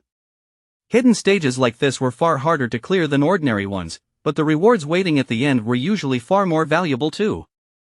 This was exactly what Kim Sun-woo had been aiming for all along. The room he had encountered in the Tower of Proof had also been a kind of hidden stage. And that sort of thing usually appeared in dungeons that had been shut down and modified. In the original story, Lee Seo-jun and Choi Seo-yeon had joined forces here to defeat the boss. This episode was not only the moment when Lee Seo-jun obtained an S-rank weapon and drew even more attention to himself. After clearing the hidden stage, people would start calling him the Korean genius, and he would even end up facing the press in a formal conference. But the truly important part was something else. This was also the point where Choi Seo-yeon would grow mentally and become Lee Seo-jun's ally. That development was incredibly important to everything that came afterward in the story. Of course, because the other two were supposed to clear this dungeon without much trouble, Kim Sun-woo had already prepared everything he needed. He was really doing the most to push things back onto the proper stage, and with a bright face, he suggested that they try challenging the dungeon. Lee Seo-jun refused immediately. Hidden stages had far too many unknown variables, and they first needed to report this to the task force. The model student was already pulling out his phone to do exactly that. Sometimes this saintly hero was just too committed to doing everything the proper way. Kim Sun-woo instantly started struggling to snatch the phone away before Lee Seo-jun did something annoyingly sensible and wrecked the entire plotline. While those two idiots wrestled over the phone, the pretty girl absent-mindedly stared at her reflection in the water. She looked at it for a moment in idle boredom when she suddenly heard a voice calling to her, softly telling the human child to come closer. A monster's reflection appeared in the water, but Choi Seo-yeon did not seem to notice as she dipped a finger into the surface and played with the ripples. It was luring her toward the deep, the dark, and the water kept whispering for her to come inside. The very tip of her finger touched the water, and at once, something rippled through the entire dungeon. Lee Seo-jun froze in shock, and Kim Sun-woo stared in horror at Choi Seo-yun. This was not how the story was supposed to go at all. But things had taken a wicked turn, and whatever crazed creature lived there was more than happy to seize the chance. It burst into laughter, then grabbed the girl by the neck with brutal speed, activating the damsel in distress moment with terrifying efficiency. And this beast turned out to be female, the ghost witch, a B-rank monster. It had appeared behind them before either boy noticed. The two students immediately rushed to save her. Lee Seo-jun shouted for Choi Seo-yun to snap out of it, but clearly that was not going to happen. She had already been captured by a dramatic witch who had decided she wanted to claim her. Apparently the witch liked the idea of the two of them becoming cute, vicious girls together or something equally insane. The boys were not interested in that plan at all. Worse still, the witch was already fleeing with her. The moment the monster attacked first, the plot had veered away from the original yet again. Kim Sun-woo was working himself to death trying to keep things on track, only for everything to keep turning out like this. He was tired. Then, all of a sudden, a violent burst of force exploded from the dungeon behind them. Kim Sun-woo stared in shock at the swirling gate, while Lee Seo-jun demanded to know what on earth had just happened. Choi Seo-yun had just been kidnapped by a monster. Kim Sun-woo fell silent. He honestly did not know how many more of these absurd plot twists he could take. But one thing was obvious: if he wanted to force things back on track, he had to keep moving. He headed for the dungeon and told Lee Seo-jun to follow him so they could rescue her. Lee Seo-jun looked surprised that they were not going to wait for the task force. But doing things by the book and standing around waiting was exactly why Kim Sun-woo had ended up solving the main problem alone the first time. If they waited any longer, Choi Seo-yun would die. The monster that took her had the ability to absorb mana. Once it drained everything she had, there would be nothing left they could do to save her. If they wanted to help her, then they had to move now. Kim Sun-woo placed a hand on Lee Seo-jun's shoulder, making him understand just how urgent this was. Since there was no other choice, Lee Seo-jun tightened his grip on his weapon. He was not about to stand back and let his classmate die. They would rescue their junior immediately. With that, the two of them ran straight into the portal. Meanwhile, the task force agent had finally caught up to the blonde, who was busy whining that he had done nothing to deserve being chased like this. That was debatable, but the agent demanded to know who the blonde was working with and what his objective was. Obviously, though, this kid was just a bully, not some hidden main spy. Good grief. Even so, the man was still convinced the obnoxious brat was hiding information, so he asked why the boy had suddenly tried to run away. Park In-won remembered his humiliation and nearly sobbed, saying there was absolutely no way he could tell the task force agent about that. Now the man was even more convinced that this poor idiot was connected to the mains. He had been going easy on him because he was still a student, but now he felt he had no choice. So he informed Magic Academy's second-year rank 5, Park In-won, that he was under arrest on suspicion of conspiring with the mains. Park In-won was utterly baffled. They had the wrong person. The man was just calling his partner, Baek Yejin, to report that he had apprehended the suspect and needed backup to restrain him, when his partner suddenly started freaking out. There was another situation now, and it involved 3 students who had just entered the dungeon the task force had modified for training. One of her eyes had seen the whole thing happen. At first, the senior agent had not been too concerned, since they had already deactivated that dungeon and it was basically just a cave now. But just moments ago, they had confirmed signs that a hidden stage had appeared inside it. Things had suddenly become very real, very fast, and the man's eyes widened in horror. The two boys stepped into that unknown place and found themselves facing an entirely new world of ice and snow. The inside of the dungeon looked nothing like the outside. It was an icy wonderland. Kim Sun-woo quickly guessed that the evil witch had strengthened the environment using the ice attribute mana she had stolen from Choi Seo-yun. Apparently, this story now had 2 girls with ice power. Lee Seo-jun was visibly shivering in the frozen dungeon. Neither of them was dressed for this kind of cold, and Kim Sun-woo could not help thinking, not for the first time, that he really had too many things to deal with. For once, though, it almost felt like they were seeing a glimpse of Lee Seo-jun's point of view. Apparently, even heroes could suffer while doing heroic things. Lee Seo-jun was so cold he genuinely thought that, at this rate, he might collapse from the freezing air. The thought had barely crossed his mind before Kim Sun-woo draped a large, fluffy wool coat over his shoulders. He had no intention of letting the protagonist back out of such an important mission, but he also was not going to let him freeze to death either. Honestly, Lee Seo-jun was stunned by Kim Sun-woo, but Kim Sun-woo only smiled and said he needed him to wear it. The coat had insulation magic on it, so it would help him feel much better. The inside of a hidden stage was always freezing, so Kim Sun-woo had made sure to stash 2 thick coats inside the subspace pocket he had finally acquired. He had also bought all kinds of cold weather gear.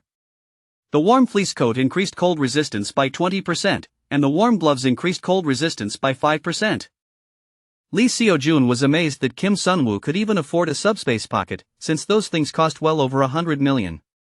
Kim Sun-woo only answered vaguely that he had bought some stocks and managed to cash out at the right time. Of course, he had brought one more coat as well, and that one was meant for Choi Seo-yun. But before that, they had to go and bring her back. Then they spotted a figure waving at them from the distance, and Lee Seo-jun let out a breath of relief, thanking heaven that she seemed unharmed. Kim Sun-woo, however, immediately felt uneasy. There was no way an ice attribute girl who had just been kidnapped would be casually wandering around a dungeon like this.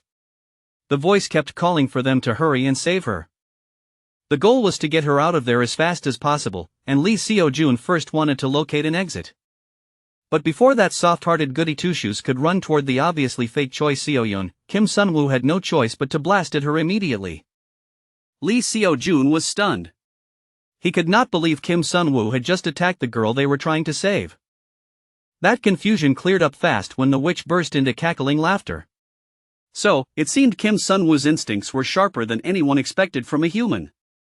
The ice witch was now possessing Choi So-yun's body, apparently because she wanted a body upgrade.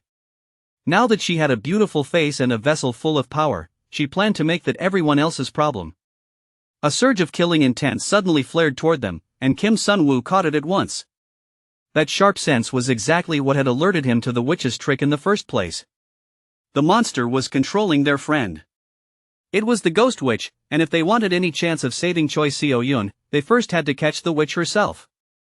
The witch laughed and said the child's icy, frigid mana was an exquisite delicacy. She was being disgustingly creepy about a minor, which made the whole thing deeply unsettling. Then she declared that once she had absorbed everything the girl had to offer, she would devour the boys too. What a shamelessly greedy, power-hungry pervert. But she clearly did not mind the judgment, because the next moment she fired a bolt of force straight at the boys. Naturally, Lee Seo-jun stepped forward with that cool sword of his. He surged to the front to strike down the monster before them, and Kim Sun-woo watched with quiet satisfaction. The ghost witch was an undead-type monster, which meant she was generally weak against Lee Seo-jun's light attribute.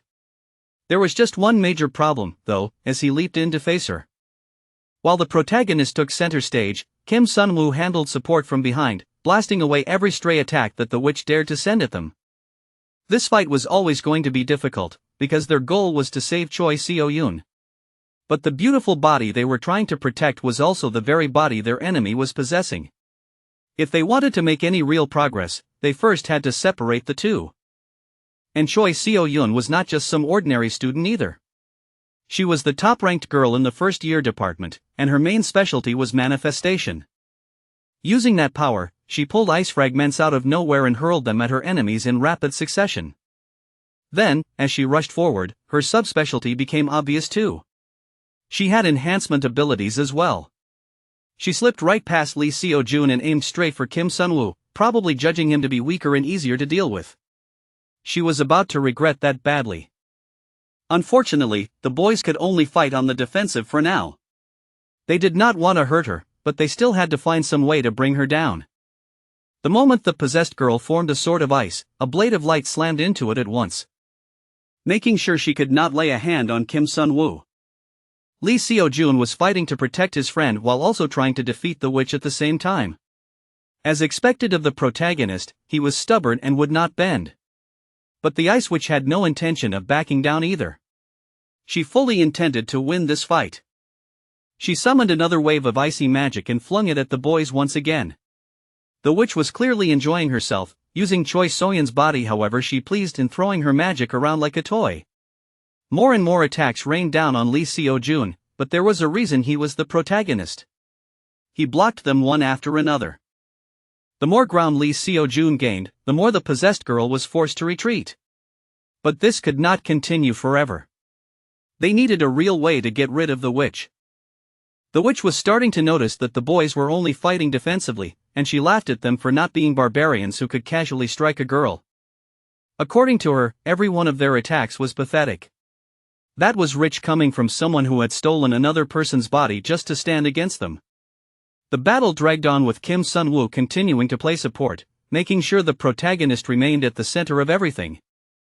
Kim Sun-woo had absolutely no intention of getting dragged into yet another messy plotline. Fast defense switches and the utility unique to ice attributes were all combining perfectly with the frozen terrain around them. Then another rain of ice came crashing toward Kim Sun-woo, and he gasped in alarm. Even though it was 2 against 1, the odds were still horribly against them, because they could not properly strike back. He dodged the barrage as quickly as he could, barely managing to escape the hail of ice. But when he looked back, he realized their path of retreat had already been destroyed. So that was the witch's plan. She meant to wear them down first and then drain their mana too. What a calculating little diva. The witch laughed and taunted them that now they had nowhere left to run, then fired more wicked, biting cold magic at them. It was attack after attack without pause, and Kim Sun-woo had to keep retreating just to stay out of range. The battle was getting harder by the second, and Lee Seo-jun finally withdrew to Kim Sun-woo's side and asked what they should do. Kim Sun-woo always seemed to have an answer for everything, so Lee Seo-jun naturally assumed the same had to be true now. He wanted to know if Kim Sun-woo had some kind of plan. And it turned out that he did. Step 1 was finding the witch's real body so they could wipe that smile off her face for good. If her true body came under threat, then she would be forced to leave Choi Soyeon's body, giving them the advantage they needed to destroy her. Lee Seo-jun pointed out that the whole place was nothing but snow and ice, so searching in terrain like this would be incredibly difficult. He asked if Kim Sun-woo actually knew where the real body was hidden. Kim Sun-woo did not know that much. Lee Seo-jun looked surprised by that answer. The problem was that, in the original story, both Choi Seo-yoon and Lee Seo-jun had entered this dungeon together. Back then, the protagonist had slain the witch by carving through this entire place. It had not been easy, but Kim Sun-woo was sure the real body could still be found. The issue was that he was not the one meant to find it. Before anything else, Kim Sun-woo pulled out one of his special mana elixirs and drank it, boosting his mana recovery speed by 500% for the next 10 minutes. Once that effect wore off, it would leave him suffering from mana exhaustion for 30 minutes. Then Kim Sun-woo explained that it was the protagonist's job to locate the witch's real body and kill it. Meanwhile, outside the dungeon, Agent Jong Hyun-soo had finally managed to drag some information out of the bully he had cornered. Through tears, Park In-won explained that he had picked a fight and then run because he was too embarrassed to admit he had lost. It was humiliating, but still better than being treated like an accomplice to the mains when he was really just an awful bully. Only then did the agent realize he should have investigated each student more carefully before taking action. It also turned out that the students entering the active dungeon had nothing to do with the blonde either. Park In-won could only wonder what kind of criminal mastermind they had mistaken him for. He was just a mean idiot who had gotten in way over his head. He truly knew nothing. The senior agent was furious with how badly things had gone and scolded his junior, reminding them that they were supposed to guarantee the students' safety. The junior apologized, saying the hidden stage had been a completely unexpected anomaly. Honestly, no one had predicted that dungeon would reactivate, or that students would be reckless enough to walk inside it. Then the agent asked the question that really mattered: was there any chance of rescuing them? First, they would try to see whether they could reopen the entrance from the outside. And if that failed, then they were in serious trouble. At that point, all they could do was pray the kids managed to clear the hidden stage and come back out alive. It was a dangerous hope, since hidden stages were notoriously difficult. By then, word of the incident had apparently spread, because a huge crowd of students had gathered outside the dungeon cave. Their teacher kept insisting they stay back and wait outside, but no one looked ready to leave. Teenagers were simply too curious for their own good, always unable to stop themselves once something strange happened. They were stunned to hear that some of their classmates had been trapped inside a hidden stage, because everyone knew how hard it was to escape once you got pulled into one. Ura stood there quietly, watching with a tense expression and saying nothing. After all, each of them had someone precious trapped in there, whether it was a partner or a close friend. The dark-haired girl was uneasy too, because she still had things she wanted to ask the protagonist about a trauma he technically did not have, even though she was convinced he did. If something happened before she got those answers, she knew she would never let it rest. In her own awkward way, that was how she showed she cared. She really did care about Kim Sun-woo, so she needed that idiot to come back safely, and fast. Meanwhile, the brunette explained his plan to the protagonist, and the poor guy looked horrified. He could barely process the fact that he was being told to go find and kill the true body of the witch solo. Still, he was the protagonist, and this was exactly the kind of moment meant to force him to grow. In this world, the hero was someone who could unleash his power without restraint. At the same time, the witch grew cautious when she sensed the flow of one of their mana shift. With a mocking scoff, she narrowed her eyes and demanded to know what he was planning. Then even more mana surged up behind them, making both boys tense on instinct. The witch had no intention of giving them even a second to think. She was set on crushing them outright with her ice magic before they could make a move. The longer they kept wasting magic in a direct fight against the dreadful witch, the more the battle tilted in her favor. Kim Sun-woo turned to Lee Seo-jun and told him there was no need to hide his strength anymore, at least not in front of him. He could show his true power as it really was. It was fine. The protagonist was not going to be scared off by that. But if Lee Seo-jun kept suppressing himself like this, then the two of them were going to die here for sure. Now that the protagonist thought about it, the only time Lee Seo-jun had ever really swung his sword with full intent was during that last major attack. He had held back during the midterms too, never once fighting at his true level. He had been worried that if he moved too far ahead on his own, then Ura would end up getting hurt. After all, she had been pushing herself so hard just to stand beside him as an equal, not lag behind him.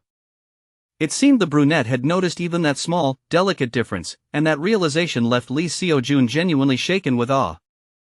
Then the hero said they should stop holding back and fight at their full strength together, with everything they had. The ice witch burst into laughter and mocked the tiny human brats, saying she was not afraid of them at all. Honestly, she probably should have been, considering she was up against Cheat Code 1 and Plot Armor 2. Since the protagonist was trusting him this much, the hero could no longer bring himself to keep pretending or hiding what he could do. The moment he charged forward, light magic flared through his eyes, his sword, and his entire body, shining brilliantly around him. The ice witch had been cackling without pause, but the instant she saw the hero step in and release that overwhelming amount of light attribute mana, her laughter faltered. Now she was suddenly doubting her whole existence. Kim Sun-woo shouted for the protagonist to blow away the entire dungeon, and at that moment the witch realized her real body was in danger. Panicking at last, that fool finally abandoned Choi Soyeon's body, and the moment she did, everything became far easier for them. With a violent burst, the witch lunged straight toward her real body and ended up guiding them right to it herself. She really should have learned to calm down, because this was exactly what happened when she panicked. Falling for your enemy's trick that easily was a terrible habit.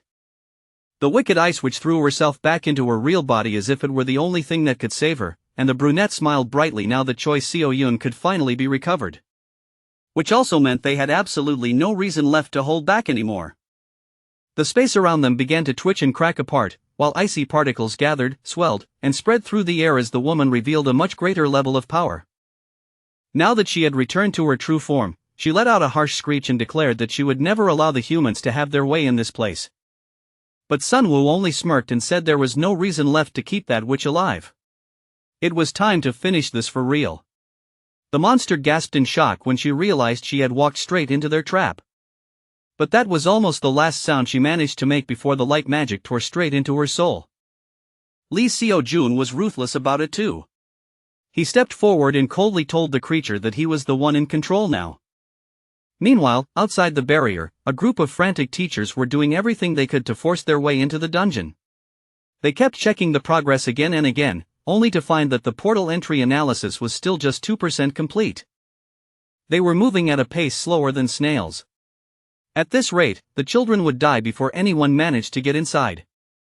The opening was so tiny that not even a mosquito could squeeze through it. The worst part was that this was somehow the best they could do. No matter what support mage they brought over, none of them could force the gate open any wider. Then, all of a sudden, the scarred agent received a message on his phone and quickly checked it. He was deeply worried about the situation now. Even if the captain chewed him out later, he felt he had to take responsibility himself at this point. So he called someone and reported that Lee Seo-jun was among the students trapped inside a B-rank hidden stage dungeon. The agent began apologizing right away, but the person on the other end brushed it off, saying it was fine and that the boy would come out on his own. The agent was completely stunned by that answer. Everyone nearby was shocked too, wondering what kind of nonsense that person meant by saying students could survive a B-rank hidden stage and walk back out by themselves. Just then, the space behind them erupted with light. It did not merely shine, it exploded. That blast shot into the sky like a nuclear wave and wiped away every last trace of doubt and disbelief. The students watching could only wonder what in the world was happening now, and whether the dungeon boss had burst out at last. But Yura would recognize her rival's light attribute mana anywhere. It was definitely her guy, Lee Seo-jun. The boy let out a quiet sigh as he stared at his broken sword, looking a little disappointed that it had finally come to this. The weapon he had been using until now simply could not withstand his mana anymore. Then the two of them looked ahead and spotted a massive, gleaming sword waiting in front of them. The timing could not have been better. That sword was shining with obvious power.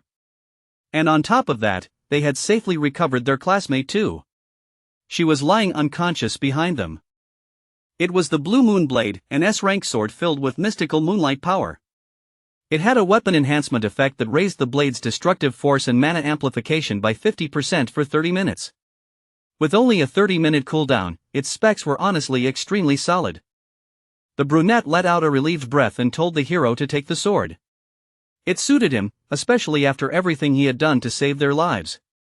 The hero had contributed the most to defeating the Ghost Witch, and he happened to need a new weapon anyway. Of course, being the kind and decent person he was, the hero immediately asked what the brunette planned to take instead. They had fought side by side, after all. The brunette simply smiled and said he would take every other treasure except the sword. If that was enough for the hero, then he should hurry up and claim his reward. Kim Sun-woo even said he would watch over Choi Seo-yun while the other boy went to collect it. Standing there with quiet resolve, the protagonist stepped forward at last into the future waiting for him and picked up the sword that had now become his. The radiance pouring from it made it obvious that this was truly an S-rank weapon. He could hardly believe his partner would give up something this valuable so easily. Of course, the brunette was only doing that because he needed the hero to survive for a very long time in this story, or the whole plot would collapse and send him right back to square one. So yes, he was absolutely willing to hand over the sword. Even so, the protagonist could not help thinking that his partner was an incredibly admirable young man. Now that they had cleared the hidden stage together with the protagonist, the causality rate rose by 0.8. Lee Seo-jun's interest in him increased by 1, and the protagonist's interest in him climbed to level 2. As a reward, our guy received 2,000 points. The system had really become stingy with points lately. Meanwhile, he was checking on the girl they had rescued. She was suffering from severe mana exhaustion, since she was nowhere near ready to fight on that kind of scale yet. The evil witch had pushed her body far beyond its limit. This was the price of having all that power forcibly squeezed out of her while she was under the Ghost Witch's control. The hero came over cheerfully, his coat bundled up with all the other items scattered around the place. Naturally, he handed the whole pile over to Kim Sun-woo without hesitation. Sun-woo accepted the loot gratefully, but then the hero leaned in closer, clearly trying to figure out what exactly the protagonist was doing. Now that awful battle was finally over, the boy focused on giving the girl the extra help she needed to recover after such a brutal fight. The Ice Spirit's Heart was an A-rank elixir. Once consumed, it restored mana and permanently improved control over the ice attribute. Carefully and without wasting a drop, he poured the elixir into the girl's mouth so her recovery could speed up. Little by little, the beautiful girl opened her eyes and found herself staring at the two boys who had saved her. Kim Sun-woo asked if she was all right, and the girl could only stare blankly at her seniors. Then, all at once, she burst into tears and demanded to know why they were looking at her like that. She clutched Kim Sun-woo's coat tightly around herself and acted as if they were dangerous predators, not the heroes who had just pulled her back from disaster. The hero seemed pleased to see that the girl was doing well, though he did not look especially bothered by the fact that she was sobbing and glaring at them. The protagonist also agreed with a tired grimace that, yes, she definitely had plenty of energy now. The girl looked at them in shock, unable to understand where she was or what had happened to her. It would have taken too long to explain everything properly, so the brunette just summed it up in one short phrase and mentioned the hidden stage. Lee Seo-jun had worked incredibly hard to defeat the boss after the pretty girl had been kidnapped by the Ice Witch. Our guy was promoting the hero like a salesman pushing his finest product. No matter what happened, he needed to place the protagonist front and center in every successful mission. By now, the hero was starting to notice that pattern too. Someone their age had actually cleared a hidden stage, and there had never been a record like that before. Well, technically Kim Sun-woo had done it first, but that had created a whole mess for his other identity, and he had no desire to deal with that again, so the protagonist had to take the credit. The girl stared at her two seniors in open awe, but there was no time to keep gawking because the exit had finally appeared. And they needed to leave at once. The hero smiled and said he had never known light could look this beautiful. That was honestly a funny thing to hear from a guy whose own attribute was light. But after they stepped outside, Kim Sun-woo suddenly looked like he had something to say. He asked them to help him up because he was now dealing with mana exhaustion. He had spent the whole fight summoning, supporting, and pushing the hero into taking down the final boss. There was only so much a background character could get away with before hitting his limit, and he was completely spent. The hero smiled, and the two of them helped that ridiculous clown back onto his feet. The moment he had awakened Choi Seo-yun, he ended up collapsing himself. Honestly, it was a little embarrassing. Still, this time he had calculated the elixir's duration perfectly, including the extra boost he had borrowed during the fight. Once this incident was over, the one getting all the attention would not be him. The protagonist was smiling with so much confidence that it almost felt like he was begging fate to jinx him. Even so, he still wanted Lee Seo-jun and Choi Seo-yun to receive all the attention from this hidden stage. So with a satisfied smile, he left the dungeon alongside the two main characters while they practically dragged him out like a heavy sack of rice. Lee Seo-jun, who had cleared a hidden stage at the youngest age in history, once again swept up public attention after the main subjugation incident. The sword Lee Seo-jun obtained, the Blue Moon Blade, was later appraised and revealed to possess two top-tier options even among S-rank weapons. The boy ended up on the front page of every newspaper. It was unbelievable. Page after page showed the young prodigy holding his magic sword. Stories of Lee Seo-jun's genius spread everywhere, and the world truly began paying attention to Lee Seo-jun. After the interrogation, poor Park In-won was cleared of the suspicion that he had been a central insider. However, while investigators looked into his attack on the protagonist and Choi Seo-yun, his history of bullying other students with his gang was exposed as well. The idiot was hit with disciplinary action almost immediately. Life was going quite smoothly for Kim Sun-woo now. From this point on, that bully would not be tormenting other students around campus anymore, and honestly, that was for the best. Even though there had been a few complications, the protagonist was still satisfied in the end because things had followed the original story closely enough. The fact that the special class activity had really been a task force operation would stay hidden, and Choi Seo-yun would end up building a connection with Lee Seo-jun through this incident.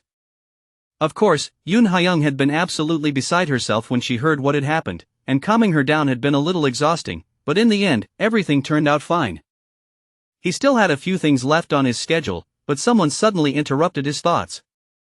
It was the pretty junior girl, and she smirked as she said she had heard some very interesting things from Senior Seo-jun. That was why she had come all the way here to thank him properly in person.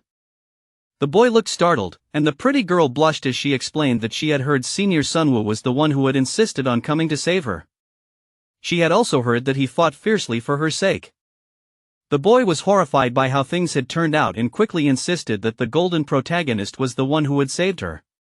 But Lee Seo-jun was terrible at lying, and what he had told her was simply the truth. The protagonist kept insisting that it was the hero who had defeated the evil witch. But the pretty girl only answered with a knowing little smile. She remembered the expression on the boy's face when she had first opened her eyes back then, and the memory painted everything in soft pink for her. Well, if her senior wanted to deny it that badly, she would not force the matter. Still smiling, she simply said she would see him in the next special class. Choi Soyeon's interest in him had now, unfortunately, risen to level 2, and our guy received a 1,000-point reward for it. That was absurd. Now she was in the same lane as the protagonist, and at this point Sunwoo was genuinely getting worried. He became determined to do even better in the next incident, no matter what happened. He absolutely refused to let people dump the credit onto him again. Meanwhile, a great deal of training was going on inside the school gym. Sunwoo smiled as he watched all the students working hard. It looked like everyone was truly doing their best, training seriously, and pushing themselves to become stronger. The brunette strolled happily through the halls. Because he had come out of the hidden stage right beside Lee Seo-jun, our guy had managed to rack up a huge amount of points. So this time, he bought himself a brand new trait. More specifically, it was the secret method of evolution and adaptation. It was the kind of trait that let the user evolve and adapt by fulfilling certain conditions. It had cost him a ridiculous amount of points too. But now, if he stayed in cold places long enough, he could build up cold resistance, and by spending time in darkness, his night vision had improved as well. It was not the sort of trait that gave flashy, explosive growth on the spot, but it was incredibly versatile since it steadily raised all kinds of basic stats. In the original story, this was a trait the first-year rank 2 John Min-ji would have obtained. But since the point shop operated separately from the original flow, it did not really affect the plot that much. Our guy stepped into the gym, and the moment he did, his fanboys started calling out to him with loud excitement, waving him over. Of course, it was Seo-jun and his best friend Shin Young-jun. They asked what had brought the class clown into the training room, and the boy just laughed, saying he was only there to take care of his body and was not up to anything strange at all. Just normal training, like any perfectly ordinary high school boy would do. The protagonist laughed and said the main character sounded like an old man, but then again, he had always been like that ever since they first met, so it was just normal Sunwoo behavior by now.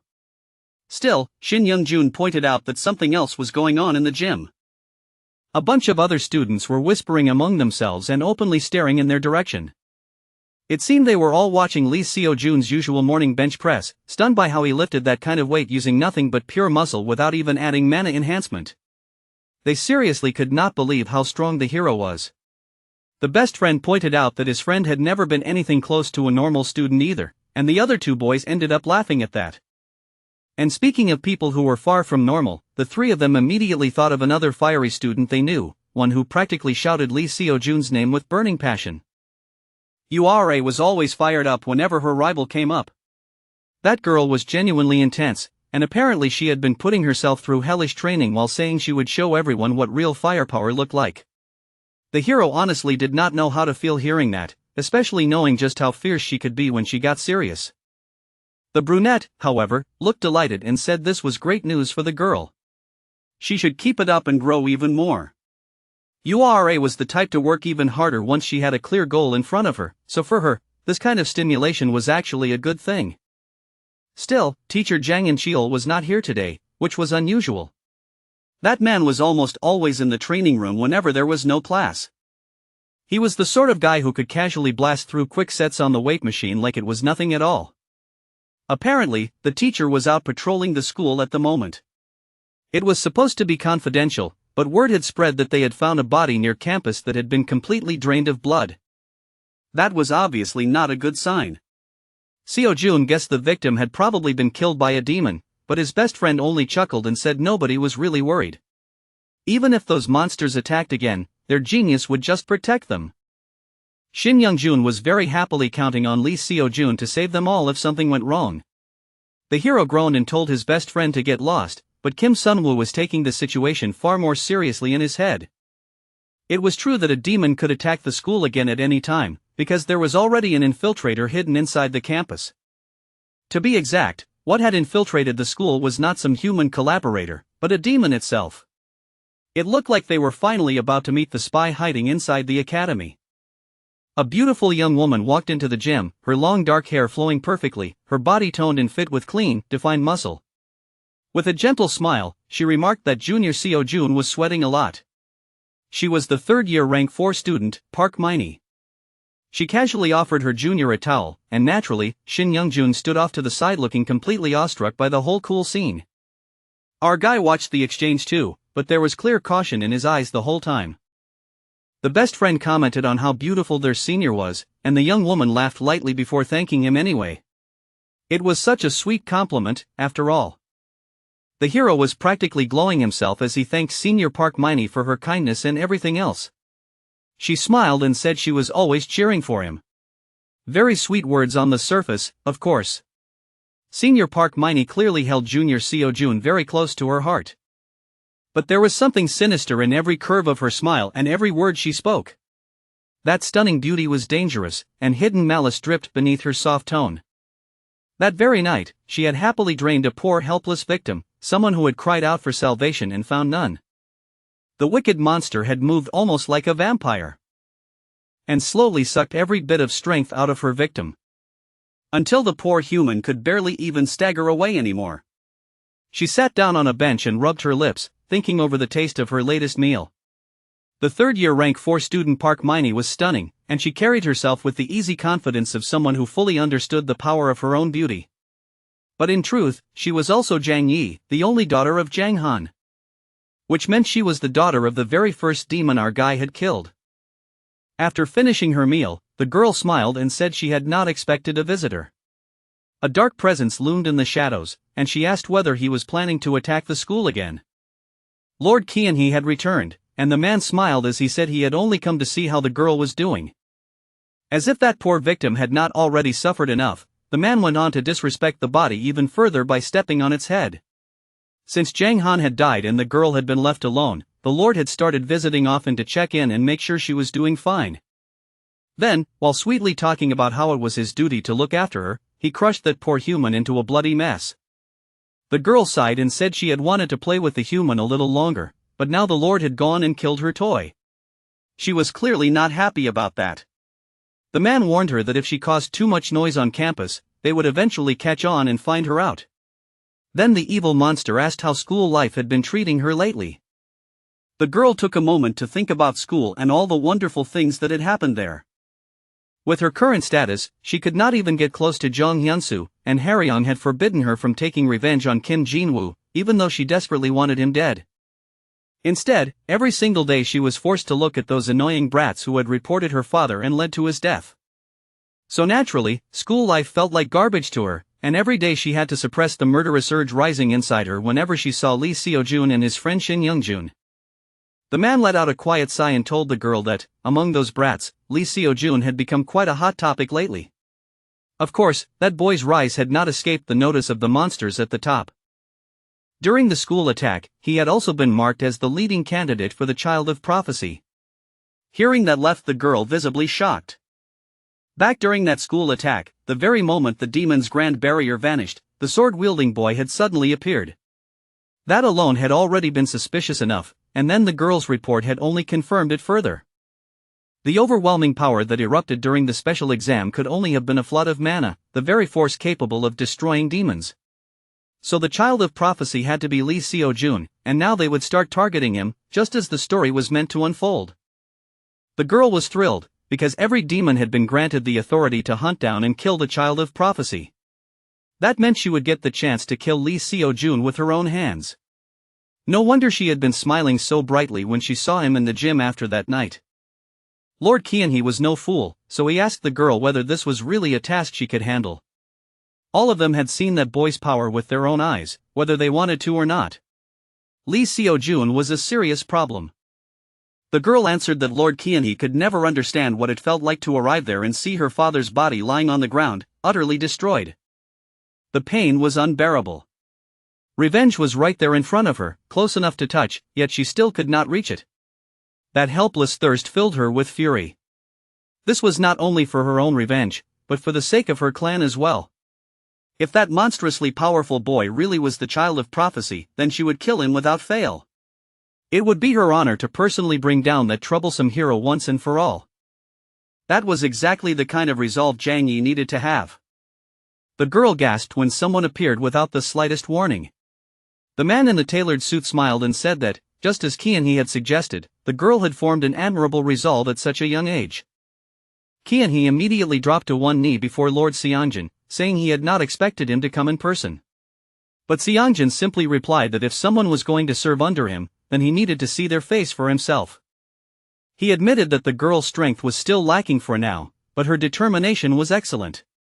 And because of that, he was willing to accept her. The girl was naturally stunned by those words, though hesitation still lingered in her eyes. The man at the top told her to join the king's order and take part in the hunt for the child of prophecy again. Refusal was clearly not an option, so it was little more than a threat wrapped in polite words as dark energy spilled from him while he waited for her answer. He was one of the 10 demon council members, an S-rank demon known as Seongjin, the king's right hand. Meanwhile, something was happening in the 5th floor of the Bukansan demon ceiling hall dungeon. A battle was underway as a mage unleashed her power against a swarm of vicious bat goblins. Gathering a large, dense circle of mana into her hands, she aimed carefully at the monsters rushing at her and blasted ice straight through several of the flying beasts. It was Yoon Hyung, and she was training hard while our guy stood behind her, guiding her attacks and helping direct her magic. Even the goblins seemed intimidated by how relentless and determined her attacks were. The girl who once thought of herself as mediocre had grown strong enough to scare monsters back into their cave. Now that was what real leveling up looked like. They fled at once. Delighted, the ice girl turned happily to her teacher and asked if she had done well, because she had really worked hard to impress him. The boy admitted that she had improved a lot, but for now, she should focus on learning how to handle this form more skillfully. She had been surprised when her teacher suddenly suggested they go somewhere for the weekend. But in the end, it turned out he had brought her to a dungeon just for training. The boy only laughed and said they had gotten lucky. And honestly, they really had. He had discovered this dungeon completely by accident back when he was still a C-rank mage before the regression. After remembering it in this life, he decided it would be the perfect training ground for his little ice student. It was a place that never really showed up in the original story, and only he knew about it, so borrowing it for a while should not affect the plot at all. This dungeon was packed with demon-type monsters, making it the ideal place to strengthen Yoon Hyung's willpower. While keeping an eye on her growth, he asked what she had been thinking about when she manifested that power. The girl answered that she had been thinking about the time she fought alongside Ura. She had thought about wanting to save the person beside her. After all, the most important thing when handling the power that destroys demons was the willpower behind it, a single purpose, a focused heart, and an unwavering determination. Unfortunately, the center of Yoon Hyung's willpower seemed to be our guy himself. It was a bit unfortunate, really. He had only meant to help the ice girl grow stronger, but now she had become deeply attached to her trainer. Just now, she had pushed herself especially hard while thinking about how much she wanted to join the special class like her senior. Well, if they kept up this kind of weekend training together, then maybe she really could qualify for the special class eventually. Just the two of them spending every weekend in a dungeon together almost made it feel like a date. It seemed the ice girl was still happily feeding that little fantasy in her head. The girl happily said she was fine with that. After the midterms, she had been ranked 82nd. Now she planned to aim for rank 52 first, and then the special class after that. At this growth rate, Yoon Hyung really might join during the first semester of 3rd year, just like in the original story. On top of that, all the time our guy had spent training in this dark cave had also strengthened his evolution and adaptation trait. His eyes had adapted to darkness much better now as well. That left only one problem still bothering him, Jang Han's daughter, Jang Yi. In the original story, Jang Yi was a villain who approached Lee Seo-jun and kept plotting for revenge over her father's death. But now, the ones who had actually killed her father were him and Jong Hyun-soo. And yet, for some reason, she was still approaching the protagonist even though he had not taken the credit for killing her father. That left the main character wondering what exactly was going on. Sure, Lee Seo-jun had delivered the finishing blow. But only the people who were there at the scene actually knew that. Something about this new plot flow felt wrong, and he needed to figure it out before the protagonist got hurt. He needed to move first before that villain had the chance to cause any real damage. It did not take long for the main character to run into the senior who only sort of remembered his name. Of course, she remembered him now. She had heard that the boy had recently been rescued from a hidden stage by Lee Seo-jun. She had also heard he had something he wanted to tell her.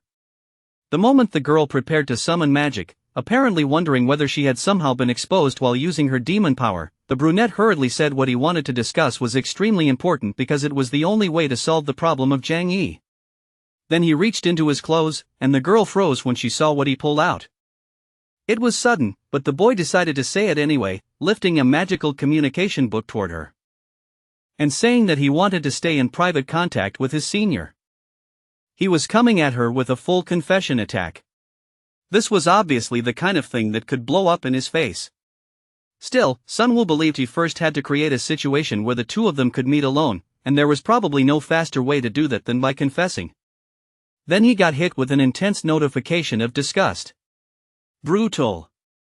She really did not need to be that harsh, but she was genuinely furious. Our guy had now earned the achievement of his first rejection, along with 1,000 points for it. A win was still a win. And she truly looked disgusted too. It might have been the first time anyone had ever seen that expression on her face. Even the boy himself hesitated for a moment at how instantly and firmly he had been rejected. She really was terrifying when she dropped the human act.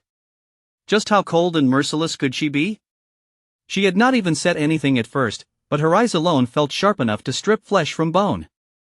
Then the girl finally spoke to her junior, Sunwoo, and told him plainly that he was not her type.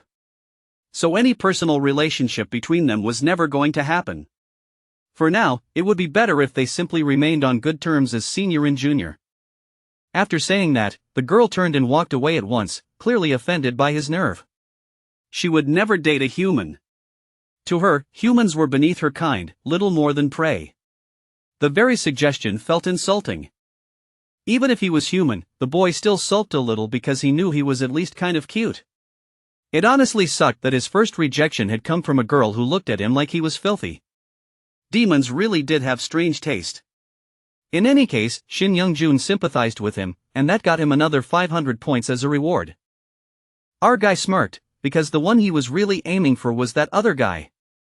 This worked out perfectly, since the hero's best friend seemed to have been hovering nearby the pretty senior anyway, and now he looked genuinely pained after witnessing our guy's rejection. The boy patted the main character on the shoulder and told him to stay strong. He insisted he had not been trying to eavesdrop, but the training grounds had been right on the way. Senior Park Miney was at least the kind of beauty worth confessing to, even if rejection was the obvious outcome. She hated drawing too much attention, though.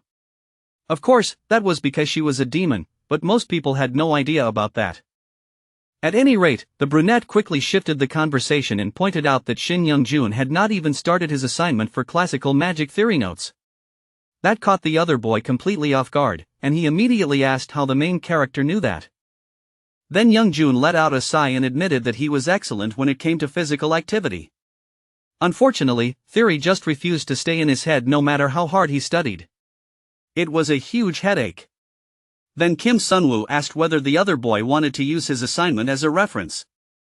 After all, he ranked first in theory. The musclehead stared in amazement and asked if that was really okay. He would gladly take any help he could get when it came to theory.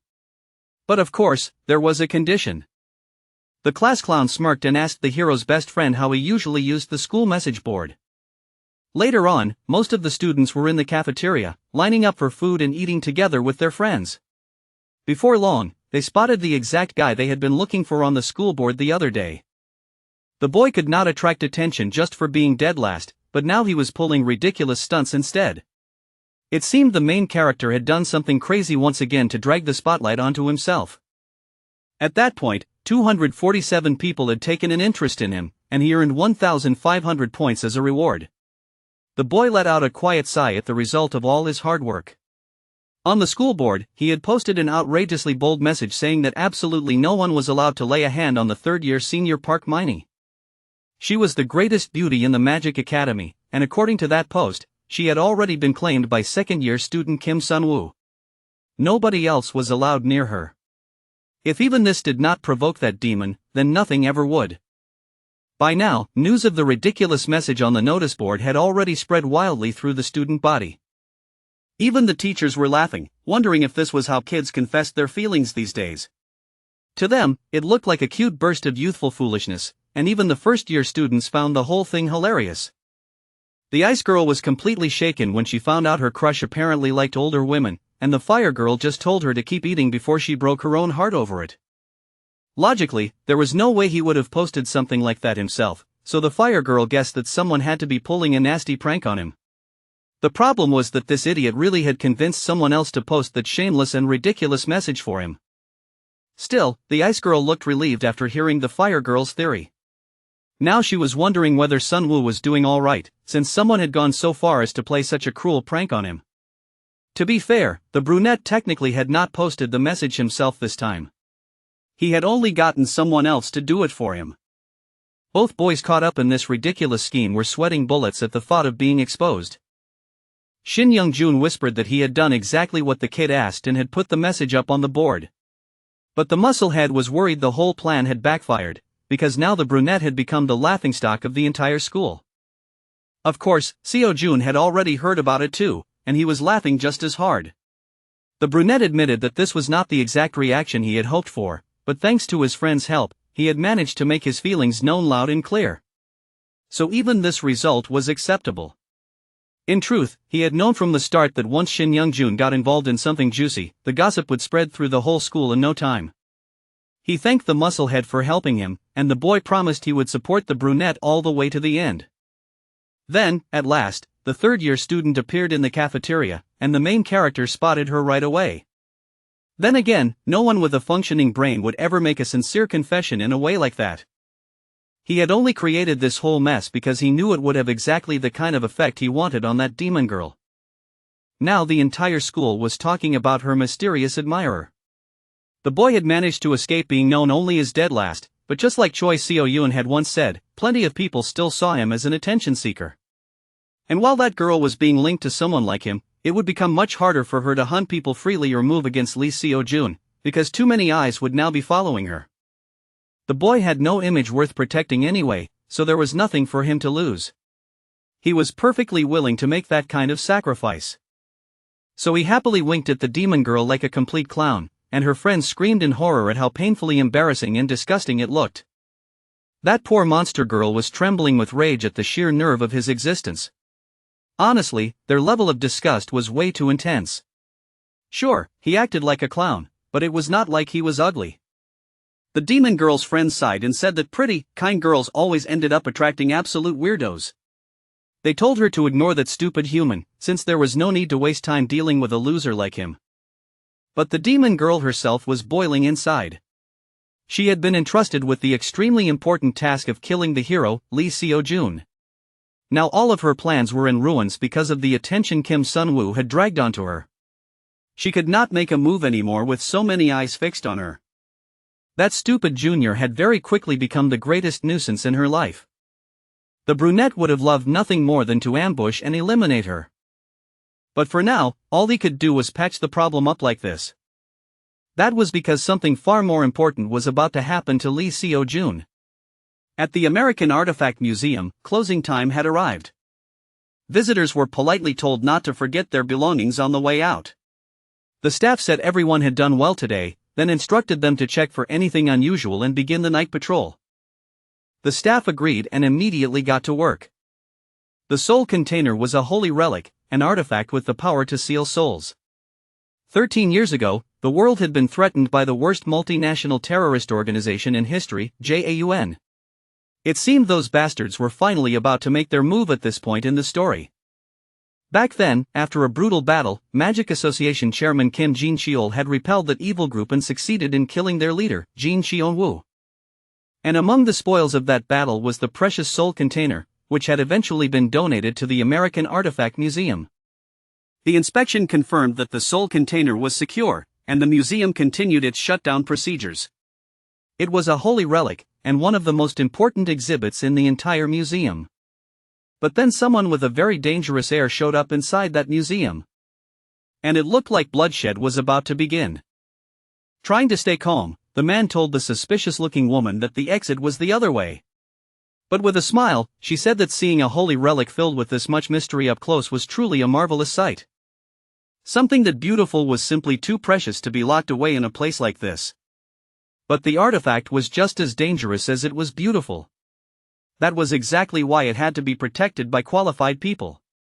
The woman laughed and replied that 13 years ago, someone else had been qualified to possess all that mystery too, until he lost to Kim Jin-cheol.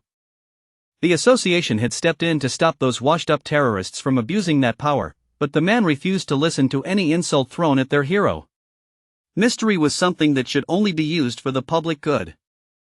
That was a debatable claim, of course, and the woman clearly disagreed.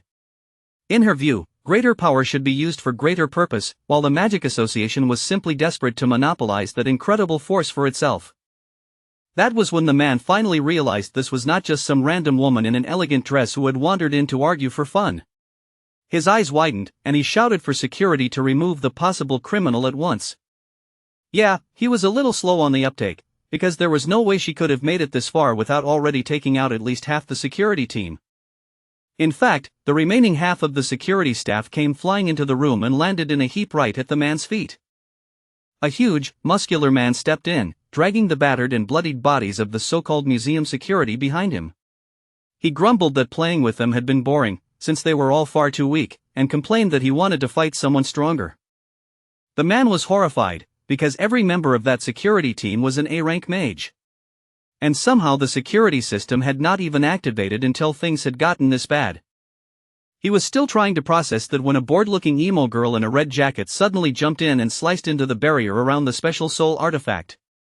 They had supposedly agreed to just threaten the man and steal the relic, but now the plan had clearly changed. And that made everything far more troublesome. The man trembled, because he had barely even noticed when that other girl appeared.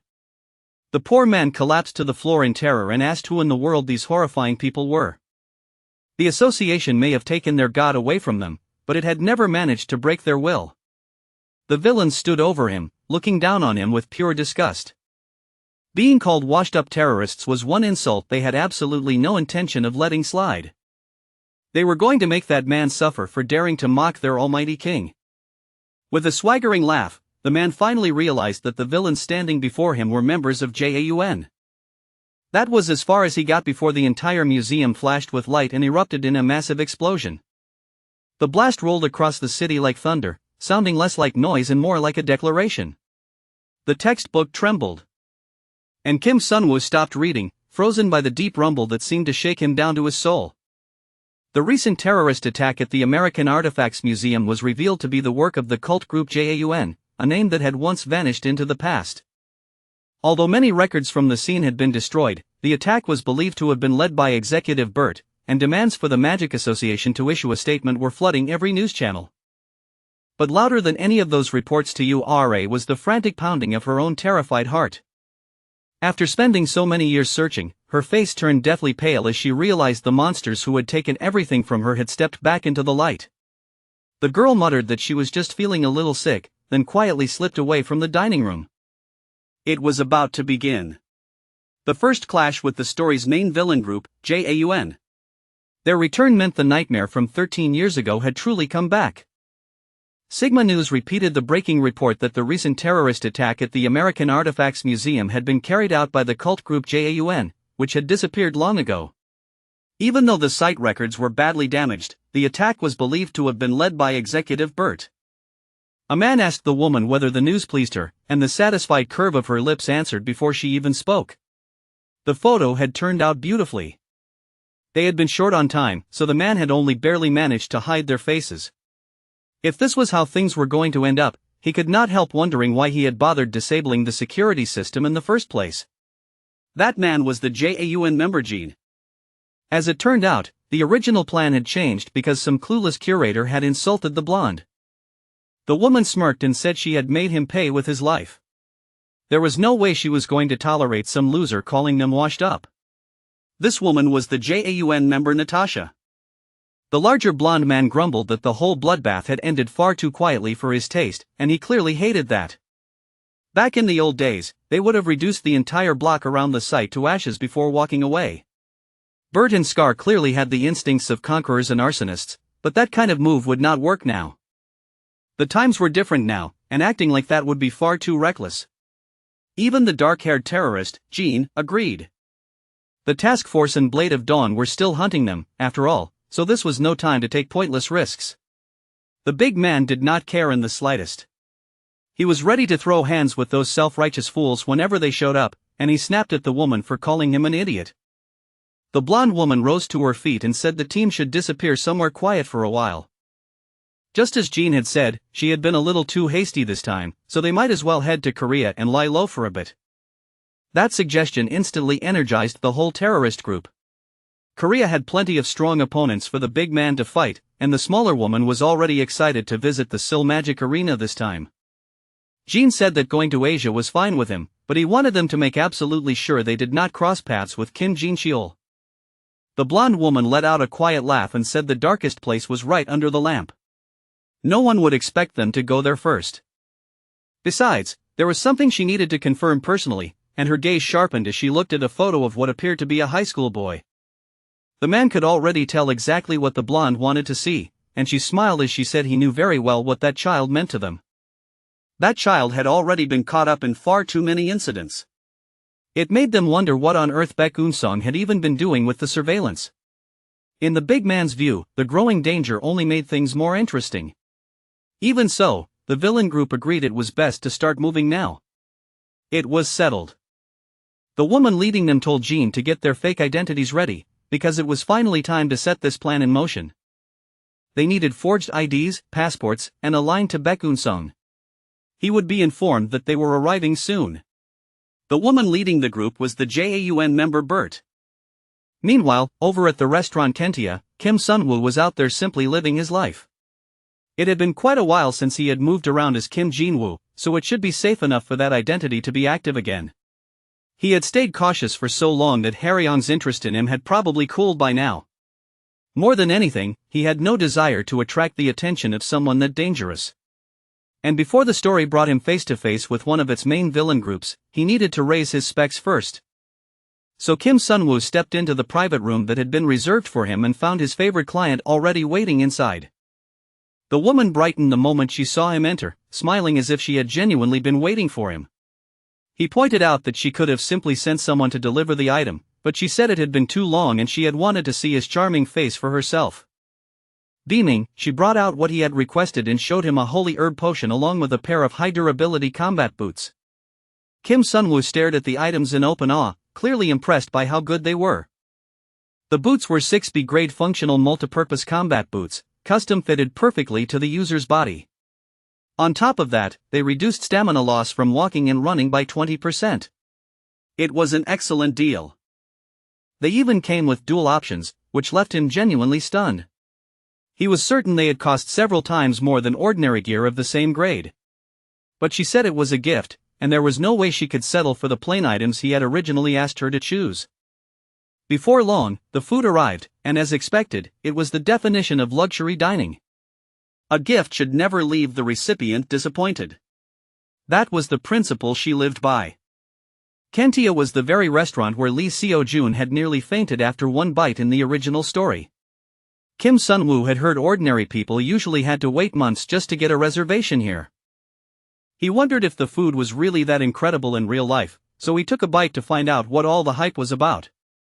The moment the golden pastry shell cracked apart, rich meat juices poured out together with the delicate mushroom fragrance of the Duxelles sauce, filling his mouth at once. And hidden inside it all was perfectly cooked 1++ Korean beef roast. The flavor mingled with the red wine and exploded across his tongue. Kim Sun-woo chewed in delight, his eyes shining brighter with every bite. He could barely process what he was tasting. It was insanely good. Crisp on the outside, juicy on the inside, and so delicious that tears nearly welled up in his eyes as he ate. The woman across from him laughed and said his reaction alone made treating him feel completely worth it. Kim Sun-woo happily wiped his lips and let out a long, satisfied sigh. After receiving hospitality this generous, he could not just sit there shamelessly and accept it all. The woman laughed and told him money was unnecessary. People like them did not care much for that. He smiled then and said he could offer her something better than money. He had noticed earlier that she seemed troubled. Most likely, it was because of the terrorist threat spreading across the world. A demand had been made for a deposit of 2 billion won into a designated account, along with a warning that the Hansong pharmaceutical building would be bombed in 3 days if the deadline was missed. The woman was stunned that he knew information so classified it had not even reached the press yet. Kim Sun-woo only gave a faint smirk and said he had his own channels, and that she, of all people, should know that already. Returning to the main issue, once the news about JAUN broke, copycat crimes started spreading all over the world. Han Se-yeon was already overwhelmed dealing with the power struggle against her brother. Still, fortunately for her, the one threatening her had nothing to do with JAUN. Kim Sun-woo happened to know that the real troublemaker targeting the pharmaceutical side was not JAUN at all. It was an underground alchemist named Jo Song-hun. He was just a petty criminal in the end, someone who would eventually be caught while trying to extort the fast-rising Hanson pharmaceutical. Kim Sun-woo told her to look into the financial situation of her security staff. If she did, she would eventually uncover someone linked to a low-grade alchemist. In the original story, that guy had only appeared briefly to trigger an event, so this much interference should have been acceptable. At least, that was how Kim Sun-woo usually thought before his small interventions started snowballing into things far beyond what he expected. Even so, he had always managed to deal with the fallout somehow, so he was not especially worried. After dinner, the two of them stepped outside for a walk, and beside him, she looked surprisingly small and slender despite being a capable business executive. Han Se-yeon kept turning over the same question in her mind, wondering how he could know high-level information that even she herself could not access. But the source of his knowledge remained completely hidden from her. At last, she voiced what had been bothering her and told Mr. Kim Jin-woo that she had no idea who he really worked for. Still, if he were willing to work for her instead, she promised she would reward him handsomely. Of course, she had no idea she was seriously recruiting a minor who was basically surviving with cheat-level knowledge. Even so, the woman pressed on. She said that with someone like him on her side, she did not believe she would lose to her brother in their competition. She was even willing to offer an 8-figure salary at minimum, along with treatment far beyond the ordinary. Kim Sun-woo laughed softly and told her that this was not the kind of work he did for money. Still, his wish to help Han Se-yeon was completely sincere. The woman let out a small sigh, then said it would not be any fun if he accepted her offer that easily anyway. Still unwilling to give up, she suggested they have dinner together again sometime. Next time, she said, she would come with an even better offer. Smiling back at her, he admitted that he was looking forward to it. Han Se-yeon's offer really had been tempting. But if Kim Sun-woo accepted it, he would end up drifting away from Lee Seo-jun, and that was the one thing he could not allow. That golden-hearted hero was the axis this whole world turned around, after all.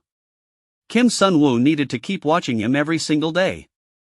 Still, he had to admit he loved the new combat boots. Han Se-yeon had been absurdly generous, and that kindness did not go unnoticed. He was already wearing the boots now, and the moment he activated Airwalk, he gave himself a little extra flair. All he had to do was pour mana into the shoes. That made them triple option boots now. Luckily, one of the hidden stage drops had actually turned out to be useful, and Kim Sun-woo took off with a bright, satisfied grin. With one strong jump, he launched himself from the ledge, stepped into the air, and landed as though the sky itself were solid ground. That was right, Kim Sun-woo had pulled off one of the coolest tricks imaginable, just running straight through the air. Walking through the sky really was as cool as it sounded, and as long as he kept the boots supplied with mana, he could keep pulling off bold stunts like this. Before long, he landed on another rooftop and smiled in satisfaction after testing the performance of his flashy new gear. It was definitely not bad, though he would need a little more practice before using it naturally. Later, back in magic law class, Kim Sun-woo had no choice but to put his focus back on studying. It was one of those lectures most students actually listened to seriously, and despite all his late-night activity, Kim Sun-woo was somehow paying even more attention than Park In-won. Then the students were informed that they had a 2-person theory research assignment due next week. A few students looked thrilled, but plenty of others were horrified the moment they heard it, and the noise was so loud that even the half-asleep student nearby finally woke up. Kim Sun-woo grumbled that the teacher should at least extend the deadline, but Lee Seo-jun was quietly judging him after clearly seeing him dozing off in class. Naturally, the teacher had no intention of extending anything, and the students would just have to deal with it. Thanks to his inside knowledge, Kim Sun-woo was confident he could finish the whole assignment in a single day and still get some rest afterward. He just needed to find a suitable partner, but it looked like someone had already started heading straight toward him. Before Kim Sun-woo could even process it, Yura walked right up to him and told him to join her group. The other students immediately started complaining that Yura had snatched away the student best known for being strong at theory assignments, whining that the top theory students were going to monopolize everything again.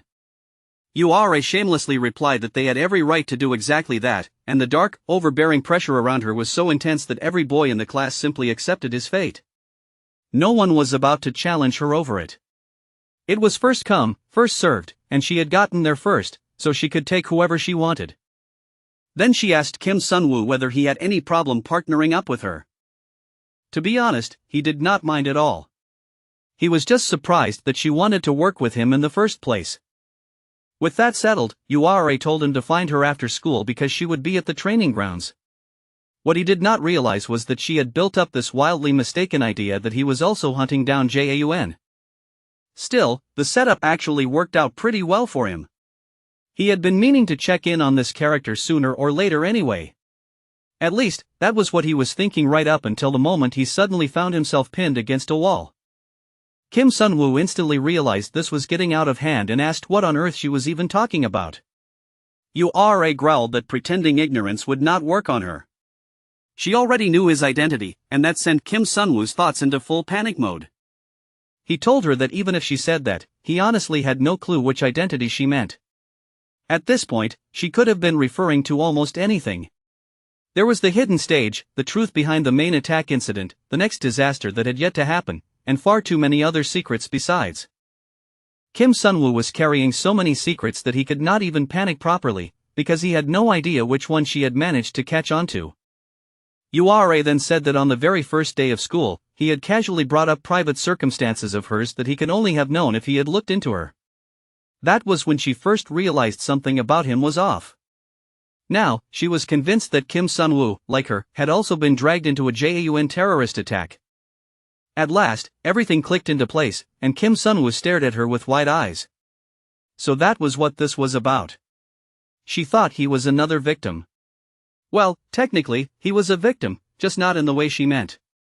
He had been dragged into this ridiculous story with all its twisting plots and endless trouble. 13 years ago, Jaun, a cruel and vile group, hunted down prestigious mage families as well as smaller clans in order to seize the power of mystery. Yura's family had been one of the unfortunate households among the 5 great magic houses to suffer from that attack. They had fallen to Jaun, and the group had taken the clan's treasured artifact for themselves. After that, the fiery young girl swore she would become strong enough to take revenge on the villain group with her own hands, and strong enough to kill them without hesitation. For 13 long years, she had driven herself forward without mercy in order to reach that goal. So the fact that she believed he was a victim of Jaun too was honestly incredible to him. He had no idea where she had gotten such a wild idea, so he asked her directly. Yura admitted that she had started vaguely suspecting it during the semester, and that she had confirmed it yesterday. While everyone else had been shaken by the news report, Kim Sunwoo reacted differently. When he heard that those villains had resurfaced, he stayed strangely calm, almost like he had been waiting for them to return. Well, that part was true enough, though he had been waiting for entirely different reasons. Even so, when it came to Yura, that painful feeling was real. At first, anyone would be shocked, but mixed into that shock was also a sick, trembling sense of relief after so many silent years. At the very least, she was shaking at the thought that she might finally have a chance to take revenge on those vile monsters. But Kim Sunwoo immediately told her to slow down. She was charging straight toward the dream of destroying that terrorist group, yet every one of them was an S-rank mage. At their current level, there was no way they could stand against monsters that terrifying. Naturally, that was the last thing Yura wanted to hear. She glared at him and snapped, telling him not to lump the two of them together. There were tens of thousands of John's victims across the world. She said he must have lost something precious to them too. No one could understand the pain of that day, when everything she loved had gone up in flames because of those terrorists. She had lived with that agony for the past 13 years. Just thinking about the group filled the dark-haired girl with violent rage. They had taken everything from her. Then she stopped when she noticed the wound on Kim Sunwoo's wrist, and the bandages hidden beneath his sleeve. She froze, and Kim Sunwoo immediately panicked, certain he had really messed up this time. He hurried to explain that it was not the kind of scar she was thinking of. But in that instant, Yura was overwhelmed with pity for him. It was almost as if she thought he had once tried to take his own life just to escape those horrible villains. Kim Sunwoo even got a 10,000-point reward for that pity, so it was not entirely bad.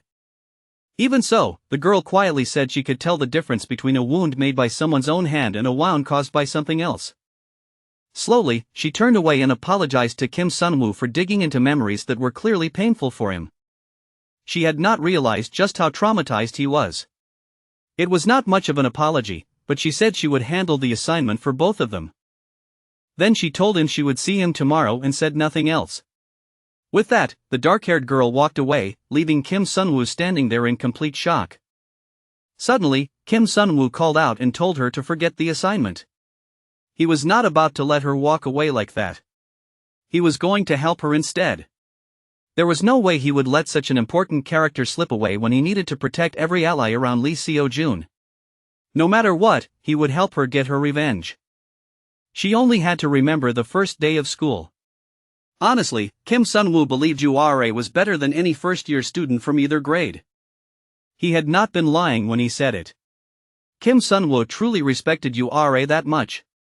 And if it were him, he was sure he could help her become even stronger than she already was. After all, she had seen how much he had helped Yoon Ha-young. If she trusted him, Yura could grow strong enough to take revenge for both of them. The fiery girl trembled, and Kim Sunwoo had no idea why, but the next moment she suddenly tossed something at him. It was medicine for treating his scar, so it would not leave a mark behind.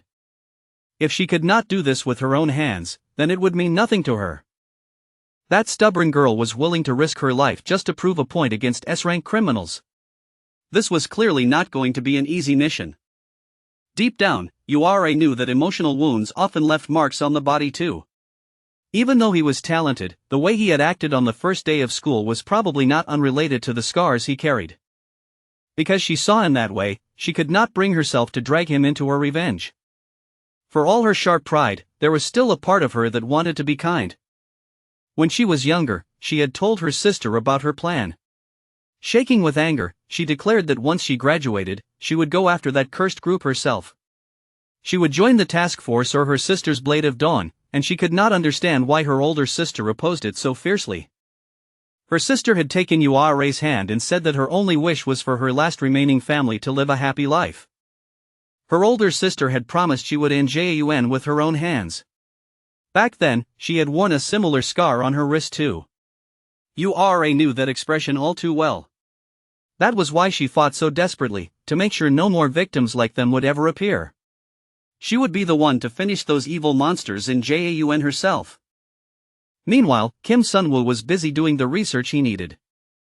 For someone like Yura, who never opened up to others easily, sharing something that personal was real progress, even if it had happened because of a misunderstanding. Yura felt a strange sense of kinship with him, and Kim Sunwoo earned a reward of 150,000 points because of it. Even so, he still had no idea what he was supposed to do about this misunderstanding. Back in the hidden stage, Kim Sunwoo had used the special dagger item to gain an adaptive trait. It was a dagger coated in paralytic poison, and if it stabbed an enemy, it could paralyze them. Of course, the effect varied depending on the target's resistance to poison. Using that dagger, Kim Sunwoo had slowly stabbed himself again and again to build resistance, and he had no idea how to explain that to Yura. Most people in this world did not have a cheat-like system handing them special abilities. Still, a win was a win. His poison resistance had increased by 50%, and his recovery speed had reached 70%. Kim Sunwoo let out a sigh, because times like this were exactly why he kept training every single night. He refined his mana and carefully thought through how he could support the developments that were coming next. Jaun was an enemy they would have to face someday, and helping Yura get her revenge also meant helping Lee Seo-jun. So in the end, it was a genuine win-win situation. Now Kim Sunwoo just had to set the stage for it. Blessing of Great Nature had risen to rank 3, and he had gained more mana, a mana recovery speed of 60.5%, and a cooldown reduced to 20.3 hours. It was not a bad result at all, and he definitely had something worthwhile to show in the next incident. Yangwol, Kangwon-do. The Mercenary Experience Activity, one of the elective field programs every student had to take part in. The students had to form groups, receive missions from mercenary corps around the country, and spend about 3 days assisting them. According to the original story, Kim Sunwoo's group took an escort support mission for Black Flame, a major mercenary corps in Kangwon-do, which had specifically requested that Lee Seo-jun come all the way out there. Naturally, the usual members were all there: the hero, his muscle-headed best friend, his fiery rival, and this time Kim Sunwoo was with them too.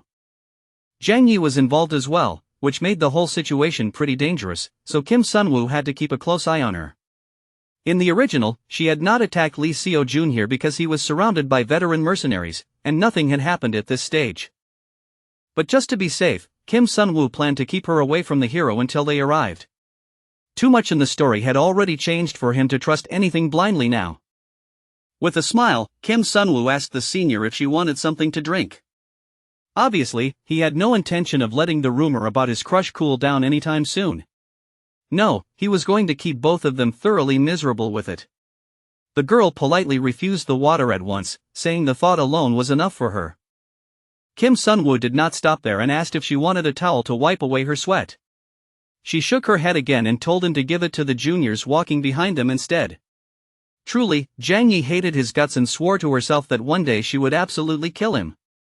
Lee Seo-jun chuckled and said he had never seen Kim Sunwoo this fired up before, but Ura had no interest in dealing with that loser and his pathetic crush. It was honestly ridiculous that a manifestation type like Kim Sunwoo had this much stamina while hiking up such a rough trail. As for the muscle-headed one, he was having the time of his life. He laughed and said that maybe all his hard work pushing those two together was finally starting to pay off. After all, the senior was no longer looking at her junior with outright disgust. The other two main members clearly did not buy that for a second. Just then, the teacher called everyone to attention. This was Jong Ha-jun, an A-rank mage and the captain of Team 6 of the Black Flame Mercenary Corps. They had finally arrived at the mission site, and the men guarding the gate confirmed that they were friendly visitors. Only after that were they given permission to enter the estate. A mansion like this hidden deep in the mountains was incredible. This was the place where they would be working. It made sense that the students were awestruck, since it was probably their first time seeing somewhere like this, even for gifted prodigies. The mission difficulty was D rank, and the client was a famous artist.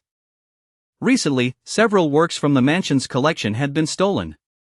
So for the next 3 days, the students would be assisting with the case. The Black Flame Mercenary Corps was there to guard the mansion from a string of petty thieves. The captain had gone to the trouble of explaining the mission, but it did not seem like the students were listening at all. Instead, they were busy wandering around and admiring the beautiful paintings on display.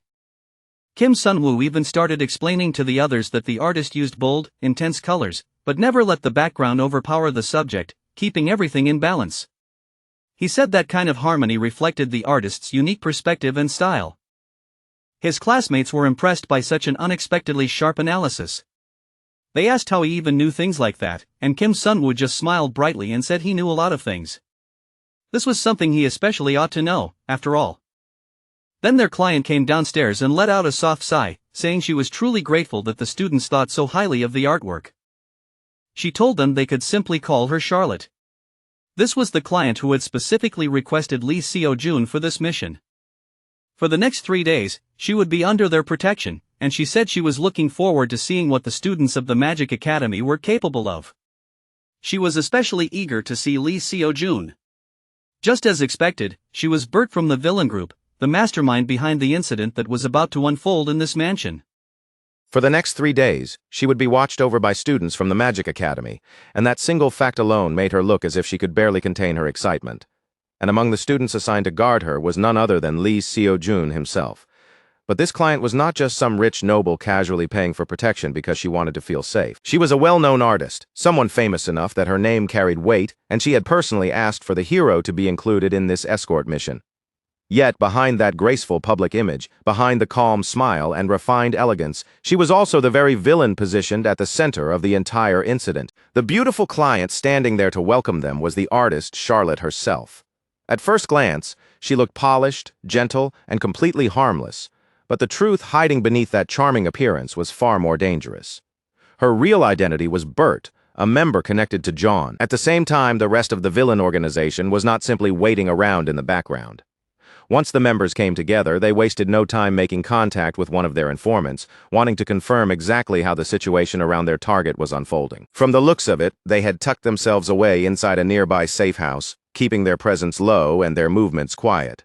There, They began checking whether the man responsible for observing the target had made any careless moves, missed anything important, or stirred up unnecessary trouble. The nervous man immediately rushed to defend himself, insisting that he had stayed completely dedicated to his mission from beginning to end.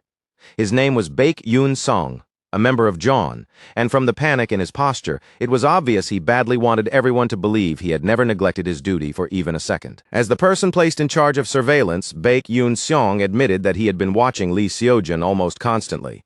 According to him, he had never allowed the boy to disappear from his sight for long, always keeping himself close enough to monitor him while still being careful not to draw suspicion. He had even gone as far as tracking Lee Seo-jun's grades, his friendships, and the state of his body, receiving reports so regularly that not even the smallest update seemed to escape him.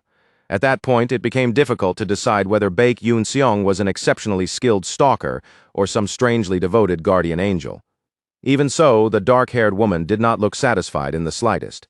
Her gaze sharpened as she wondered why their precious hero had still managed to get tangled up in so many dangerous incidents. Lee Seo-jun had come close to death more than once, and the moment that fact was brought up, the atmosphere in the room tightened. But Scar, the enormous man seated at the table, only threw his head back and laughed at their worry. To him, there was no need to overthink it. If they wanted to measure how much the boys had grown, then all they had to do was watch them fight. And instead of arguing on empty stomachs, they might as well eat while the food was still in front of them. Natasha immediately snapped that there would be nothing left for anyone else if Scar kept shoveling food into his mouth like that.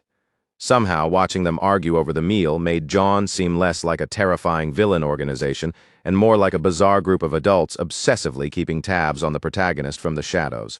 Baek Yoon-song, still desperate to justify himself, insisted that if Lee Seo-jun had ever truly been in life-threatening danger, he would absolutely have stepped in without hesitation. And to be fair, he was not completely unaware of what was going on. But right beside him, Natasha and Scar were still bickering non-stop, now going back and forth about table manners, proper dining etiquette, and whether Scar had even washed his hands before reaching for the food. Their absurd argument finally pushed Jin's patience past its limit.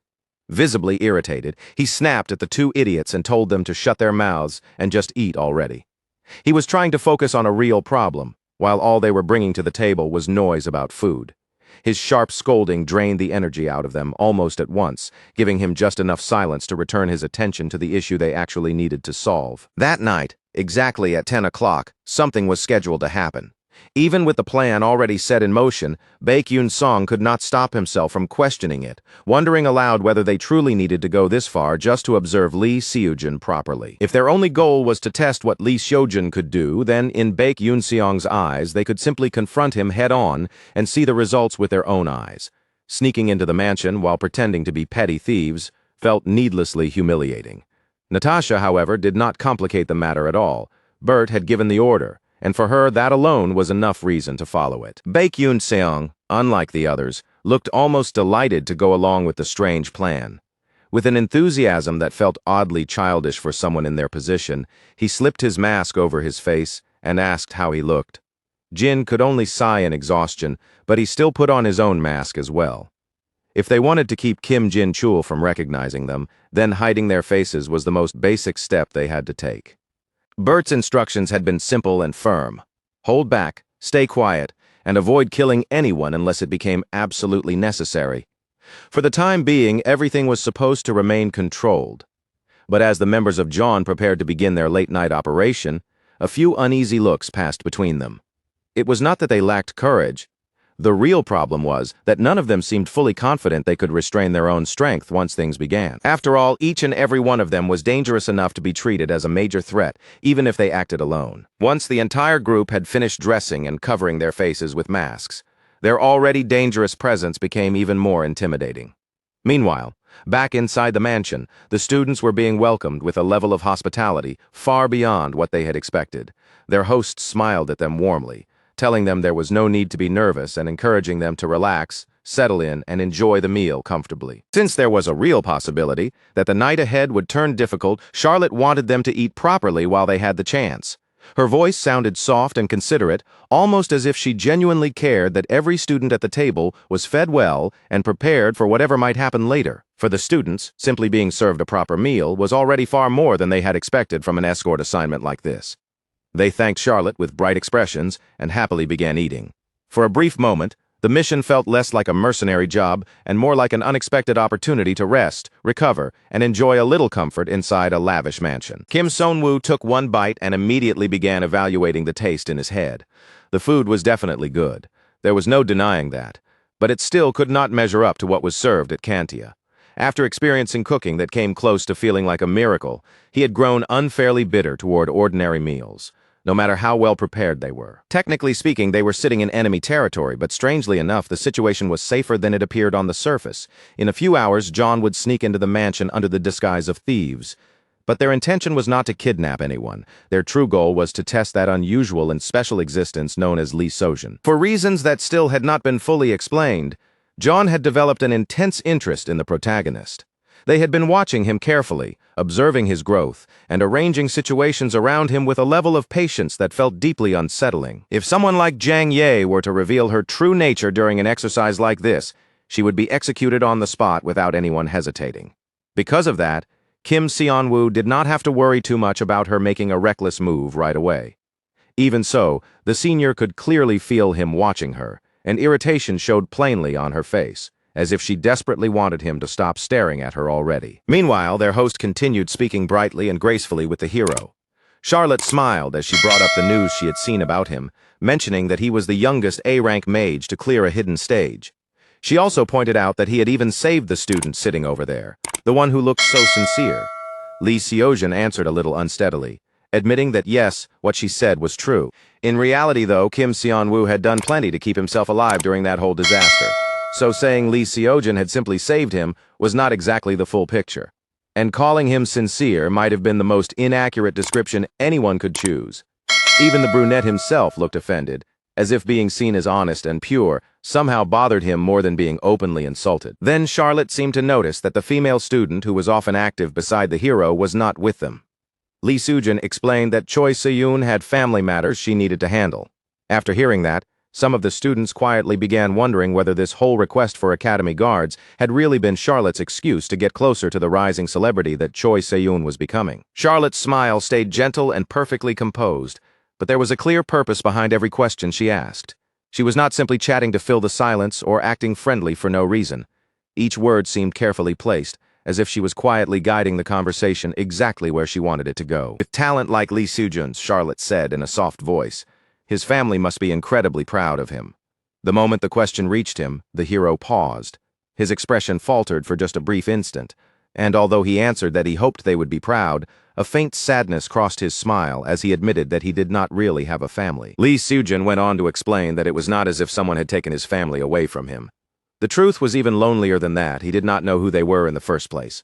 It was the kind of vulnerable confession that should have softened the entire room. But Jang Ye sat there with resentment burning inside her, blaming him for the death of her father. In her eyes, he had no right to speak with sadness about family when she believed he was the reason hers had been stolen from her. Even so, Lee Seojun lowered his eyes slightly and continued in a quiet voice. If his family was somewhere out there in the world, then he hoped they could look at who he had become and feel proud of him. Charlotte let out a soft gasp, then released a regretful sigh as if she had only just realized how deeply personal her question had been. She admitted that her excitement had made her ask too much. Even then, her expression softened with something that looked almost tender as she told him she understood that feeling better than he might expect. As the conversation continued, Jang Ye was practically trembling where she sat, her anger so intense it was difficult not to notice. Kim Seon-woo quietly watched the rage building through her body, keeping his attention fixed on her because he needed to make absolutely sure she did not lose control and ruin the mission. Lee Seojun looked at Charlotte in confusion, clearly wondering what she meant when she said she could relate. Charlotte answered him with a pitiful sigh, her voice growing fragile and sorrowful as she said that loneliness was truly a sad and painful thing to endure. Then Charlotte slowly reached out and placed her hand gently over Lee Seojun's. With a soft, reassuring smile, she told him that family was not always something a person was born with. Sometimes family was something people could find, build, and create for themselves. At that point, it almost seemed as if the evil organization was trying to recruit the hero right there in the middle of dinner. Charlotte warmly told Lee Seojun that the two of them should both do their best together. Completely unaware of the danger sitting right in front of him, the boy simply smiled back and thanked her. Lee Seojun's heart was so gentle and sincere that he would never imagine the elegant woman speaking so kindly to him could be a full-fledged villain. Behind that calm, beautiful smile was someone connected to all kinds of terrible acts.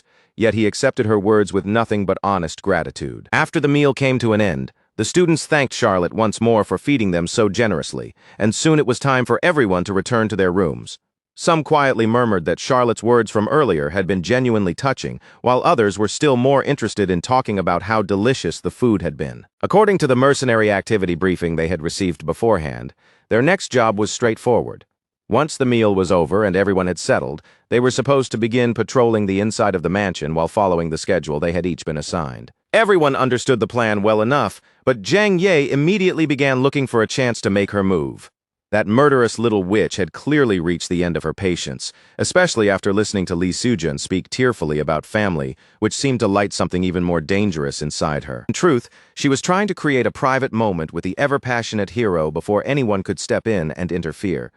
But before she could get very far, someone suddenly called out to Li Seojun, saying they had just come up with a way to strengthen the patrol route. Kim Seonwoo told Li Seojun to come with him right away, smoothly drawing the hero's attention elsewhere and saving his life without making the rescue look suspicious. Zhang Ye's expression immediately darkened with frustration and hatred as the opportunity she had been waiting for slipped straight through her fingers. That irritating brunette just would not stop blocking her path. Zhang Ye trembled with anger, silently wishing there was some way to remove Kim Seonwoo from the equation once and for all. And after Li Seojun had left the area, Shin Youngjun noticed that their senior's face had turned terrifyingly murderous. Naturally, Shin Youngjun's mind sprinted straight toward the completely wrong conclusion. His eyes widened, and with an overly dramatic gasp, he convinced himself that what he had just witnessed was the beginning of an intense and complicated love triangle. Unable to hold back his excitement, Shin Youngjun quickly turned toward Yuara and asked if she had seen all that chemistry building too. In his imagination, this was absolutely a love triangle unfolding before them, and he eagerly pressed her about what she planned to do next. But Yuara was not thinking about romance at all. Her thoughts had drifted back to what Li Seojun had said during dinner, about not knowing his family, and still hoping that somewhere out there, they might be proud of the person he had become. Then she gave a small scoff, quickly pushing those softer thoughts away before they could settle too deeply in her chest. Yuara was never the type to sit with tender emotions for long, and Shin Youngjun could only cry out in despair as she completely ignored his dramatic reaction. Yuara marched off to begin her patrol, turning her focus back to the things she believed truly mattered in life: hard work, revenge, and whatever else could keep her moving forward without wasting time looking back. Meanwhile, Kim Seonwoo finally led Li Seojun to a quieter place where the two of them could speak alone. He began by explaining that if they started from the corners of the mansion, they could create a patrol route that was much more efficient and easier to manage. Kim Seonwoo's real intention was to guide Li Seojun toward an area where fewer people would get caught up in the chaos once Dawn finally made its move. He wanted to keep the damage as contained as possible and prevent anyone unnecessary from becoming a casualty. After explaining the plan, he looked at the hero and asked if there was anything he did not understand. Li Sujun hesitated for a moment before admitting that there was actually something else weighing on his mind, something he had been meaning to ask for quite some time. His gaze settled directly on Kim Seonwoo, making it obvious that the question he had been holding back was not about the patrol route at all, but about Seonwoo himself. Kim Seonwoo had never expected the conversation to suddenly turn back toward him, so the shift caught him completely off guard. Li Seojun quietly explained that there was something strange about his friend. Seonwoo was supposed to be someone with very little mana, and yet during the hidden stage battle, he had thrown out spell after spell as if there was no end to the power stored inside him. And that was not the only detail that kept bothering Li Seojun. Seonwoo's entire fighting style was strange. He did not keep a safe distance like an ordinary mage. Instead, he stood right in front of his enemy, fired magic relentlessly without stepping back, and still managed to target the opponent's weakest point with frightening accuracy. Li Seojun only knew one person who fought with that same reckless, sharp, overpowering style, so his suspicion began spreading from Seonwoo's appearance, all the way to the way he moved in battle. The more Li Seojun replayed those moments in his head, the more Kim Seonwoo overlapped with the mage he had once met out in the wild, the infamous Kim Jinwoo. And in an instant, the situation turned completely around. Seonwoo had brought Li Seojun here because he wanted to steer the conversation and keep things under control, but now he was the one being quietly cornered. Seonwoo's reaction, of course, was almost identical to the way Yuara had reacted before. Still, the brunette quickly pushed back, pointing out just how ridiculous that suspicion really was.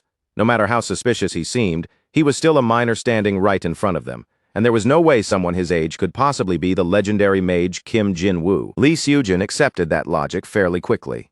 After all, Kim Jin-woo was a hero-level mage, someone who had conquered the tower's hidden floor and even defeated a major enemy entirely on his own. In Lee Seojun's mind, a mage like that had to be several times stronger than the strange classmate standing beside him. Seon-woo could not quite decide whether he had just been complimented or insulted, but since the misunderstanding protected his real identity, he chose to swallow it quietly. Even then, Lee Seojun was not willing to drop the topic completely. He still wanted to know where Seon-woo had learned such an unusual way of fighting. More than that, he wanted to understand why someone capable of moving and casting like that kept hiding so much of his true ability from almost everyone around him. That question struck Seon-woo in an especially awkward place, because he himself had once told Lee Seojun not to conceal his own power. In other words, Lee Seojun's point was irritatingly reasonable from beginning to end. Sweat began to bead along Seon-woo's face as he frantically searched his mind for an excuse that would sound believable. But before he could force an answer out, an unexpected voice sliced through the tense silence. The voice calmly stated that Seon-woo was not hiding his power at all. He simply had no choice but to live that way. Both boys immediately turned toward the sound in surprise, and there stood Yu-ara, stepping into the area as if she had overheard every word of their conversation. Yu-ara was exactly the last person Kim Seon-woo wanted appearing in front of him during a moment like this. Unfortunately, now that she had shown up, getting her to leave would never be simple. She casually explained that she had only been walking around because she had a lot on her mind, and honestly, taking a quiet walk was something she was allowed to do. Of course, Lee Seojun did not have any problem with Yu-ara walking around the mansion. What he wanted to know was what she meant when she said Kim Seon-woo had no choice. Yu-ara let out a small sigh before explaining that psychological problems could sometimes interfere with a person's magic discharge. In certain cases, the amount of mana someone possessed and the amount they could actually release became drastically different. She spoke with complete seriousness, fully convinced that Seon-woo's condition had been caused by the trauma of his encounter with John. The strange thing was that Yu-ara's explanation lined up almost perfectly with what everyone had witnessed during the very first test. Back then, Kim Seon-woo's magic output had been so painfully poor that he ended up ranked dead last in the entire class. So according to Yu-ara, the Kim Seon-woo standing before them was not suddenly learning brand new abilities from nowhere. Instead, he was gradually recovering powers that had already belonged to him from the start. That was what made her so frighteningly sharp. She had misunderstood certain details, but her final conclusion landed uncomfortably close to the truth. Lee Seojun looked genuinely impressed by Kim Seon-woo, and just like that, Seon-woo earned 500 points as a reward. Even so, Seon-woo personally found the entire explanation absurd. Yes, in his previous life, he had once possessed power far beyond what he had now. But in this life, he really had begun from nothing, slowly rebuilding himself one painful step at a time. Still, Yu-ara's theory began to sound convincing to Lee Seojun. It even seemed to explain why Seon-woo had taken that strange medicine during the hidden stage. Since Seon-woo could not come up with a better excuse for all his suspicious behavior, he simply decided to ride the misunderstanding, letting out an exaggerated sigh as if they had uncovered some tragic, all-powerful secret he had desperately tried to bury. With a heavy look on his face, Seon-woo said he had kept everything hidden because he did not want people staring at him with pity or treating him like someone damaged beyond repair. Lee Seojun immediately looked horrified, guilt spreading across his face as he realized how forcefully he had pushed into something personal. He apologized right away and promised that he would keep Seon-woo's situation completely secret from everyone else. Now that his so-called secret had been exposed, Seon-woo acted emotionally shaken and said he would return first. He told Lee Seojun to begin patrolling from the mansion's corners, just as the route indicated, while he stepped away to calm himself down. Lee Seojun sincerely told Seon-woo to get proper rest, his voice filled with concern. Seon-woo did not waste even a second after that. He quickly left the area, and within moments he had disappeared from sight, leaving Lee Seojun alone with Yu-ara. Only after putting enough distance between himself and the two of them did Seon-woo finally release a long, heavy sigh of relief. Somehow, thanks to Yu-ara's unbelievably convenient misunderstanding, he had slipped away from a conversation that could have become extremely dangerous for him. Now that he had a moment to properly look around the mansion, Seon-woo began noticing just how many precious objects Bert had collected inside this place. Everywhere his eyes moved, he spotted expensive items and rare pieces that clearly did not belong in some ordinary hideout. This mansion was one of John's hidden bases, a secret stronghold among the many hideouts the villain organization had quietly scattered across different parts of the world. Some of the artwork displayed here had been painted by Bert herself while she was living under the public identity of Charlotte. But most of the valuables filling the mansion had not come from creativity, passion, or honest talent. They had been stolen, gathered, and used as resources to support John's operating funds. Even so, the paintings, antiques, and treasures placed openly around the mansion were not the truly important prizes. The real valuables were hidden elsewhere, locked away separately inside a secret room that John clearly did not want anyone to find. Using his special ability, Kim So-woo could sense several layers of magic wrapped around that hidden space. Concealment, illusion, confinement, disruption, sealing, and alarm spells were all stacked together, forming a security net that felt almost excessive. It was as if John had gone out of its way to make absolutely certain no outsider could lay a finger on what they were protecting. With his search function activated, Sanwoo quickly found the inferior mana concealment elixir. It was exactly the tool he needed for the next part of his plan, and locating it brought him one step closer to carrying out the theft he had in mind. Everyone else inside the mansion was too occupied with their own assignments to notice that a real thief had already slipped into the building. And Seonwoo, shameless as ever, intended to rob a villain organization blind. All he needed to do was keep moving until the third party that would soon intrude finally arrived and plunged the mansion into chaos. Before long, the mana concealment elixir began spreading through Seonwoo's body. Its effect would completely hide his mana for roughly 10 minutes, giving him a short but incredibly valuable window where he could move around without being detected. A sly, wicked smile slowly spread across Seonwoo's face as he activated the unique trait connected to his outsider's privilege. He grinned to himself, already picturing the looks on the villains' faces once they realized they had been thoroughly robbed by the same harmless-looking guy they never even thought to suspect. Meanwhile, elsewhere in the quiet mansion, the two leading students of the second-year class had been left alone together. Yuara was still thinking about Kim Seon-woo, and after a moment she wondered aloud what rank he might reach if he ever used his full strength without holding anything back. Lee Seojin considered the question seriously, then guessed that Seon-woo would probably be somewhere around rank 15. Yuara immediately felt that number was much too low. She had expected Lee Seojin, of all people, to understand just how much Kim Seon-woo was truly capable of. In her eyes, it was obvious that their classmate belonged far higher than that. But after setting the disagreement aside, Yuara told him that when her patrol shift arrived, she would switch with him herself, so there was no need for him to come and wake her. Lee Seojin gave her a small wave in response and added that he had already sent the patrol route to her student ID. When the time came for her to move, all she had to do was check the route there and follow it. High above the mansion, the moon glowed brightly in the dark night sky, its pale light drifting over the rooftop, while slow clouds quietly passed across it. At that same time, Kim Seon-woo was already deep into his own work. More than anyone, he understood that simply possessing a large amount of mana did not automatically make a person an outstanding mage. What truly mattered was precision. A real mage had to shape magic cleanly, control it without waste, release it at the right moment, and apply it exactly where it was needed. So when Lee Seojin guessed that Seon-woo would rank 15th, that number did not represent the absolute highest level Seon-woo could reach. At least that was not what Lee Seojin meant. To him, 15th place was only a starting point. If the strength Seon-woo had shown in the hidden arena was truly his current level, then Lee Seojin could not help smiling at the sheer amount of talent hidden inside that other boy. Then, without warning, a faint sound reached Lee Seojin's ears.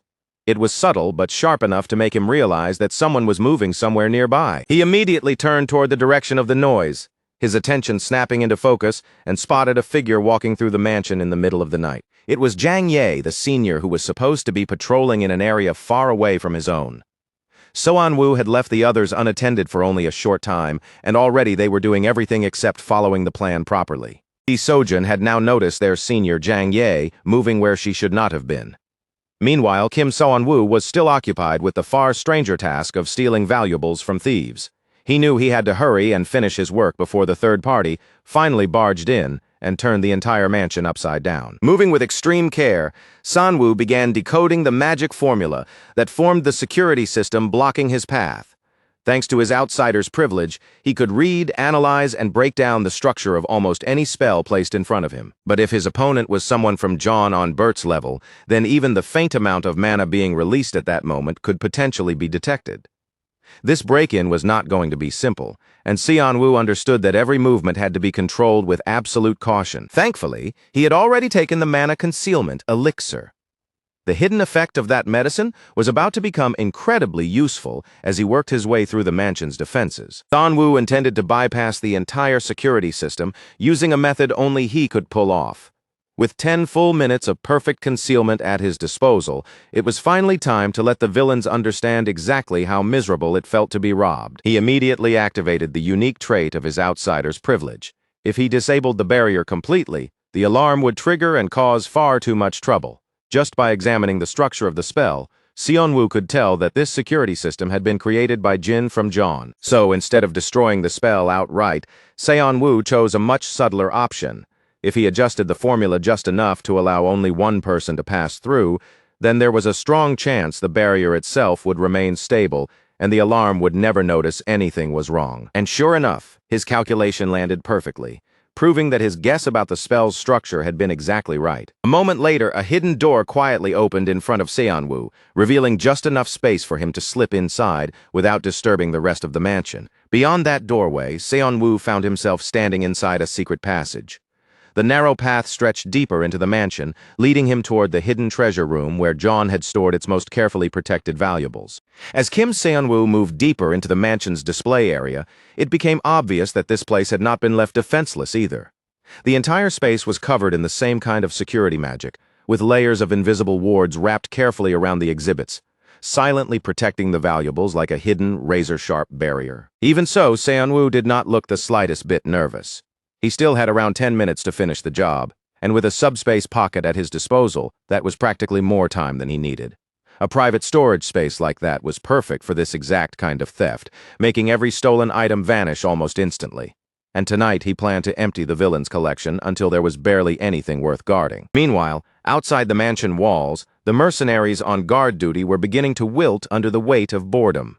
They had been warned that thieves were repeatedly targeting the place, but the night had dragged on for so long that their alertness was slipping, and not even a single suspicious shadow had shown itself. Eventually, one of the guards could not keep quiet anymore. He turned toward his captain and carefully said that something about this whole assignment felt off, and from the uneasy look on his face, it was clear this was not just ordinary grumbling from a tired soldier. The captain of Black Flame Mercenary Corps Team 6 was Jeong Ha-jun, an A-rank mage with enough experience to stay calm in strange situations. Instead of immediately dismissing his subordinate's concern, he simply asked what felt so strange. The guard explained that they were all the way out in Gangwon province, and if anyone wandered even slightly away from the proper route, they could end up near a monster field crawling with high-level monsters. To that guard, it simply did not add up. No matter how expensive or rare the artwork inside the mansion might be, he could not understand why ordinary thieves would risk their lives traveling to such a dangerous location just to steal it. The whole situation felt too reckless, too unnatural, and far too inconvenient to make sense. Jeong Ha-jun, however, treated the concern with a practical kind of indifference. With a small shrug, he reminded the man that their job was not to investigate the client's story or question why they were hired. They only had to guard the mansion, complete the mission, and collect their payment. In Jeong Ha-jun's mind, the worst-case explanation was probably something shady and simple, like a staged incident meant to pull money from an insurance claim. Wealthy clients sometimes played dirty games like that, and mercenaries who wanted steady work knew better than to poke around too much. Instead of worrying about the real reason behind the request, he thought they should spend that energy figuring out how to bring Lee Seojin into their ranks. Hearing that, his subordinate could only sigh and reluctantly go along with it. But neither of them noticed that a presence had already appeared behind them without making a sound. A man shrouded in thick, sinister darkness reached out from the shadows and rested a hand on one guard's shoulder, speaking in a calm, almost polite tone, as though he were praising them for their hard work. Only a few seconds later, both Jeong Ha-jun and the unlucky subordinate beside him had already collapsed dead. The most pathetic part was that, after spending the entire night standing guard and waiting for their reward, neither of them would ever live long enough to receive the payment they had been promised. A Majin had slipped into the area without giving anyone the slightest warning. He walked past the fallen bodies as if they were nothing more than obstacles on the ground, while his eyes burned with a dark, ominous glow. Then, in the middle of his advance, the man suddenly came to a stop. The person he had been searching for was standing ahead of him, and the already suffocating air around him seemed to grow even heavier. With the help of his subordinate, he had been able to follow the trail without difficulty. Step by step, That guidance had brought him smoothly to the exact place he needed to reach. He felt genuine gratitude toward Jiang Ye for leading him all the way here. Standing before him, Jiang Ye looked at her senior and asked for just one chance. She wanted to be the one to cut off Li Xiujun's breath with her own hands, and that single act was the only reward she desired. The man merely smiled at her request and reminded her that they still had to confirm whether Li Xiujun was truly the child of prophecy. If they killed some random human without making sure they had the right target, then the entire hunt would be meaningless. He had just finished telling Jiang Ye to lure the hero properly into their trap when Li Xiujun suddenly appeared, charging straight into that very trap with everything he had. Li Xiujun shouted for Senior Minei to watch out as his hand flew to his sword. In one swift motion, he drew the blade, his body already moving between her and the threat, because from his perspective, a Majin had appeared right in front of them, and he was determined to protect his senior no matter what it cost. A sharp burst of light flashed from Li Xiujun as he launched himself at the monster and swung with enough force to cut him down on the spot. The pressure from that attack was so fierce that Jiang Yi was thrown off balance, her eyes squeezing shut from the impact. And in the very next moment, Li Xiujun seized her hand and pulled her away from the dangerous creature. Li Xiujun was strong, but he was not foolish enough to confuse courage with certain victory. The instant he felt the monster's presence bearing down on them, he understood that this enemy was far beyond what he could currently overcome. They had to get inside the mansion immediately, and to Li Xiujun, the only thing that mattered in that moment was saving his senior's life. The foolish boy had no idea that the hand he was gripping so desperately belonged to the enemy who had been standing closest to him all along. At first, Li Xiujun had been confused about why Senior Minei was even outside in a place where she should not have been. The sight of her there had felt strange from the very beginning. Now, in his mind, the answer seemed obvious. An outside intruder must have killed the Black Flame mercenaries, broken through the mansion's defenses, and forced his way onto the property. That possibility was already horrifying enough, but reality was even worse than what Li Xiujun had imagined. The thief who had invaded the mansion was not human at all. He was a Majin. Li Xiujun's breath tightened in his throat, and the pressure radiating from the creature felt so heavy that even his bones seemed to ache. He had not even properly clashed blades with the creature yet, but he did not need a full fight to understand the gap between them. The overwhelming force pressing down on him was already enough to reveal the truth. This monster was ancient, powerful, and terrifyingly dangerous. This was no ordinary Majin standing in front of him. The enemy blocking their path was an S-rank monster. The beast's aura was powerful enough to dominate an entire battlefield, and just standing inside that suffocating presence felt like being swallowed alive. Li Xiujun could sense it clearly in every instinct he had. If they stopped here and tried to fight him head-on, there would be no path to escape, and death would be unavoidable. The old monster, on the other hand, seemed almost impressed that Li Xiujun could recognize the difference in their strength so quickly. But the power Li Xiujun had just unleashed did not appear to be the special force meant to destroy Majins. If that was true, then perhaps they had chosen the wrong child after all, and that possibility left the monster visibly disappointed. Just then, one of the monster's soldiers appeared behind him. Without turning an alarm or showing any urgency, the old Majin calmly asked whether everything had already been dealt with. More Majin soldiers began to emerge one after another, their faces twisted into cruel, satisfied grins. They reported that the mercenaries stationed around the mansion had all been eliminated, every single one of them, without leaving even one survivor behind. The course of events was already changing rapidly, twisting away from the path that should have unfolded. With every passing second, the situation around the mansion was becoming more unstable, more chaotic, and far more dangerous. At that point, the boss issued his next command. Every student still inside the building was to be killed, and only Li Xiujun was to be left alive. That order had come directly from the king. As soon as the command was given, the Majins scattered to carry it out. They had no intention of leaving behind even a single unexpected variable inside the mansion. Somehow, Li Xiujun managed to make it back inside in time. Breathless and urgent, he warned everyone that an S-rank Majin had suddenly appeared outside the mansion. The Black Flame mercenaries had already been wiped out completely, and now more Majins were moving to surround the entire mansion. Senior Minei had witnessed the danger as well, and while catching her breath, she admitted that if Junior Seiyujun had not reacted so quickly, they would have been in serious trouble. Li Xiujun did not think he had done anything particularly impressive to him. Anyone in that position would have tried to help someone in danger. Senior Minei simply smiled at his answer, while Shin Yongjun watched the two of them with sharp, suspicious eyes. still completely trapped inside his wild theory about a painful love triangle. By now, most of Kim Seon-woo's carefully arranged plans were beginning to collapse around him, though he had absolutely no idea because he was still off somewhere looting. Meanwhile, Shin Young-jun was quietly suffering in his own way, convinced that he was witnessing the tragic tension of a heartbreaking love triangle. But at that moment, romantic misunderstandings were the least important thing in the world. The students had to focus on staying alive, and Lee Se-jun immediately suggested calling for outside help as fast as they could. They needed to contact Charlotte, but the timing could not have been worse because she had left hours earlier to buy art supplies, making their already desperate situation feel even more hopeless. At the same time, the only thought running through Jang Ye's mind was that her target was standing right there beside her. Lee Se-jun was so close that it almost felt as if revenge had been placed directly into the palm of her hand. Of course, every part of her wanted to seize that chance and take revenge immediately. But if she moved now, she would have to fight Yu Ara and Shin Young-jun head-on at the same time, and that would be nothing short of suicide. On top of that, she could not go against Lord Seongjun's order to avoid engaging until Lee Seojun's power had been properly confirmed. Because they were trapped deep in the mountains, their phones were completely useless, leaving them with no easy way to call for help. Lee Se-jun immediately turned to ask Kim Seon-woo what he thought they should do, but the moment he looked around the room, he realized Seon-woo was nowhere to be found. That was strange. Kim Seon-woo should have been somewhere inside the mansion, especially since he had been the first one to return and rest. With only 5 students left in the middle of such a dangerous crisis, they could not afford to lose track of even one person. They all rushed toward Kim Seon-woo's room, expecting to find him still lying in bed. But when they reached the bed, the figure hidden beneath the covers remained completely still and did not react at all. Yu Ara stepped forward and tried to make him wake up, but the moment she checked more closely, the truth came out. Kim Seon-woo had never been lying in that bed in the first place. Yu Ara froze, clearly unable to understand what she was seeing.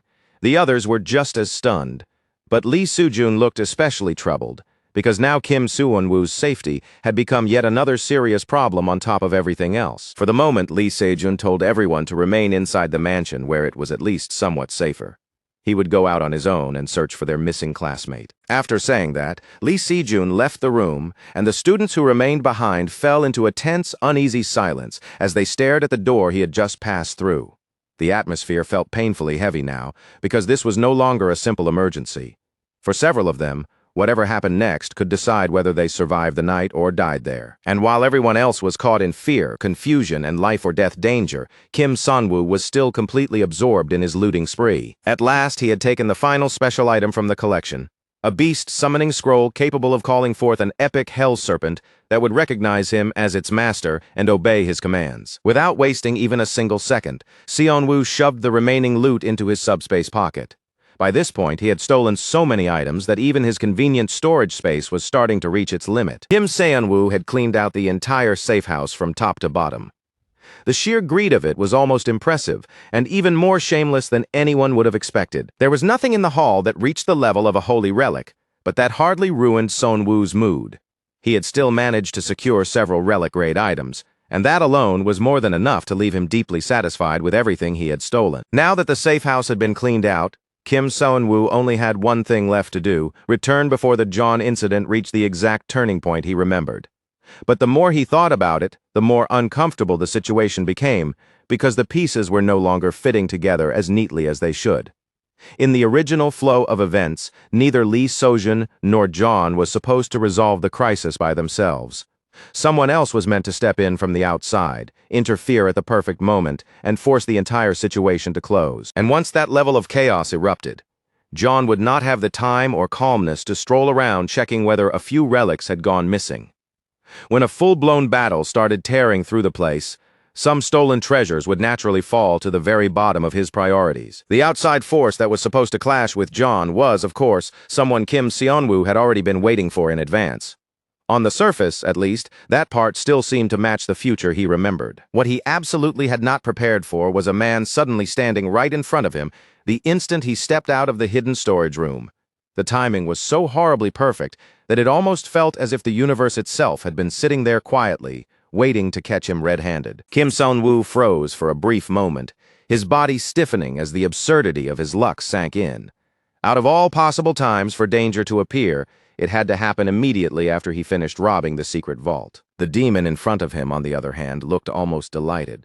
From the demon's point of view, a lone student wandering around by himself in the middle of this disaster was nothing more than an easy target delivered straight into his hands. Kim Sang-woo twisted his body away at the last possible second, barely slipping past the first attack.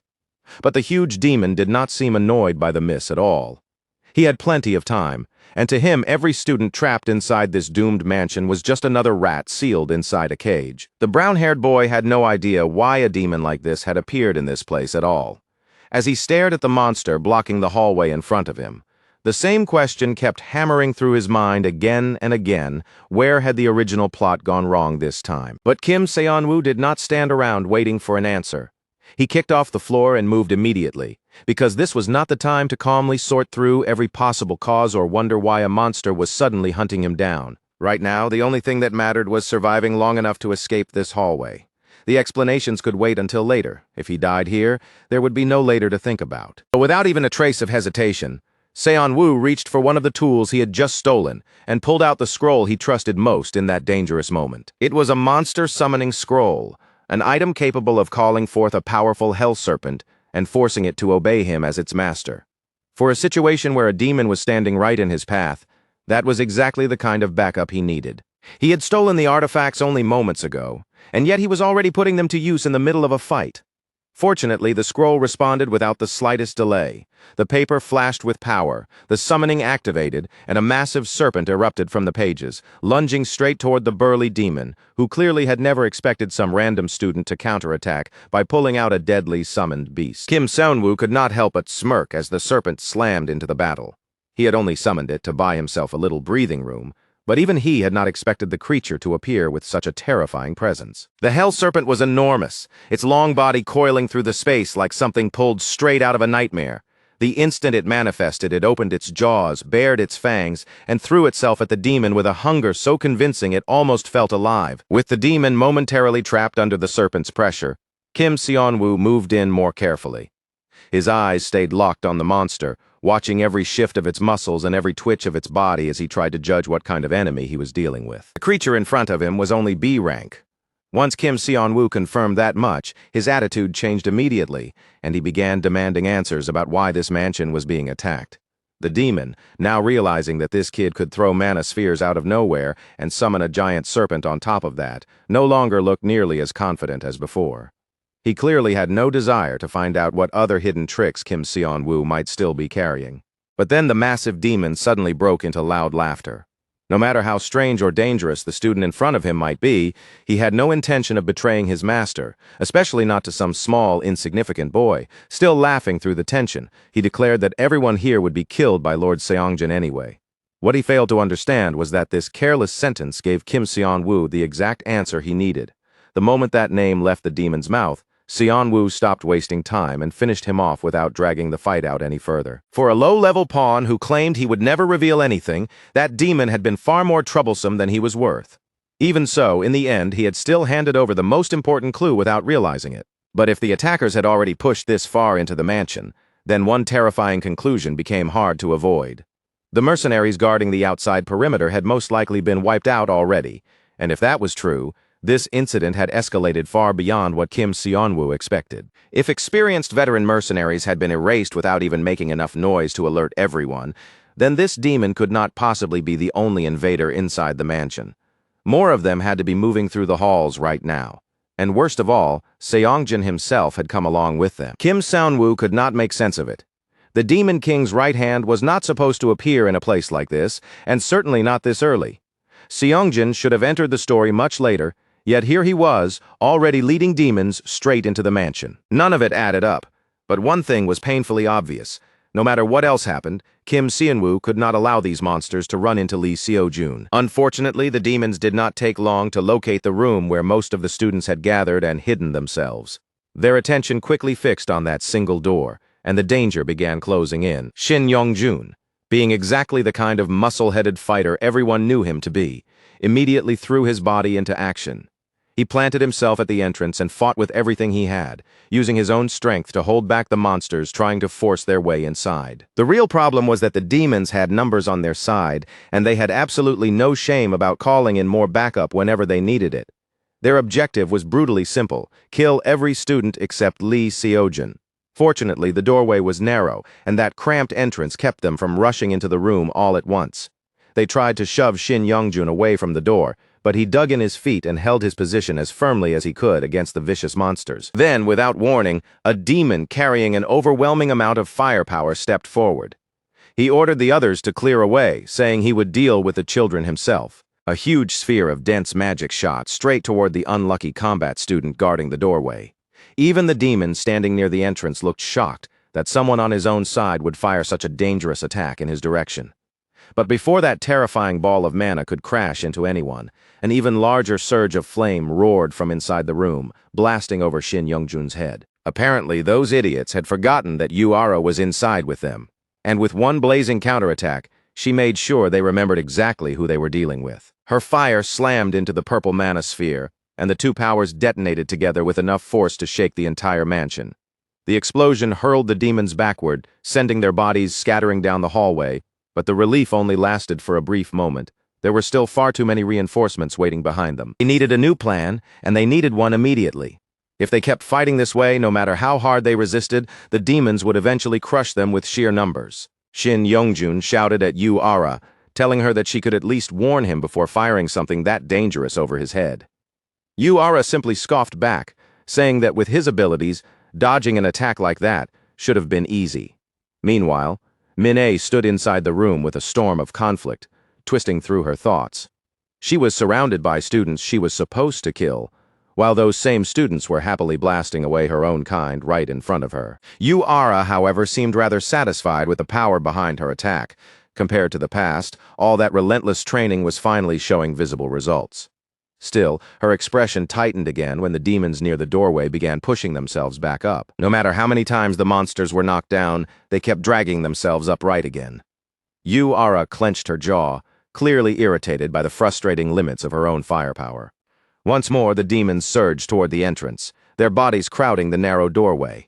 Yuara immediately shouted at Shin Youngjun, telling him to stop worrying about anything else and keep his focus on the enemies directly in front of him. They could support him from behind as much as the cramped room allowed, but even that help had clear limits in a fight this crowded.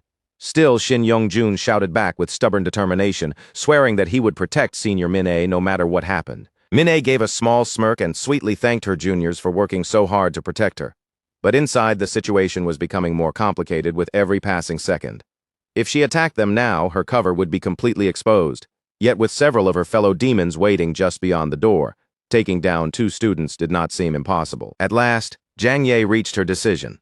She would eliminate the students here first, and after that, she would move on to kill Lee Sejun. But before the demon girl could act on that decision, a massive surge of power erupted from outside the door.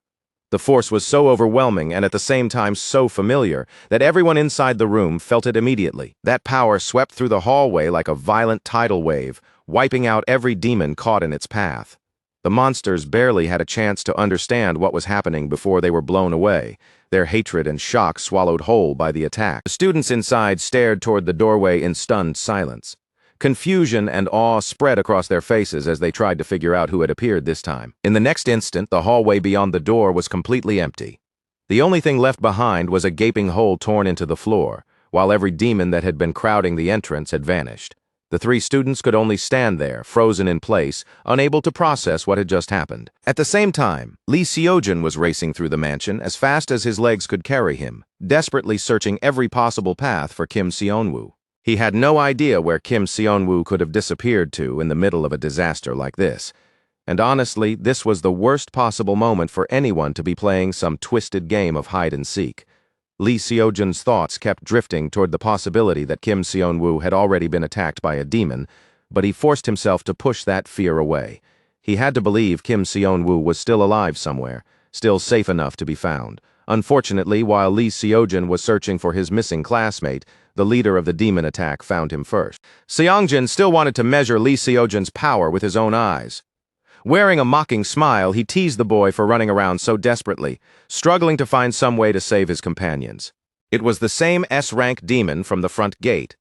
Lee Sujun immediately steadied his stance and prepared himself for the coming attack, while the demon's smirk made it seem as if this encounter had unfolded exactly the way he wanted. Seongjin pointed his sword toward the golden boy and told him to draw his own blade. At the very least, he said, he would give Lee Seojin the chance to face him properly before killing him. As generous as that offer might have sounded on the surface, Lee Seojin understood the truth perfectly.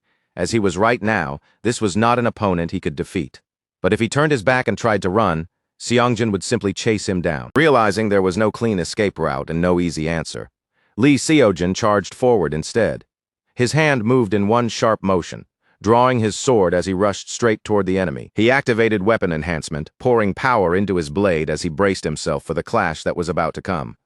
At the same time, the demon lifted his own weapon, ready to meet Lee Seojin head-on. No matter how badly his body screamed at him to stop, Lee Seojin understood one thing with absolute clarity: that S-rank monster had to be kept away from everyone else, even if it meant using himself as the wall.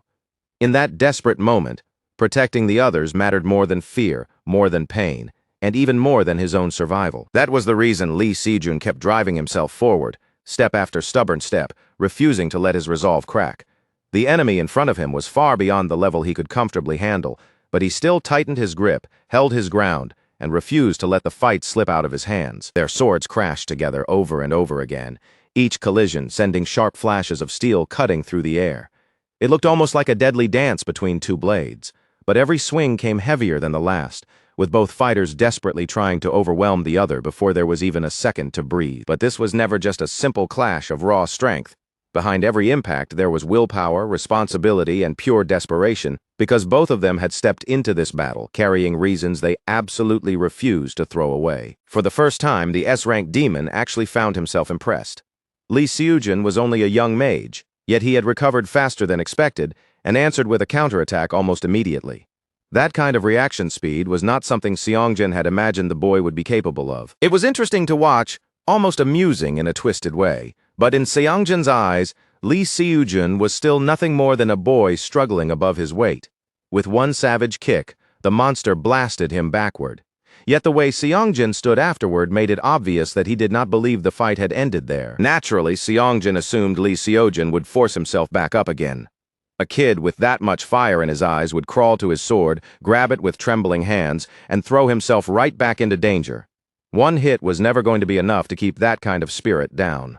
Lee Seojin's body was sent flying across the space, the impact ripping a strained groan from his throat as he slammed hard into the ground.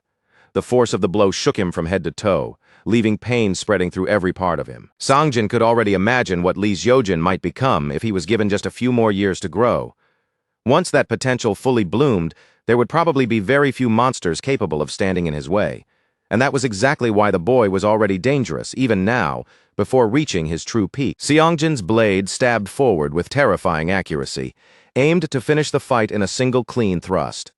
But at the last possible instant, Lee Seojin twisted his body into a desperate roll. The edge scraped past by the narrowest margin, missing him by a hair and barely saving him from being run through on the spot. He skidded backward across the floor, dragging himself through the momentum before forcing his battered body upright again.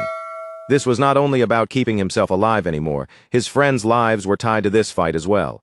And because of that, Lee Seojin could not let himself collapse yet. Even so, the more carefully Seongjin watched him, the more something seemed off. No matter how closely he observed Lee Seojin's movements, his power, or his reactions, he still could not find the one thing he had been sent here to confirm. In the end, Seongjin began to reach a disappointing conclusion. Maybe Lee Seojin was not truly the child of prophecy after all. At least that was the answer, forming in the demon's mind as the fight dragged on. Maybe Lee Seojin had simply been born with a light attribute, and that was all there was to it. But even then, Seongjin could not fully shake the feeling that the boy might be hiding something on purpose, holding back because he did not think an S-rank demon deserved his full power. Lee Seojin, meanwhile, had no clue what this monster was even talking about. Lee Seojin shouted back that he did not know a single thing about any of that nonsense. Then, without letting the confusion slow him down, he charged straight towards Seongjin again, killing intent burning fiercely in his eyes. Whatever the demon meant, Lee Seojin's objective had not changed. Seongjin's thoughts began racing, turning over one possibility after another, as he studied the boy in front of him. But even after all that, he still believed Lee Seojin was only pretending to be ignorant, as if the kid was mocking him to his face. That idea clearly struck a nerve. Songjin's expression hardened and he swung his sword with brutal force. Lee Seojin met that violence with his own, stepping into the attack instead of retreating and clashing head-on with everything he could muster. The instant their blades collided, the force burst outward like a small explosion. Lee Seojin had to drive every bit of strength into his legs, just to stay upright, bracing himself against the overwhelming pressure of a monster far more terrifying than anything he should have been facing. Seongjin's frustration boiled higher as he snarled that he had come all the way to this remote place under orders to kill the child of prophecy. If his own kind had declared Lee Seojin to be that child, then in Seongjin's mind, the boy needed to stop denying it and prove the truth with his strength. Lee Seojin still had absolutely no idea what this lunatic was talking about. And worse, the situation was deteriorating fast.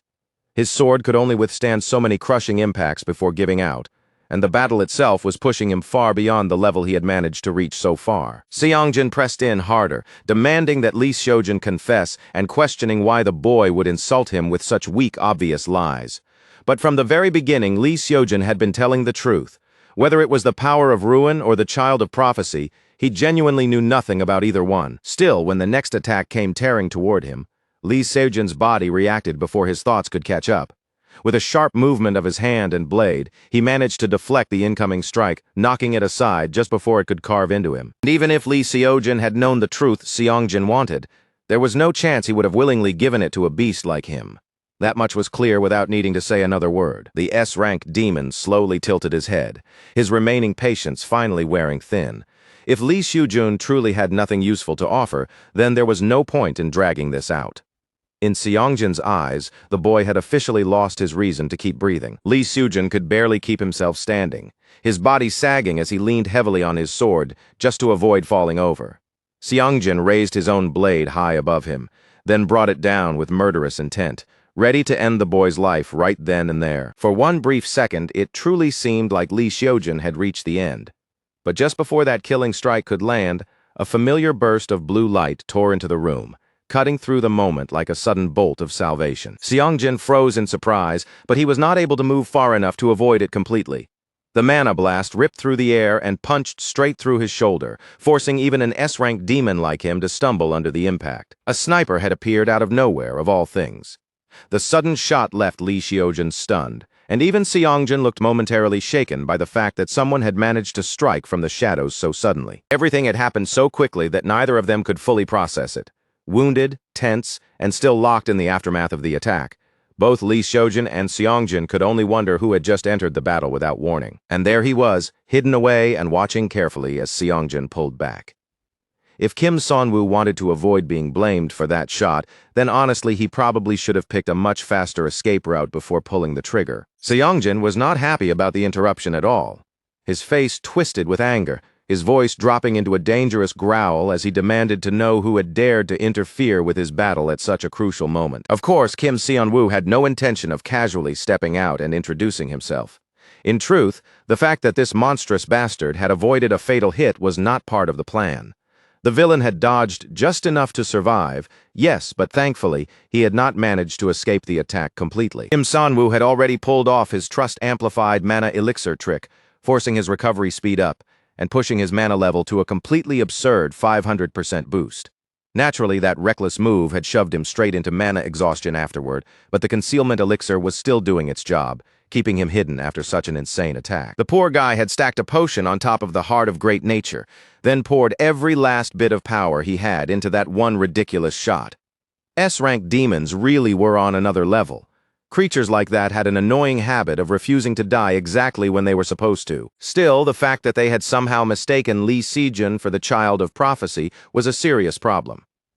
Kim Seonwoo knew the first major attack would inevitably pull attention toward the hero, but this was absolutely not the kind of attention he had been hoping for. The worst part was that Seongjin was now furious. He did not even look especially focused on killing Lee Seojin anymore. Instead, all that anger had shifted toward tracking down the rude little rat who had fired a death blast straight at his face. And if that rat refused to reveal himself, Seongjin looked more than ready to tear the entire place apart until he found him. He seemed prepared to slice through the building itself if necessary, which was, frankly, a ridiculous amount of damage to cause to someone else's property. Jain was definitely not going to be pleased about this. As Seongjin began gathering his power, Lee Seo-jun shakily forced himself back onto his feet.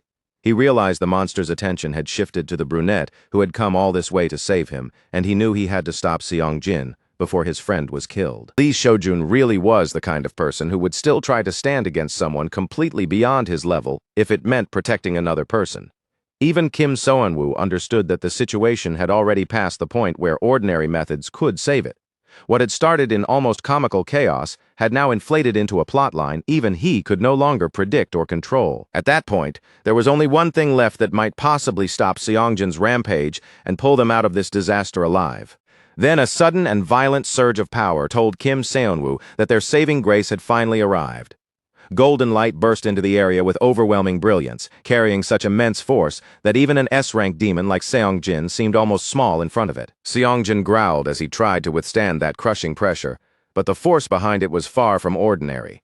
The blast shook the surroundings so violently that even Kim So-eun-woo, still hidden away, could feel the raw power rolling through the air. The attack was so savage that it did more than simply injure the villain.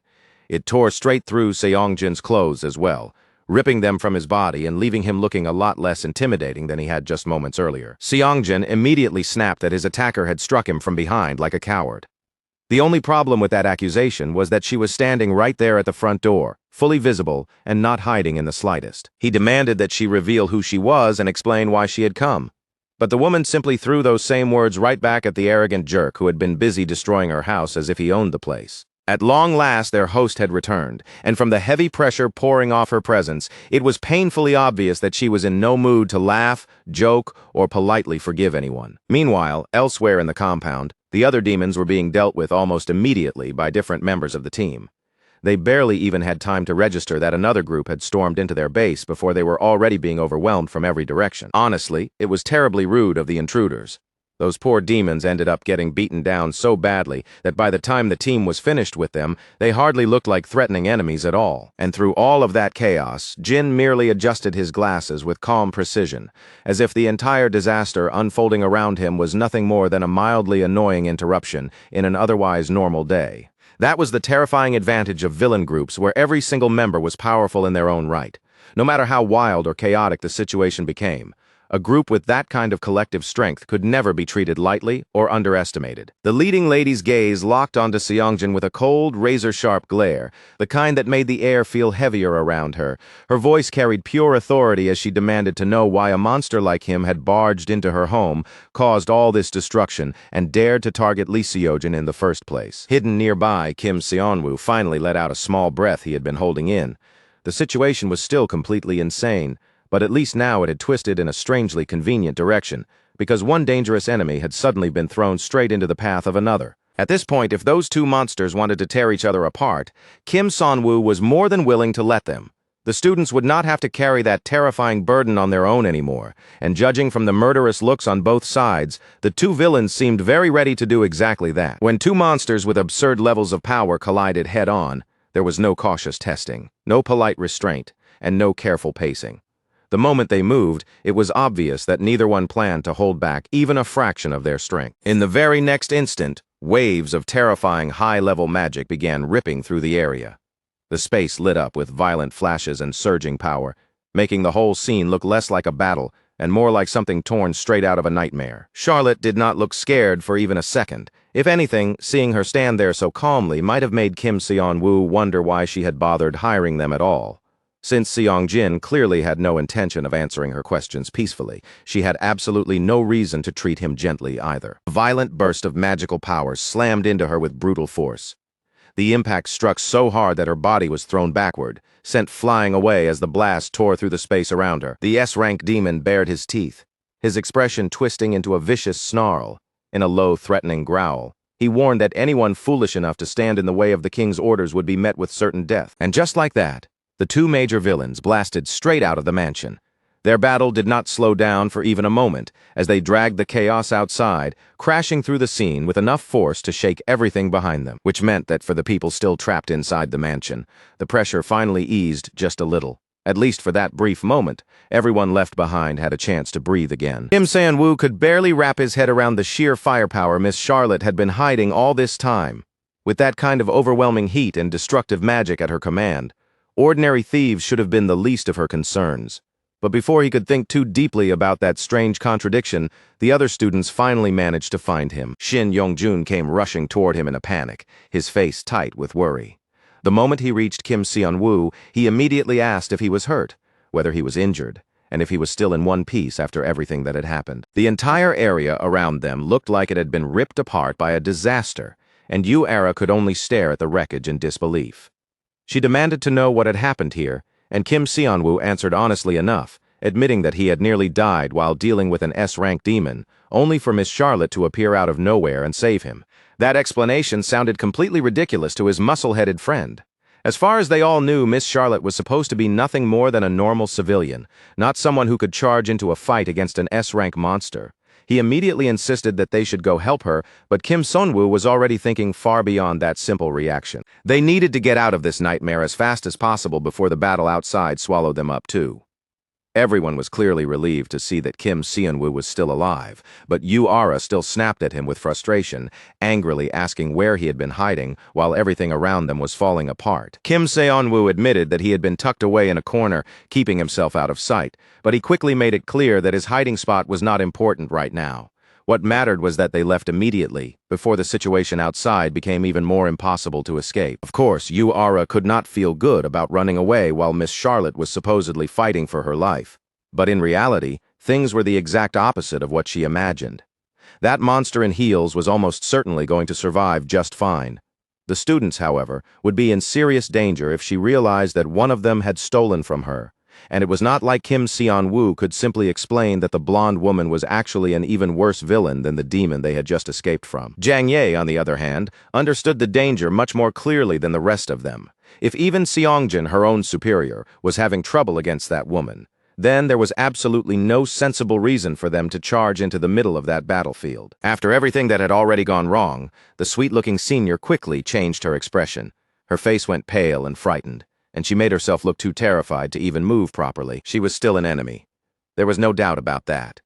But Kim Seon-woo could see the opportunity right away because her fear, her performance, and her desire to escape could all be used to push the rest of the group in the direction he wanted. Even then, he could not help questioning why she had suddenly chosen to act so shaken and helpless.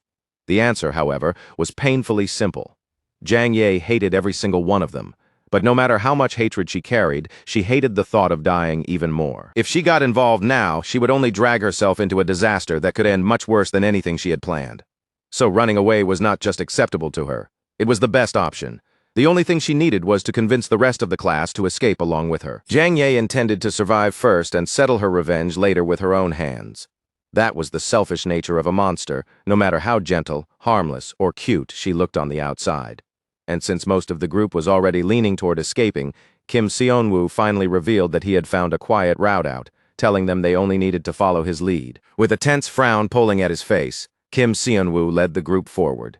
He knew Jang Ye was probably scheming like always, but that hardly mattered now, because neither of them had the strength to change the chaos exploding outside the mansion. Right now, there was only one realistic choice left for them. They had to run, and they had to do it immediately, before the mansion around them turned from a battlefield into their grave. Meanwhile, the front lawn had already become a scene of pure carnage, death, and destruction. The two villains tore into each other like wild dogs fighting over prey, except every clash came with roaring explosions, violent magic, and terrifying flashes of power tearing through the air. Both monsters were wrapped in their own overwhelming elemental force, neither one showing even the smallest sign of retreat. Seongjin made the first move, unleashing his black flames with murderous force and sending them surging straight toward his opponent. Charlotte answered without flinching, meeting his attack with blazing golden lightning. The brilliant power shot forward in a violent counterattack, crashing against the darkness with enough force to light up the battlefield. Neither side eased up after that first exchange. Instead, both of them pushed harder and harder, clearly trying to crush the other into the ground through pure force before the fight could drag on any longer. Bert immediately recognized the dark transformation attack for exactly what it was. Without wasting even a second, she responded in kind, calling on a high-level spell of her own to meet the threat head-on. Even attacks on that scale were not enough to break her focus. She faced Seongjin directly as he lunged toward her, his massive sword rising high before he brought it down with brutal, crushing strength. Before the blade could reach her, one of her subordinates suddenly appeared and intercepted the strike. From the look of it, they had already finished cutting down the lesser monsters inside, and now they were free, maybe even bored enough to join forces against the old demon. Naturally, the old monster was far from pleased about being interrupted, especially when he had come here with someone specific to kill. But from the way things were unfolding, it was painfully clear that he still did not understand what kind of people he had chosen to pick a fight with. They pointed out that Seongjin had been the one to interfere first. This was their battlefield, their trap, and their chosen target. Yet this idiot had appeared out of nowhere and tried to claim their hero for himself.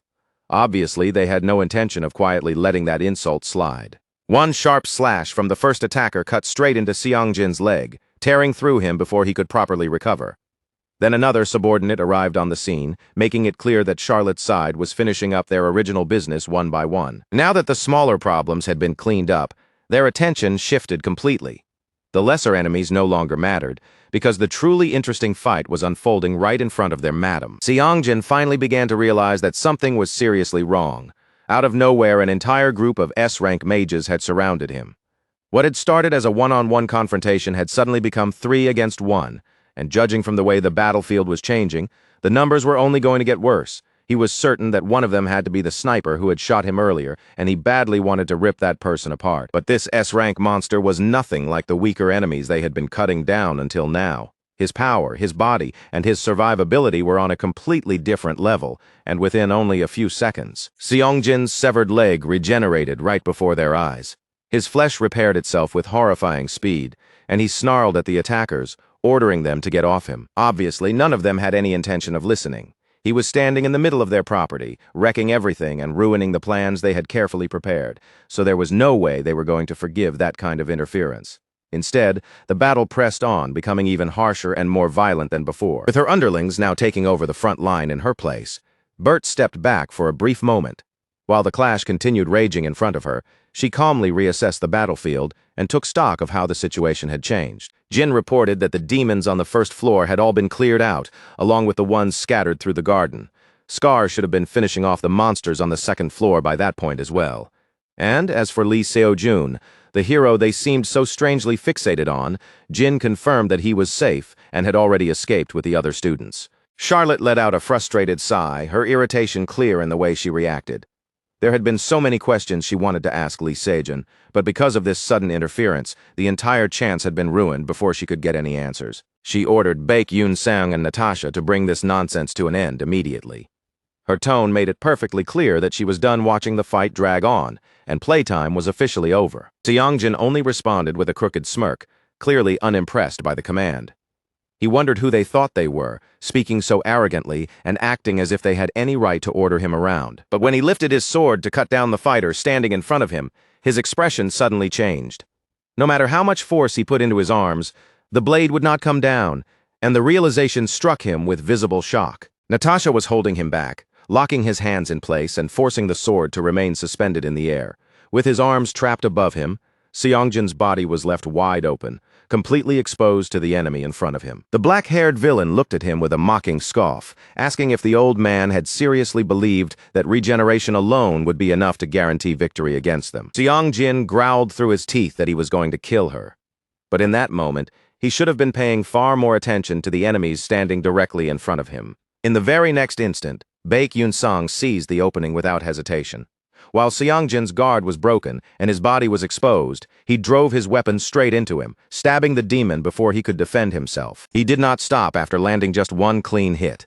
Baek Yoon-sung kept driving his weapon forward again and again, each thrust punching into that man with terrifying persistence, until the assault looked less like a single attack and more like a storm of blades piercing him nearly 100 times over. The Majin's scream ripped through the battlefield, raw, hoarse, and almost impossible to listen to. That relentless torment was not only tearing through his flesh, with every strike, it felt as if his body was being carved apart, his mind was being crushed, and even his soul was being scraped down to the bone. A furious roar exploded from them, shaking the air with pure hatred. It was the sound of monsters enraged by humans who had dared to block their path, stand against them openly, and push them back instead of simply trembling in fear. Then, from the direction of the house, a massive explosion thundered outward, loud enough to echo across the entire area. Every student flinched at the same time, their bodies going stiff with fear as they tried even harder to slip away quietly before this impossible mess dragged them any deeper. Lee Sujin could not help turning his head, his gaze drifting back toward the ruined house behind them. His eyes were filled with unanswered questions. Who exactly was the woman who had appeared and saved him? What kind of Majin had tried to kill him so viciously? And what was the real purpose of the mission they had accepted in the first place? But none of those answers were anywhere within reach right now. All he could do was swallow down that confusion, turn away, and focus on escaping with his life. The Majin's entire body seemed to burn with a savage, twisted excitement, as if this brutal clash had awakened something thrilling inside him. This was no longer just an ordinary fight. It had become a battle of pride between monsters who stood at the very top. And when a Majin that fed on human blood was pushed to the edge of survival, its body would awaken one final, desperate instinct. For him, that instinct began with violent trembling, spreading through his entire frame. A bone-chilling transformation tore through the Majin as he let out a monstrous roar. His body twisted under the force of it, warping further and further away from anything human, while his eyes were swallowed completely by darkness until they turned pitch black. At that moment, he stepped fully into the ultimate state of rampage. The man who had rushed in close enough to stab the rising monster suddenly went still. His eyes widened with horror as he realized the enemy in front of him was no longer trying to maintain a human-like form, and was instead slowly becoming something much more dangerous. He understood immediately just how terrible the situation had become. Without daring to look away from the monster in front of him, he shouted a warning to the others, telling them that this thing was clearly about to lose control and go completely berserk. Another huge explosion shook the surrounding area, while the students, shameless or not, kept pouring all their effort into sneaking away from the chaos. No matter how they looked at it, the battle behind them was far beyond anything they could handle. The smartest option was not bravery, not hesitation, and definitely not heroics. It was getting off the property as fast as possible. Even then, Lee Sejin was still too kind for his own good. The instant he saw the explosion flare up behind them, worry flashed across his face before he could even try to hide it. Meanwhile, near the battlefield, the members of John stood together and watched the transformation unfold. One by one, they instinctively stepped back, their eyes fixed on the monster as his body changed right in front of them. When Imagine entered a rampage, all reason disappeared completely.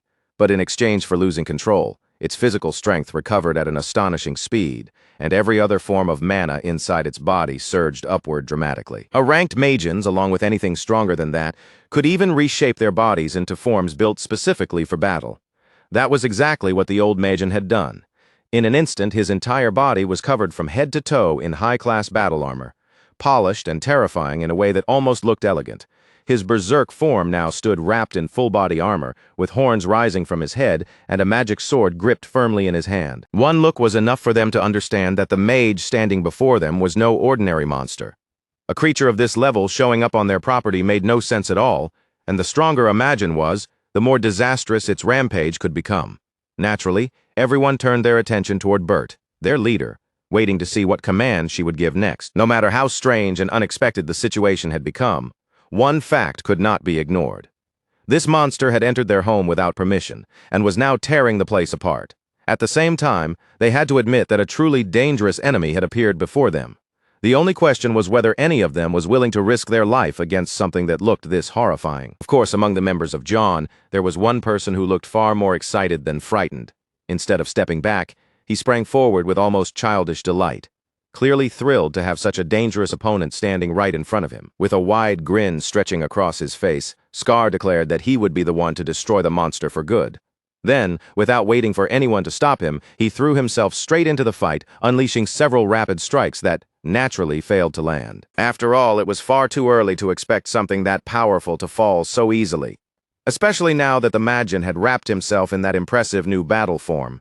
Bringing him down would take much more than a few reckless attacks. After slipping past Scar's first assault, the Majin struck back with savage pleasure. He swung with brutal force, smashing into Scar so hard that the villain was launched across the battlefield and sent flying clear to the other side of the compound. It was honestly an incredibly rude kind of greeting, but the berserk Majin seemed rather pleased with himself. He flexed his muscles with obvious pride, almost as if he were silently daring every single one of them to come at him next. Scar pushed himself back onto his feet, brushing off the impact like it had only made the fight more entertaining. To him, a blow like that was not a bad greeting at all, If anything, it seemed to make him even more interested. Bert watched the fight with sharp, careful eyes, reading every movement as the battlefield shifted.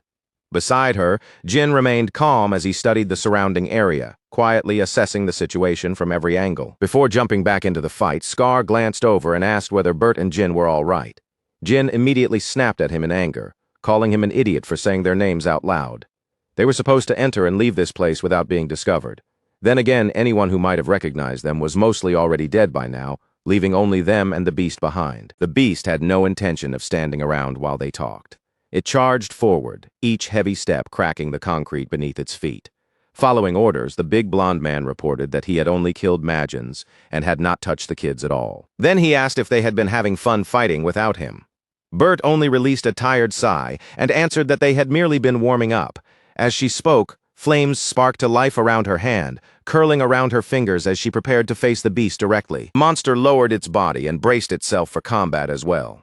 Then, without warning, it launched forward, throwing its entire body straight toward them like a living weapon. At that moment, all of the villains had gathered in one place. That meant the monster no longer needed to split its attention across the battlefield and could focus all of its power on a single target area. As that dark, evil mass rushed closer and closer, the blonde woman gave her group a clear command. From this point onward, they would stop acting as separate fighters and face the enemy together as John. There was no longer any reason for them to hold back. The kids had already escaped the area, and that meant they could finally cut loose and fight without worrying about restraint. Meanwhile, as the kids continued making their way towards safety, lightning flashed across the sky and thunder rolled above them. The violent battle nearby was shaking the atmosphere itself, sending the storm-like echoes crawling through the air. Among the group, Yuara, the fiery and hot-tempered girl of the class, suddenly felt a cold chill sweep through the air. It crawled over her skin, sharp enough to make her body tense without warning. For some reason, the booming thunder sounded almost familiar to her ears. Even the mana spreading through the air felt scorching and sharp, so intense that each breath made her hand grow numb. Even the sky itself looked like something pulled straight from a memory she had fought desperately to bury. It dragged her mind back to the day her parents were murdered by creatures wearing human skin. Beings she could never bring herself to accept as human. The boys noticed Yuara looking back, of course, her attention pulled toward the battlefield behind them. But only Kim San-woo understood just how dangerous things could become if she realized what was truly happening back there. Even from where they stood, the energy in the distance was impossible to ignore. It crackled through the air, sharp, overwhelming, and heavy enough to make the space around them feel unstable. There was no mistaking that pressure. The power spreading from the battlefield belonged to an S rank. This was the kind of weight they would be forced to carry from now on, especially once the main events of the story truly began moving. Battles on this scale would no longer be something they could simply pretend did not exist. Right now, John was locked in battle against a rampaging Majin, and there was absolutely no reason for the students to throw themselves into that fight. But Kim San-woo understood one thing with painful clarity. They had to become stronger. Somewhere behind them, an enemy separated from them by an almost immeasurable gap in power was now clashing on the battlefield. Across the battlefield, magic circles began to appear one after another, glowing brightly as they activated in rapid succession. Then even more magical chains surged out from those circles, rushing toward their enemy and wrapping around the Majin's rampaging body in an attempt to restrain him. The shining chains tightened around the berserk Majin, locking him in place from multiple directions. They pulled hard against his body, forcing his movements to slow and then come to a halt. At the same time, magical attacks struck directly into his weak points. Each hit landed with careful precision, slamming into vulnerable spots while the monster struggled violently against the restraints. John moved like one perfectly coordinated group. Every member attacked quickly and violently, their movements flowing into each other without hesitation, without confusion, and without wasting even a single motion. Blood burst from several parts of the Majin's body as he fought furiously against the chains binding him down.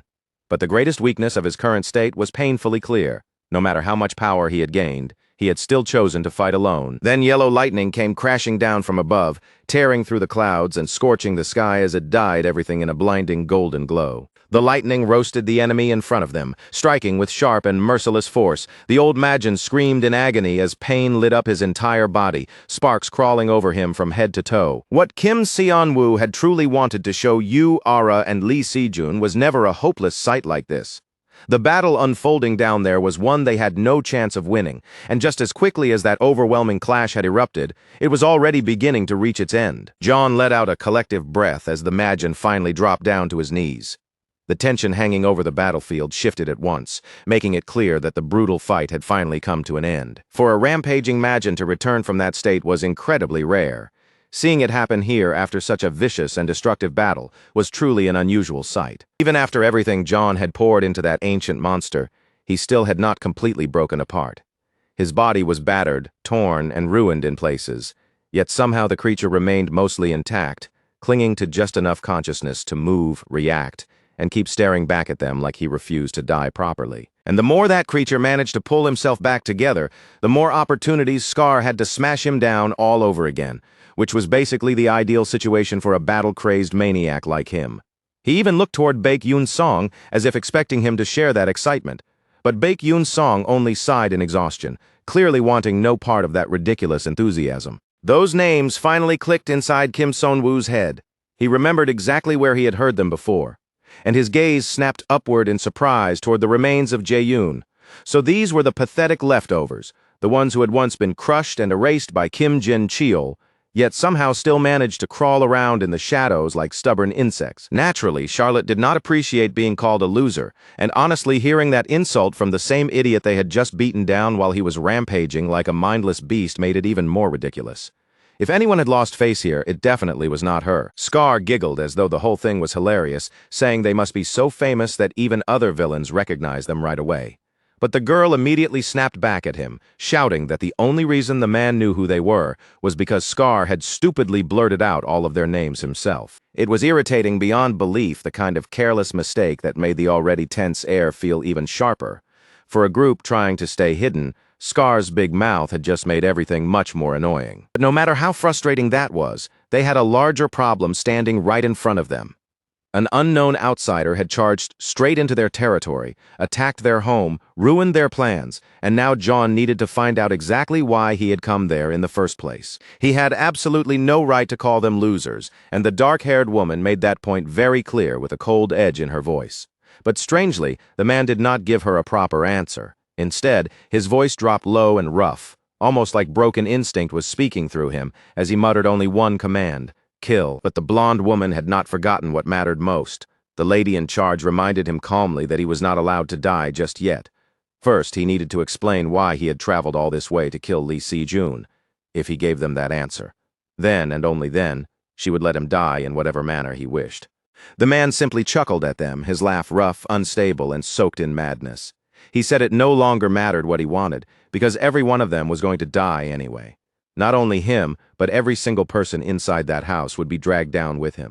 That did not sound like a desperate threat thrown out just to frighten them. The weight behind his words felt different, heavier, and more certain, like something far more sinister had already been set in motion before any of them noticed. When they lifted their eyes toward the sky, they saw it at once. Something bright and pink was glowing above them, cutting through the darkness as it fell straight down toward the mansion. John really could not catch a break that night. One disaster after another kept barging into their home, and now it seemed the little rat still had more allies hidden somewhere nearby. That was beyond inconvenient. But as the blonde woman stared up at the descending light, she recognized the irritating mana immediately. This was not the mana of any ordinary man. The old man's lips curved faintly, almost as if this was the exact moment he had been waiting for all along. Even while surrounded and beaten down, that small smile made it clear he believed something had finally turned in his favor. That smile almost felt like his answer, a silent confirmation of what was coming. High above them, a massive swirling sphere shone like a falling star, growing larger and brighter as it descended toward the mansion. The blonde woman let out an exhausted sigh, looking completely fed up with every single piece of nonsense unfolding around her. Still, there was no denying what was happening now. A new guest had arrived at the mansion, and it looked like the person Kim Seon-woo had been waiting for had finally shown up. The brunette's eyes widened as he looked toward the sky. At last, the third force of that fateful night revealed itself above the battlefield, arriving with enough presence to change the entire direction of the chaos. From a distance, all the students could do was stop and stare in stunned wonder. Above the mansion, an enormous red mass of burning rock was falling from the sky, glowing like a piece of the heavens had been set on fire. The muscle-headed student pointed upward in alarm, his voice sharp with panic as he reacted to the impossible sight overhead. The others somehow managed to keep themselves steady, but honestly, this arrival had happened almost exactly when Kim Seon-woo expected it to. This was the beautiful sight Kim Seon-woo had wanted his friends to witness with their own eyes. Not just destruction, and not just fear, but proof that there was power in this world, capable of standing above even the monsters. The power of an S-rank villain was overwhelming, the kind of terrifying force that could make an ordinary hero feel completely helpless, against something that enormous most people could barely imagine standing their ground, let alone finding a way to defeat it. But Kim Seon-woo did not want the protagonists of this story to be crushed beneath the fearsome power of villains. He did not want that terror carved into their hearts as a permanent scar, something that would follow them into their dreams and haunt them years after this night ended. What he wanted them to see was the figure that had appeared high in the air, calmly holding that massive sphere of red light. Because no matter how monstrous a villain became, there would always be an ally even stronger, someone powerful enough to face that darkness head-on and overpower it completely. With one calm, almost effortless wave of the hand, she made her move, as if dropping judgment from the sky itself. The newly arrived hero released the burning rock onto the villains below. The enormous mass split apart into a dozen blazing fragments, each one tearing downward through the sky like fiery rain aimed straight at the battlefield. One day, Kim Seon-woo wanted those young heroes to believe they could rise even higher than the awe-inspiring figures who shook the ground beneath their feet.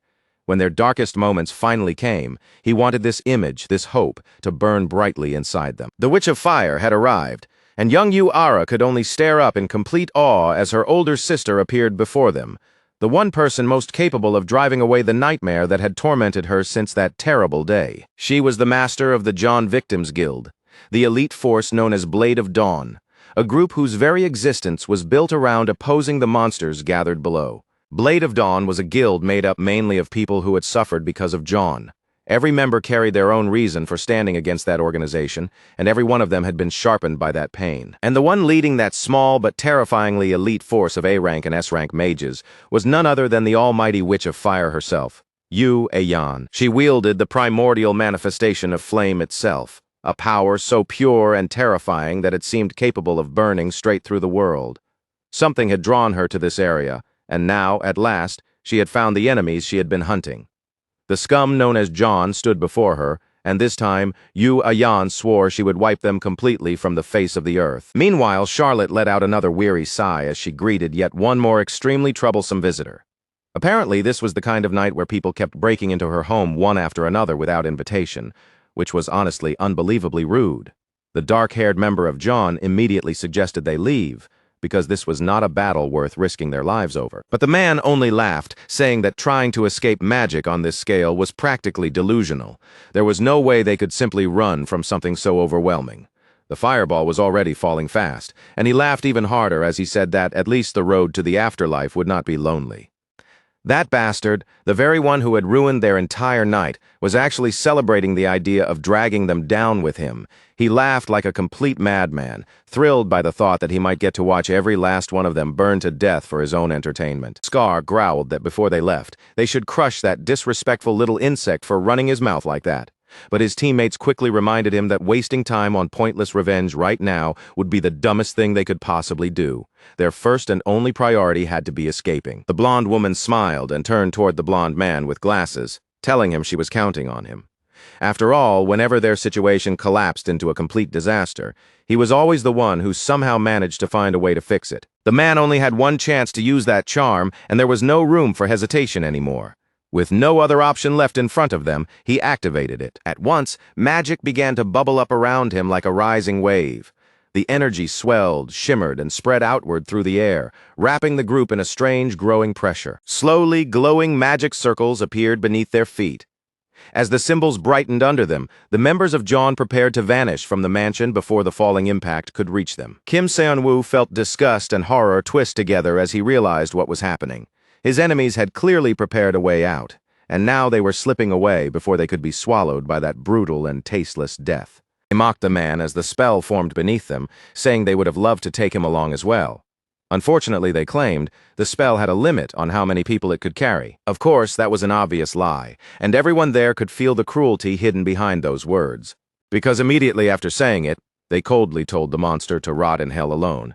Then, right before the man's eyes, the entire organization disappeared from the mansion, leaving him behind without even a trace of sympathy. The pitiful murderer was abandoned to die by himself, with nowhere left to run and no one left to save him. All he could do was sit there in terror, staring up at the burning rock as it came crashing down toward him. In his final moments, he sent one last message to his king.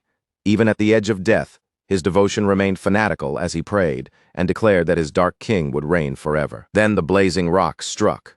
The impact swallowed him completely, erasing his figure beneath the burning force, and the entire house was consumed along with him. The explosion that followed was enormous, tearing through the surrounding area with unbelievable force. That single impact made the truth painfully clear. This was the power of an S-rank hero. Flames surged upward like a gigantic flower blooming in the middle of the night, painted in fierce shades of orange and yellow. The students watched the blast from far away, and even at that distance, the light was so intense that they had to lift their arms to shield their eyes. They stood there stunned as the truth finally began to sink in. Their client, Miss Charlotte, had not been some ordinary noblewoman at all. She had actually been connected to one of the worst terrorist organizations in existence. Then a man from the guild landed directly in front of the students, and immediately raised a shield to protect them from the shockwave rolling toward them. Without turning his back on the blast, he warned the kids behind him to keep everything they had seen here a secret. If anyone discovered that they had secretly come into contact with John, the pursuit would only become more dangerous and complicated from that point on. So for the moment, the safest thing protecting them was the name and power of the Blade of Dawn itself, along with Zhongjae Quan, an A-rank mage who was standing beside them as a reliable shield. Suddenly, one of the men raised his voice and called out to his guildmaster, saying he had located the children who had been rescued from that horrifying mansion. The second Yue Yan heard that report, she did not pause for even a heartbeat. She immediately rushed forward, because among those rescued kids was the one person who could shake her composure more than anyone else, her precious little sister. And then, as if a blazing spark had fallen straight down from the heavens, that incredible woman came descending into view. Her hair streamed wildly behind her, and the moment she landed, the fierce heat and overwhelming presence around her made everyone nearby instinctively turn to look. As soon as Yue Yan landed, one of her companions quickly stepped in and asked whether there had been any new lead on John, but the answer was nothing but frustrating. Those cowards had already slipped away again, and this time they had escaped by using a degraded replica of a teleportation sacred relic. As infuriating as it was, their enemies clearly knew exactly how to keep themselves alive. The moment Juan heard that detail, a low, irritated groan escaped him, because he already understood whose fingerprints were all over it. There was no doubt in his mind it had to be Jin. That cursed magical engineer was exactly the kind of person Juan despised from the very bottom of his heart. But then the older fire mage suddenly froze where she stood. Her sharp attention shifted all at once, and her eyes fixed on one person among the rescued students, locking onto the familiar figure of her younger sister. Yu Ayan looked directly at Yu Ara, and for a brief moment her voice trembled as she called out her name. Ara stared back at her, instantly recognizing her sister, and answered in a quiet voice that sounded almost stunned. The instant their eyes connected, the noise and chaos around them seemed to fall away into the background. They did not need some long explanation, and they did not have the patience for carefully chosen words. In that moment, just seeing each other alive said more than any conversation could. Yu Ayan moved forward and pulled Yu Ara straight into her arms, holding her little sister in a tight embrace. It was as if she had been restraining herself the entire time, and only now could she finally let that fear and relief spill out. A look of deep relief spread across Yu Ayan's face. More than anger, more than exhaustion, and more than anything else, she was simply grateful that her younger sister was still alive, still safe, and standing right there where she could hold her. The last time their family had encountered those monsters, they had not been lucky enough to walk away without losing something. That was why Yu Yan could not endure the thought of John taking anyone else from her ever again. Yu Ara lowered her head with a heavy, bitter sigh and admitted that their enemies had been frighteningly powerful. But what wounded her pride the most was not only how strong they were, it was the fact that she had been so terrified that she could not even bring herself to fight back. Yu Yan understood that helpless, burning feeling better than anyone. She had spent years chasing those monsters, carrying her hatred like a flame that never went out. Even so, she told Ara not to throw herself into the same path of revenge. What she wanted was for her little sister to live freely, to find happiness, and to leave the ugly weight of vengeance to her instead. No older sibling would ever willingly watch their younger one step into the same suffering they had barely survived. But Era could not accept that kind of answer. She raised her voice and snapped back that her sister should already know she could never live that way. Era was too ambitious, too determined, and too driven to simply stand on the sidelines. She wanted to take part in the hunt for John herself, and she wanted to make them pay with her own hands for everything they had done to her. Yu Ayan could hardly believe that even after everything that had happened, her little sister still had not changed at all. But sometimes that was simply how life moved forward. Ara gave her a stubborn little smile and reminded her that her older sister had never been able to defeat that side of her before. She had lost that argument in the past, and Ara was certain she would lose it again now. Yu Ayan let out a quiet sigh, because to her this was not just ordinary stubbornness or childish defiance. There was something much deeper beneath Ara's words, something fiercer and far more painful. It was a promise.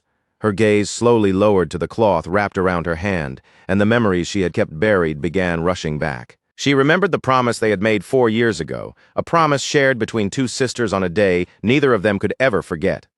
Back then, the younger girl had begged her older sister never to hurt herself with a knife again. That was why Ara still carried those wounds inside her heart, and why she had reacted so intensely when she saw the scars on Kim San-woo. During the darkest period of Yu Ayan's life, that crushing helplessness had swallowed her so completely that she had nearly lost even the will to keep living. In those days, Ara had clung to her desperately, crying so hard that her words came out in broken sobs. Through her tears, she told Yu Ayan that she was the only family Ara had left. Those words shattered something inside Yu Ayan as well. Seeing her little sister cling to her like a tiny boat fighting to stay afloat in the middle of a raging storm was enough to drag tears out of her, too. In the end, the two sisters had only each other, so they held on with everything they had. That promise was what pulled Yu Ayan back from the edge, and from that day forward, she swore to herself that Ara would one day grow into a mage even greater than she was. And now, Yu Ara seemed absolutely determined to honor that promise in her own fierce way. When Yu Ayan saw the burning resolve in her little sister's eyes, she could not stop a small laugh from escaping. At last, she decided that the two of them could argue about Ara's future as a mage some other time. While the sisters shared that brief, emotional reunion, Lee Seojun stood a short distance away, silently watching the small family moment unfold before him. As the young hero looked at them, a faint sting of envy touched his chest. Seeing the strength they carried, and the bond that held them together, made him wonder whether he could ever become that strong someday. His muscle-headed best friend noticed the unusually serious look on his face right away. With a grin, Shin Young-jun asked what he was thinking about so deeply. Lee Seojun only gave a faint smile and replied that it was nothing special, just a little bit of this, and a little bit of that. Whatever was weighing on him, Shin Young-jun told him not to get lost in his own head. The hanging incident, the hidden stage, and even this terrible disaster had all somehow reached an ending where things worked out. No matter how much of a genius Lee Seojun might be, he still could not shoulder every problem by himself. If that was true, then the best thing he could do was simple: help the people around him, just like they had helped him when he needed it. Lee Seojun's expression softened after hearing those words. He understood that Shin Young-jun was trying to cheer him up in his own blunt and energetic way, so he thanked him with a small but sincere smile. Shin Young-jun immediately flashed a wide grin and said that if Lee Seojun really felt that grateful, then he should help him with his note-taking assignment once they got back. Lee Seojun answered without even hesitating, telling him to handle that part by himself. Even so, Kim Seon-woo felt a deep sense of relief that he had interfered when he did. If he had not anonymously leaked the information to the Blade of Dawn in advance, the entire situation could have twisted into a far more dangerous direction. If John had finished dealing with that man first, they could have turned their attention to the students next, and the situation would have spiraled out of control far too quickly. Yu Ara's uncertainty about her path as a mage, and Lee Seojun's newly strengthened motivation had both shifted in ways no one had expected. The original progression had changed, but over time that change might become a powerful foundation for their growth. For now, Kim San-woo had successfully landed a hit on the S-rank demon, and that alone unlocked a reward of 5,000 points. On top of that, because he had indirectly contributed to the defeat of an S-rank demon, another 5,000 points were added. The rewards were becoming more random with every new change. His small contribution to subduing the S-rank villain Seongjin had created a major ripple in the story, increasing his efficiency by 1.2. And even though the flow of events had shifted away from what he knew, it seemed that nothing had ever affected Lee Seojun in this direct way until now. Kim San-woo slowly turned his head, and his gaze moved toward the fire mage standing nearby. He watched as the wind lightly stirred Yu Ara's hair. She had finally come face to face with John again, closer than she had been since the day they destroyed her life. And even after witnessing that terrifying, overwhelming strength once more, the flame inside her had not gone out. Her desire to destroy them was still burning just as fiercely as before. For the time being, Kim Seon-woo understood one thing clearly. He had to begin preparing for all the unpredictable variables that would appear in the future. Not long after that, they returned to the Blade of Dawn's Korea headquarters, and just as expected, the real truth of what happened never reached the public. The specific details of the incident were kept completely hidden. All the news reported was that a massive forest fire had broken out on the outskirts of Gangwon province, and that several Black Flame mercenaries had been found dead there. Behind the scenes, Mage Association Chairman Kim Jin-chul had quietly pulled the necessary strings. He made sure that the hidden connection between Lee Seo-jun and John would never turn into public gossip for people to tear apart. As for the ruined mansion that had been used as John's hideout, the investigators did not find anything especially meaningful inside. Their strongest assumption was that the organization had hidden anything truly important somewhere else, long before anyone arrived. Unfortunately for them, Kim Seon-woo had already cleared out the area before anyone else could reach it. The enormous fireball had also done an excellent job of burning away any traces he might have left behind. This time, one thing was clear: John's main objective had been to get close to Lee Seo-jun. Yu Ayan ordered everyone to withdraw from the field immediately. From this point forward, they would have to pursue their enemies properly, track them down without hesitation, and wipe them out once and for all. Before they left, one of her colleagues asked whether she planned to see her sister one more time. Yu Ayan always acted as though she did not care. But Juwon knew better than anyone that she missed her baby sister deeply. Even so, Yu Ayan replied that she had no intention of wasting the time of someone who was already busy. From now on, things were going to become far more chaotic. More precisely, they could no longer afford to take their eyes off Lee Seo-jun or the people connected to him. And in a way that gave Yu Ayanya the perfect excuse to see her little sister more often. Her precious little sister, her sweet angel Yu Ayan, silently vowed that she would never allow Ara to fall into danger again. This time, without fail, she would burn those John cockroaches down to ashes so completely that they would never be able to recover. Meanwhile, inside a place that was wrecked and damaged, yet still carried a strange elegance, the sound of footsteps echoed through the ruined halls as a man walked deeper into the building. The Blade of Dawn was a guild that John knew all too well. After all, they had always been one of the largest and most irritating thorns buried in the organization's side. Those annoying heroes had clearly swept through the place, searching every corner for magical items and anything else worth taking. But Jin was certain they had not discovered the extra secret hideout. Strangely enough, the mansion was still standing just enough for him to slip inside and move through a hallway that remained mostly stable. As expected of John, even their hideouts were built with absurd durability. Still, every painting Bert had created had been burned to nothing, and the blonde man was clearly not pleased about that. Even so, his true focus was fixed on something far more important than the ruined artwork: their hidden reserve of valuables. He opened the magical wardrobe and reached inside with complete confidence, convinced that those foolish heroes could never have uncovered a hiding place this carefully concealed. The real treasures had been tucked away right in plain sight, disguised as nothing more than ordinary art pieces. Compared to whatever the heroes had managed to find inside the mansion, these hidden items were worth far, far more. Jin had been absolutely convinced that the person who designed the defenses around his treasured collection had done a flawless job. In his mind, that storehouse was supposed to be perfect, the kind of hidden vault no outsider could ever slip into.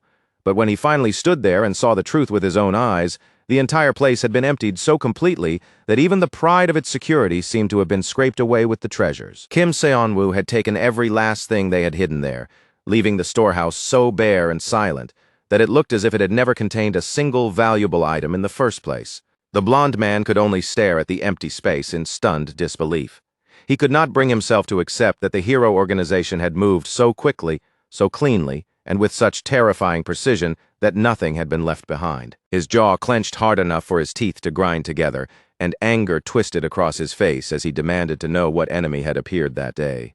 Whoever it was, they had somehow slipped past them long enough to steal what rightfully belonged to him. The thief was the one enemy Jin never would have thought to suspect.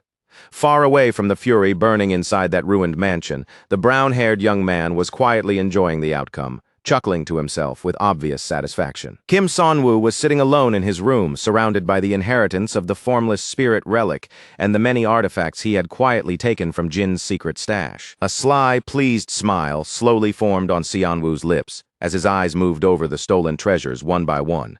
He was already certain that every single item in front of him would be used properly, and not one of them would go to waste. Mystery was a power that neither science nor magic had ever been able to fully explain. It reached down into the deepest roots of the world itself, and the rare objects that carried that strange, almost impossible power were known as relics. Among those relics, the legacy of the formless spirit had an especially unusual ability. It could grant an elemental nature to magic that normally had no attribute at all. That ring was the only genuine relic hidden among all the treasures Jin had stored away. And because light, along with non-attribute power, was one of the few elements that could not be obtained through ordinary training, the ring's value was even higher than it first appeared. So if Seon-woo was going to gain an element before anything else, there was no question about which one he needed to choose. His expression turned serious, and he carefully began gathering the growing power in front of him with steady concentration. Naturally, the first talent he wanted to claim for himself was the light element. If he could combine this newly developed power with the light formula he had been working on, then the relic would eventually open the path for him to learn every element. After the battle in Gangwon Province, Seon-woo had realized something important about the nature of his own power. It only happened under special conditions, such as when he used an elixir or activated certain skills, but for a brief moment, the mana he compressed to its absolute limit could reach a rank. That was exactly why Seongjin had noticed the shot Seon-woo fired in support of Lee Sejin. The mana packed into that sniping attack had surpassed the concealment limit of C-rank mana. Once manifested magic reached a rank, the mana itself could begin producing a silver aura around it. Now, Seon-woo had unlocked the achievement for silver mana manifestation. His mana control proficiency had increased by 30%, and he had also gained an additional 5,000 points. If he could somehow learn to control that power freely whenever the situation demanded it, then he would be able to push himself to an even higher level. Seon-woo steadied his body, narrowed his focus, and took in a slow breath before attempting the process again. But in the end, all of that intense effort only left him completely drained by mana exhaustion. A tired sigh slipped out of him as numbness spread through his body, and frustration weighed on him heavily as he realized how much work it took just to reach even the smallest breakthrough. Even with the heart of Mother Nature and an elixir supporting him, he still had not been able to buy enough time to compress his mana to the level he wanted. After all that training, only a few of those valuable extras remained in his possession. Seon-woo knew he could not afford to waste them casually, and that he had to save them for moments when he truly had no other option. As he weighed what choices were still available to him, his thoughts naturally drifted back to the fight against that powerful demon. He could not let another situation like that happen again. Lee Sejin had come dangerously close to dying, after everything Seon-woo had done to protect him and keep his path from falling apart. Losing Seojin at this point was something he absolutely could not allow. Completely worn down, Seon-woo collapsed back onto his bed and raised one hand into the air. Between his fingers, he turned the stolen ring slowly in front of his eyes, examining it with a quiet, thoughtful gaze. If he remained at his current level, then no matter how desperately he struggled, he would never become someone who could truly support Lee Seojun when it mattered most. That thought refused to leave him alone. It kept Seon-woo awake throughout the entire night, forcing him to agonize over what he could realistically accomplish with the tools and resources he had right now. He went through the demonic beast summoning scroll first, then shifted his attention to the sun and moon pharmacopoeia, checking each item carefully as he considered how they might be used. Aside from the relic ring, those were the only truly useful things he had managed to loot from the villain organization. He had already tested the demonic beast summoning scroll in a real battle. And as for the sun and moon pharmacopoeia, if he handed it over to Han Se-yeon, there was no doubt in his mind that she would be absolutely delighted. Maybe he could use that as leverage to gain additional points from the pharmacy company. While turning that possibility over in his mind, Seon-woo continued walking ahead, only to stop when a notification for character insight suddenly appeared before him. Lastly, using the points he had earned from the recent incident, Seon-woo had purchased a trait that he believed would become useful in the future. Yu-ara and his cheerful junior were already waiting for him nearby. The moment they noticed Seon-woo approaching, they brightened up and waved happily for him to come over. Seon-woo apologized for showing up late, then quietly decided that this was the perfect opportunity to test the new character insight skill he had just acquired. Unfortunately, most of what appeared was information he already knew. The two girls in front of him were Yoon Ha-young and Yu-ara, both 18 years old. Yoon Ha-young's mana gave off a cheerful, joyful impression and rested at C rank, while Yu-Ara's mana felt calm, composed, and steady at B rank. Yu-Ara's interest in him was still only at level 1, but Yoon Ha-young's interest had risen to level 2. With a bright smile, Ha-young told her senior that she had saved him a seat. Ara, still sharp-tongued as always, simply asked why he had arrived so late. Since the insight skill did not seem to reveal anything more useful for now, Seon-woo only laughed lightly and said he had not slept well the night before. Young immediately looked concerned and asked if he was sick. Even Ara suggested that he should try meditating before going to bed, which proved that, despite her blunt tone, she had a surprisingly caring side after all.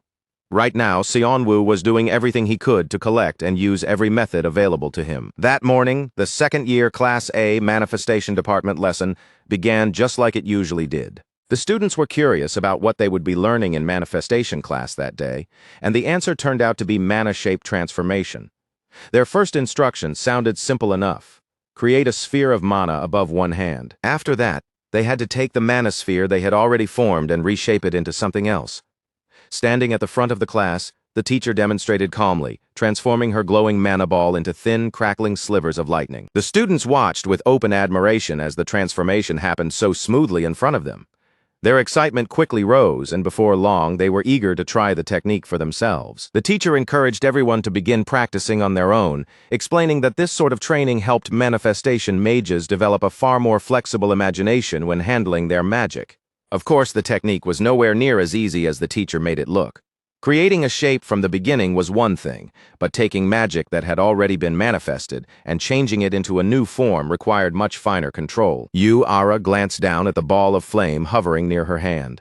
Then, with almost effortless control, she shifted its shape until it looked like a blazing bush of fire. Flames curled around her and rose higher, growing larger as they expanded outward. At that point, Ara was obviously showing off a little, but that did not stop the students around her from gasping in awe at her usual overwhelming talent. Her classmates could hardly believe that someone their age was already capable of handling such advanced magic with that much skill. Ara only gave a small huff, acting as if the entire thing had been easy from the very beginning. Meanwhile, Yoon Ha-young focused hard on shaping her mana into an ice cup. When she managed to succeed on her very first attempt, the others praised her as well, especially since her ability had improved dramatically since the midterm exams. For manifestation mages, shape transformation was an especially valuable skill to master. By shifting their magic between offensive and defensive forms, even mages who were normally vulnerable in close combat could control the flow of a battle far more smoothly. Kim Sun-woo, however, was struggling far more than he wanted anyone around him to notice. Unfortunately for him, Seon-woo had become fairly popular in class, which meant plenty of classmates were watching him closely and waiting for him to show them something impressive.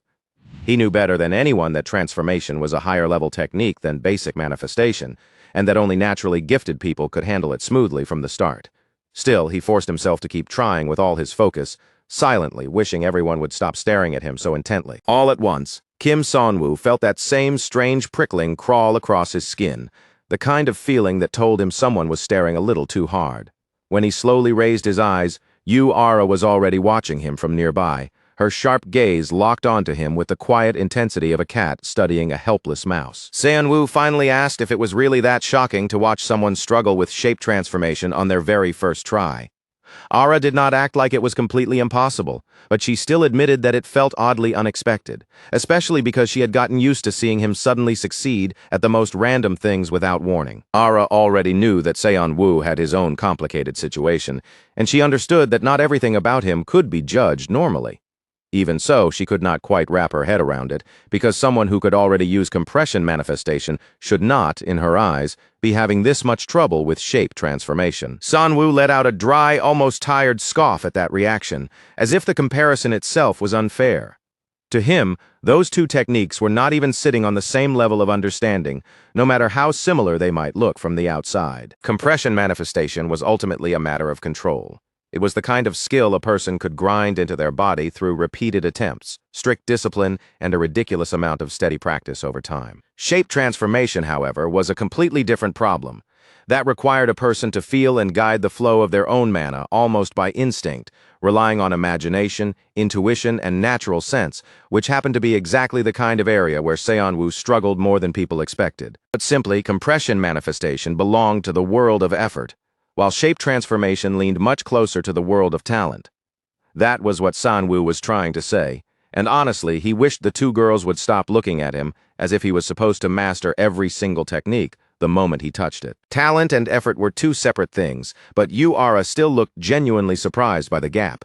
In her mind, Kim Seon-woo had always seemed like a young man hiding an absurd amount of potential, so seeing him stumble in such a clear way felt strangely difficult for her to accept. While Ara was still processing that, Seon-woo shifted his attention toward his junior and asked if she had been keeping up with her own training. The moment he asked, Yoon Ha-young's face lit up, and she cheerfully told him she had, even inviting him to come train with her over the weekend. Ara had never personally seen the full depth of Seon-woo's ability, but even so, she was convinced he had talent. More than that, the way he spoke made her realize something else. He had probably pushed himself past his limits through far more hard work than she had ever imagined. That quiet realization shook Ara more than she expected, but before she could sink too deeply into it, Seon-woo suddenly addressed her. He told her that instead of spending too much time forcing shape transformation, she would probably gain more by focusing on manifestation or emission training. Ara stopped for a moment at his words, and Seon-woo continued in the same calm tone.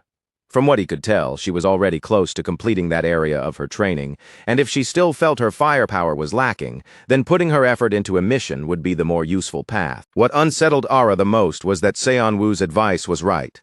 During the battle against the demonic humans in Gangwon province, and even while watching her older sister fight, she had kept feeling that her own destructive power was still falling short. Now, as Seon-woo's words settled in, she finally understood where that feeling had been coming from. The direction she needed to take with her training became much clearer in her head, just as Yoon Ha-young had once told her it would. Young had said that whenever Ara ran into a wall she could not climb over, Seon-woo had a strange way of breaking through it for her. Seon-woo only brushed that praise aside with a laugh, saying he was not doing anything special and was simply a little observant. Most mages were not very good at viewing their own abilities with true objectivity. Since Seon-woo had now pointed out Ara's issue for her, he was confident her growth would start accelerating as well. After all, making sure the heroes kept improving was one of the responsibilities he had chosen to carry. Then, without warning, Ara said there was something she wanted to ask him. Her eyes stayed on Seon-woo as she asked whether he had ever run into a wall of his own. The timing was almost too perfect to be funny, because Seon-woo was standing in front of a serious wall right at that moment.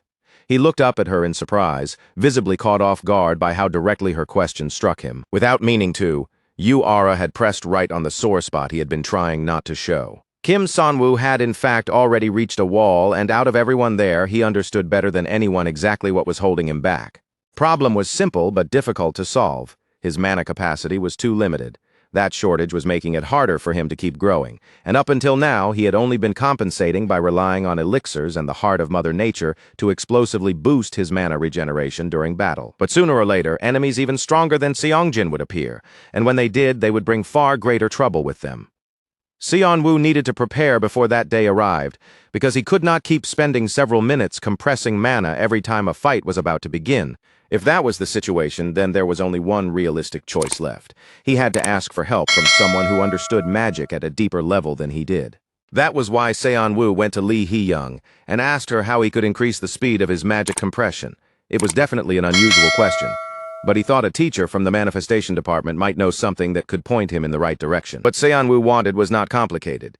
He needed a way to improve his compression manifestation, because if he could compress mana more quickly, then he would be able to fire more shots within a much shorter span of time. Somewhere in the back of his mind, he had been hoping Lee Hee-young might know a hidden trick, a shortcut, or at least some useful method that could help him close that gap faster. Lee Hee-young looked genuinely surprised to see Seon-woo come to her with a problem like this.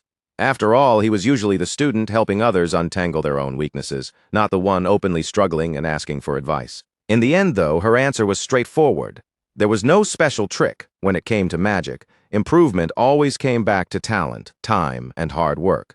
It was a perfectly true answer, but for Seon-woo, it was also painfully inconvenient, because he did not have overwhelming talent in that area, and he definitely did not have the time to grow at a slow, comfortable pace. Still, Lee Hee-young did not leave it there. She added that increasing speed was not the only road a mage could take when trying to become stronger. Later that night, under the pale glow of the full moon, Seon-woo stood alone in the quiet and accepted the reality in front of him. Raising his manifestation speed would demand an enormous amount of training, patience, and repeated effort. The problem was that Kim Son-woo simply did not have the luxury of taking that much time. The villains targeting Lee Seo-jun were not going to politely stand back and wait while Seon-woo slowly trained himself into someone stronger. After turning Lee Hee-young's advice over in his mind, Seon-woo reached a different answer. If speed was not the only path, then he would focus on refining the fine details of his manifestation instead.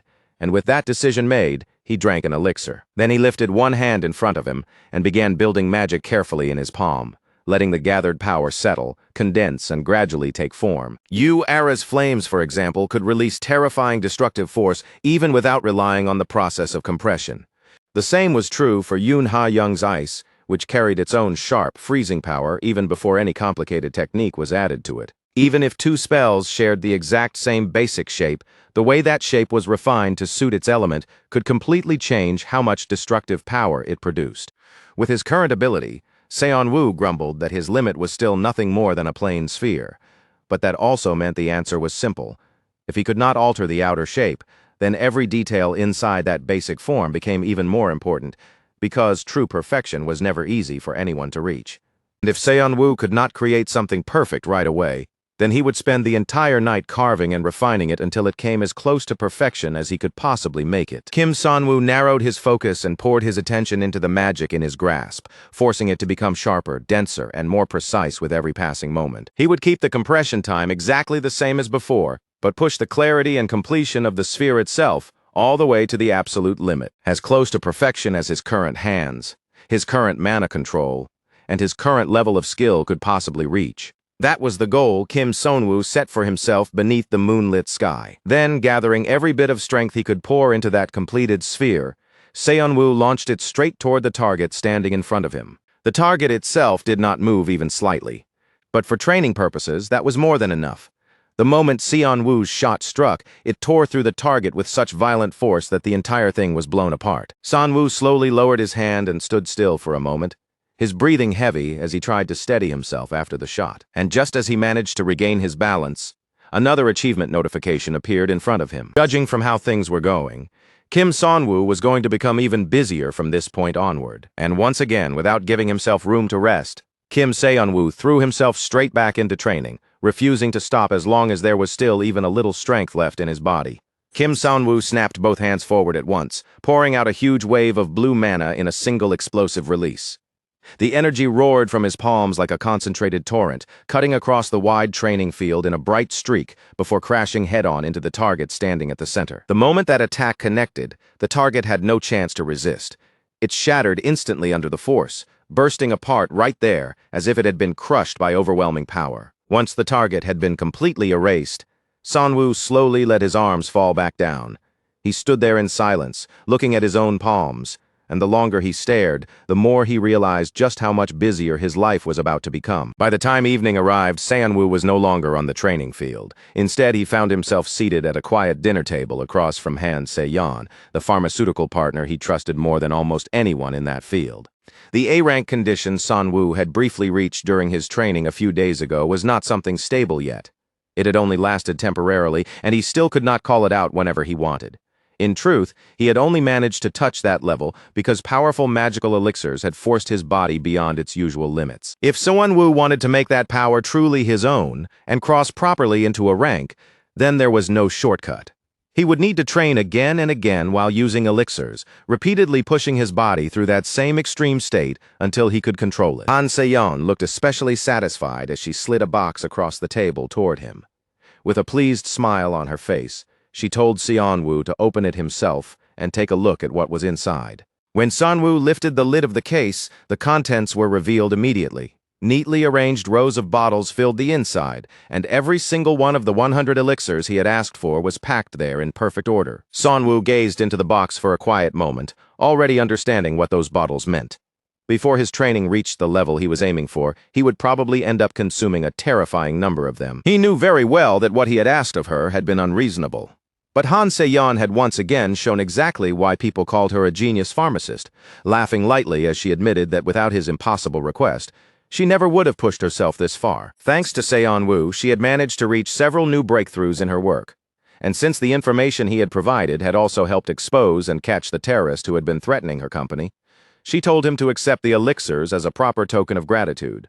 Hearing that, Seon-woo thanked her with genuine sincerity. Han Se-yeon smiled from across the table, her eyes resting on him with obvious interest. Then, in a tone that was half invitation and half temptation, she asked if he was truly certain he would not come over to her side, because if he was willing to consider it, she could treat him extremely well. Be honest, the offer was tempting. But Seon-woo still had a responsibility to keep watch over the heroes, because if Lee Soo-jin died, the world they knew would eventually fall apart.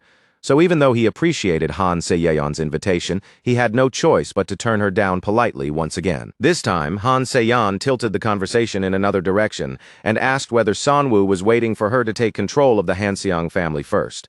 Then she teased him, warning that by the time that finally happened, he might already be too late. Seon-woo only returned her words with a calm smile, saying that from the sound of it, she must have another new business plan prepared. The moment he said that, Han Se-yeon's expression brightened with excitement. Since it was Seon-woo, and since she trusted him, she said she would let him hear just a small preview of what she was preparing. According to her, they had recently discovered an enormous dungeon out in the provinces, and her plan was to construct a massive hotel directly inside it. With luxury accommodations on one side and an item auction tied to the dungeon on the other, she was certain the added value would be enormous. Seon-woo was visibly taken aback when he realized she was talking about a dungeon hotel. Han Se-yeon confirmed it proudly, explaining that the dungeon was so unbelievably large it would take 30 years to clear completely, which meant it could become a long-term stable source of profit for both her and her company. For a brief moment, Han Se-yeon pushed away the irritating image of her brother trying to steal the idea from her. She had been driving herself to the point of exhaustion, even losing sleep, all so Han Se-jin would not be able to snatch the project away. But Seon-woo did not hesitate for even a second. His response came out immediately, firm and direct, as he told her to stop the project right away. Naturally, Han Se-yeon went still, confusion spreading across her face. She could not understand why Seon-woo would suddenly say something so blunt after hearing about a project with that much potential. Then Seon-woo gave her the reason. No matter how promising that dungeon business looked at the moment, it was a project that was guaranteed to fail. He had already seen it once in the news before his regression. In that original future, Han-seong Group had invested an enormous amount of money into building a hotel inside that same provincial dungeon. But only around 3 months after that, an even larger dungeon suddenly appeared in Seoul. The instant that happened, the entire provincial dungeon hotel project became nothing more than a massive pit swallowing money. Now Seon-woo finally understood that Han Se-yeon had been the person who pushed the project forward in the original timeline. No one could have predicted the sudden appearance of the Seoul dungeon, but that failure must have dealt a serious blow to her position against Han Se-jin, which explained far more than he had realized before. Of course, this was too much for Han Se-yeon to accept immediately. From her perspective, a dungeon hotel with such strong potential should not suddenly collapse without warning. So she asked Seon-woo what basis he had for saying it would fail. Naturally, he could not simply tell her it was because he had lived through that future once already. So Seon-woo kept his explanation limited, saying that while dungeons were difficult to locate right now, a huge one could appear out of nowhere at any time. Unfortunately, that was still only speculation, and Han Se-yeon could not cancel a project that was almost ready to be announced on nothing but an assumption. In business, she needed solid data. Even so, Seon-woo was quietly relieved. The fact that Han Se-yeon was listening this seriously, instead of dismissing him outright, was already a good sign. He truly needed her to take the warning seriously. So Seon-woo reminded her of one simple but important fact. Every piece of information he had given her up until now had turned out to be correct. That was undeniably true, but Han Se-yeon still could not make the decision so easily. Seeing her hesitate, Seon-woo chose to add something more to the table. If she was willing to trust him on this, he would give her another reward, one valuable enough to justify changing course. In truth, Seon-woo had already intended to hand that extraordinary pharmacy book over to her eventually. Since that was the case, he decided he might as well use it here, where it could give him just a little more leverage. What he placed before her was the Sun and Moon Pharmacopoeia, a secret medical text that had been lost for 50 years. The moment Han Se-yeon saw it, her disbelief was written all over her face, as if she could not comprehend how Seon-woo had obtained something so rare. With that book in her hands, she would be able to raise the quality of every single product made by Han-seong Pharmaceutical. To think that the secret formulas of the prestigious Sun and Moon family had been in John's possession all this time, Now that knowledge would no longer be used to benefit the villains, and Seonwoo could turn the ancient treasure into an advantage for himself instead. Han Se-yeon now found herself caught in an extremely difficult position. Seonwoo quietly asked if she was ready to change her mind, and although she did not answer immediately, it was obvious from her expression that she was seriously weighing the decision. The Dungeon Hotel was undeniably a business venture with massive potential, but potential did not guarantee success. The Sun and Moon pharmacopoeia, on the other hand, was real, tangible, and sitting right in front of her. As a pharmacist, her pride would never allow her to let such a treasure slip away, and she could not help wondering why Seonwoo had to tempt her with something so powerful at this exact moment. Han Se-yeon's brow tightened into a deep frown as she stared at the choice before her, carefully measuring what she might gain against everything she could lose. It was an unbelievably frustrating situation. She had to decide whether to abandon a gamble, protect her own future, and trust Seonwoo's warning based on little more than the instincts telling her that he might actually be right. Pressure finally became too much for her to sit with calmly.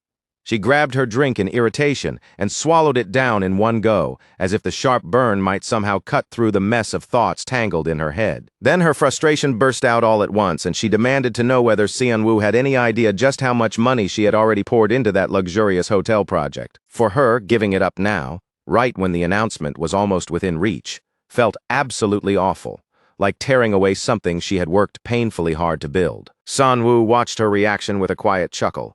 Seeing Han Se-yeon drunk, irritated, and openly showing her frustration like this, he could not help thinking she looked strangely adorable. Han Se-yeon mumbled bitterly that Seonwoo was playing dirty.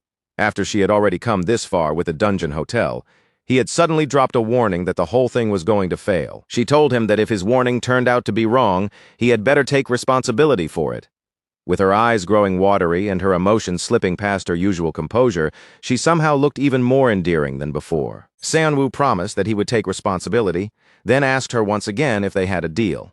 He had planned to give her the book regardless, but by doing it this way, he could at least remove one dangerous variable from the future. Han Se-yeon knew Seonwoo was not the type of person to say something this serious without a reason. In the end, she chose to trust him again, even though scrapping the project right before its announcement would still be a painfully terrible waste. If the project was doomed to collapse anyway, then there was one way to make use of it. She could simply hand it over to her wicked brother, Han Se-jin, the man already working together with demons. Seonwoo smiled as soon as he heard her answer, clearly satisfied with the direction she had chosen. Then he told her she was making an excellent decision. Later that night, with the moon glowing high above the city skyline, Seonwoo stepped out of the car and into the cool night air. He hoped this move would strike Han Se-jin where it hurt. If that bastard lost enough money from the failed project, then maybe he would finally stop pouring so much support into the demons as their human collaborator. No matter how irritating or time-consuming it became, he knew he had no choice but to personally confirm the important facts again and again. If he carelessly overlooked even one tiny detail, then the same kind of nightmare that had unfolded in Gangwon province could come crashing down all over again. More than anything else, the very fact that those people had shown up at the John house was a problem in itself. They never should have been anywhere near that place to begin with, and their appearance there was already proof that something in the situation had gone badly off course. Back at school, Kim Seonwoo had been quietly putting his character insight skill to use whenever the chance appeared. From a distance that looked casual enough not to raise suspicion, he kept his eyes on Jang Ye and slowly gathered the basics about her. By this point, he had confirmed that she was 19 years old, that she was a demon, and that her feelings toward him were extremely cautious. She showed no real curiosity about him as a person, and certainly no interest in his character. Strangely enough, the ridiculous rumor spreading through the school ended up working in his favor. Everyone was already convinced that he had a crush on her, and while that was embarrassing enough to make him want to disappear, it also gave him a convenient cover. Thanks to that misunderstanding, he could follow after her more often without people immediately questioning what he was really doing. Jang Ye clearly found his presence irritating most of the time, but Seonwoo was not exactly fond of being near her either. From his point of view, she was still moving behind the scenes with the goal of killing the story's hero, and on top of that, every cold glare and hostile reaction she threw his way was being converted into extra points for him, so he had even more reason to stay close. Even with that advantage, Seonwoo could not shake the uneasy feeling in his chest. He kept asking himself whether it was really safe to leave the situation wobbling in such an unstable state. How far was he allowed to interfere with the original course of the story before the entire plot began twisting into something he could no longer predict? It had been ages since Seonwoo had last drunk anything, and now his head felt oddly heavy, as if his thoughts were sinking through mud. The alcohol blurred his judgment far more than he had expected, while he stood there under the moonlight, cursing quietly to himself and trying to straighten out his mind. A voice suddenly came from nearby, asking what he was doing outside so late at night. The poor guy was so badly startled that his entire body jolted on the spot. For a second, it looked as if his soul had nearly shot straight out of him. The person who had crept up and scared him was none other than Choi Se-eun. Seonwoo let out a sharp, undignified yelp, before immediately snapping at his junior for sneaking up on him like that. But instead of apologizing seriously, she simply laughed. After taking one good look at his face, she confidently guessed that he had been thinking about Senior Minnie, which was Jang Ye's human identity at school, teasing that his so-called crush was practically written all over his expression. Seonwoo hurried to deny it, insisting that he had only come out for a walk. Then, trying to shift the focus away from himself, he asked why she was wandering around outside at this hour. Choi Se-eun explained that she was just getting back from home. Around this point in time, the wealthy and well-known junior was being constantly pressured by her main family, one of the 5 great families, leaving her with almost no space to breathe. With high society gatherings piling up one after another, and the night of the pioneers steadily approaching, her father, Choi Jae-young, had been dragging her from event to widen his connections. He understood exactly how useful she was in public, beautiful, well-mannered, and easy to show off. So instead of treating her like a daughter, he used her like a polished decoration meant to make his own reputation shine brighter. But deep inside, Choi Se-eun had wanted to go on the field trip with the upperclassmen too. Instead of being pulled around by family duties and social obligations, she had wanted to experience that same ordinary school moment with everyone else. She had been forced to come back to school without even having time to properly wash away the party makeup, still lingering on her face.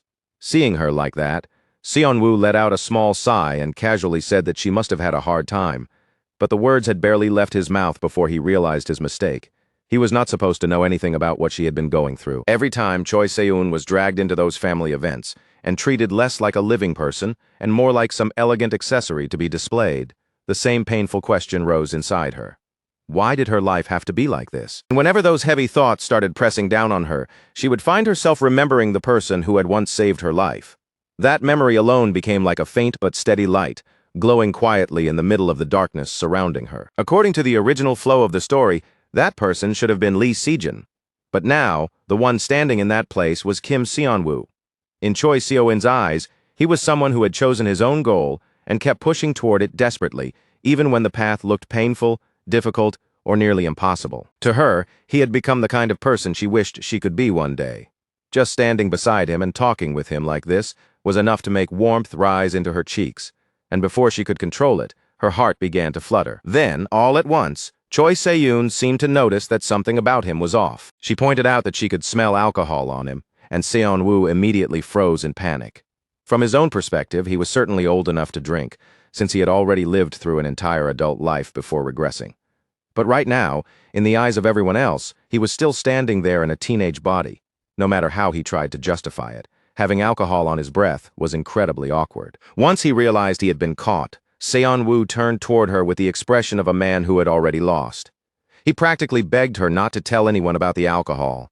Choi Se-eun smiled at him sweetly and agreed to keep quiet. But naturally, her silence came with a condition. From that moment on, she told him she did not want to keep speaking to him in such a stiff and formal way.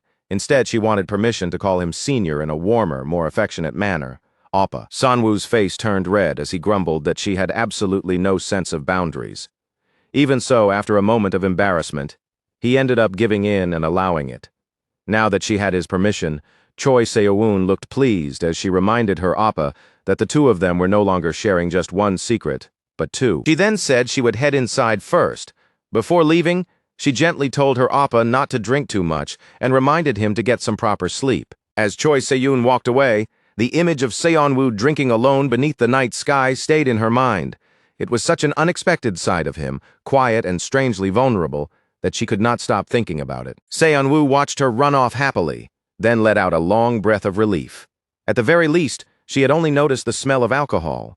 She had not discovered anything truly dangerous hiding beneath the surface. Now that Choi Se-eun was gone, Xianwu had no more reason to keep standing around in the dark. It was time for him to return to the real reason he had come outside in the first place, training. There was no point in spending the entire night obsessing over the Jiang Ye problem, all by himself. For the moment, the one thing Xianwu could actually control was his own strength.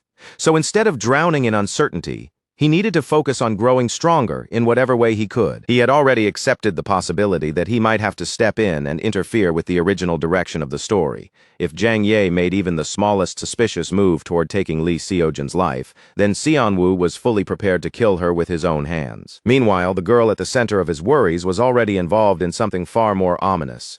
Jiang Ye knelt before the shadowy demons gathered around her, lowering herself in silence as she waited for the Demon King to grant her permission to speak. The S-rank Demon King stared down at Jiang Ye, a mere B-rank demon in comparison, and addressed her with a direct question. He demanded to know whether the ones who had truly killed his loyal subject, Xiangjin, were the members of the villain organization known as Zhong. The ancient and wicked lord's voice pressed heavily over the room as he ordered the girl before him to answer. Jiang Ye reported to the Dark Lord that Zhong had prepared a trap and had been waiting from the very beginning. The moment Lord Xiangjin moved to kill Li Xiujin, Zhong intervened and blocked his path. While the loyal noble demon was locked in battle against the villain group, the Blade of Dawn, who had been chasing Zhong, entered the conflict as well. With all sides colliding in the chaos of that fight, Xiangjin ultimately lost his life. Among those listening was Haryong, an S-rank demon belonging to the 10 Demon Association, his sharp eyes fixed on Jiang Ye as he absorbed every word. Standing nearby was none other than Wanhyok, the oldest member of the 10 Demon Association and also an S-rank demon. The old man's temper erupted the instant he heard what had happened. In his eyes, this was not merely an unfortunate incident. It was a blatant and shameless provocation from Zhong against the entire demon race. He insisted that they had to declare full-scale war against Zhong immediately. Only overwhelming retaliation, he claimed, would restore the dignity, pride, and prestige of their kind. But another man present, someone who had already appeared earlier in the story, could see through the old demon's furious speech. This was not only about avenging Xiangjin. The old monster was clearly looking for an excuse to rampage while dressing his violence up as righteous justice. If they allowed the conflict to grow too large and Kim Jin-cheol decided to step in personally, the matter would not end with a simple act of revenge. It could easily spiral into something far worse, the complete extermination of the demon race. That kind of reckless vengeance might get them all wiped out. But the man also knew exactly what sort of creature the old demon was. He was a violent monster who could even slaughter his own people if they angered him. So the coward lingering toward the back decided that, for now, keeping his mouth shut was the safest choice. Just then, another voice broke into the tense atmosphere. She said that if they truly wanted revenge for Lord Xiangjin, then the target they should be aiming for was not Zhong at all. It was Li Xiujin. A wave of surprised murmurs spread among the demons gathered in the room. Even the coward in the back widened his eyes when he saw Jiang Ye stepping forward. The violent old demon was instantly displeased, almost horrified by her boldness in his mind. She was nothing more than a defeated soldier, and he could not understand how someone like her dared to interrupt a meeting of the 10 Demon Association. The Demon King, however, found her words interesting enough to let her continue. As Jiang Ye stepped forward, the king watched her closely, silently weighing whether her usefulness was great enough to spare her blood. Jiang Ye spoke in a calm voice, saying that revenge should be carried out with reason and calculation, not with blind rage. She pointed out that killing Li Xiujin, the child of prophecy, was the very mission Lord Xiangjin had failed to complete. More than that, it was also the shared desire of every demon. And now that it had become clear Li Xiujin was also someone the villain organization Zhong had taken an interest in, the meaning of the situation had changed even further. If they eliminated the young hero first, they would not only fulfill the unfinished mission Xiangjin had left behind, but also deal Zhong an even greater humiliation in the process. Since she was the one who could approach the young hero most closely without drawing suspicion, Jiang Ye offered to carry out the late lord's will herself. She declared that she would personally take Li Xiujin's life. However, her old mentor immediately stepped forward to oppose her. He argued that Jiang Ye had only recently reached B rank, and that someone so young, inexperienced, and lacking in strength was far too weak to be entrusted with such an important mission. At last, the Demon King broke the tense silence, and the weight in his voice instantly pressed down on everyone in the room. He said Cheon-hae's worry was doing nothing but placing a needless shadow over the noble determination this young girl had already shown. If Cheon-hae's concern was that Jang Ye simply did not possess enough power yet, then to the Demon King, that was a problem with an easy solution. He only needed to fill that missing strength himself, using the sinister darkness now gathering and pulsing inside his terrifying hand. Then, without offering Jang Ye even a moment to prepare herself, the Demon King moved that hand in a single decisive motion and forced a violent surge of wicked power directly into her body. Only after pushing it into her did he explain what he had done. The power he had implanted in her was a bloodstone, a dangerous object created from the blood of rank mages and condensed with overwhelming strength. The instant that foreign power entered her, Jang Ye's entire body was crushed under its force. Her knees buckled beneath her. Her balance vanished and she dropped hard to the floor as the energy tore through her from the inside. Under normal circumstances, a demon would be expected to absorb such power, little by little, slowly adapting to it over time. But the Demon King believed that if Jang Ye truly carried the resolve to protect the future of their race, then she should be capable of surviving the brutal recoil of taking all of it at once. That faith in her endurance was so absolute that it almost felt merciless. The impact drove Jang Ye down onto both hands and knees, leaving her trembling beneath the weight of the power. Blood began to seep from her eyes and mouth, yet even as her body shook, she desperately forced herself to withstand it. She had stepped forward because her hatred carried a much larger purpose, and in her mind, revenge was never meant to end with Lee Seojun alone. To Jang Ye, Lee Seojun was only the first name on the path ahead. Before anything else, she needed to kill the Child of Prophecy and make the Ten Demon Association acknowledge her worth. Once that was done, her revenge would not stop there. Her blade would next be aimed at Jeong Ha-jun, Kim Jin-woo, and Shin Yong-jun. Every person who had been involved, even in the smallest way, in the death of her father would eventually be dragged into her vengeance and forced to pay the price. She had no intention of stopping until she had personally erased every one of them with her own hands. Whether or not she understood that killing the hero might throw the entire world into ruin no longer seemed to matter, because revenge had consumed her so completely that she refused to believe her hatred would end with just one death. Her obsession burned with such frightening intensity that even her own mentor began watching her with clear concern, his expression tightening as though he could see something dangerous being born right in front of him. When the new power finally finished settling into her body, the Demon King gave his next order. He told Jang Ye to stand, and after a strained pause, she slowly forced herself back onto her feet. Then, with the same cold authority, he commanded her to go out for the sake of all demons and bring an end to the hero, Lee Seojun. Inside Jang Ye's body, the unstable power continued to rage. It churned and boiled in violent waves, leaking out around her as if even she could barely keep the terrifying force under control. Now, changed by that newly implanted strength, Jang Ye turned toward her grandfather with a calmness that felt almost unnatural and quietly announced that she would be leaving. Meanwhile, far away in a completely different part of town, the mood could not have been more different. Bright lights filled a lively building, and everyone inside seemed to be laughing and enjoying themselves as if nothing troubling existed outside those walls. Near the window, an old man stood in silence, gazing out at the view beyond the glass. Then someone entered the room, respectfully greeting him after being called there. That old man was none other than Lee Seojun's grandfather, and beyond that he also held the powerful position of chairman of the Mage Association. Looking over his grandson, the old man commented that Lee Seojun appeared surprisingly healthy for someone who had just survived such a strange and dangerous incident. This man was Kim Jin-cheol, widely known as the strongest mage. The young man standing before him was Lee Seojun, and he calmly explained that he already knew team leader Kim Do-kyung had reported everything that happened in Gangwon province. However, Kim Jin-cheol was not satisfied with hearing the story secondhand. He said that words could twist memories and blur important details, so he intended to confirm the truth with his own senses. With that decision made, he placed his fingers against Lee Seojun's head.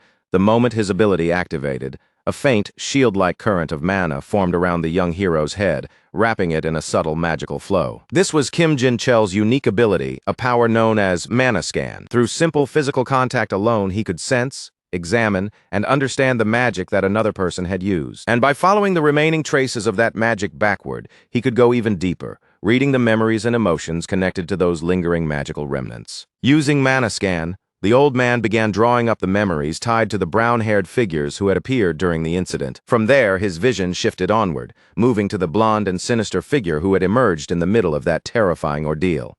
As Kim Jin-chul reviewed everything his grandson had gone through, his expression slowly grew harder and more serious.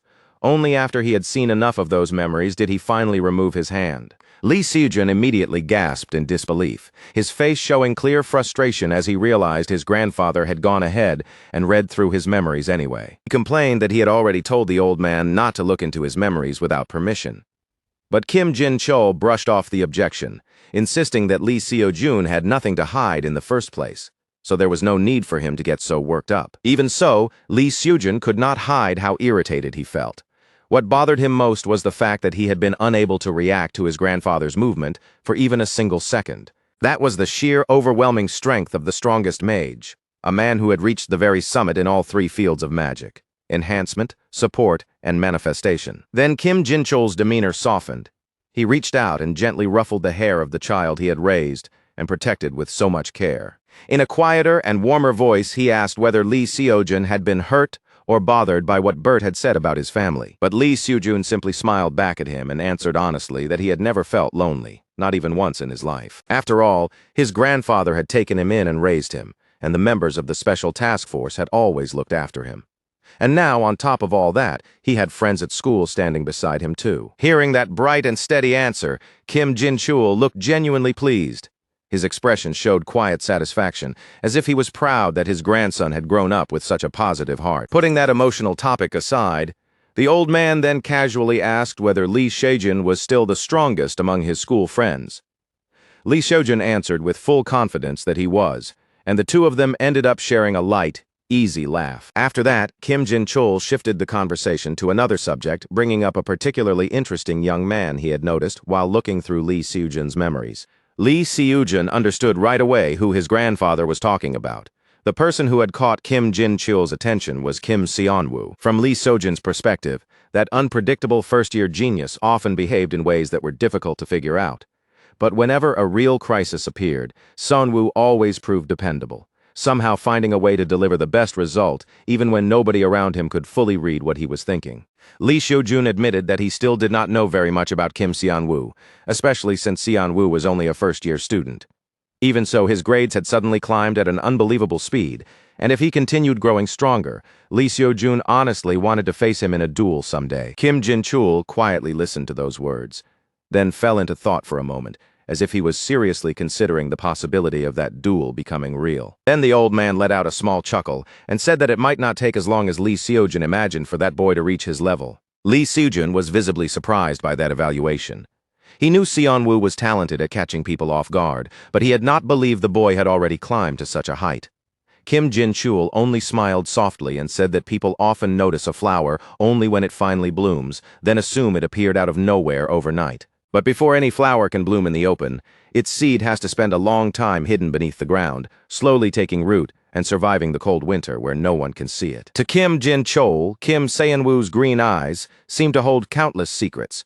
They looked like the eyes of someone who had endured an almost brutal amount of effort in places where no one else had ever noticed. At the very least, that was the conclusion the old man had reached after carefully observing Kim Seonwoo through the memories he had drawn from Lee Seojun. And in Kim Jin-chul's experience, people with eyes like that, whether the result was good or bad, always found a way to make their talent bloom in the end. As Kim Jin-chul continued speaking, his eyes slowly shifted toward a nearby photograph.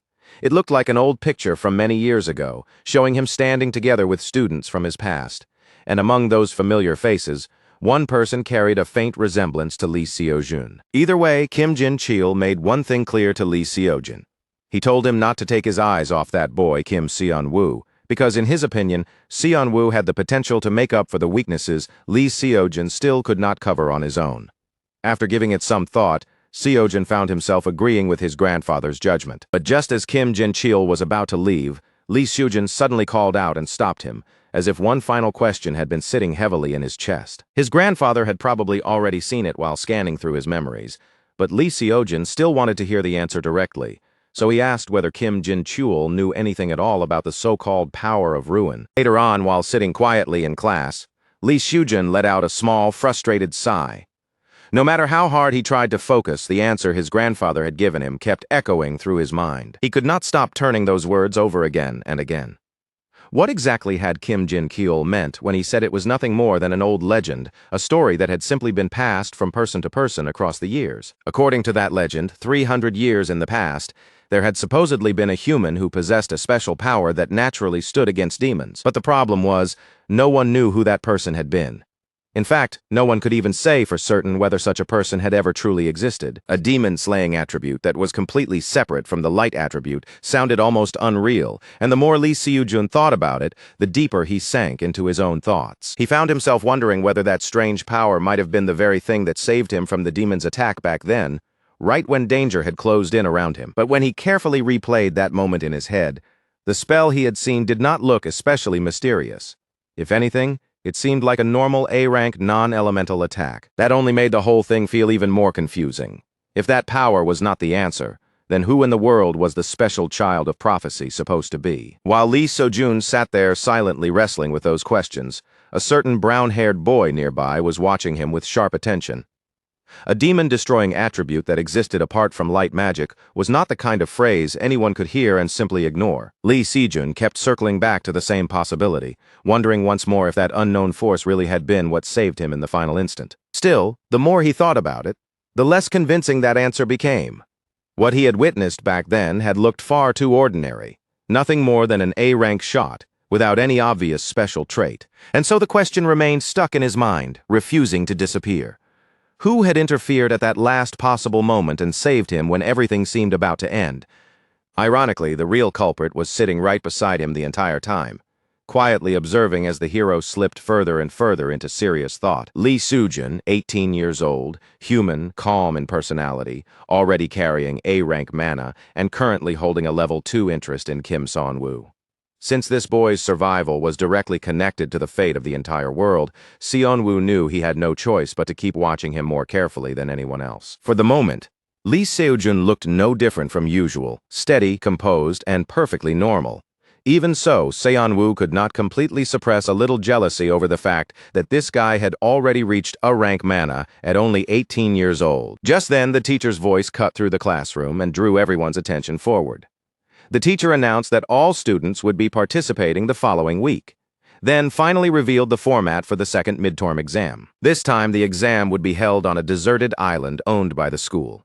Their assignment was straightforward on the surface: hunt down the monsters living across the island and collect the magic stones inside their bodies. The students' scores would depend on both how many magic stones they collected and how valuable those stones were.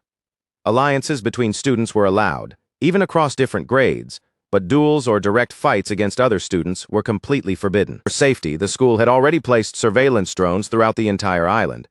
The teacher warned them not to try anything reckless, because whether they liked it or not, the faculty would be watching every move. As soon as the explanation ended, the classroom broke into low murmurs. Some students wondered if the deserted island setting had been chosen because of the demon attack during the previous midterm. With student duels banned and drones covering the area, it was clear the academy was treating safety as the top priority this time. To Seon-woo, the second midterm exam was playing out just as it had in the original story, and every student was expected to participate. That meant Jang Ye would most likely appear as well, and after everything that happened in Gangwon province, Seon-woo could not believe surveillance drones alone would be enough to stop her if she made a move. That concern immediately led Seon-woo to wonder whether the point shop might have some kind of item that could reinforce the school's surveillance system or expand its range even further. Right at that moment, his phone suddenly vibrated. When Seon-woo checked the screen, he was surprised to find a message from Min-ae asking whether he had time to talk. That single message already felt strange. Normally, Min-ae did everything she could to keep her distance from him, so the fact that she had reached out first was suspicious from the very beginning.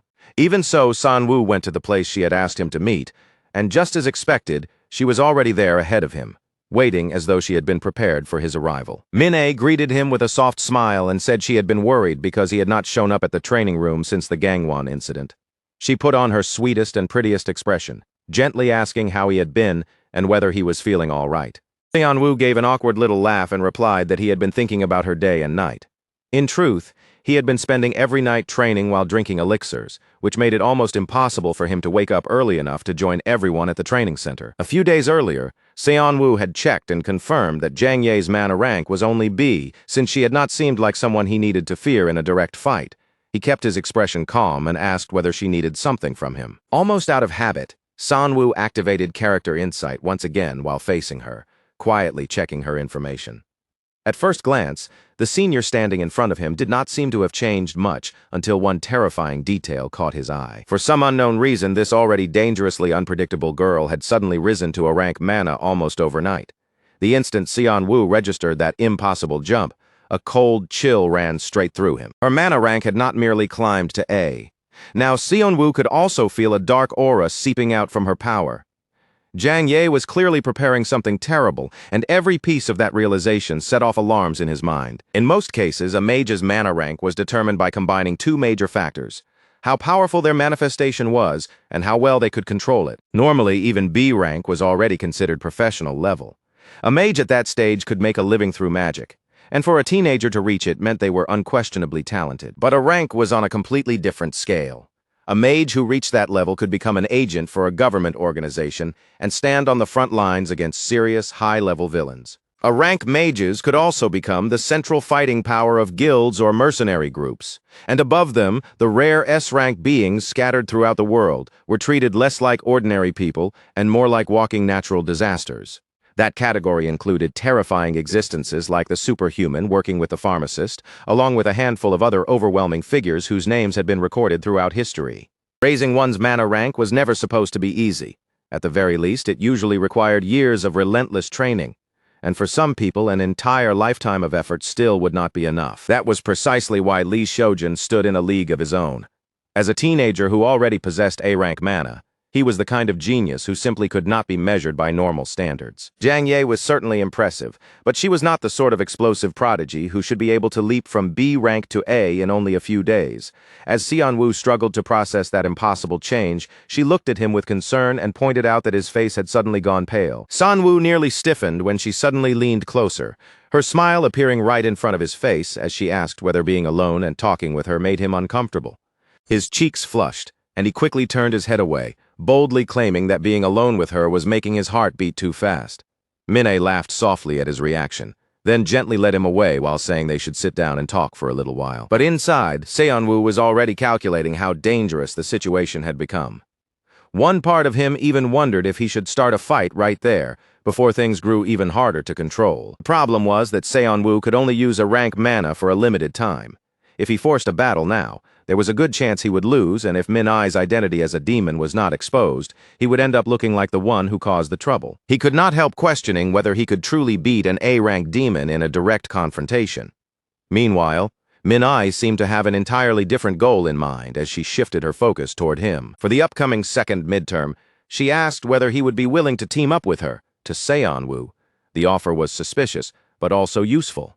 Jang Ye likely wanted to gather as many targets as possible, and since Seonwoo would be a problem if left alone, she intended to use him to bring Lee Seojun into the same group. Because she wanted to eliminate as many enemies as possible in a single move, she casually told him to invite Shinya Youngjun too, suggesting that they could form a full team for the exam.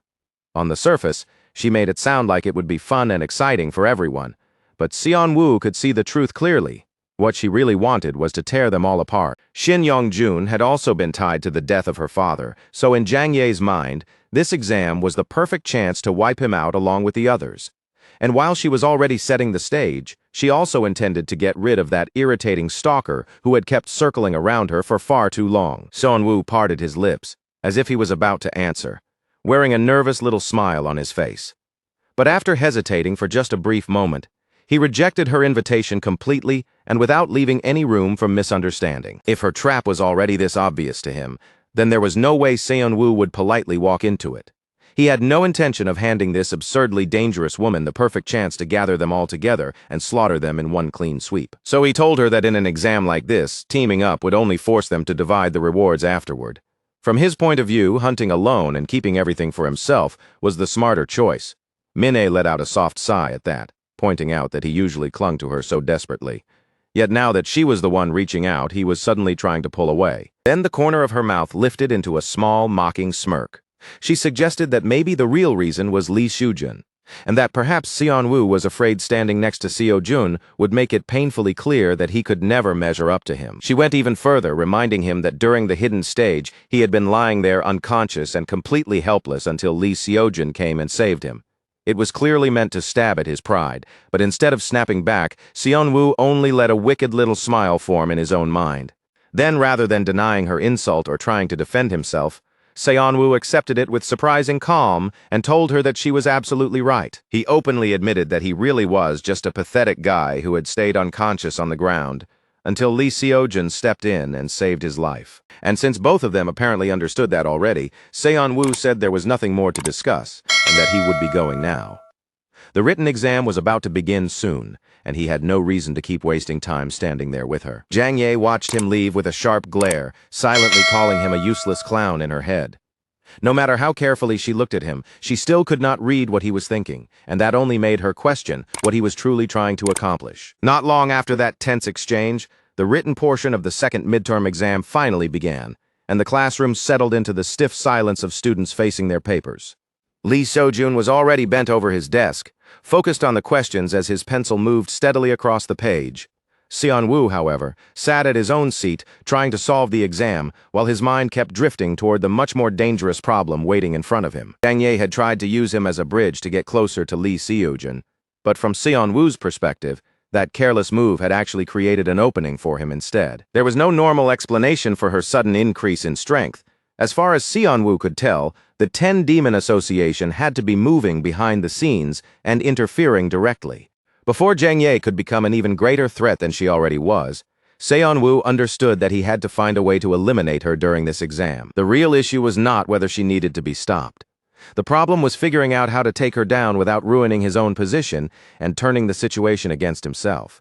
Honestly, his head was so full of the danger surrounding Jang Ye that concentrating on the written exam in front of him felt almost impossible, no matter how hard he tried to force his eyes back to the questions. Then, after only a short while had passed, Seon-woo suddenly pushed back his chair and rose from his seat. With his answer sheet in hand, he walked calmly toward the front of the classroom, his steps steady enough to draw attention from the room around him. He placed the paper down in front of the teacher, and the teacher stared at him in obvious surprise, clearly not expecting anyone to come forward so quickly. Only 10 minutes had passed since the exam started, so the teacher asked if he was giving up without even properly reading the questions. Seon-woo immediately denied it. In reality, because his mind was consumed by concern over Jang Ye, he had activated Outsider's Benefit and used it to solve every question as fast as he possibly could. A villain was already moving with the intent to kill him and the people around him. Seon-woo did not have the luxury of sitting at a desk and treating some written exam like an ordinary relaxed classroom challenge. Meanwhile, in another part of town, the scene had shifted beneath the cold glow of the moon, which hung high over the night sky like a silent witness. There, a man lay motionless on the ground, already dead, his body soaked in blood as the dark red pool spread beneath him. Standing above that corpse was a high school girl, and of course the person looking down at the blood-stained body was none other than Jang Ye. She wore the role of a villain with frightening ease, as if this brutal, moonlit scene of death and blood was something she had been ready to accept all along. A thrilled smile slowly spread across her face as she enjoyed the power rushing through her body. The bloodstone had made her far stronger than before, and she looked almost intoxicated by the strength now surging inside her. Keon-hae stood nearby, still watching over her, and warned her not to become so drunk on her new power that she started moving recklessly. Jang Ye received his warning with a calm response, as though she understood him perfectly. Then Keon-hae handed her the item she had asked for, a device capable of shutting down every electronic device within a 30-mile radius. It was an artifact, and not just any ordinary tool. It had been provided by a human who had secretly supported the 10 Demon Association from the shadows for a very long time. Because this mission carried the fate of their race, Keon-hae believed they had to prepare with absolute care and leave nothing to chance. He remained cautious until the very end, which almost made it unfortunate that all of that careful preparation was being placed in the hands of his reckless little prodigy. Jang Ye simply smiled and said there was no need for any of it. In her mind, the power granted to her by the Demon King was already enough. With that strength inside her, she believed she could now stand on equal ground with Lee Seo-jun. Keon-hae warned her that strategy had to come before raw strength. Up until now, she had carefully maintained a calm, harmless image at school, using that disguise to gather information without drawing anyone's suspicion. He told her to observe everything around her with care, to watch the people near her closely, and to pay attention to even the smallest inconsistency that might appear.